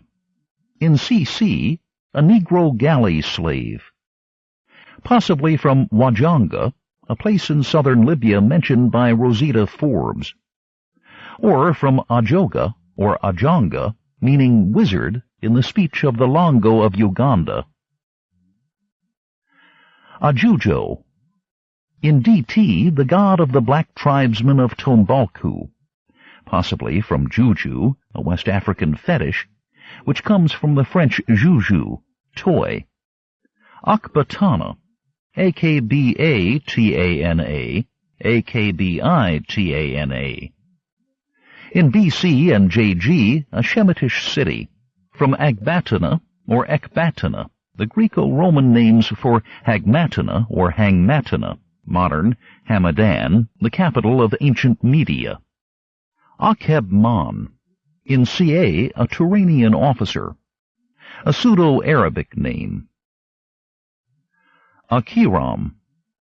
In HS, the Mad King of Pelishtia, a Phoenician name, Hiram in Hebrew. Aklat. In BT, a Shemitish town in the Zwagir deserts. Akif. In SZCA, a Turanian city. A Turkish proper name, e.g., Akif Pasha, a Turkish poet of plus Roman numeral 19. Akivasha. In CC, an evil, immortal princess. From the Egyptian name, Ekwesh or Akaiwasha. For the Achaoi or Achaeans, in archaic Greek, Achaewoi. Akaria, Akarim. In HSWB BT, a Shemitish city-state and its people. Possibly from Akkad, Agada, in ancient Iraq. Akutho. In SC, a former king of Koth. Possibly from the same source as Akaria, QV. Akrel. In PC, an oasis in the desert near Coran. Akrim. In RE, a river entering the Vilayet Sea from the southeast. Alafdal Yar Afsal. Respectively, a Turanian guardsman in SZ and a Wazuli chief in PC. From Al-Afdal, literally the most generous, an Arabic name. Alarker. In SK, a count, ancestor to Queen Marala. Albiona. In SK, CC, an Aquilonian countess, formerly Queen Marala of Ophir. From Albion, an old name for Britain, which in turn comes from the Albionese, the name given the Britons by several ancient geographers, such as Pythius of Massilia, paraphrased by the late Roman poet Avienus. Alcimedes. In WB, TT, a Nemedian philosopher, from various Greek names like Alcides, Heracles, Alcamenes, Bellerophon's brother, Alcman, a poet of minus Roman numeral 7, etc. Alamein. In CC, BS, a river between Aquilonia and Zingara, a tributary of the Korotas, probably from Alemannia, French for Germany. Alkmenon. In JG, a deserted place in Kashan, once the capital of white rulers of the country. From one or more of the Greek names Alkman, Alkmaeon, or Alkmene. Almuric. In SS and CC, a prince of Koth. The name was used in Howard's posthumously published interplanetary novel Almuric as the name of the distant planet to which the hero is transported. Altaku. In BC, a well in the oasis of Afaka. From Altaku or Elteke, a place in ancient Judah, about 12 miles northwest of Jerusalem, where Sennacherib's Assyrians defeated the Egyptians in minus 700. Altaro. In CC, a Nemedian priest, subordinate to Erastes, possibly from Altare, Italy. Alvaro. In CI, a Zingaran pirate of the Baracas, a Spanish given name. Amalric. In BC, a Nemedian soldier of fortune. In CC, the Nemedian baron of Tor, perhaps intended as the same man, although the stories do not clearly so state. Also in DT, a young Aquilonian mercenary soldier. An old Germanic name, Gothic Amalrics, French Amaury, English Emery, Amory, common in the Middle Ages. E.g., the name of two Christian kings of Jerusalem. Howard probably took the name from these last, since he wrote a historical novelette, Gates of Empire, Golden Fleece, for January 1939, wherein one of these kings Amalric of Jerusalem appears. Amalrus. In SKSC, a noble and later king of Ophir, probably from Amalric. QV. Amazons. In CB, and mentioned in the Hyborian Age, a southern Negro nation ruled by women. In classical legend, nations of warrior women in Asia Minor and North Africa. The legend may be based upon the Sarmatians, a nomadic Iranic tribe of the Kuban, whose women were required to slay an enemy before they might marry. Ambula. In SD, an officer of the Black Spearmen of the Kingdom of Kush, probably from Bambula, a drum used in West African and voodoo ceremonies, and the dance performed to it. Cf. Bambula. Ameris equals posthumo. In the first draft of GB, discarded. From the same source as Amalric. QV. Emilio equals Tiberius. In the first draft of BR, discarded. From the same source as Emilius. QV. Emilius, a barony in Aquilonia mentioned in CC. From Emilia, modern Aemilia, a province in northern Italy, and Emilius, the corresponding Roman Gentile name. Amir. In PC, the Amir Jehun Pass is in Gulistan. Arabic for commander. Amra. In CC, the name meaning lion by which Conan was known when he sailed with the Black Corsairs. Howard had used the name before as Amra, a young Atlantean in the Kull story Exile of Atlantis, and again as the hero of the story Gods of the North, rewritten from a Conan story, The Frost Giant's Daughter, but when it was rejected, published in a fan magazine with the title and the hero's name changed. Several possible derivations have been suggested. Amra is the name of a small place in Kathiavar, western India. In Arabic, Umara or Amara means princes. Amra, strange, is the title of a poem in praise of St. Columba, allegedly by the Irish bard Dalan Forgaile, plus Roman numeral 6, although the poem is by some scholars considered a pseudographic work of later date. None of these derivations seems completely satisfactory. Amric. In BN, a Kothian soldier in Conan's guard. From Amalric, QV, and Ulric, a plus Roman numeral 8 king of Kent, England. Amurath. In SM, Shah Amurath is a Turanian noble. A Turkish proper name, also rendered as Murad. Anakia, Anakim. In HS, WB, CA, a Shemitish city-state and its people. A race of tall mountaineers in southern Palestine before its conquest by Joshua, mentioned in Deuteronomy, chapter 1, verse 28, chapter 9, verse 2, Joshua 11:21f. Andara. In SS, a dream place mentioned by a man of Zuthal. From Andorra, a small Pyrenean principality. Angarzeb. In PS, a one-time king of Turan.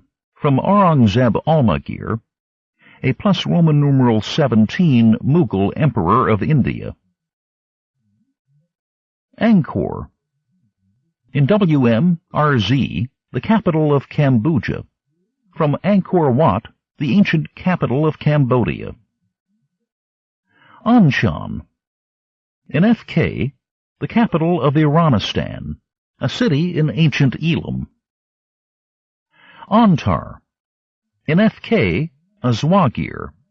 From Antara, a legendary Arab hero. Antilia. In CI, an archipelago between the former site of Atlantis and the American coast. The name given a supposititious land in the western Atlantic by pre-Columbian geographers. The name, Italian Antilia, Portuguese Antilia, all pronounced the same way, means counter-island. Anu. In RH, a Hyborian god. The Babylonian sky god. Afaka.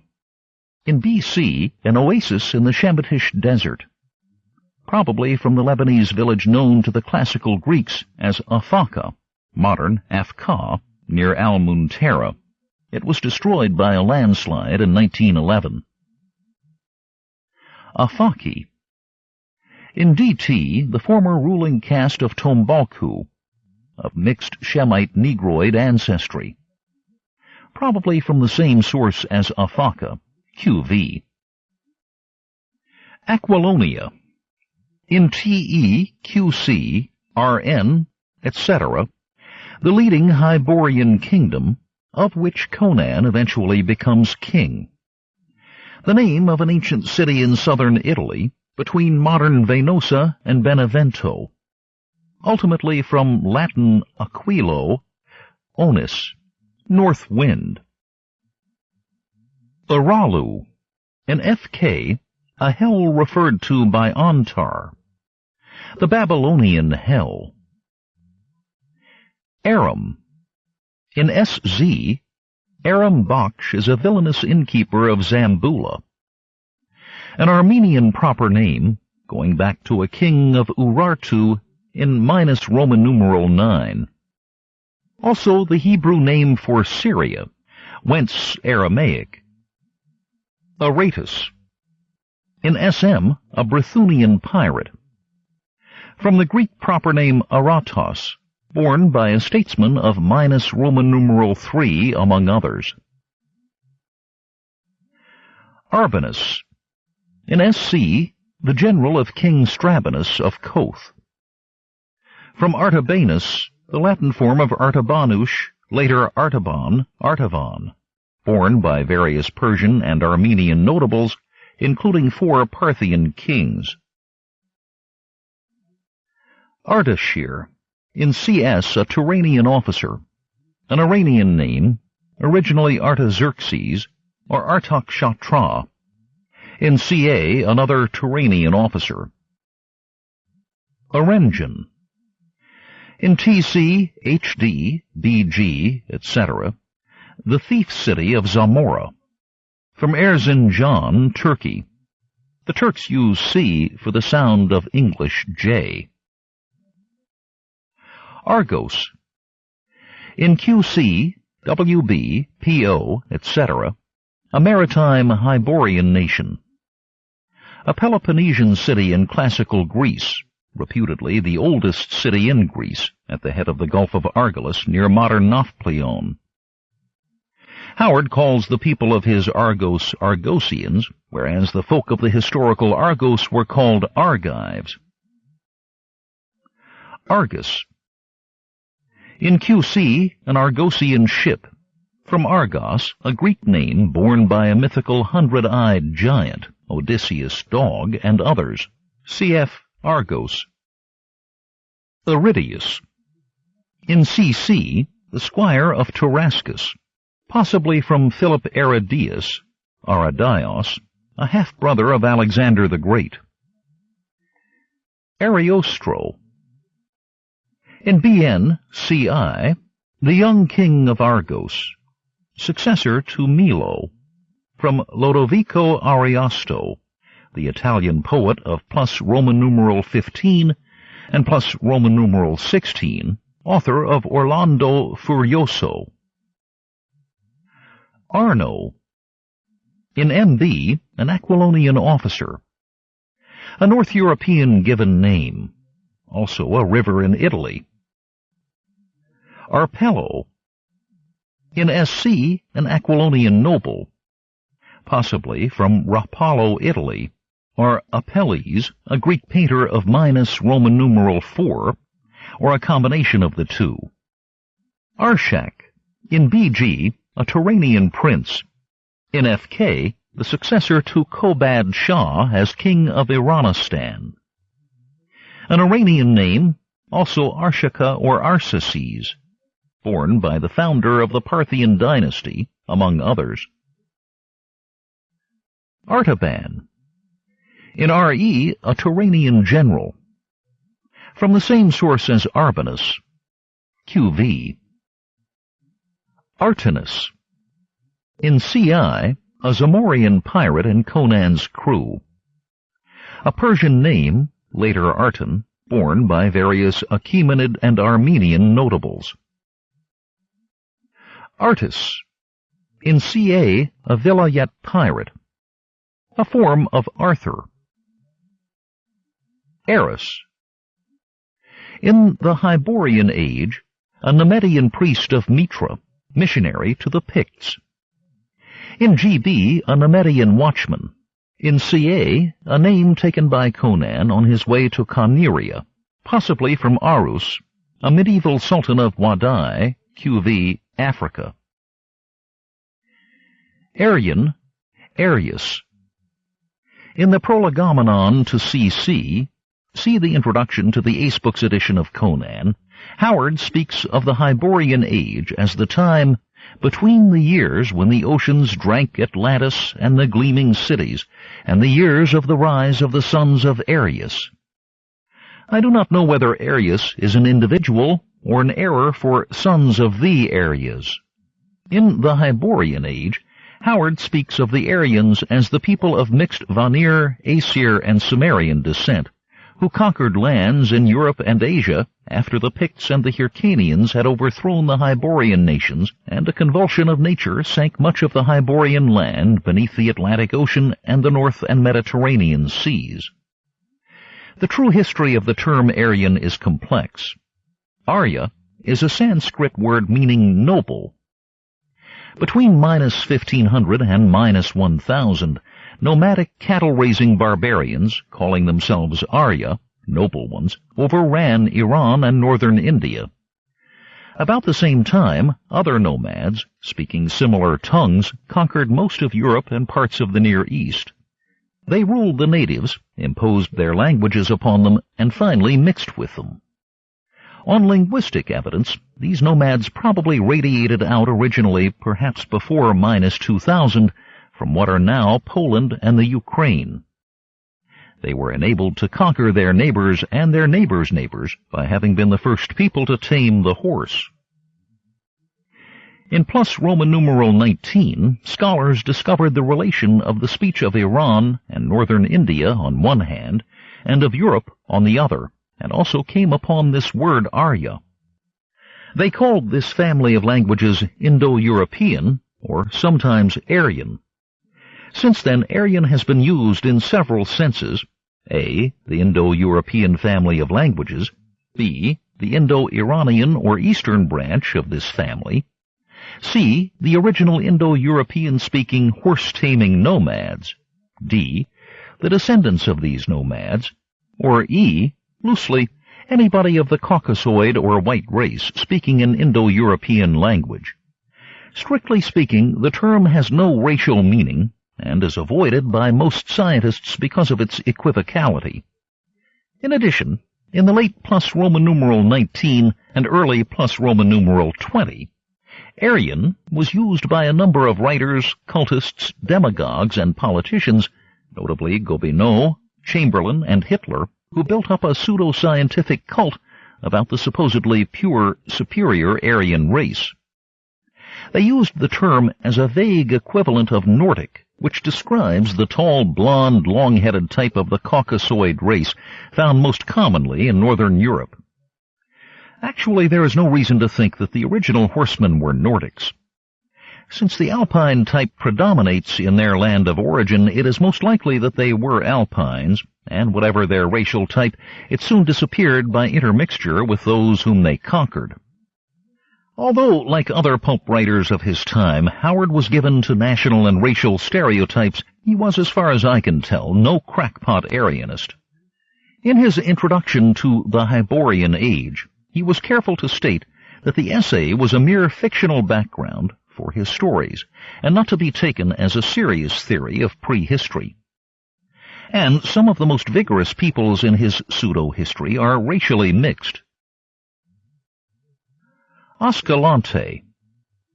In P.S., B.N., an Aquilonian outlaw, formerly Count of Thun. In the Cull story Exile of Atlantis, a minor character alluded to, an Atlantean once enslaved in Velusia. From Escalante, a town in Spain near Santander. Howard probably took the name from Father Silvestre Vélez de Escalante, a missionary of plus Roman numeral 18 who explored the country that became the southwestern United States, and whose name is borne by several places, towns, a river, a mountain range, in Colorado and Utah. Ascalon.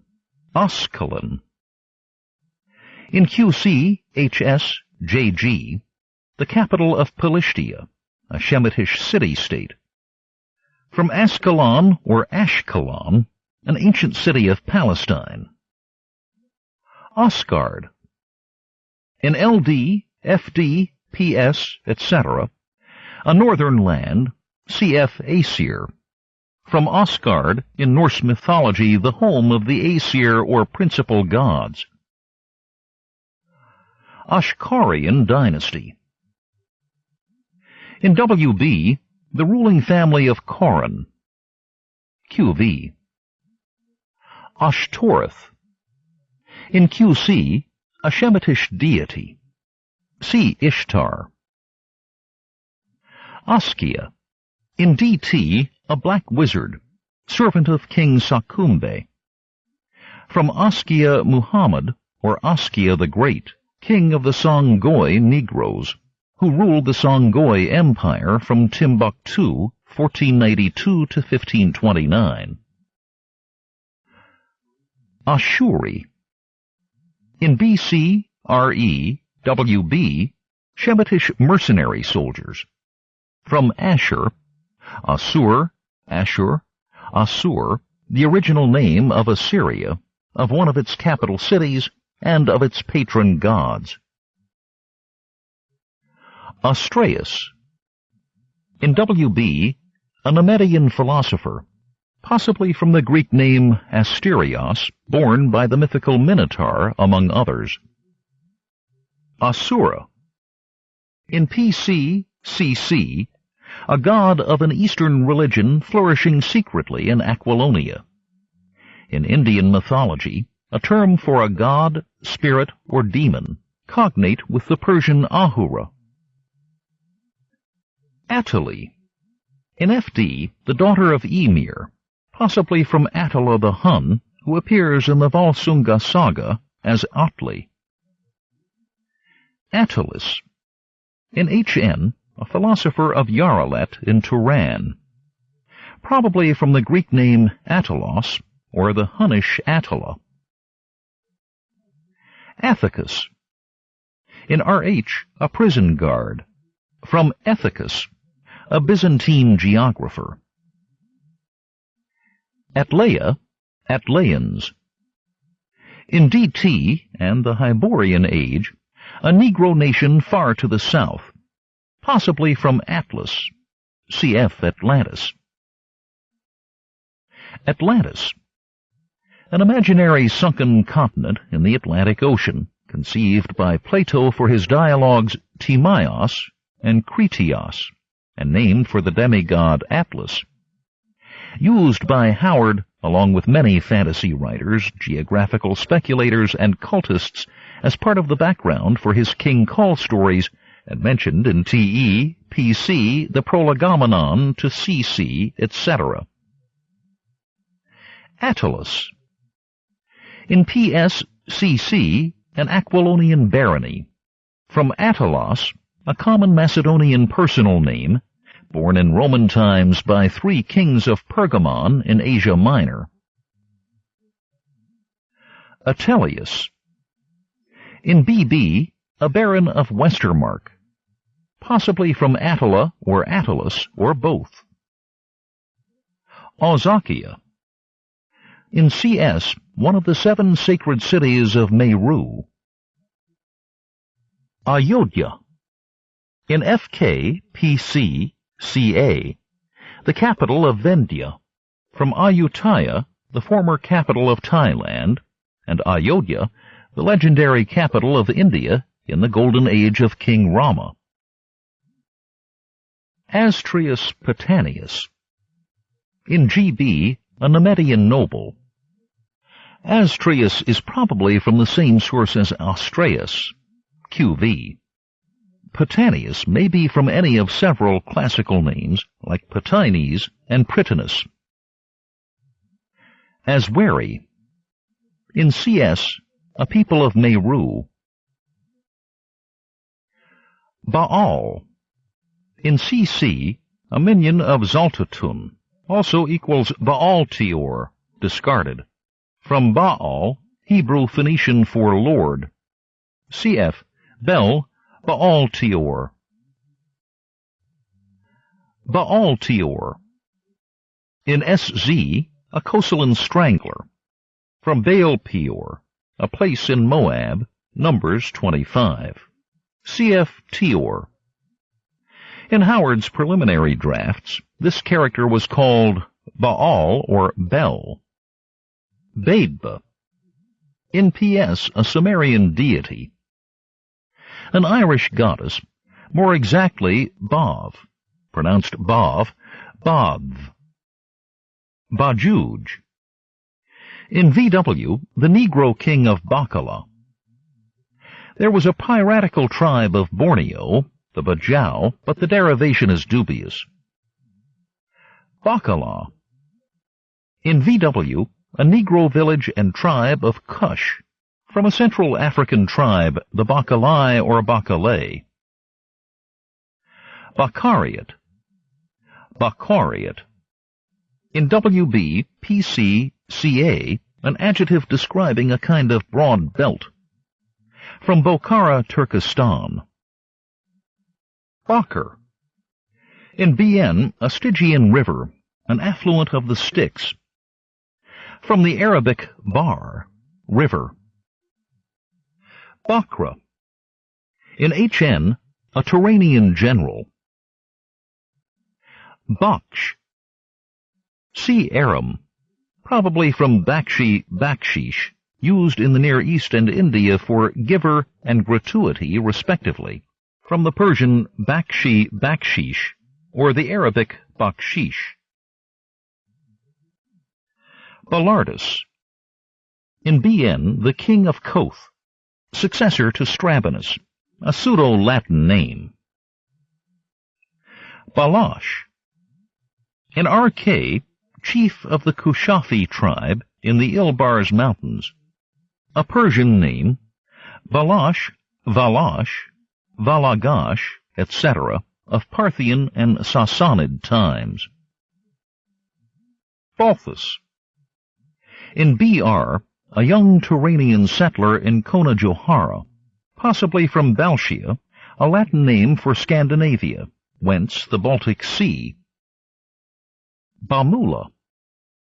In VW, CT, a Kushite tribe, possibly from Bambuba, an existing Negro tribe near Lake Edward, or from Bambara, a tribe on the upper Niger, or from Bambula, for which see Ambula. Baracus. In CA, an exiled Aquilonian nobleman. From Galacus in TT. Baraka. In PO, GT, JG, etc., an archipelago in the Western Ocean, used as a pirate base. From Barataria, Louisiana, used as a base by Jean Lafitte, a pirate of the early plus Roman numeral 19. Bardia. In FK, an official of Kobad Shah's court. An ancient Persian name, Greek Smyrtis. Barras. In SK, a henchman of Count Regello.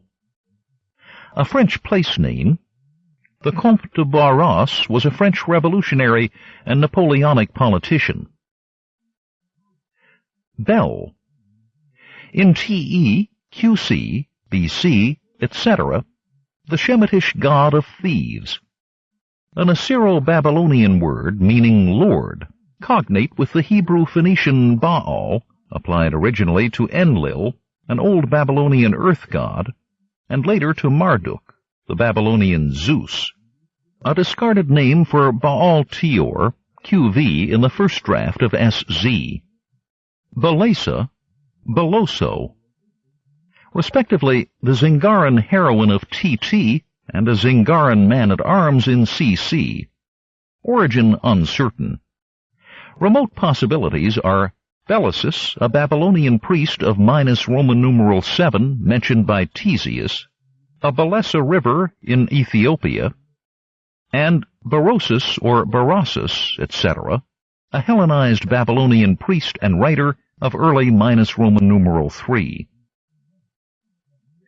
Beilit. In QC, CI, a Shemitish woman pirate, a Syro-Babylonian for goddess. Belvorus.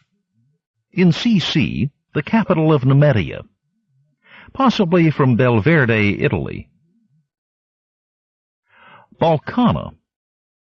In PC, an adjective describing a breed of horse, probably from the Balkans or from Balk, a city in Afghanistan.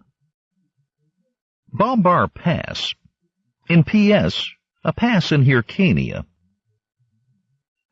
Bunda. In PC, Bunda Chand is king of Vendya. From various Indian names, Bundelkund, Bondarker, etc. Bagarma. In DT, Howard's manuscript spoke of the Bagirmi, the Mandingo, and the Bornu as peoples of the Tombalku Empire. All are modern. The Bagirmi, a Negro tribe near Lake Chad. The Mandingo, a Sudanic people widely spread about West Africa. Bornu, a province of northern Nigeria, once an independent sultanate.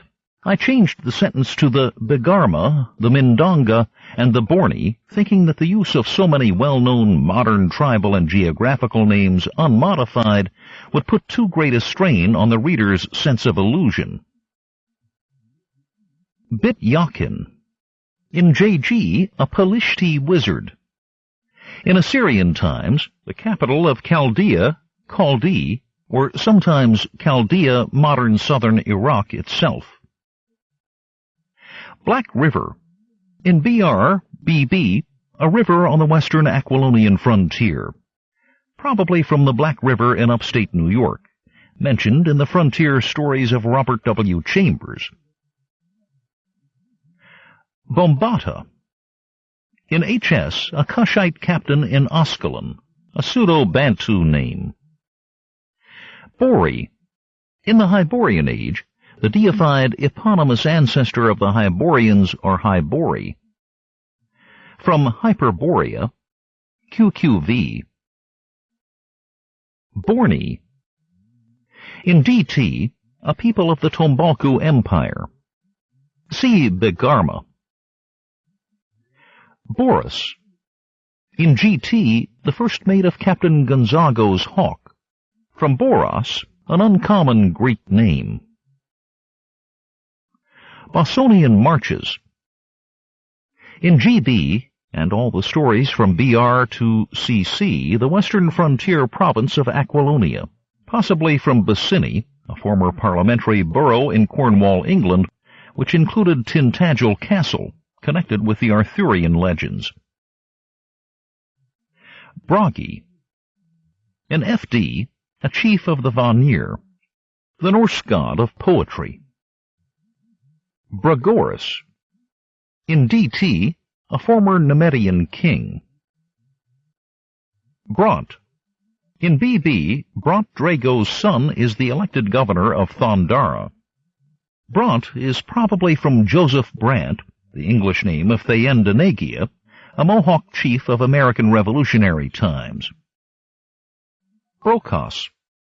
In BB, the Baron of Tor, Lord of Conawaga, possibly from the Roman cognomen Brocus, borne by several relatively obscure Romans of the senatorial class.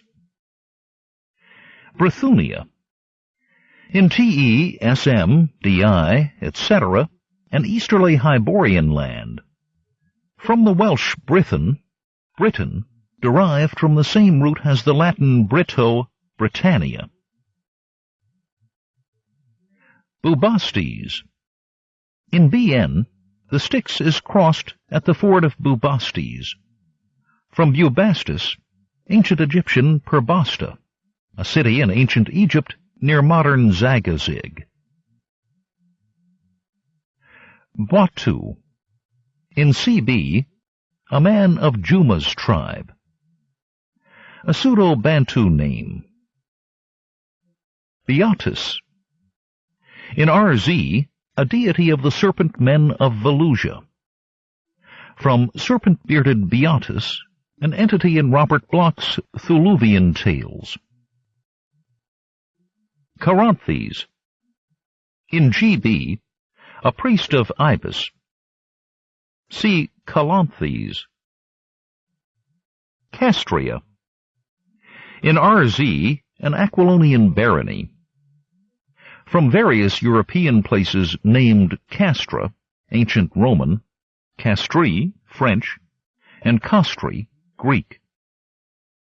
Catlazak. In CI, a harlot of Tawakan, a pseudo-Mayan name. Chenwolf. In BN, a captain of Bosonian archers, from the Anglo-Saxon names Chenric and Ceolwulf. Cernunnos. In BN, a god invoked by Diviatics. A stag-horned Gaulish god. Chabela. In CB-BN, the daughter of King Ferdrugo of Zingara. The common Spanish nickname for Isabel. Since Isabel is Spanish for Elizabeth, Chabela is the exact equivalent of Betty. Chaga. In SD, one of the ruling caste of the Kushite capital of Jambala, of mixed Stygian Negroid ancestry. From the Chaga, Chaga or Chagga, an advanced progressive Negro tribe of Tanzania. Chakan. In BB, one of the race of pithecanthropoid sub-men dwelling in the Pictish wilderness. Possibly from the same source as Chaga, QV, or from Chaka, Chaka, or Tshaka, the Zulu emperor, 1783 to 1828. Chand. See Bunda. An Indian proper name, also spelled C-A-N-D, C-H-U-N-D. Chelkis. In VW, the Ophirian family to which Livia belongs. Possibly from Chelcias, a Judean mercenary soldier, and a favorite of Queen Cleopatra III of Egypt at the end of minus Roman numeral II. Chengir Khan. In CA, a Vendian nobleman. From Jiang Kai-shek, or from Genghis, or Chingiz, plus Khan, QV. Cherkes. In WB, an adjective designating a broad, curved knife. From Cherkess, a name for the Circassians or Adagay of the Caucasus. Chicmec. In RN, a man of Zucatl, from the Chichimecs, a tribe of Mexican Indians. Chiron. In CC, a minion of Zaltotan. A wise centaur, Chiron, of Greek myth. Howard may also have been thinking of Charon, in Greek mythology the supernatural boatman who ferried souls across the Styx. Chunder. In PC, Chunder Shan is the governor of Peshkari. A common Indian proper name, also spelled Chandra or Candra. Samaria, Sumerians. In all the Conan stories, a land and people north of the Hyborian nations, from whom the Gaels or Celts are descended. Historically, the Gimari, or Sumerians, were a nomadic people who invaded Asia Minor in minus Roman numeral 7. The modern Armenian language descends from theirs. In Homer, a people, the Cimmerioi, living in a foggy western land. Howard may have had in mind a once proposed but now discredited connection between the Cimmerioi and the Cymry, or Welsh. Codrus. In F.K., a lieutenant of Conan, from Codrus, a legendary king of Athens. Colchian Mountains. In C.A., a range south of the Vilayet Sea, from Caucasus, a Caucasian land of classical times, modern Georgia. Comoria. In T.E., a kingdom of Atlantean times, from Comorian, a capital of Hyperborea in Clark Ashton Smith's stories The Testament of Athameus, The Seven Geeses, etc., or from the probable source of these, Comoria or Comorin, the cape at the southern tip of India. Kona Johara. In BR, BB, MB, a province on the Aquilonian frontier between the Black and Thunder rivers. From Canajoharie, a town on the Mohawk River, New York State. Upstate New York also has a Black River, and Howard probably derived both town and river from Robert W. Chambers's stories. Conan. The hero of the Conan stories, a gigantic Cimmerian adventurer. A common Celtic name, e.g. A. Conan Doyle, and the Dukes Conan of medieval Brittany, from Conan, a king of the Fomorians. Fomor, F-O-M-O-R, or F-O-M-H-O-R-A-I-G-H, in Irish mythology, in which Conan was killed in battle with the Nemedians, QV. Howard also wrote stories of medieval Ireland unconnected with the Hyborian Age series, with heroes named Conan or Con, QV. Conawaga. In BB, MB, a province of the Westermark, the borderland between the Pictish wilderness and Bossonia, from Conawaga, or less probably Conawago, New York. Con. In the stories from WM to CI, the nickname of Conan's elder son, later King Conan II, a legendary ancient king of Tara, Ireland, claimed as ancestor by various Irish and Scottish dynasties. Constantius. In WB, a Kothic adventurer, the name of 3 Roman emperors of plus Roman numeral 4. Corinthia. In JG, IG, a southeasterly Hyborian nation. From Corinth, Corinthos, a rich city in classical Greece, possibly suggested to Howard by the biblical book of Corinthians. Cuthan. In CA, CI, a county of Aquilonia. Coyoga. In BB, a province of the Westermark, the borderland between Pictland and Bossonia, from Lake Cayuga, New York. Crassides. In CA, captain of the guard at the gate of Coneria. From Crassus, a common Roman cognomen, plus the Greek patronymic suffix IDES. Kratos. In CB, a physician of Cordova. From Kratos, a Greek mythological figure. Crom. In all the Conan stories, the chief Cimmerian god, and Conan's favorite oath, usually translated from the Irish as bent, as in Crom Cruach, the bloody bent one, a famous Irish pagan idol. An alternative translation of Crom Cruach is Lord of the Mound. Ctesiphon. In TT, PS, the king of Stygia. From Ctesiphon, an ancient ruined city in Iraq, near Baghdad, which flourished in Parthian and Sassanid times. Cush.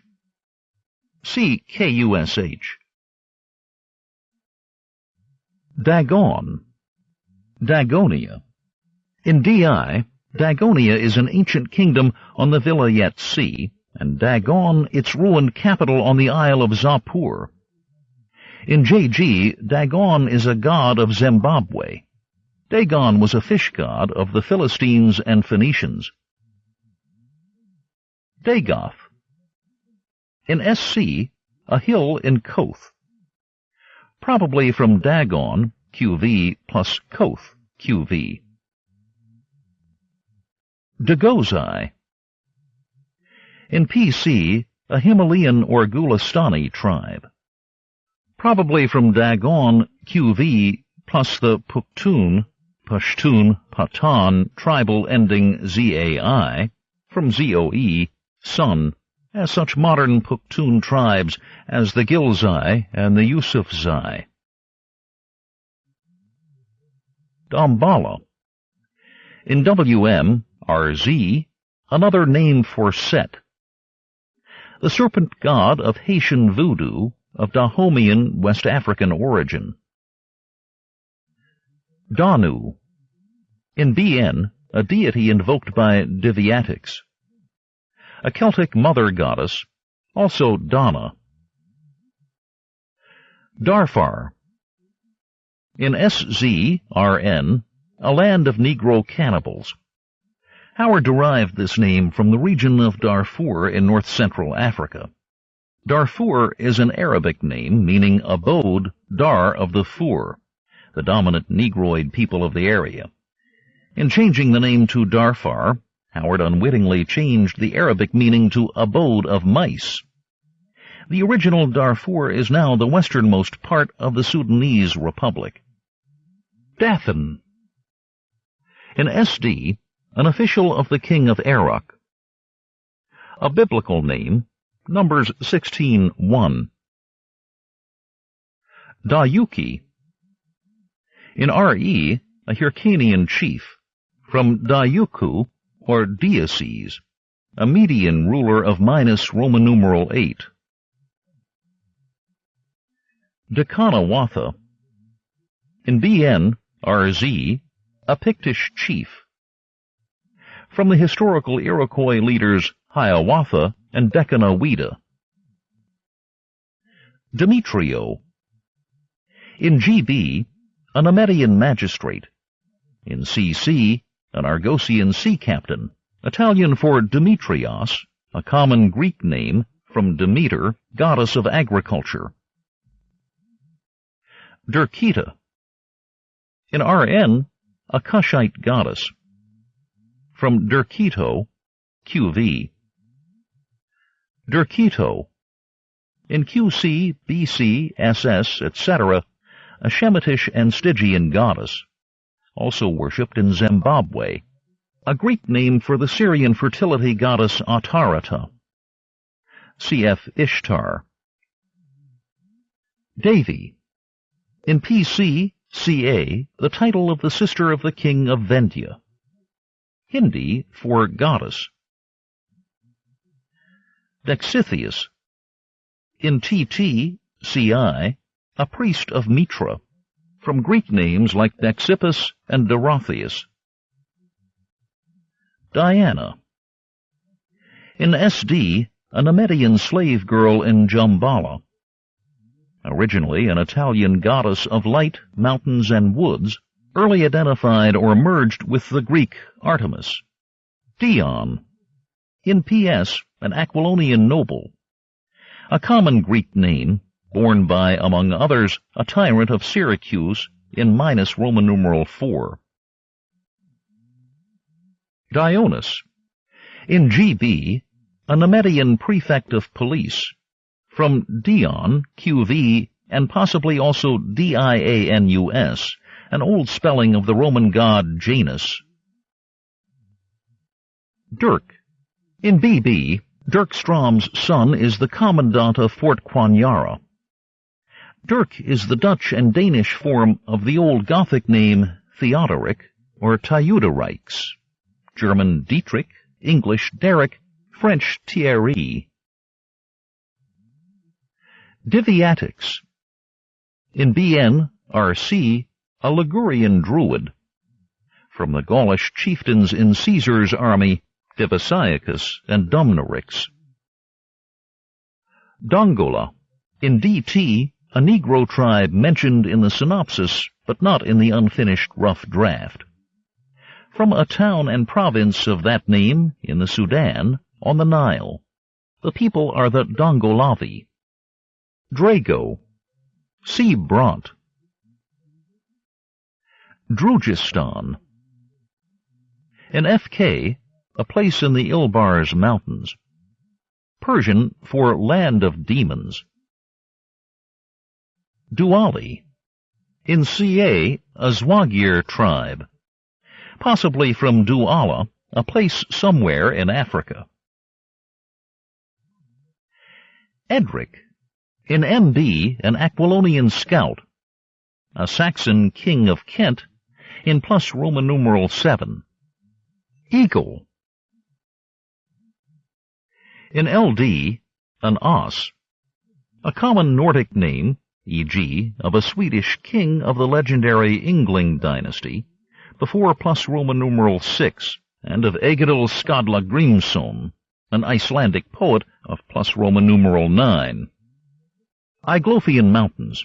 In LW, a range south of Asgard. From Clark Ashton Smith's story, The Seven Geeses. Aemilius. In CC, Aemilius Scavonus is an Aquilonian noble. From Aemilius, a Roman Gentile name. Cf. Aemilius Scavonus. Enaro, Enaros. In GB, a Nemedian charioteer. In the King Call story, By This Axe I Rule, later rewritten as P.S., Enaros is the commander of the Black Legion, both probably from Inaros, the Greek name for a Libyan rebel against Persian rule in Egypt, minus Roman numeral 5, mentioned by Herodotus.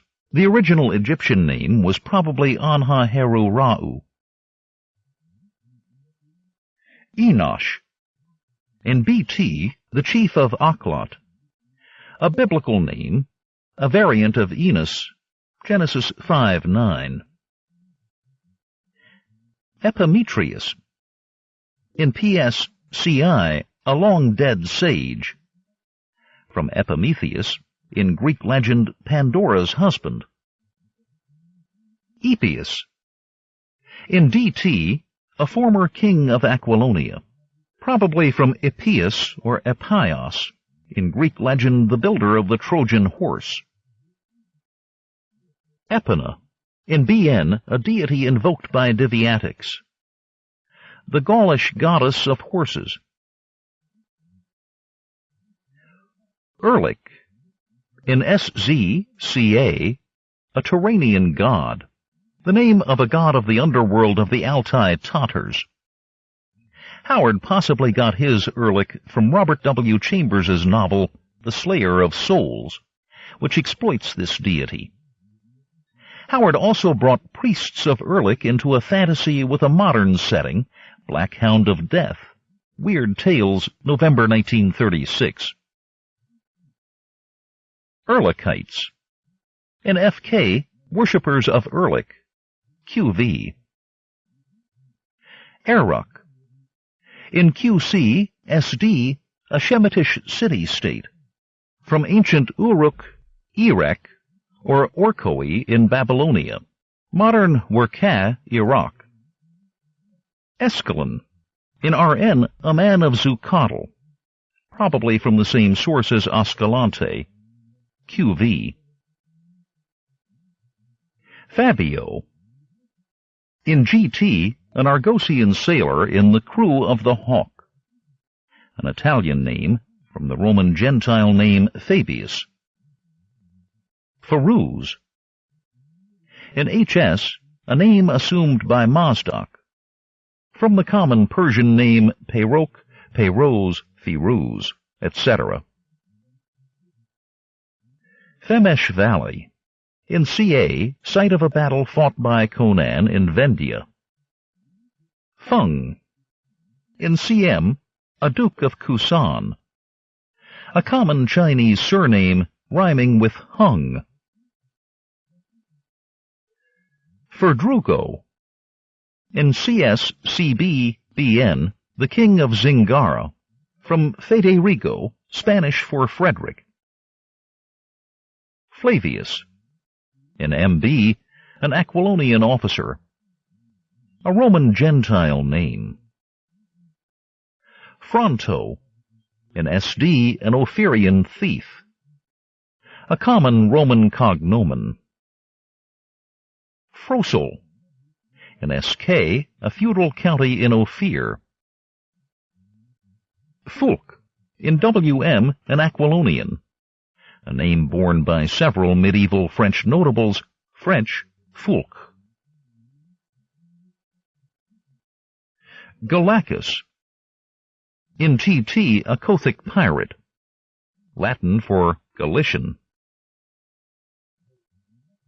Galanus, C. Servius, probably from either the Roman Emperor Gallienus or Galandus, a Carsian pirate in E.R. Edison's The Worm Ouroboros. Galbro, in TT, a Zingaran seneschal, possibly from Gabriello, Italian for Gabriel. Gala, in SD, the lower Negroid caste of Jumbala, from the Gala, an Erythraeotic Negroid people of Abyssinia, Ethiopia, and Kenya. Galparan, Galporan, in CC, a place in western Aquilonia. The former spelling is Howard's. The latter appears only on Kyle's end paper maps in the Gnome Press editions of the Conan stories. Galter, C. John, an English occupational surname meaning clay digger. Galzai, in PC, CA, a Himalayan or Gulistani tribe. From the Gilzai, a modern Afghan Pushtun tribe. Gomburu, in CB, the capital of the Amazons. From various African place names, e.g. Gombaga, Ghana, and Omaruru, Namibia.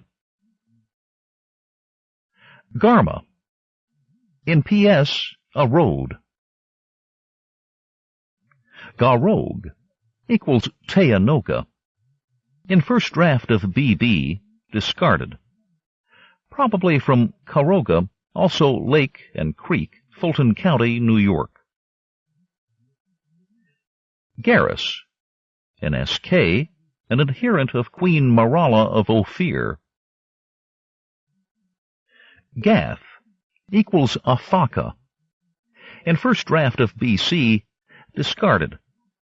A town in western Judea. Galt. In BB, Galt Hager's son is the narrator. Galt is an Old English word for stiff clay, also used in the form Galt as a surname. Ghazal. In DT, a city in the desert of northern Darfur. From the Bahr al-Ghazal, Arabic for the Gazelle River, an eastward-flowing river which joins the White Nile at Lake No. Gebel, C-D-J-E-B-A-L, possibly either from the Arabic Jabal, mountain, or from the town of Gebel, Jabail or Jubail, Lebanon. Classical Byblos, Phoenician Gubla. Gabelez, in TT, a Zingaran. The name was Gabrello in the original manuscript, probably from the same source as Galbro, QV, but I changed it because it was too much like Galbro, another character in the same story. Ganara, Ganata. In SZ, CB, CC, adjectives designating a desert south of Stygia and its people. From Ghana, a medieval empire in the western Sudan. The name has been revived for the dominion of the Commonwealth formerly called the Gold Coast. Gondar Chen. In CA, a spy of King Yezdegerd of Turan in Turantia. From the Swedish name Gunder, that of a Swedish world champion runner in the 1940s, plus Chen from Shan or Shah, QQV. Garat. In Ca, a ruined temple in the Zwagir Desert. From carat, the unit of weight. Ghaznavi. In Di, a Turanian counselor. From Ghaznavid, an adjective designating the dynasty founded by the plus Roman numeral 11 Afghan conqueror Mahmud of Ghazna, which in turn is the city called Gazaka in ancient times. Gemur. In Ca, a Vendian conspirator. From lemur, a member of the Lemuroidea, a suborder of primitive primates, bush baby, Galego, loris, etc. Ghor. In PC, a place in Afghanistan. From Ghor or Gur, a medieval Afghan kingdom. Ghor is also the name of the Dead Sea Valley in Palestine, but Howard probably got the name from the other source. Gorval. In first draft of CC, the domain of a Nemedian lord at the execution of Albiona. Discarded. Probably from the same sources as Gore and Corbel. QQV. Gori. In Di, a fort near Khawarizm, a sub-province of modern Afghanistan. The adjective Gorid designates the medieval dynasties of Gore. QV. Gufogs. In PS, a Hyrcanian mountain tribe. Gulistan. In PC, CA, a region of the Himalayan mountains. A combination of Arabic gul, plus Persian istan, estan, country, hence land of ghouls. In Persian, Gulistan would mean land of roses, but I do not think that is what Howard had in mind. Turan equals Taran.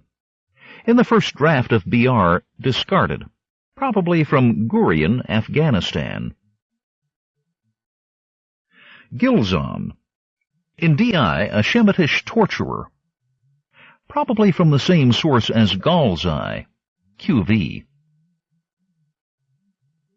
Gitara. In PC, Yasmina's maid.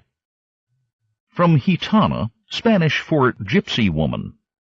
Like gypsy, the word is a corruption of that for Egyptian, although the real gypsies originally came from India. Cf. Zingara. Gleg. In RE, a Zaporozhian robber lord, an old Russian name. Glyco. In MB, an Aquilonian officer. From Glykon, the name of several Greek writers. Gobir. In DT, a Ganata brigand, the name of a medieval Negro kingdom in the western Sudan. Godrigo. In CB, a Zingaran philosopher, from the Spanish name Rodrigo. Golamira. In PS, CI, a magical mountain. Gomani. In CB, a Kushite slave. A minor plus Roman numeral 19 African king and his kingdom on the border of Tanzania and Mozambique. Gonzago. In GT, captain of the Hawk, a Baroccan pirate ship. From Gonzaga, an Italian princely family, lords and eventually dukes of Milan, plus Roman numeral 13 to plus Roman numeral 18. Gonzalvio. In CI, Trocero's son. From the Spanish name Gonsalvo, e.g. Gonzalo or Gonsalvo de Córdoba, a Spanish general of plus Roman numeral 15. Goralian Hills. In CC, a region in western Aquilonia, possibly from the Goralians or Gorales, mountaineers of southern Poland.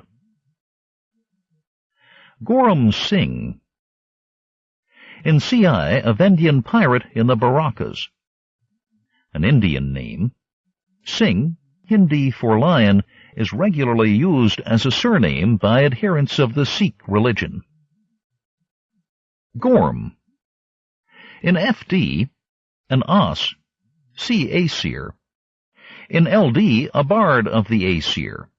In BB, Otho Gorm's son is a forest ranger of Shohira, see Strom. In the Hyborian Age, a Pictish chief after Conan's time. The first king of Denmark, in plus Roman numeral 10. Gorthongpo, in CS, a Maruvian, a pseudo-Tibetan name. Gorolga, in JG, a Keshian priest, possibly from the Goruol River, a tributary of the Niger. Gotarza, in FK, the captain of Kobad Shah's royal guard. An ancient Persian name, also Gotarzes, Godars, Gudairs, etc. Groskol Mountains, in CA, a range on the borders of Hyperborea, possibly from the Norwegian Groskal, grey bowl. Grommel, in PS, a Bossonian commanding Conan's Black Legion. Grondar, in FK and the Kull stories, a pre-catastrophic kingdom coeval with Valusia. Guaralid, in BN, a Zingaran dukedom, from Spanish place names like Guadarrama and Valladolid. Guillaume, in WM, CI, an Aquilonian baron, from Guillaume, French for William. Gullah, in FK, BR, the Pictish gorilla god, one of a group of American Negroes living along the coast of Georgia and speaking a distinctive Afro-American dialect. Gunderland Gunderman, in TE, GB, RH, etc., the northernmost province of Aquilonia and its people. Probably from Gunther, Gundakar or Gunderic, plus Roman numeral 5 kings of the Burgundians. Gurasha, in PC, a valley in Afghanistan.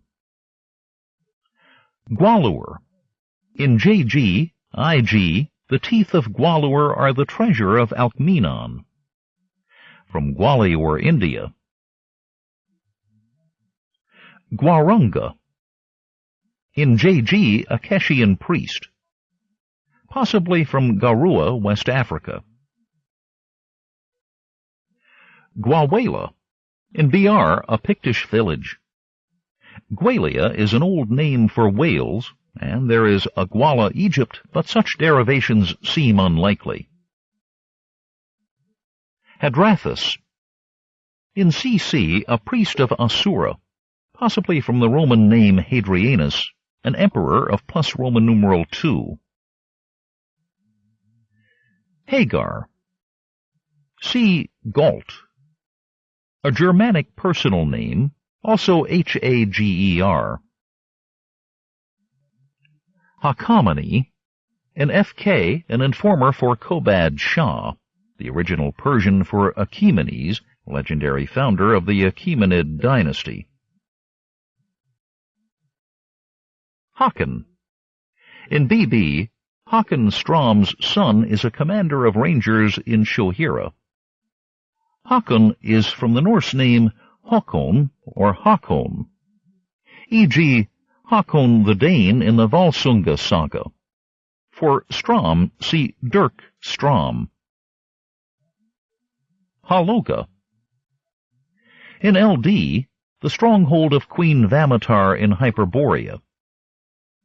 From Halogaland, in the Heimskringla, a place in Lapland. Hamar Kur, in CA, a Turanian officer, from the Norwegian city Hamar, and Kur from Kurdistan. Han, in RZ, a deity of the serpent men of Valusia. Hanuman, in SZFK, a monkey god of Zambula, the Indian monkey god. Hanumar. In GB, a Nemedian city. Probably from Hanuman. QV. Hatupep. In CI, a merchant of Tawakan. A synthetic Egypto-Mayan name. Hattusas. In FK, a Zamorian serving under Conan. The capital of the Hittite kingdom, near modern Bogaz Koi, renamed Bogaz Koi. Heimdall. In FD, a Van or Vanaheimer. From Heimdall in Norse myth, the guardian of the gates of Valhalla. Hildiko. In HN, a Brythunian slave girl in Yaralet. From Hilda or Ildiko, the last of the many wives of Attila the Hun. Himalayan mountains. In PC, CA, a range north or northwest of Vendya. From the Himalayas or Himalayan mountains. Hormaz. In CS, a Turanian officer. From Hormazd or Ahura Mazda, the good god of the dualistic Zoroastrian universe. Horsa. In FD, an As, see Aesir, a half-legendary Saxon chief who, with his brother Hengist or Hengest, led the Saxon invasion of Britain in the middle of plus Roman numeral 5. Hotep. In HS, a Stygian servant of Zeriti. In CA, a name assumed by Conan in Fort Wakla. An old Egyptian name meaning contented. Xia. In CM, a former king of Kusan, a semi-legendary early dynasty of China. Hyborian, Hyborian, Hybori. In RN, BR, TT, etc., the race that overthrew the empire of Acheron and set up in its place the kingdoms of Nemedia, Aquilonia, Brithunia, Argos, and the Border Kingdom. From Hyperborea, QV. See Bori. Hyperborea. In TE and GB, a northeasterly land east of Asgard. In Greek legend, a happy land in the far north. The name means beyond the north wind. Hyrcania, Hyrcania. In TE, QC, BC, etc., the land east of the Vilayet Sea. The Turanians dwelling west of that sea are also of Hyrcanian origin and are commonly called Hyrcanians. In classical geography, a region southeast of the Caspian or Hyrcanian Sea, corresponding to modern Iranian Mazandaran plus Asterabad. The name is Greek for the old Persian Varkana, one of the Achaemenid satrapies, and survives in the name of the river Gurgan. The original meaning may have been Wolfland. Hyrcania was briefly an independent kingdom in plus Roman numeral 1. In Iranian legend, Hyrcania was remarkable for its wizards and demons. Ianthe. In SK, KD, the capital of Ophir. In Greek myth, an Oceanid or marine nymph. Ibis. In GB, a god. Any of several species of heron-like birds, one of which, Thresciornis ethiopica, was held sacred in ancient Egypt. Ilbars. In SM, a Turanian river. In FK, a range of mountains south of the Vilayet Sea. From the Elburz Mountains, Iran. Ilga. In LW, a Varunian girl. A combination of the Norse names Inga and Helga. Imbalayo. In HS, the commander of the Kushite troops in Philistia. A pseudo-Zulu name. Emiris. In Ca, Wm, Ci, a barony of Aquilonia. Iroquois. In Pc, a Himalayan tribe. From the Oroqzi Puktum tribe mentioned in Lowell Thomas's Beyond Khyber Pass, which Howard read. Iranistan. In Bg, Re, Pc, etc., an eastern land corresponding to modern Iran. From Iran, plus the Persian Istan Estan, country. Irem. In Sm, Shah Amurath's horse. From ancient Irem, the city of pillars, mentioned by H.P. Lovecraft in The Nameless City, and possibly ultimately from Iram, in Arabian legend a deserted city in Yaman. See the city of many-columned Iram and Abdullah, son of Abi Kilaba, in Burton's translation of the Arabian Nights, Volume 4, pages 113 and following. Ishbak. In Hs, a name assumed by Conan in Ascalon, a Phoenician name. Ishtar. In QC, BC, SM, etc., a Shemitish goddess also worshipped in the Hyborian nations. The Assyro-Babylonian goddess of love, Hebrew, Ashtoreth, Phoenician, Atarata, Syrian, Atargatis, Greek, Astarte. Isidon. In CS, one of the 7 sacred cities of Meru. Itzra. In Ci, an Antillean chief, a synthetic Egypto-Mayan name. Ivanos. In SM, Re, a Corinthian pirate. From Ivan, Russian for John, plus the Greek masculine nominative ending os. Ivga. In WB, Valerius's sweetheart, possibly from Inga, a Norwegian female given name. Jaga. In CM, a head-hunting tribe of the hill region between Kusan and Hyrcania. A Bantu tribe of southern Zaire. Jalung Thongpa. In CS, the god-king of Meru. A pseudo-Tibetan name. Jamal. In PS, a Turanian soldier.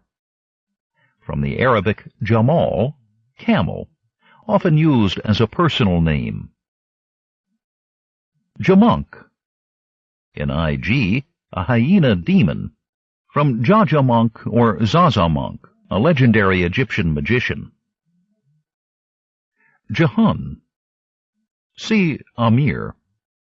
From Shah Jahan or Jahan, a Mughal emperor of plus Roman numeral 17, the builder of the Taj Mahal. Jahangir, Jungir. Jahangir is a Turanian lord in DI, while Jungir Khan is another in SZ. From Jahangir, world conqueror, Shah Jahan's predecessor as Mughal emperor, plus Roman numeral 17. Jalal. In DI, Jalal Khan is a Turanian noble. From the Arabic proper name Jalal. Jarida. In CB, a place in Zingara. From the Spanish place names Jerez, Merida. Jebal. See Djebal. Jalai. In PC, a place in Vendia. From the Jhelum or Jhelum River, a tributary of the Indus. Jill. A supernatural being mentioned in BR, possibly from Chill, the kite in Kipling's second Jungle Book. There is also a Jal India and a Hindi word jeel, swamp.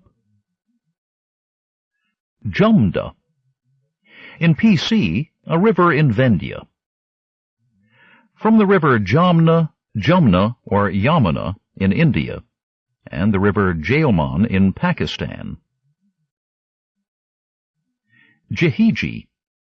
In VW, a village in Kush, possibly from Jijiga, Abyssinia, Ethiopia. Jillites.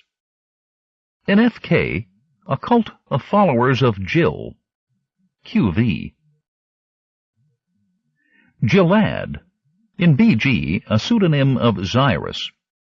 This name was used in Howard's original non-Conan story, The Trail of the Blood-Stained God. Joka. In RH, a servant of Nabonidus, possibly from the Jukas, tribal Negroes of Suriname, South America, descendants of escaped slaves. Cf. Ajonga. John. In BB, John Galter's son is a dead friend of the narrator. From John. See Galter. Jugra. In PC, a Wazuli village. A name for the Magyars or Hungarians. Julio. In CB, a Zingaran goldsmith. A Spanish given name from the Roman Gentile name Julius. Juma. In CS, CM, a Cushite serving in the Turanian army. Later, in CB, he becomes the chief of a tribe in Kush. A common East African given name. Jumbala. In SD, the capital of Kush. Howard spelled it Shumballa, possibly from Shambalai, a hill region in Tanzania. But I changed the name because Carter and I needed the similar name Shambhala, QV, for CS. Junia. In SK, the wife of Torgrio the thief. From Junius, a common Roman Gentile name, e.g., Decimus Junius Brutus Albinus, one of Caesar's assassins. Ka-Yazoth. In CI, a ruler of the Atlantean age. Calanthes equals Caranthes. In GB, discarded. Calanthes was Howard's original form, but I changed it to Caranthes because I thought it too much like Callian, QV, the name of another character in the same story. Callian. In GB, Callian Publico is an art dealer, from the common Greek name Callias. Kambuja. In WM, a land east of Vendya. The original name of Cambodia, now Kampuchea. Kamula. In CB, a long-vanished city of Atlantean times. End of Side 6.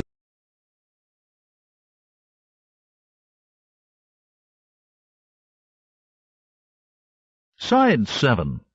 Conan the Swordsman, by L. Sprague de Camp and others. Continuing with Hyborian names on page 220. Camellia. In TE, a kingdom of Atlantean times, possibly from the camellia, a shrub of the tea family bearing large white flowers. The Knights of the White Camellia, formed in 1867, was one of a number of white supremacist secret societies, of which the Ku Klux Klan is the best known, active in the former Confederate States at that time. Possibly also from Camelot, King Arthur's legendary capital. Caravan. In PS, an Aquilonian county, possibly from Karaman, Turkey. Kong Shu. In CA, a Khitan. Common Chinese names. Kung Lao Tse. In CA, a Khitan girl. Common Chinese names. Capeuez. In CB, the captain of the Zingaran Royal Yacht. A pseudo-Spanish name. Carlos. In BB, an Aquilonian ranger at Fort Quanyara. From the common German name Karl, Latin Carolus. Karnath. In the first draft of CC, a Stygian city. Discarded, possibly from Lovecraft's Sarnath, in The Doom That Came to Sarnath. Lovecraft invented the name, and was then surprised to learn that it was the name of a real city near Banaras, India. Kasali. In IG, the capital of Punt. From Kassala, a town in the Sudan. Kachaka. In RZ, the ancestors of the dominant tribe of Zimbabwe. From Chaga, an East African tribe, or from Chaka, the Zulu emperor, for which see Chagan. Keluka. In HS, a Kushite soldier in Ascalon. A pseudo-Swahili name. Chemosh. In CA, a Zwagir god. From Chemosh, a Canaanite god. Numbers 21-29. Karaspa. In BG, a Kazankian chieftain. From Karasaspa, a legendary Persian hero. Karim. In PC, Karim Shah is a Turanian spy in Vendia. From the Arabic Karim, generous, used as a proper name in Muslim countries. Keshan. Keshia. In JG, IG, RZ, a black kingdom and its capital respectively. Probably from Kesh or Kosh, an ancient Egyptian name for Nubia, whence Hebrew and Howard's Kush. Kazankian Mountains. In BG, a range separating Turan from Zamora, suggested by the Russian geographical names Kazan and Kazakh. Khafra. In HS, a Stygian servant of Zeriti, the 4th dynasty king of Egypt who built the Sphinx, Greek Khephren. Kahabul equals Korbul, QV, in first draft of PC, discarded. Qajar. In CB, BN, an oasis in western Stygia where Thoth Amun lived. From Qajar or Qajar, an Iranian tribe and a Persian dynasty, 1794 to 1925. Khan. See Chingir, Jahangir, Khosru, a Turco-Tatar word meaning lord or prince. Cannon. In HS, a Palishti wine cellar, a Phoenician name. Coneria. In CA, a city in Koraja. From Khan, plus Greco-Roman names like Syria, Illyria, etc. Karaman. In SZ, a southeastern desert, possibly from the same source as Caravan, QV. Karoya. In CA, a Zwagir tribe. Koran. In WB, CA, a small southeastern Hyborian kingdom, probably from Mount Hauran, Syria. Kawarism, Kawarism. In DI, a Turanian city near the southern end of the Sea of Vilayet. From Khwarazm of Khwarezmia, a medieval Muslim kingdom in Turkestan. Modern Khorasan or Khorasan, Iran, The name comes from the Old Persian Huvarazmish, a satrapy of the Achaemenid Empire. Cf. Khorasan. Kaza. An Fk, a Stygian. An Egyptian king of the 14th dynasty, circa -1700. Kel. See Khosatral Kel, probably from Kel, a Puktu word for family or sept, e.g., Malkel Masud, a man of the Mal family of the Masud tribe. Kemi.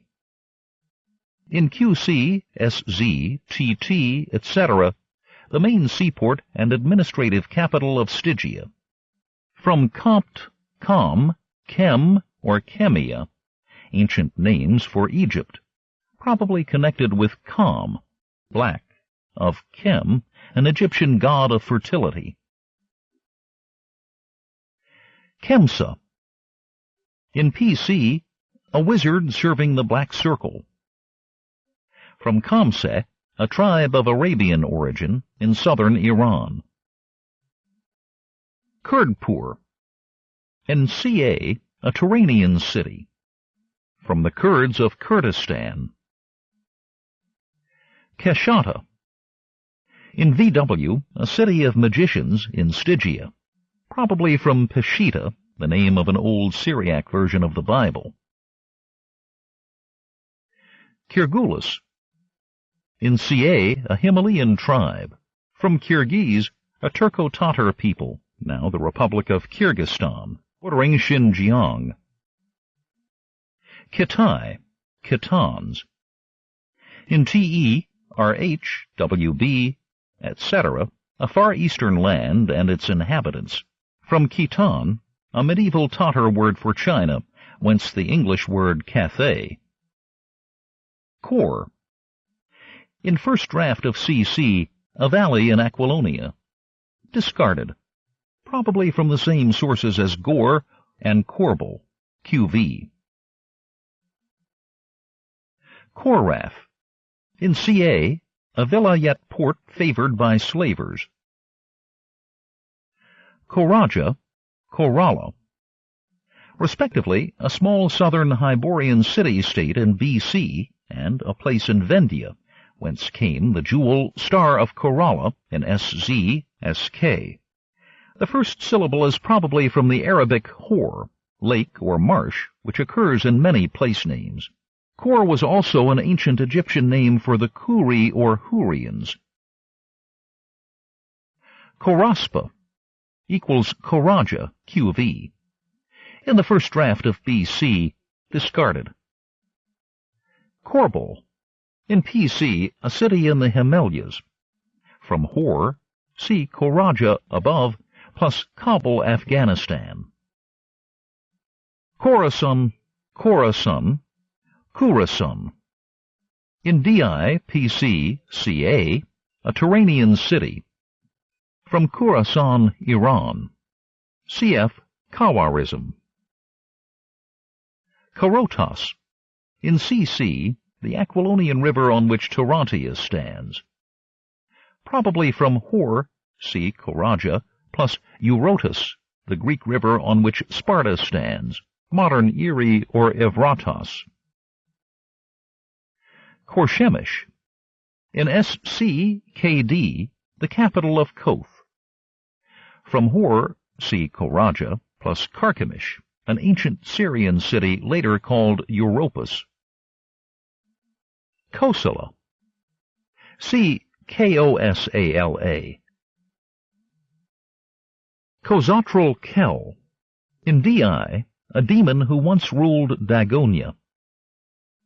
Khosatral is possibly a combination of Kushal Khan, a Pukhtun poet and leader of plus Roman numeral 17, plus Chitral, a Pukhtun tribe. See also Kel. Khosru. In PC, Khosroon Khan is the governor of Secunderam. In CA, a Turanian fisherman. The name of several Iranian kings, also spelled Khusru, Khosrau, or Chosroes. Khosus, a king of Khoraja in BC SD and of Koth in SC. From Knossos, Knossos, or Cnossus, the capital of Minoan Crete. Khotan. In BC, Thugra Khotan is the original name of Natok, the veiled prophet, a river and a town in Xinjiang or Chinese Turkestan. Cf. Thugra Natok. Natok is an obvious anagram of Khotan. Khosgari. In PS, a Turanian mountain tribe, probably from Kashgar, a city in western Xinjiang or Chinese Turkestan. Crotia. A volcanic region in Koth alluded to in SM, SD, CC, possibly from Khorshid, Iran, or from Kosha, Nubia. Kosha, like its neighbor Akasha, probably gets its name from Kash, ancient Egyptian for Nubia, cf. Keshan, Kush. Kumbanigash. In WB, the general of Constantius's Shemitish mercenaries, a king of Elam, modern Khuzestan, in minus Roman numeral 8. Kuraksai. In PC, a Himalayan tribe. From Kuram, Afghanistan, plus Zai, cf. Dagozai, Kurum. Kurum. In PC, a Wazuli village and a legendary Amir. From Kuram, Afghanistan, cf. Kuraksai. Kurusun. See Khorasun. Kushia. In RE, the chief wife of King Yildiz. Khusro. In CM, a Turanian soldier, a variant of Khosru, QV. Kadesa. In DT, an oasis in the southern deserts near Tombalku. Kobad Shah. In FK, the king of Iranistan. A Persian name, also Kavata, Kobad, etc. Greek, Kobades, borne by various Iranian notables. Cordova, Kordofan. In the original manuscript and outline of SD, Howard mentioned a black country as Kordofan, and a wizard from there as a Kordofan. The name comes from Kordofan, a province of the Sudan. To bring the noun and the adjective into proper relationship, I changed the name of the country to Cordofa. Cordova. In PO, CB, TT, etc., the capital and main seaport of Zingara. From Cordova, Spanish Cordoba, Spain. Cordofo. In DT, Conan's predecessor as general of the cavalry of Tombalku. From the same source as Cordofa. QV. Corman. In BB, Lord Thasperus of Corman is patron of Shohira. There is a French surname, Cormont, but any connection is doubtful. Korunga equals Guarunga, QV. In one non-final draft of JG, discarded. See Arunga. Corveka, a place mentioned in WB. Cf. Corvala. Corvala. In TT, a bay on the Pictish coast, so named by Zingaran settlers. Possibly a combination of Cordova plus Caravela, caravel, Portuguese for a small lateen-rigged ship. Corzetta. In TT, a country of Zingara, possibly suggested by Corbetta, Urbate, Bilbais, ancient Farba Ethos, Egypt. Kosala, Kosala. an Eastern nation alluded to in SZ, PC, RN, from Kosala or Koshala, a kingdom in northern India in the time of the Buddha, minus 563 to minus 483. Kosha. See Yag Kosha, Crotia. Koth. In TE, QC, SM, etc., a southern Hyborian kingdom. Probably from the sign of Koth in H.P. Lovecraft's The Dream Quest of Unknown Kadath. There is a town of Koth in Gujarat, India, but the connection is doubtful. Howard used the same name in his interplanetary novel Almuric. Kozak. In SM, WB, DI, etc., one of a brotherhood of outlaws in Turan and Hyrcania. Russian for Cossack, ultimately from the Turkish Kuzak, adventurer. Kralades. In WB, a Koranian counselor. Cf. Trollobies. Kshatriyas. In PC-CA, the Vendyans or their ruling caste. The warrior caste of ancient India. Quigars. In CS-CM, a nomadic people of Hyrcania. From the Uyghurs, a Turkish people of Mongolia and Turkestan. Kujala. In FK, a Yasmite. From Kujula, QV. Kujula. In CS-CM, the Khan of the Quigars, a king of the Yue Chi, plus Roman numeral 1. Kulalo. In CB, Juma's capital. From the Kololo, a Tswana people who ruled an empire in Zambia and Rhodesia in the 1830s and 40s. Kull. In TC, CT, SH, and the Kull stories, an Atlantean who becomes king of Valusia. Kurush Khan. In RE, a Hyrcanian chief. Kurush is the original Persian form of the name of Cyrus the Great. Cf. Kairos. Kusan. In CM-SH, a small kingdom in western Kitai. A pseudo-Chinese name. Kushaf. In FK, a region in the Ilbars Mountains. Kutaman. In BC, a Stygian prince, possibly from Kutama, a medieval Berber tribe of Algeria. Kuth. In SS, a dream place, probably from the same source as Koth. QV. Kuthchamus. In BC, FK, a ruined city in the Shemitish desert, possibly from the Hindustani Kut, fort plus Chemis, ancient Chemis, Shmin, Apu or Panopolis, modern Akhmim, Egypt. Kwanyara. In BB, a fort on the borders of Shohira. A pseudo-Iroquois name. Kwarata. In BB, the Witch of Skandaga, Valerian's mistress. A pseudo-Iroquois name. Kairos. A wine-growing region mentioned in HS, CB, CC.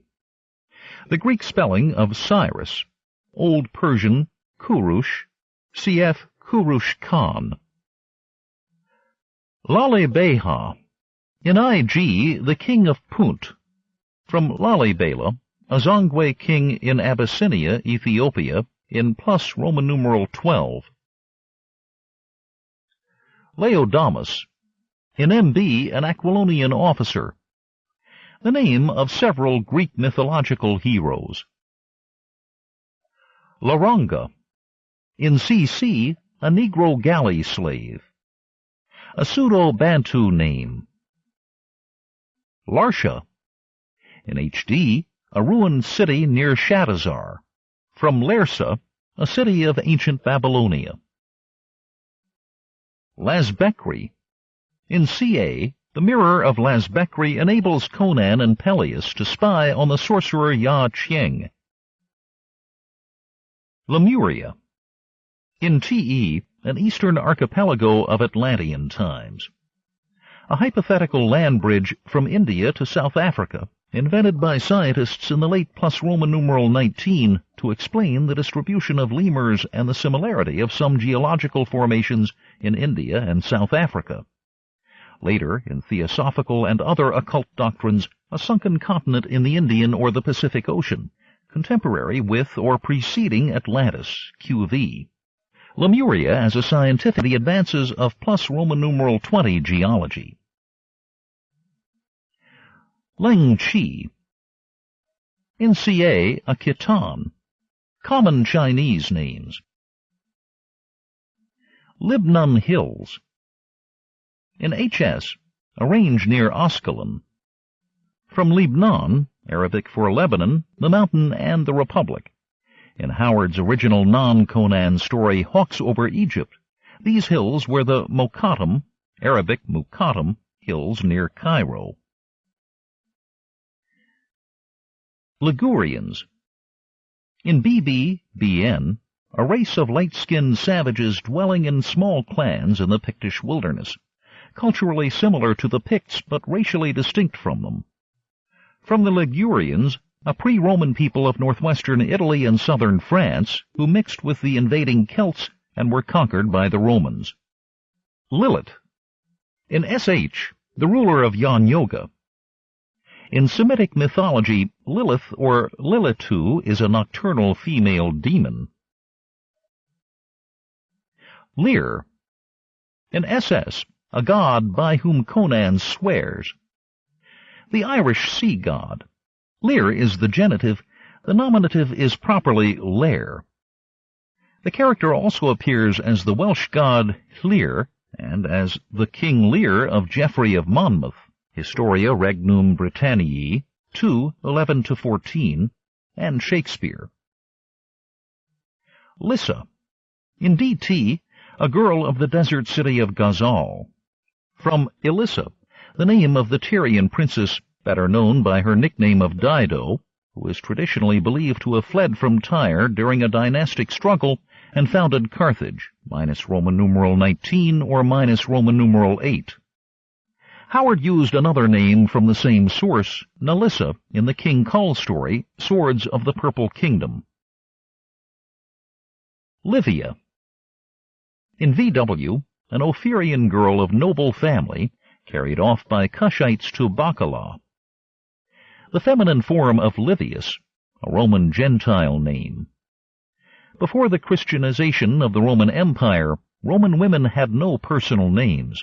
They were known by the feminine form of their father's Gentile clan or a middle name only. Hence, for instance, Gaius Julius Caesar's daughter was automatically called Julia.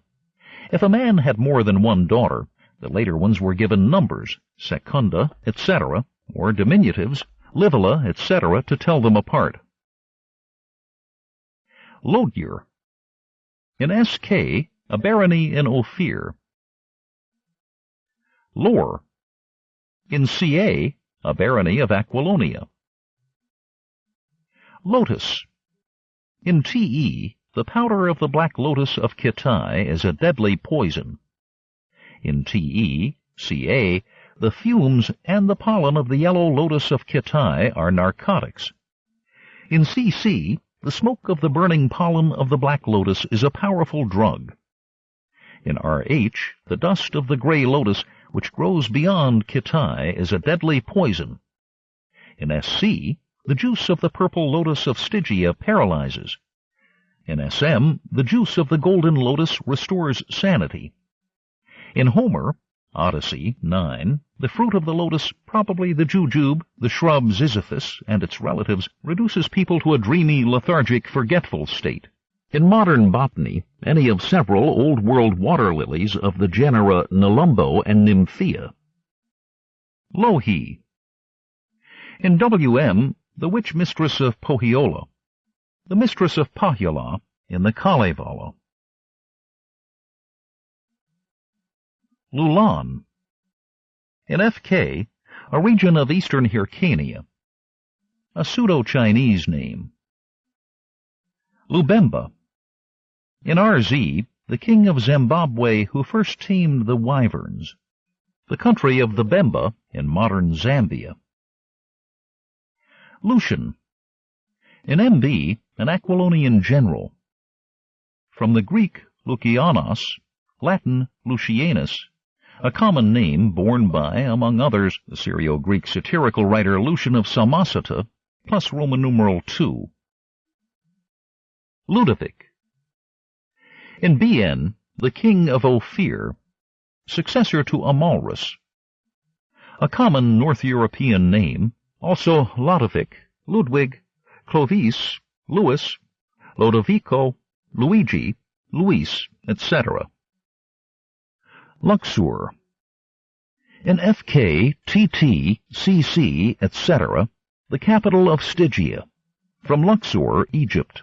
From Arabic, al-Uqsur, al-aqsur, or al-uqsur, the castles, in ancient times, called Wasi, Opet, No-Amen, or Thebes.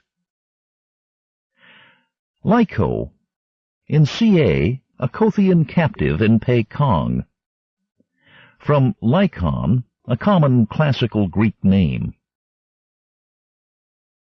Makkah. In PS, a Sumerian deity. From Evan Makkah, Cuchulain's home in Irish myth. Manannan. In SS, a god by whom Conan swears. From Mananyan, in Irish mythology a sea god, the son of Lair. Manara. In CA, a county of Aquilonia. Marala.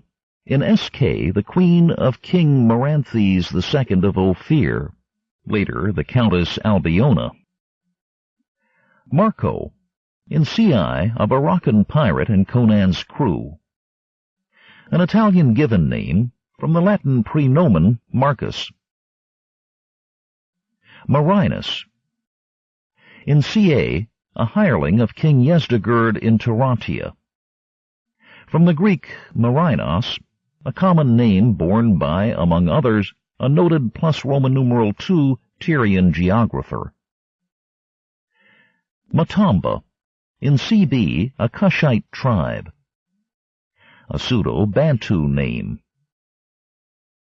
Matinbal. In HS, a priest of Tior. A Phoenician name. Maul. In TE-HD, the thieves' quarter in a Zamorian city. Mayapan. In CI, the American coast, adjacent to Antillia. The Mayas' own name for their country. Maypur. In CA, a Turanian city, probably from the Mayan Indians. Mazdak. In HS, a Hyrcanian mercenary in the Pelishti army. A Persian name, notably that of the founder of a communistic religion in plus Roman numeral 5. Mbega. In RZ, SH, one of the twin kings of Zimbabwe. A legendary conquering East African chieftain, circa plus 1700, in the present Tanzania. Mbonani. In CB, a Ganata slaver, a plus Roman numeral 19 East African chieftain. Makanta. In SK, a county in Ophir. Mina. In GT, a Shemitish conjurer in Captain Gonzago's crew. The more or less legendary founder of the first dynasty of Egypt, circa minus 3100. Menkara. In CB, a priest of Set. The name of a 4th dynasty king of Egypt, also Menkaura, Menkure, or Mycerinus. Meru. In CS, CM, SH, a tropical valley between the Talakma and Himalayan mountain ranges. In Hindu mythology, the mountain on which the gods dwell. Mesmerism. An obsolete name for hypnotism, after its discoverer, Franz Anton Mesmer, 1733 to 1815, an Austrian physician, used in this sense by Howard in SZPC. Masantia. In POCCCI, the main seaport of Argos, probably from Messina, Italy. Metamphok. In CI, the chief of the thieves of Tawakan, a synthetic Egypto-Mayan name. Milo. In CS, BM, the king of Argos. In CI, Conan's bosun. From the Greek Milon, a legendary athlete of Crotona, also a Roman cognomen. Mindonga. In DT, a people of the Tombalku Empire. See Bigharma. Mithridates. In CA, a king of Zamora. The Greek version of the Persian Mithridata, borne by various Achaemenid Persian notables and by several kings of Pontus, especially Mithridates VI the Great, circa -100. Mitra. In GB, RH, QC, etc., a Hyborian god. In Indian mythology, a sun god, cognate with the Persian Mithra or Mithras. Mkwana. In SH, a Zimbabwean officer. A pseudo-Bantu name. Monargo. In CI, the Count of Kuthan, from Monaco. Moranthes. In SD, SK, the king of Ophir, and the second of that name, Amalrus's predecessor. Possibly suggested by Orontes, a Persian name, or Vand, Alvand, borne by a character in Moliere's The Misanthrope. Also a river in Syria, modern Nair al-Assi. Morrigan. In PS, a Sumerian deity, an Irish goddess who appears in Arthurian legend in the guise of Morgan Le Fay, Mallory's English for the French Morgan Le Fay. Mulai. In CM, a Turanian soldier, a Turkish name. Munthasem Khan. In HN, a Turanian governor. Muriella. In JG, IG, a Corinthian dancing girl. From the feminine proper name Muriel. Murilo. In RH, HN, a noble of a small city-state west of Zamora, probably from Murillo, a minus Roman numeral 17 Spanish painter. Murzio. In RZ, a Zingaran serving with Conan. From the Italian name Muzio, which comes from the Roman Gentile names Mutius, Mucius, and Mutius. Nabonidus. In RH, a priest in a small unnamed city-state west of Zamora. Latin for Nabu-Nayid, the last Babylonian king. Nefertari. In DI, the mistress of the satrap Jungir Khan. From Nefertari, the name of several Egyptian queens. Nahor. In IG, a Shemitish merchant in Punt. A biblical name, Genesis 11:23. Numedides. See Numedides. Nanaya. In FK, a woman of Kobad Shah's harem. From Nana, an ancient Oriental name. Natala. In SS, a Brythunian girl, presumably from the feminine proper name Natalie or Natalia. Natok. In BC, SD, the name used by Thugra Khotan. Khotan, QV, backward. Nebethet. In IG, the dominant goddess of Punt, from Nebtet, or Nephthys, an Egyptian goddess. Nebthu. In BN, RZSH, a ruined city in northern Stygia, from the Egyptian goddess Nebtet, or Nephthys. Nemen. In PS, a Sumerian deity. An Irish goddess, pronounced approximately Nevin. Nemedia, Nemedians. In TE, GB, QC, etc., a powerful Hyborian kingdom and its people. In Irish mythology, the Nemedians, descendants of the Scythian chief Nemed, were among the first invaders of Ireland. Cf. Conan, also Labor Gabala Aaron, 5, 237-56. Nenonir. NWM RZSH, one of the twin kings of Zimbabwe, also priest of Dambala, a Sudanese name. Nergal. In HN, the hand of Nergal is a powerful talisman. Nergal, or Nergal, was the Babylonian war god. Nestor. In HD, a Gunderman officer of Zamorian troops.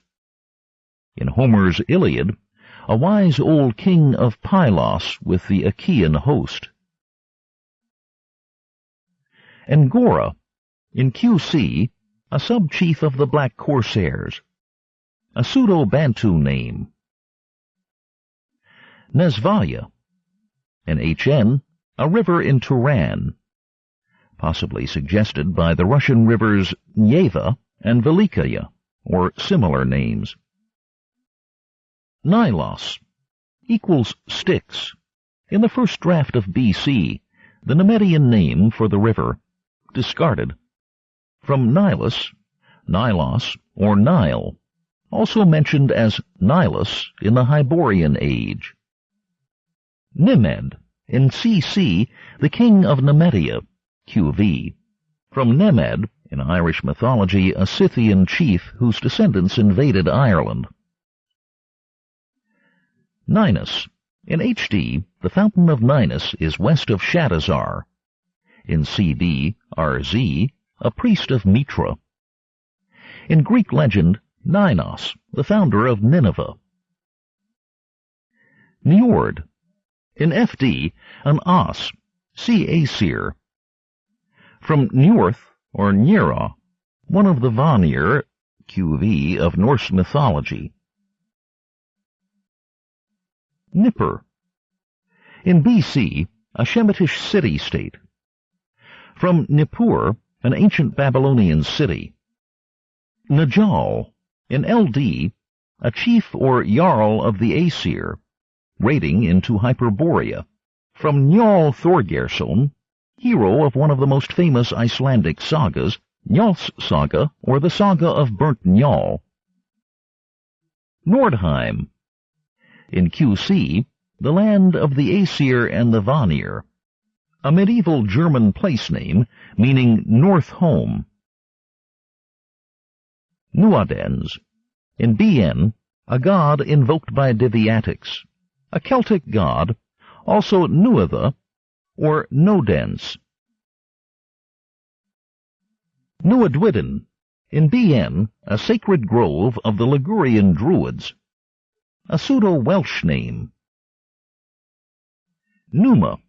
In PS, a king of Nemedia, a legendary king of early Rome. Numalia. In GB, a Nemedian city, From Numa, QV. Numedides, Numedides.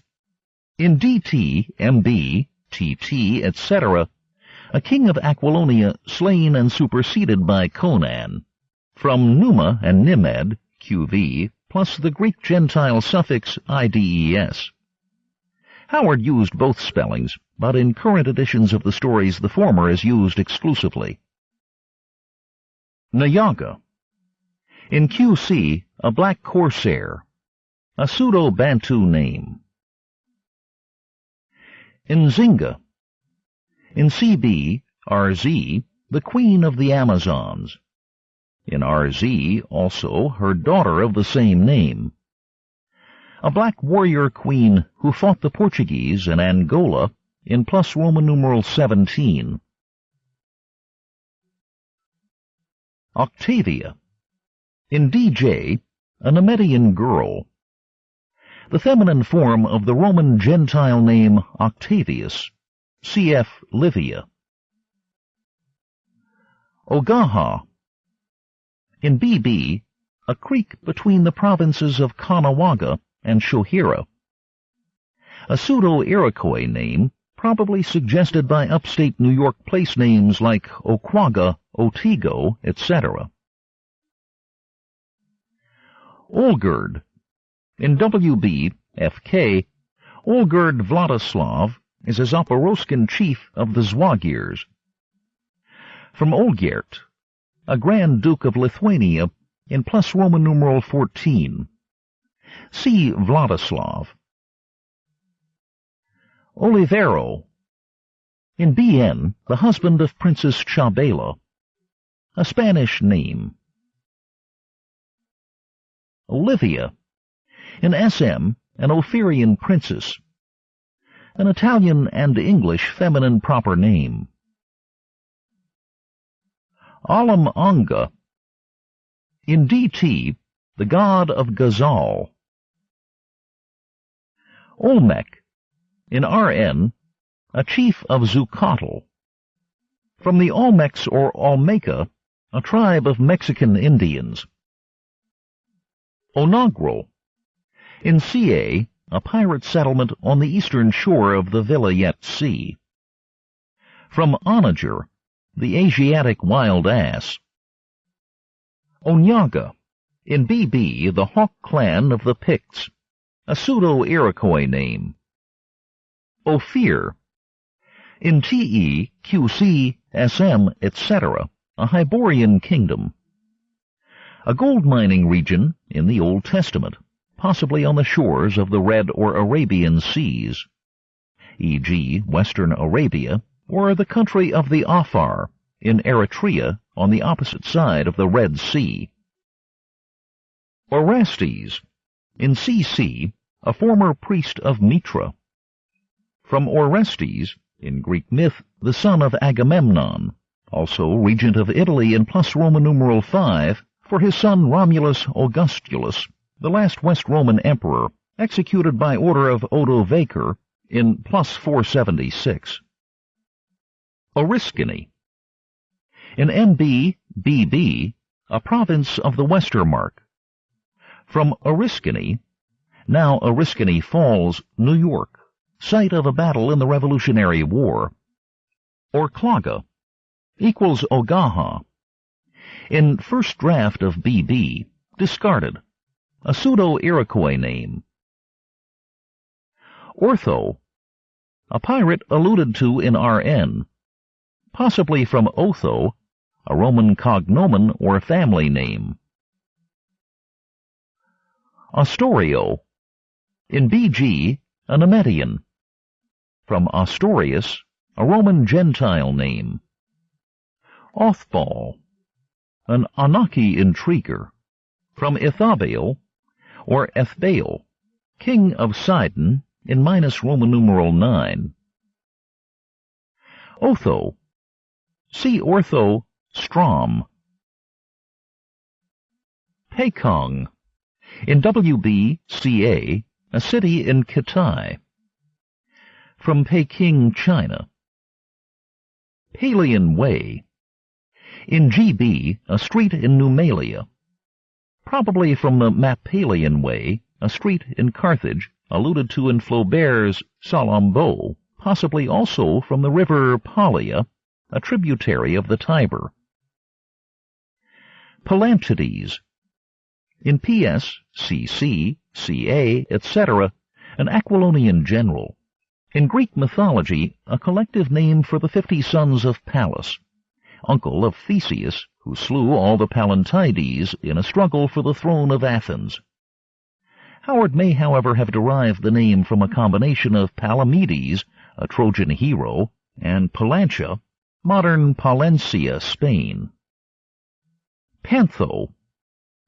In BN, a Zingaran. The Duke of Guaralid. From Sancho Panza.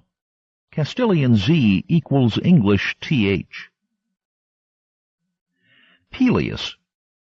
In SC, CA, a Kothian wizard. In Greek myth, a king of Iolcus, and Jason's wicked uncle. Pelishtim. In WB, CI, JG, a Shemitish nation. Hebrew for the Philistines, whence Palestine is also derived. Howard used Pelishtim in the singular, whereas the Hebrew singular would be Pelishti, which form I have substituted where appropriate in the current editions. Pelia. In SC, CC, a principality in Aquilonia. Probably from Pella, the ancient capital of Macedonia. Peshkari. In PC, a city in northwestern Vendia.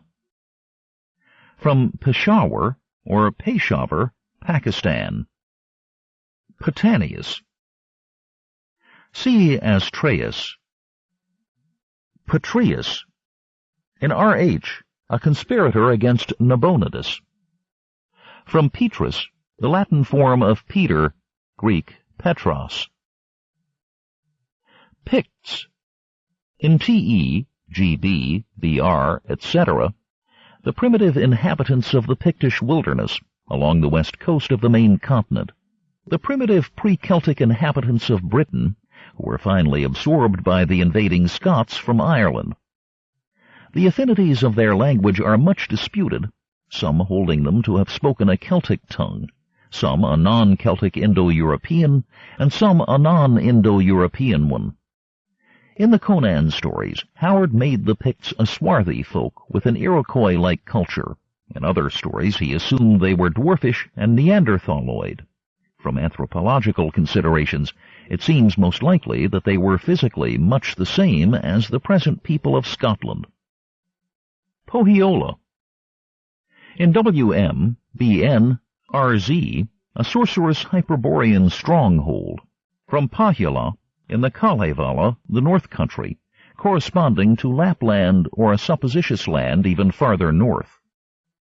Poitain. In TT to BN, the southernmost province of Aquilonia, at times independent of that kingdom. From Poitou, a French province on the west coast. Howard spelled the corresponding adjective Poitanian.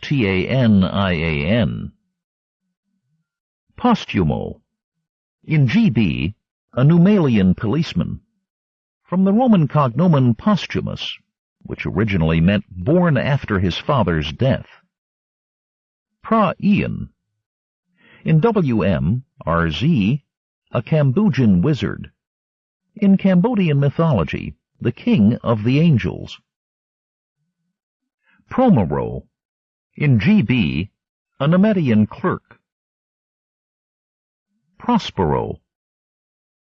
In PS, CC, CA, etc., a Poitanian supporter of Conan.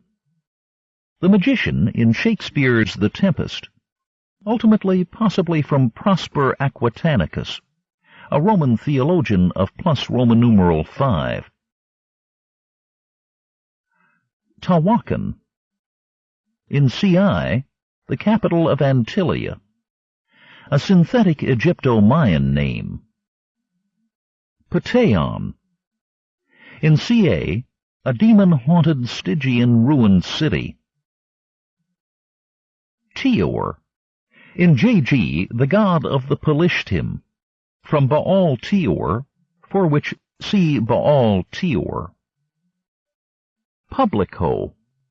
See Callian, Publius, from the Roman names Publicius, Publicola.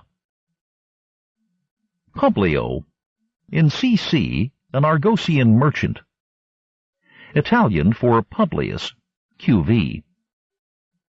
Publius. In TT to CI, the Chancellor of Aquilonia under Conan. A Roman prenomen or personal name. Punt.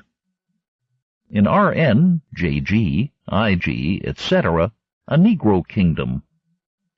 A place with which the ancient Egyptians traded, probably Somaliland. Purasati. In FK, a Vendian girl in Yanaidar. A Hindi feminine name. Python. In FK, CB, CC, the capital of the fallen empire of Acheron. In Greek mythology, a great snake slain by Apollo at Delphi. Hence, in modern zoology, a genus of constrictor snakes found in Africa, Asia, and Australia, including the largest existing snakes. Also a Greek personal name. Kirlata. In CA, a Zwagir tribe. Radagund. In BN, Conan's elder daughter, from Radagund, or Radagunda, daughter of King Berthar of Thuringia, in plus Roman numeral 6. Rakaman. In CA, a Stygian sorcerer of former times, from the Egyptian gods Ra and Amun. Raksha. In PC, a kind of oriental wizard. From Rakshasa, a class of demons in Hindu mythology. Raman.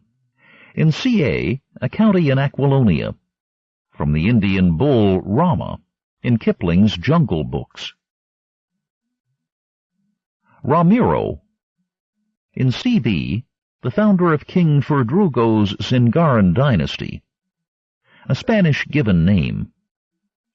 Raman. A wizard or priest alluded to in PS. From Rimmon or Raman, a Semitic storm god. Ran.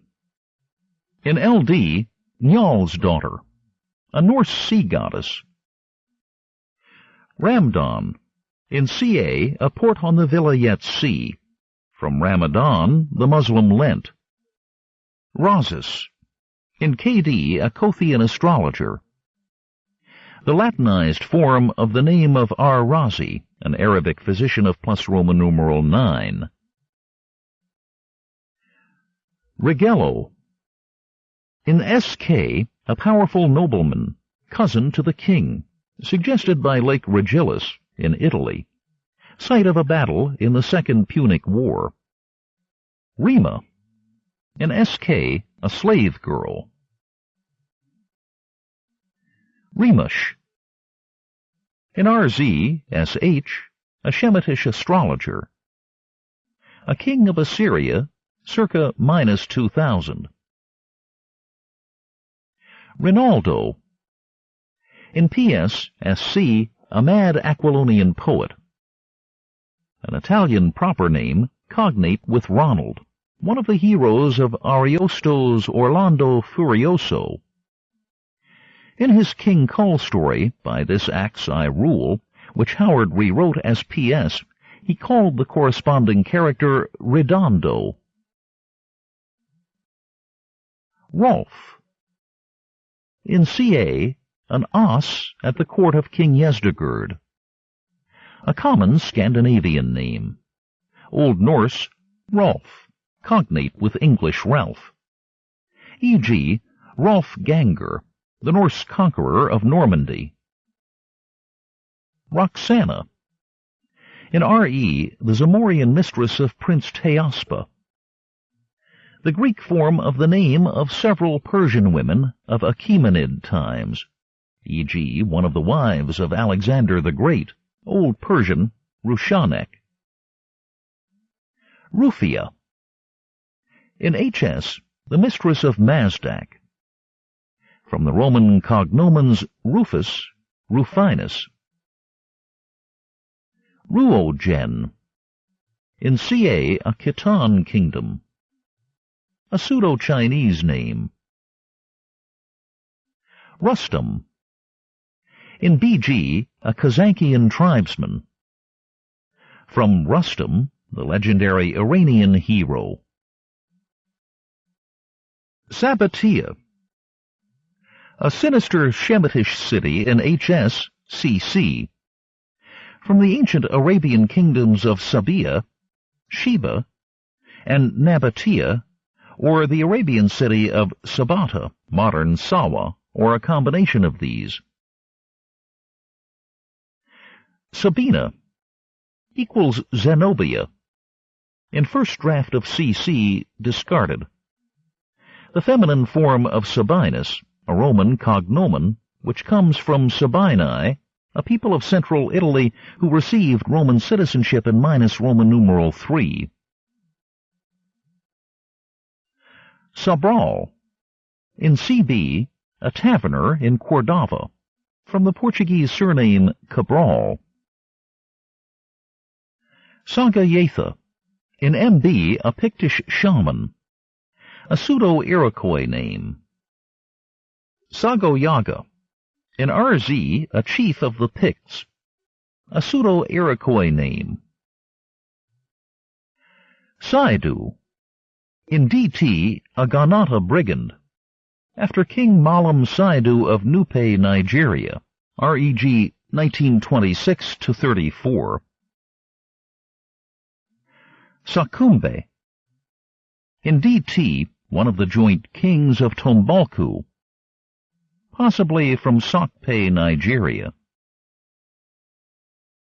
Salome.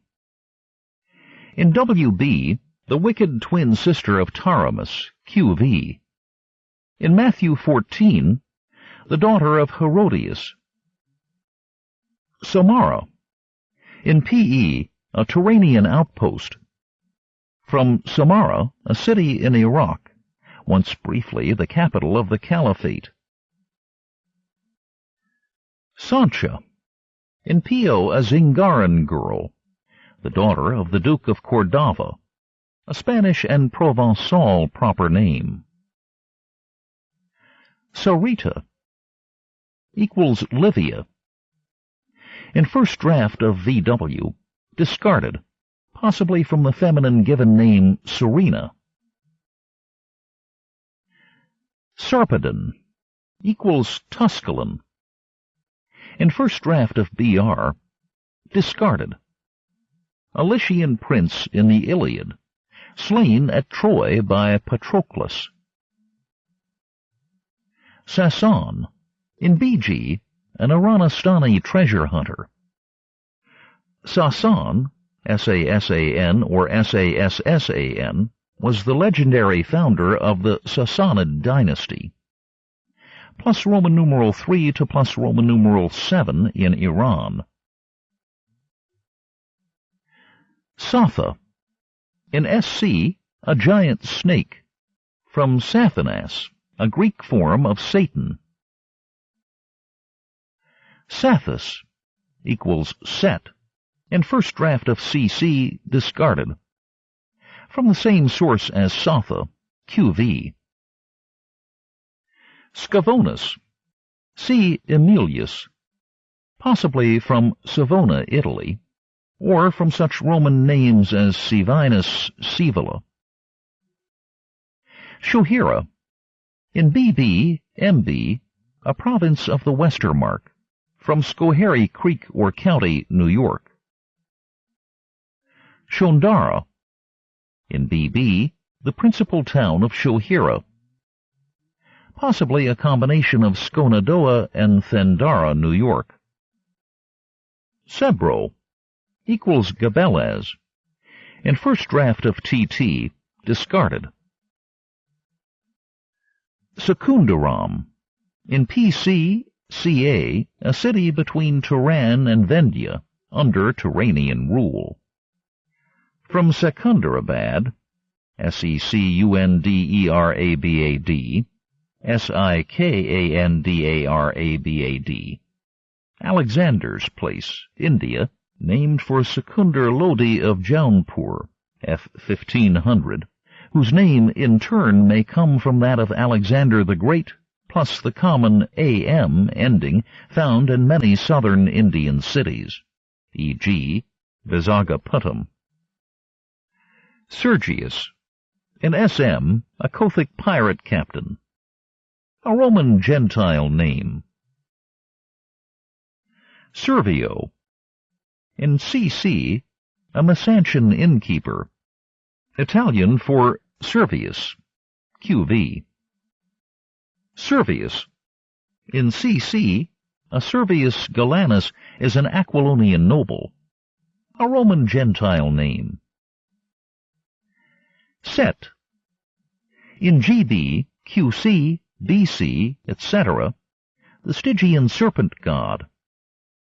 In ancient Egypt, the jackal-headed god of war, or later a god of evil called Seth or Typhon by the Greeks. Shadazar. In TC, HD, PO, etc., the capital of Zamora. Possibly from Shanidar, Iraq. Cf. Shalazah. Shaf Karaz. In PS, a chief of the Kozgari tribesmen of Hyrcania. Shah. See Amurath, Karim. Persian for king. Shapur. In DI, CA, a Turanian city. The name of several cities in Iran and India, meaning King's Town. Shalizah. In SC, a pass in Gulistan. Possibly from the Shalimar Gardens, Lahore, India. Shamar. In SC, a southern Aquilonian city, probably from the Jabal Shamar, a range in Arabia. Shambhala. In CS, SH, the capital of Meru, a Siberian city in Tibetan legend. Shamla. In BC, a pass in Koraja, from any of various Asian places, like Shamil, Iran, Simla, India, or Shamlag, a village on the Indo-Tibetan border mentioned in Kipling's Kim. Shamu. In SC, a plain in Ophir, probably from Shama, a Chinese name for the Gobi Desert. Shan. See Chunder Shan, probably a combination of Khan and Shah, QV, although it is also the Chinese word for mountain. Shan-e-Sork. In BT, the red waste in the Zwagir Desert. Modern Farsi, Persian, for red sand.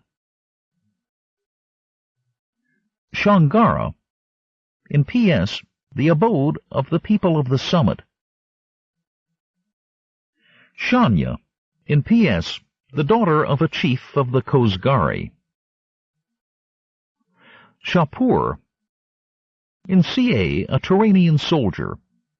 A common Persian name, Greek Sapor, borne by several Sassanid kings.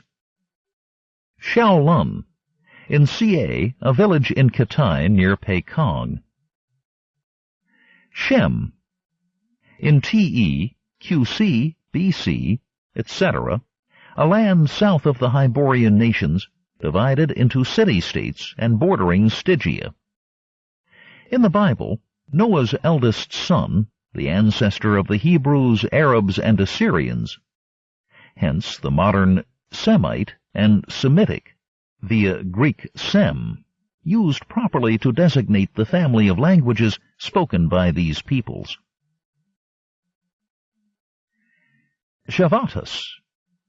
In BC, a Zamorian thief, possibly from Thevatata, a figure in Indian mythology, or Thevatat, a sorcerer king of Atlantis in theosophical pseudo-history, which is also derived from Indian myth. Shirakma. In Ca, a wine-growing region of Vendya, a pseudo-Hindi name. Shirki. In CC, a river in western Aquilonia. Possible sources are Sirki, the original Assyrian name for a town at the confluence of the Euphrates and Kabur rivers, later called Thalaga, Circesium, and Busaira, or Bessareh, and Shikari, an Indo-Iranian word for hunter. Chandakor. In CS, one of the 7 sacred cities of Meru. From the title of Lee Brackett's story, The Last Days of Chandakor, in Startling Stories for April 1952. Shu. In CM, SH, the king of Kusan, one of the 3 kingdoms of China in plus Roman numeral 2. Shaba. In SD, a servant of Tuthmes, possibly from Juba, the long, loose Arabian gown. Shu Chen. In CA, a Khitan kingdom. Shukili. In SC, a eunuch, possibly from Shukriya, a Sudanese tribe. Shumir. In QC, BC, KD, a Shemitish city-state. From Shumer, or Sumer, the land of the Sumerians, the pre-Semitic inhabitants of ancient southern Iraq. Shupras.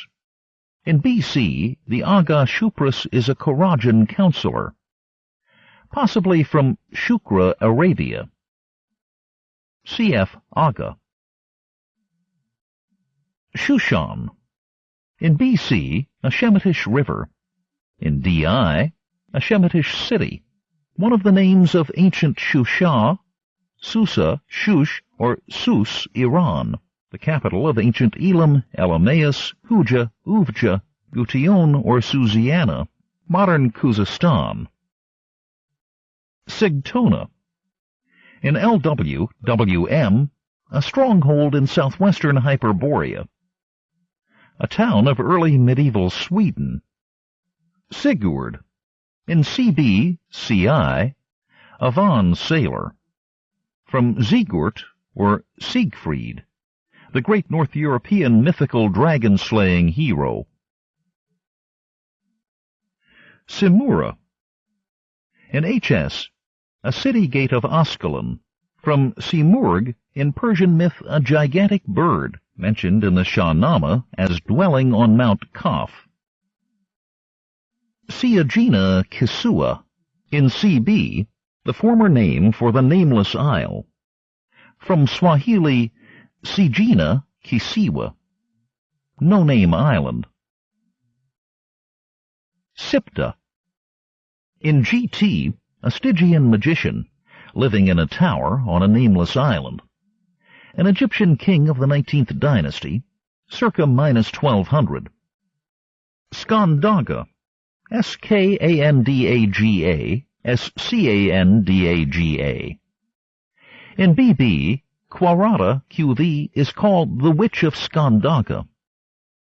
Howard, in Notes on Various Peoples, describes it, under the alternative spelling, as the largest town of Caughnawaga, from the Sacandaga River or Vlay Swamp, New York. Skelos. In BC, DI, PC, etc., an ancient author of magical books. Probably from skeleton, which means dried up in Greek. The Greek word skelos means leg.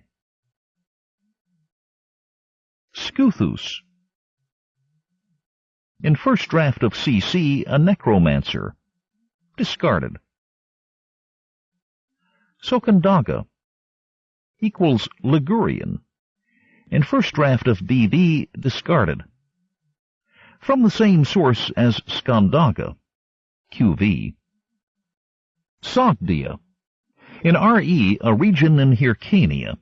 From Sogdiana, the northernmost province of the Achaemenid Empire, later part of the Seleucid and Bactrian empires, now the Uzbek Socialist Soviet Republic. Soractus. In BR, an Aquilonian woodsman, probably from Mount Soracte, Italy. Sraosha. In CB, a deity of the Mitran pantheon. In Zoroastrianism, the personification of the divine word. Strabo. In CI, an Argosian bully. From Strabon, Latin Strabo, a common Greek name, borne by the noted geographer Strabon of Amasea, minus Roman numeral 1 and plus Roman numeral 1. Strabonus. In SD, SC, the king of Koth. From the same source as Strabo, QV. Strom, Strombani. In BB, Håkon Strom's son is an Aquilonian ranger, while his brother Dirk Strom's son is commander of Fort Quanyara. In the original manuscript of TT, Strom was an Argosian pirate captain, but since all his other Argosian names are Italianate, I changed it to Strombani. In BB, Howard had characters named Strom, Storm, and Gorm. Believing that this would confuse readers, I changed Storm to Otho, a rare English and Scandinavian surname. Stygius equals Styx, QV. In first draft of BC, the Kothian name for the same river. Discarded. Styx, Stygia. In TE, OC, WB, etc., respectively a river and a kingdom south of Shem, from whose people the Egyptians are descended. In Greek mythology, the Styx was the largest of the 4 rivers of Hades. The name was also applied to a real river in Arcadia and means horror or hateful thing. Stygia comes from the English adjective Stygian, which in turn comes from the Latin Stygius, Greek Stygios, meaning Stygian, infernal, hellish. Subas. In DT, the original tribe of Sakumbe on the Black Coast. Sukmet. In RN, a southern frontier city in Stygia. From Sekhmet, Sekhet, or Skemit, a lion-headed Egyptian goddess. Sultanapur. In DI, CA, a Turanian city. From Sultanpur, Sultan's Town, India. Sumeru Tso. In CS, the inland city of Meru. From Sumer, CF Shumir, plus Tso, Tibetan for lake. Sumuabi. In HS, a king of Akaria. From Sumuabu, founder of the first dynasty of Babylon, minus 3M. Sura. In MB, an Aquilonian physician. A common Roman cognomen. Swamp snake equals Zogar Sog. In first draft of BR, discarded. Tachik. In RN, a man of Zucatl, possibly from Tactic, Guatemala. Talakma Mountains. In CS, CA, a range in Hyrcania north of the Himalayas, corresponding to the modern Tian Shan. From the Taklamakan, a desert in Xinjiang. Tamar. In SC, in Howard's original manuscript, the capital of Aquilonia, elsewhere called Tarantia, QV, probably from the city of Tamar, palm tree, mentioned in 1 Kings 9:18. This, in turn, is probably an error for Tadmor, Palmyra, Syria. In current editions, I changed this name to Tarantia for consistency. Tamaris equals Baalit. In first draft of QC, discarded. From the same source as Taramis, QV. Tammuz. In HN, the heart of Tammuz is a powerful amulet. Another name for Adonis, QV. Tananda. In SD, the sister of the king of Cush. Tanasol. In CC, WM, a place in western Aquilonia. Tanzong Tengri. In CS, the chief wizard of Meru. A pseudo-Tibetan name. Taramis. In WB, the queen of Karam. From the Russian feminine name Tamira, or Tamara, a medieval queen of Georgia, ultimately from Tamaris, a Scythian queen in battle with whom Cyrus the Great is said by Herodotus to have been killed. Tarantia. In MB, TT, CC, etc., the capital of Aquilonia, probably from Taranto, ancient Tarentum, Terrace, Italy, cf. Tamar. Tarascus.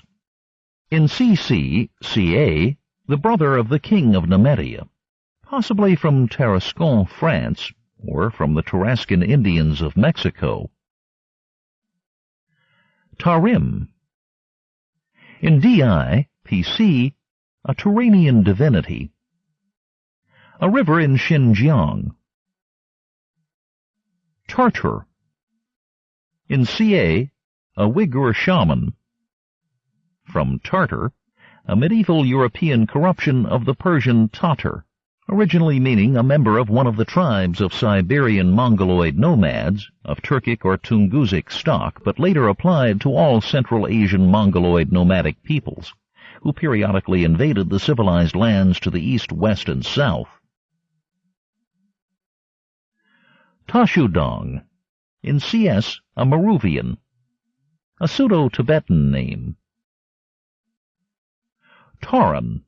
In BR, TT, a northwestern province of Aquilonia, probably from the Taurini, an ancient Ligurian people for whom Turin, Italian Torino, ancient Augusta Taurinorum is named.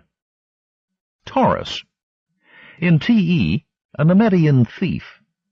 In BC, SD, Chancellor of Koraja.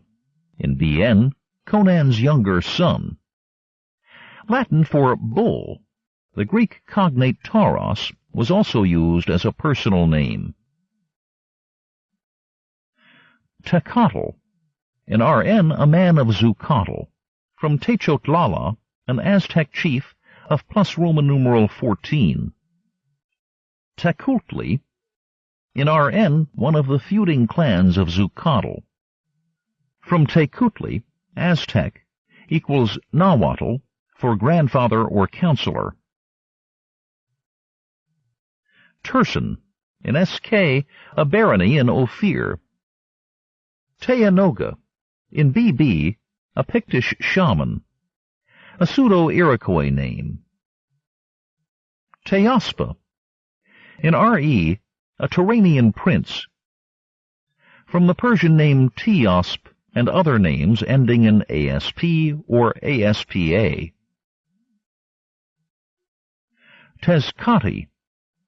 In RN, a chamber in Zucatl. Possibly from Texcoco, Tezcoco, or Texcoco, Mexico. Fabit. In CA, a Zwagir, an Arabic name, e.g., of Tabit ibn Qura, a plus Roman numeral 9 Arab scientist. Thok, in RN, a man-ape, possibly from the Hindi tug, thug, cf. Zimbabwe. Thon, in HN, a nobleman of Yaralet.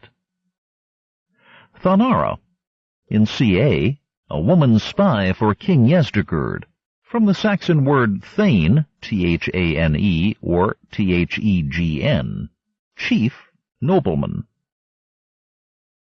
Thondara, in BB, the southernmost province of the Westermark. From Thendara, a place alluded to in Robert W. Chambers's novel The Little Red Foot, set in New York State in Revolutionary times. Now the name of a town in Herkimer County, New York, formerly Fulton Chain. Thasperus. In MB, BB, Lord Thasperus of Corman is the patron of Shohira, possibly from Therapas, a king of the Molossians, in minus Roman numeral 5. Thog, in WB, a toad demon, possibly from the same source as Thok, QV. Thegir, in PS, a Hyrcanian mountain tribe. Thanatia, in BB, the location of a Shohiran army arrayed against the Numidian forces of Brokos, probably a coinage from New York State place names like Thendara and Canadia. Thuringo, in SK, a feudal domain in Ophir. Thespides, Thespius, respectively in BC, SD, a Karajan counselor, and in CC, a renegade Aquilonian count. From Thespis, a Greek poet of minus Roman numeral 6. Thespius equals Thasperus, in first draft of BB, discarded, from the same source as Thespides, QV. Thetiles, in VW, Livia's brother, slain by the Bacala, probably from classical names like Thestius. Thog, in SS, the demon god of Zuthal, also equals Jebal Sog, in first draft of BR, discarded. Probably invented, but cf. Thok. Thogara, in CS, one of the 7 sacred cities of Meru. Thorus, in BN, a gunderman serving with Conan's army. From the Norse Thor, Thor, plus a Latin ending. Thoth-Amon, in GB, TT, PS, etc., a Stygian sorcerer-priest. A compound of the Greek names for 2 Egyptian gods, Thoth, Thut, Tehuti, Duti, and Amun, Ammon, Amun. Howard also used Thoth-Amon's copper ring and its attendant baboon demon in a story with a modern setting, The Haunter of the Ring, Weird Tales, June 1934. Thoth-Mikri, in CC, a dead priest of Set from Thoth. See Thoth-Amon plus Mekri, Mikere, Merikara, a 10th dynasty king of Egypt. Thralos, in CC, a fountain outside Belvarus, cf. Trolloby's. Throana, in CS, one of the 7 sacred cities of Meru. Thror, in LD, a sub-chief of the Aesir. In the prose Edda, a dwarf, also one of the names of Odin. Thugra, in BC, Thugra Khotan is an ancient Stygian wizard brought back to life under the name Natok, possibly from the Thugra Gorge near Petra, Jordan. See Khotan, Natok. Thule. In HN, a northern kingdom of pre-cataclysmic Atlantean times. From Thule, or Thule, a northern land reported by the Roman numeral 4 Greek explorer Pytheas of Massilia, identified variously with the Orkney and Shetland Islands, the Faroes, Norway, and Iceland. Thun. In PS, a county of Aquilonia, also part of the name of the wizard in the Kull story The Mirrors of Tuzun Thun, possibly from the same source as Thule, QV. Thuria. In the Hyborian Age and CI, the main Eurasian continent of Atlantean times. In Burroughs' Martian Tales, the Martian name of Phobos, the nearer of the two Martian satellites, also a town, Thuria, in the ancient Peloponnesus, but any connection thereof with Howard or Burroughs is doubtful. Thutmekri. In JG, IG, a Stygian adventurer. From the same sources as Thothmekri, QV. Thutathmes. In CC, a Stygian priest. From Thothmes, Thutmosis, Tehuti Mesu, the name of several 18th dynasty kings of Egypt.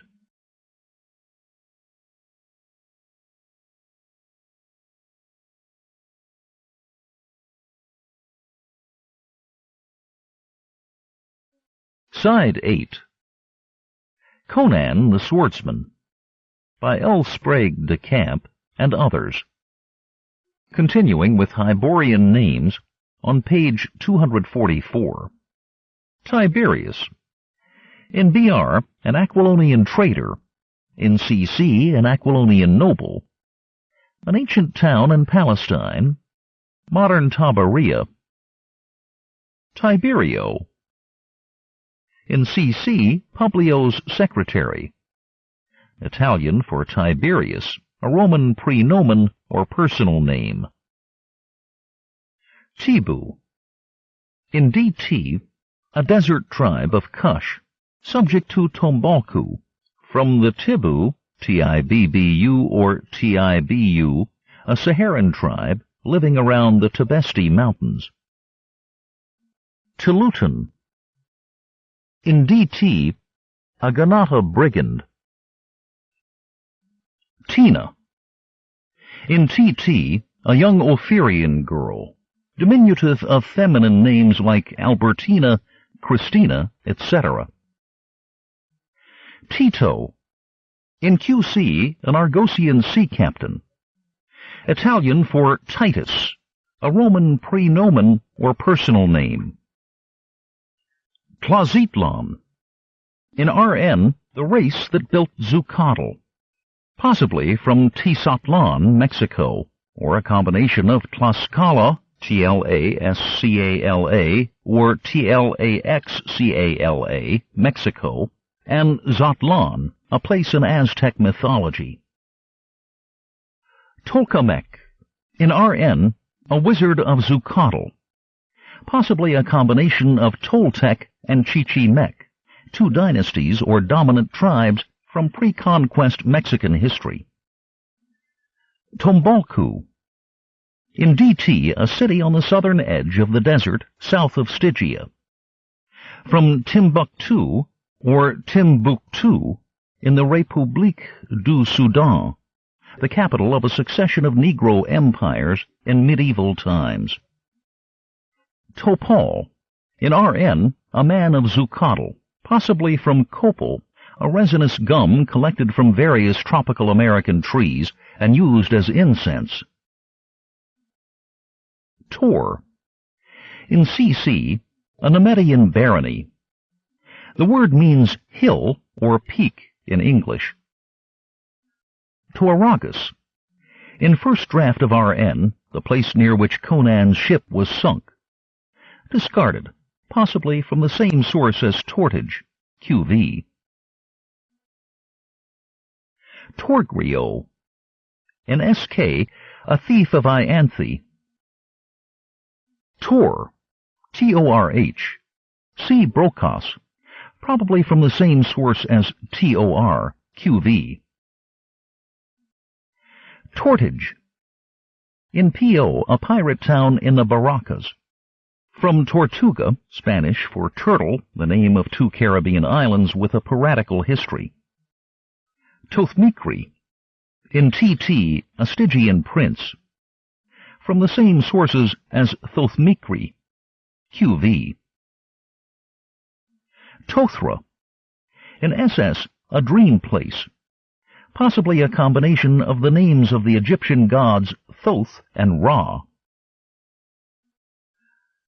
Totrasmek. In SZ, a priest of Hanuman. Tovaro. In CB, the brother of King Ferdrugo, from the Spanish surnames Tovar and Navarro. Trollobies. In TT, a place on the coast of the Western Ocean, possibly from Tralles, in Roman Asia Minor. Tronikos. In TT, CI, a pirate admiral, possibly from the Portuguese name Troncoso. Trocero. In TT to CI, the Count of Poitain, possibly from the Trocadero Palace, a museum in Paris whose name has been appropriated by many American movie and burlesque theaters. Tsathoggua. In CB, CA, a toad-shaped idol on the Nameless Isle, a god mentioned in Clark Ashton Smith's story The Ice Demon. Weird Tales, April 1933. Sothalanti. In SC, a Kothian wizard, possibly suggested by Thoth plus Atlantis. Tubal. In FK, a Shemite serving under Conan. A biblical name, Genesis 4:22. Turan. In WB, DI, QC, etc., the kingdom set up west of the Vilayet Sea by Hyrcanian invaders. The old Persian name for Turkestan. In Firdausi's Shah-Nama, the main repository of ancient Persian legend, Feridun, Old Persian Tretaona, divided the world among his three sons, giving Rum, Europe, to Silim, Turan to Tur, and Iran to Irij. Much of the Shah-Nama is taken up with the efforts of King Afrasiab, Frangrasian of Turan, to conquer Iran, and his successive defeats by the Persian hero Rustam under various Iranian kings. Tusculum. In BR, MB, an Aquilonian fort on the Pictish frontier. From ancient Tusculum, Italy. Tuthamon. In FK, CC, a former king of Stygia, the father of Akivasha, from the same sources as Thoth-Amon, QV. Tuthmes. In SD, a nobleman of the kingdom of Kush, from the same sources as Thothmes, QV. Tibor. In SC, a river in southeastern Aquilonia, from the Tiber River, Italy. Upas. In TE, PS, a poisonous tree, a Javanese tree, Antigris toxicaria, yielding a poisonous sap, formerly reputed to destroy any living thing near it. Ura. In FK, a legendary king of Yanaidar. Urias. In HS, a former king of Philistia, from the Hebrew name Uriah, Greco-Latin Urias. Uthgiz. In CA, a Turanian admiral, from Utgard, or Utgarthar, the land of giants in Norse mythology. Uttarakuru. In CA, a region east of Vendya, a legendary land in Hindu mythology. Valadelad. In first draft of RN, a town burned by Conan just before the sinking of his ship by the Zingarans. Discarded. From Valladolid, Spain. Valanis. In BR, MB, an Aquilonian officer commanding Fort Tusculon. In CC, another Aquilonian officer, probably from the Roman names Valens, Valentius. Valbroso. In CC, a Zingaran robber count. From Vallombroso, Shady Valley, Italy. Valenzo. In TT, a Zingaran count. Probably from Valencia, Valencia, ancient Valentia, Spain. Valeria. In RN, an Aquilonian woman pirate. The feminine form of Valerius, QV. Cf. Livia. Valerian. In BB, a nobleman of Shohira, from Valerianus, a common Roman cognomen, borne by one emperor.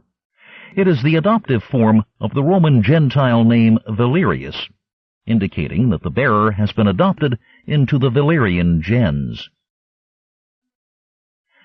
Valerio. In CB, a Zingaran fencing master. From Valerius, QV. Valerius. In WB, a young Carani soldier. In CC, an Aquilonian noble. A Roman Gentile name. Valkia. In CC, a river and its valley in eastern Aquilonia. Possibly from Valkyrie, Old Norse Valkyria, in Norse mythology, one of Odin's maidens. Valka, a god mentioned in the Kull stories, is probably from the same source. Valusia. In TE, CB, RZ, and the Kull stories, a kingdom of Atlantean times. The place name Valusia, possibly connected with the Volusi or Volsi of ancient Italy, occurs in New York State and Florida. Vamatar. In LD, the Queen of Haloka. In the Kalevala, the daughter of evil. Vanaheim. In FD, TT, PS, etc., a northern land west of Asgard. In Norse mythology, the home of the Vanir, QV. Vancho.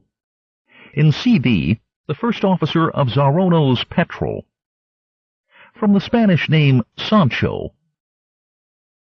Vanir.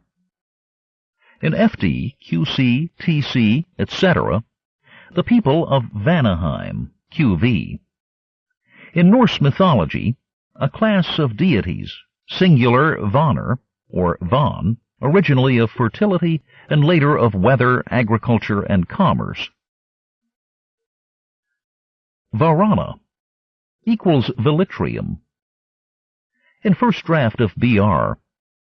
Discarded. Probably from the same source as Valanus, QV. Varden. In CA, a Turanian soldier. A common Persian name, Greek Uardanes, Latin Vardanes, borne by various Parthian and Armenian kings. Vardanes. In BT, a Zamorian adventurer. From the same source as Varden, QV. Varuna. In BN, a god invoked by Conan. The creator god of ancient Brahmanism. Vatisa. In BC, SD, a Karajan lady. Probably from Vanessa, a name constructed by Dean Swift from that of his sweetheart Esther von Homrig. Vathathis. In first draft of BC, a legendary king of thieves. Discarded. Possibly from the same source as Vathalos, QV. Vathalos, Vezek. Respectively, the blind author of magical books in PC and a Turanian outpost in WB. Possibly from Vathek, William Beckford's spelling of the name of the Caliph Wathek, plus Roman numeral 9, in Beckford's Gothic novel of that name, 1786. Velitrium. In BR, MB, a frontier city on the western borders of Aquilonia. From Velitri, modern Velitri, Italy. Venara equals Venarium, QV. In first draft of BR, discarded. Venarium. A frontier fort in Gunderland referred to in BR, probably from Verunum, capital of Roman Noricum, near modern Klagenfurt, Austria. Vendia. In WB, PC, TT, etc., a land to the far southeast, corresponding to modern India. From the Vindhya Mountains, India. The name means rent or ragged, i.e. having many passes. Ventrium equals Thenatia. In first draft of BB, discarded. From the same source as Venarium, QV. Verulia, a kingdom of Atlantean times, mentioned in the Hyborian Age, probably from Verulamium, a Romano-British town, later Verulum, near modern St. Albans. Veziz Shah.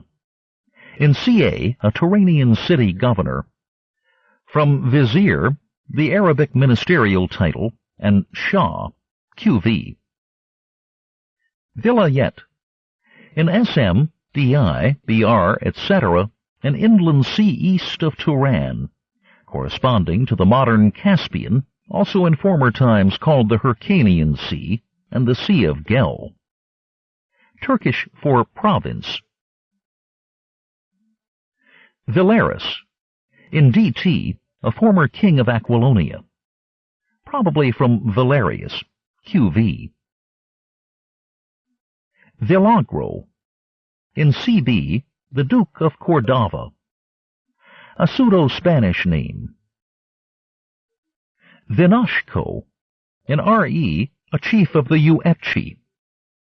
From Kanishka, a Yuetchi or Kushana king in India.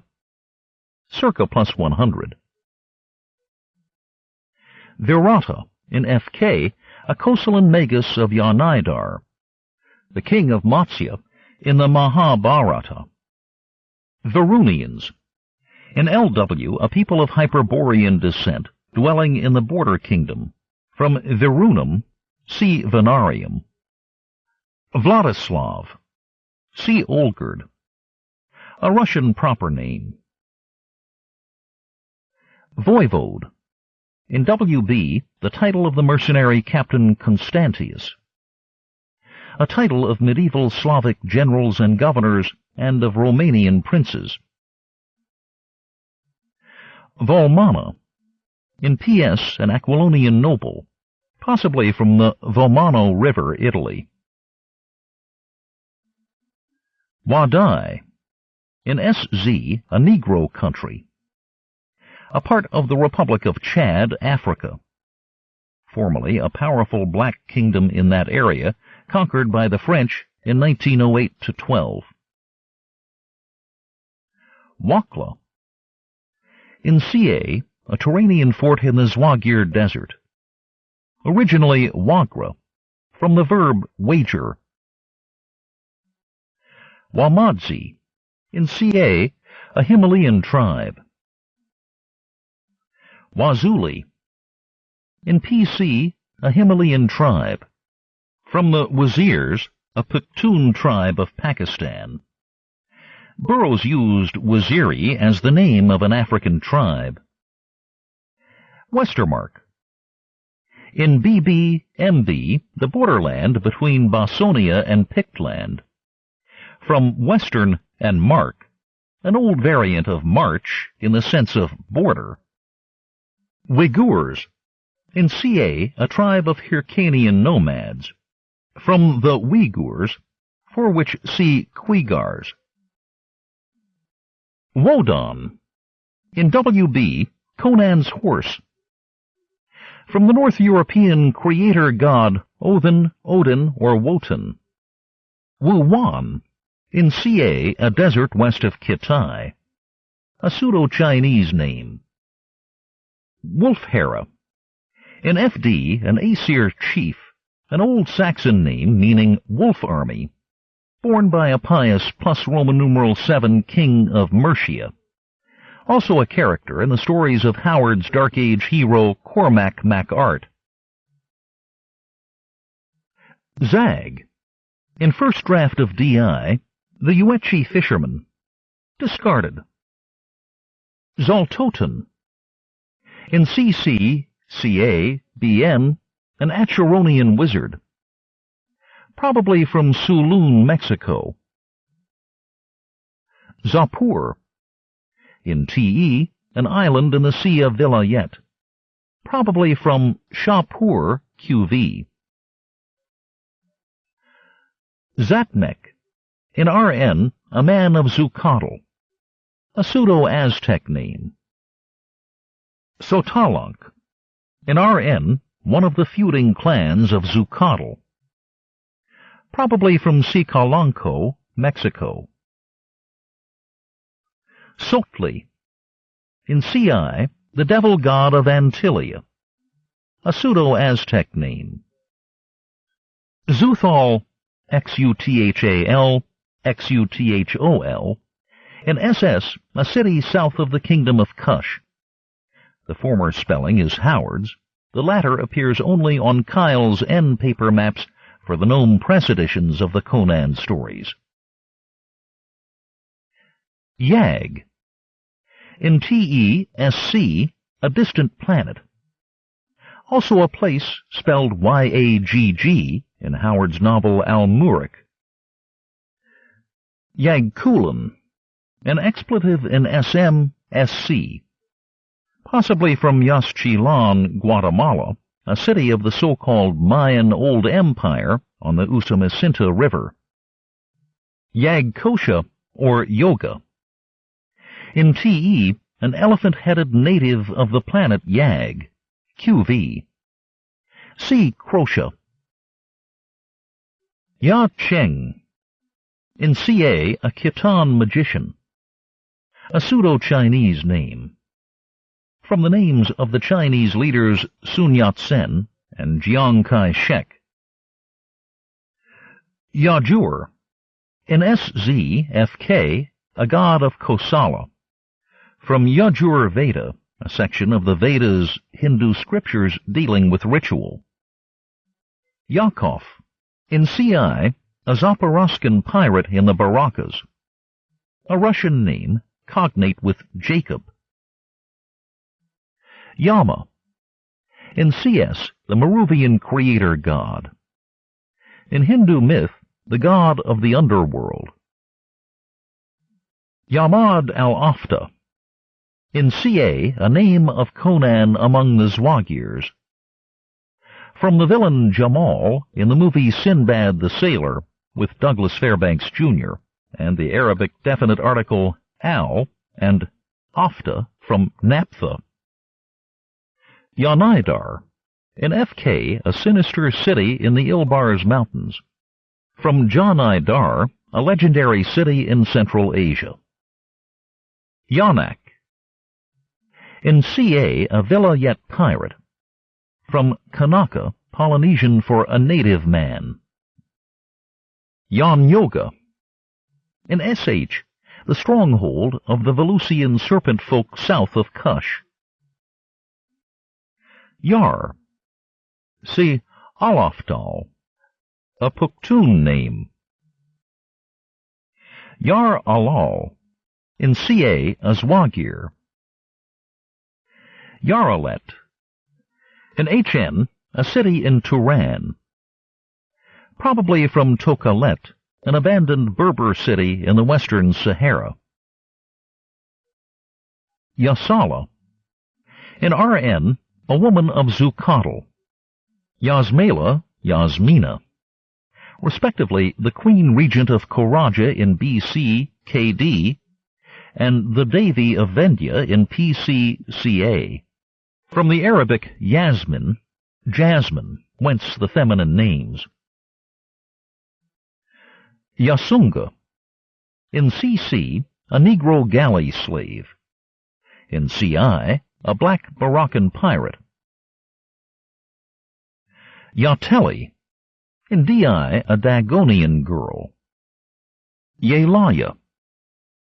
In JG, IG, the long-dead princess of Alcmenon, possibly from the Spanish surname Celaya, e.g., José Santos Celaya, dictator of Nicaragua, 1893 to 1909. Yelba River. In CA, a stream in southwestern Turan. From the German Gelb, yellow. Yezdegerd. In DI, PC, CA, etc., the king of Turan. From Yazdegerd or Yezdegerd, the name of 3 Sassanid kings of Persia, plus Roman numeral 4 to plus Roman numeral 7. Yezm. In FK, the eponym of a cult of assassins in the Ilbars Mountains. Yezud. In HD, TC, PC, a city in Zamora where a spider god is worshipped. Possibly from the Yazidis, or devil worshippers, a Mazdian sect among the Kurds of Armenia and the Caucasus. Yig. In RZ, a god of the serpent men of Valusia, from H.P. Lovecraft's story The Curse of Yig, with Zelia Bishop. Yildiz. In SM, HN, CM, etc., the king of Turan, the predecessor of Yezdegerd. From Yıldız, Turkish for star, used in Turkey as a woman's name, but never as a man's, and also commercially. Yıldız Construction Company, etc. Howard probably got the name from the Yıldız Palace in Istanbul. The Turkish letter I stands for a vowel between those of pit and put. Yimsha. In PC, CA, the mountain stronghold of the Black Circle. Probably from Yashma, in Azerbaijan. Yin Alal. In CA, a Zwagir chief. A pseudo-Arabic name suggested by Allah. Yizil. In PC, a god or demon, probably from the Turkish Kızıl, red, which appears in many geographical names. Emir. In FD, PS, SC, a supernatural giant. In Norse mythology, a primeval giant. Yo-Lagu. In CA, a Khitan soldier. A pseudo-Chinese name. Yog. In DI, a Zambulan god.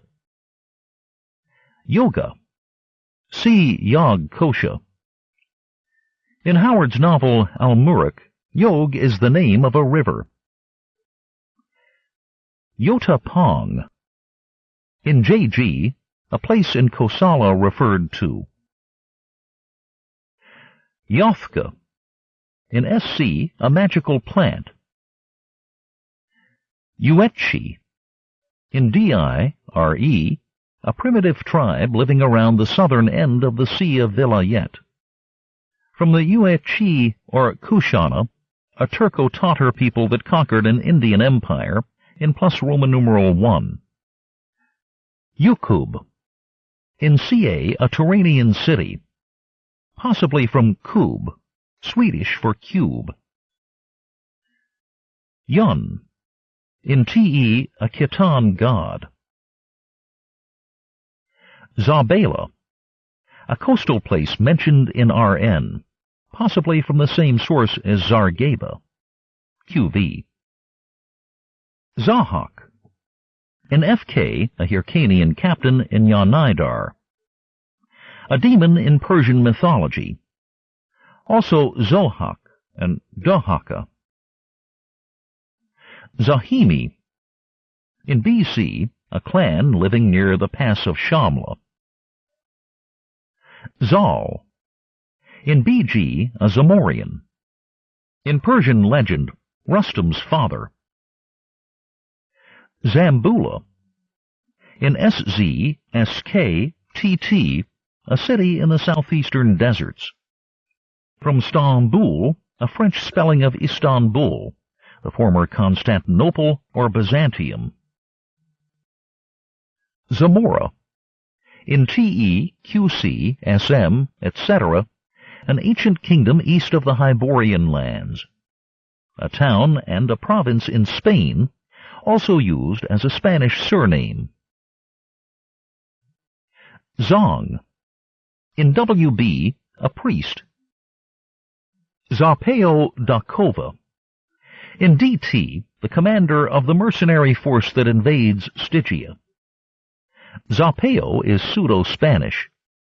Dakova is possibly from Reginald de Koven, an American composer, Robin Hood, 1900. Zaporavo, Zaporoska, respectively a Zingaran pirate captain in PO and a Hyrcanian river in WBCA, from Zaporogian, which comes from the Russian Zaporozhets, beyond the rapids, used in plus Roman numeral 16 and plus Roman numeral 17 to designate the Dnieper Cossacks. Zaralo. In RN, the chief of a band of mercenaries in Stygian service, possibly from the Spanish surname Sauria. Zaramba. In IG, the chief priest of Punt. Zargeba, Zarkeba, respectively a Shemitish adventurer in JG, IG, and a southern river in QC, possibly from Zariba, Arabia. Zarono. In CB, TT, CI, a Zingaran buccaneer captain. A pseudo-Spanish name. Zeba. In CA, a name assumed by the leader of a band of Zwagir raiders. From Sheba or Sabia in southern Arabia. Zalata. In CC, an Aquilonian wise woman. Possibly from the Spanish surname Celaya, cf. Yelaya. Zeltron. In CB, the first officer of Conan's wastrel. From the Franco-Spanish surname Beltran. Zelvar Off. In CA, a Himalayan hunter. From Halvar, a common Scandinavian name, and Off, a made-up syllable. Zimbabwe, Zembabwei, Zimbabwe, in JG, WM, RZ, etc., a black kingdom. The first spelling is used in JG, the second in the Hyborian age. From Zimbabwe, a ruined fortified town in Rhodesia, first built about 1,300 years ago, and used in plus Roman numeral 18 and early plus Roman numeral 19 as the capital of the Monomotapa Empire. The name was used again by Howard in the form Zimbabwe in a story, The Grisly Horror, in Weird Tales for February 1935. Although this tale was laid in the United States, it alluded to Zimbabwe as a place in Africa where people were sacrificed to a man-eating ape. Zenobia. In CC, WM, BN, etc., a Nemedian girl wedded by Conan. The Greek version of the name of Septimia Bathzabai, or Bathsabdai, queen of Palmyra in plus Roman numeral 3. Zeriti. In HS, the witch mistress of King Achiram, a pseudo-Egyptian name. Jaibar. In PC, CA, a pass northwest of Venya into the Himalayan mountains. From the Khyber, Khaibar, Khyber pass in Pakistan. Howard's description closely follows Talbot Mundy's account of the Khyber Pass in King of the Khyber Rifles. Gemri. In the Hyborian Age, HD, a people surviving from Atlantean times to become the Zamorians. Jurazi Archipelago. In CA, a group of islands in the Vilayet Sea. Zikamba River. In CB, a stream in Kush. A pseudo-Bantu name. Zillah. In BT, the daughter of Enosh of Aklat. A biblical name, Genesis 4:19. Zingara. In QC, WB, BR, etc., a southwestern maritime kingdom. Italian for gypsy. CF Gitara. The name is probably also connected with Zolgara, a hill region mentioned in the Kull stories. Zingalito. In TT, a Zingaran, a pseudo-Spanish name. Zing. In the Hyborian Age, the valley in which the nation of Zingara, QV, arose.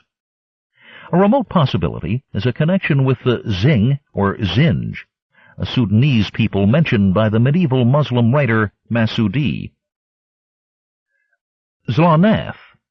In RN, a man of Zucatl. Zogar Sog. In BR, MB, a Pictish wizard. Zorothus. In CC, a Kothic merchant, probably from Zaratos, a Greek form of Zoroaster, Old Persian Zarathustra, modern Zardusht. Zosara. In CS-CM, the daughter of King Yildiz of Turan. The Greek spelling of Zeresh, wife of Haman, in the Book of Esther. Zwagirs. In WB, SZ, RN, etc., Shemitish nomads dwelling in the eastern deserts. Probably from the Shagia, Shaikiya, a tribe of Egyptian Arabs, and the Zwiya, or Zuya, a tribe of Libyan Arabs. Zwagros. In first draft of SZ, Conan's destination at the end of the story. Discarded. From the same source as Zwagirs, QV, plus the Zagros Mountains of western Iran. Zugites. In BC, an ancient and degraded Stygian cult. Zuru. In CB, a Ganata slaver, a chief of the Ngoni of East Africa, in plus Roman numeral 19. Zervan. In CB, a deity of the Mitran pantheon. From Zarvan, or Zarwan. In Zoroastrianism, a personification of time. Zyrus. In BG, a Corinthian, a pseudo-Greek name. End of Conan the Swordsman, by L. Sprague de Camp, Lynn Carter, and Björn Newberg. L. SPRAGUEDE LINCARTER,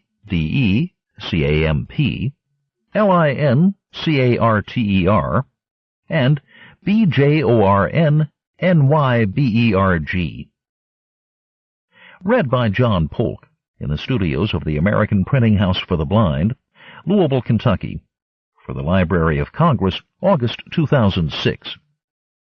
A tour book published by Tom Doherty Associates, LLC, 175 Fifth Avenue, New York, New York, 10010.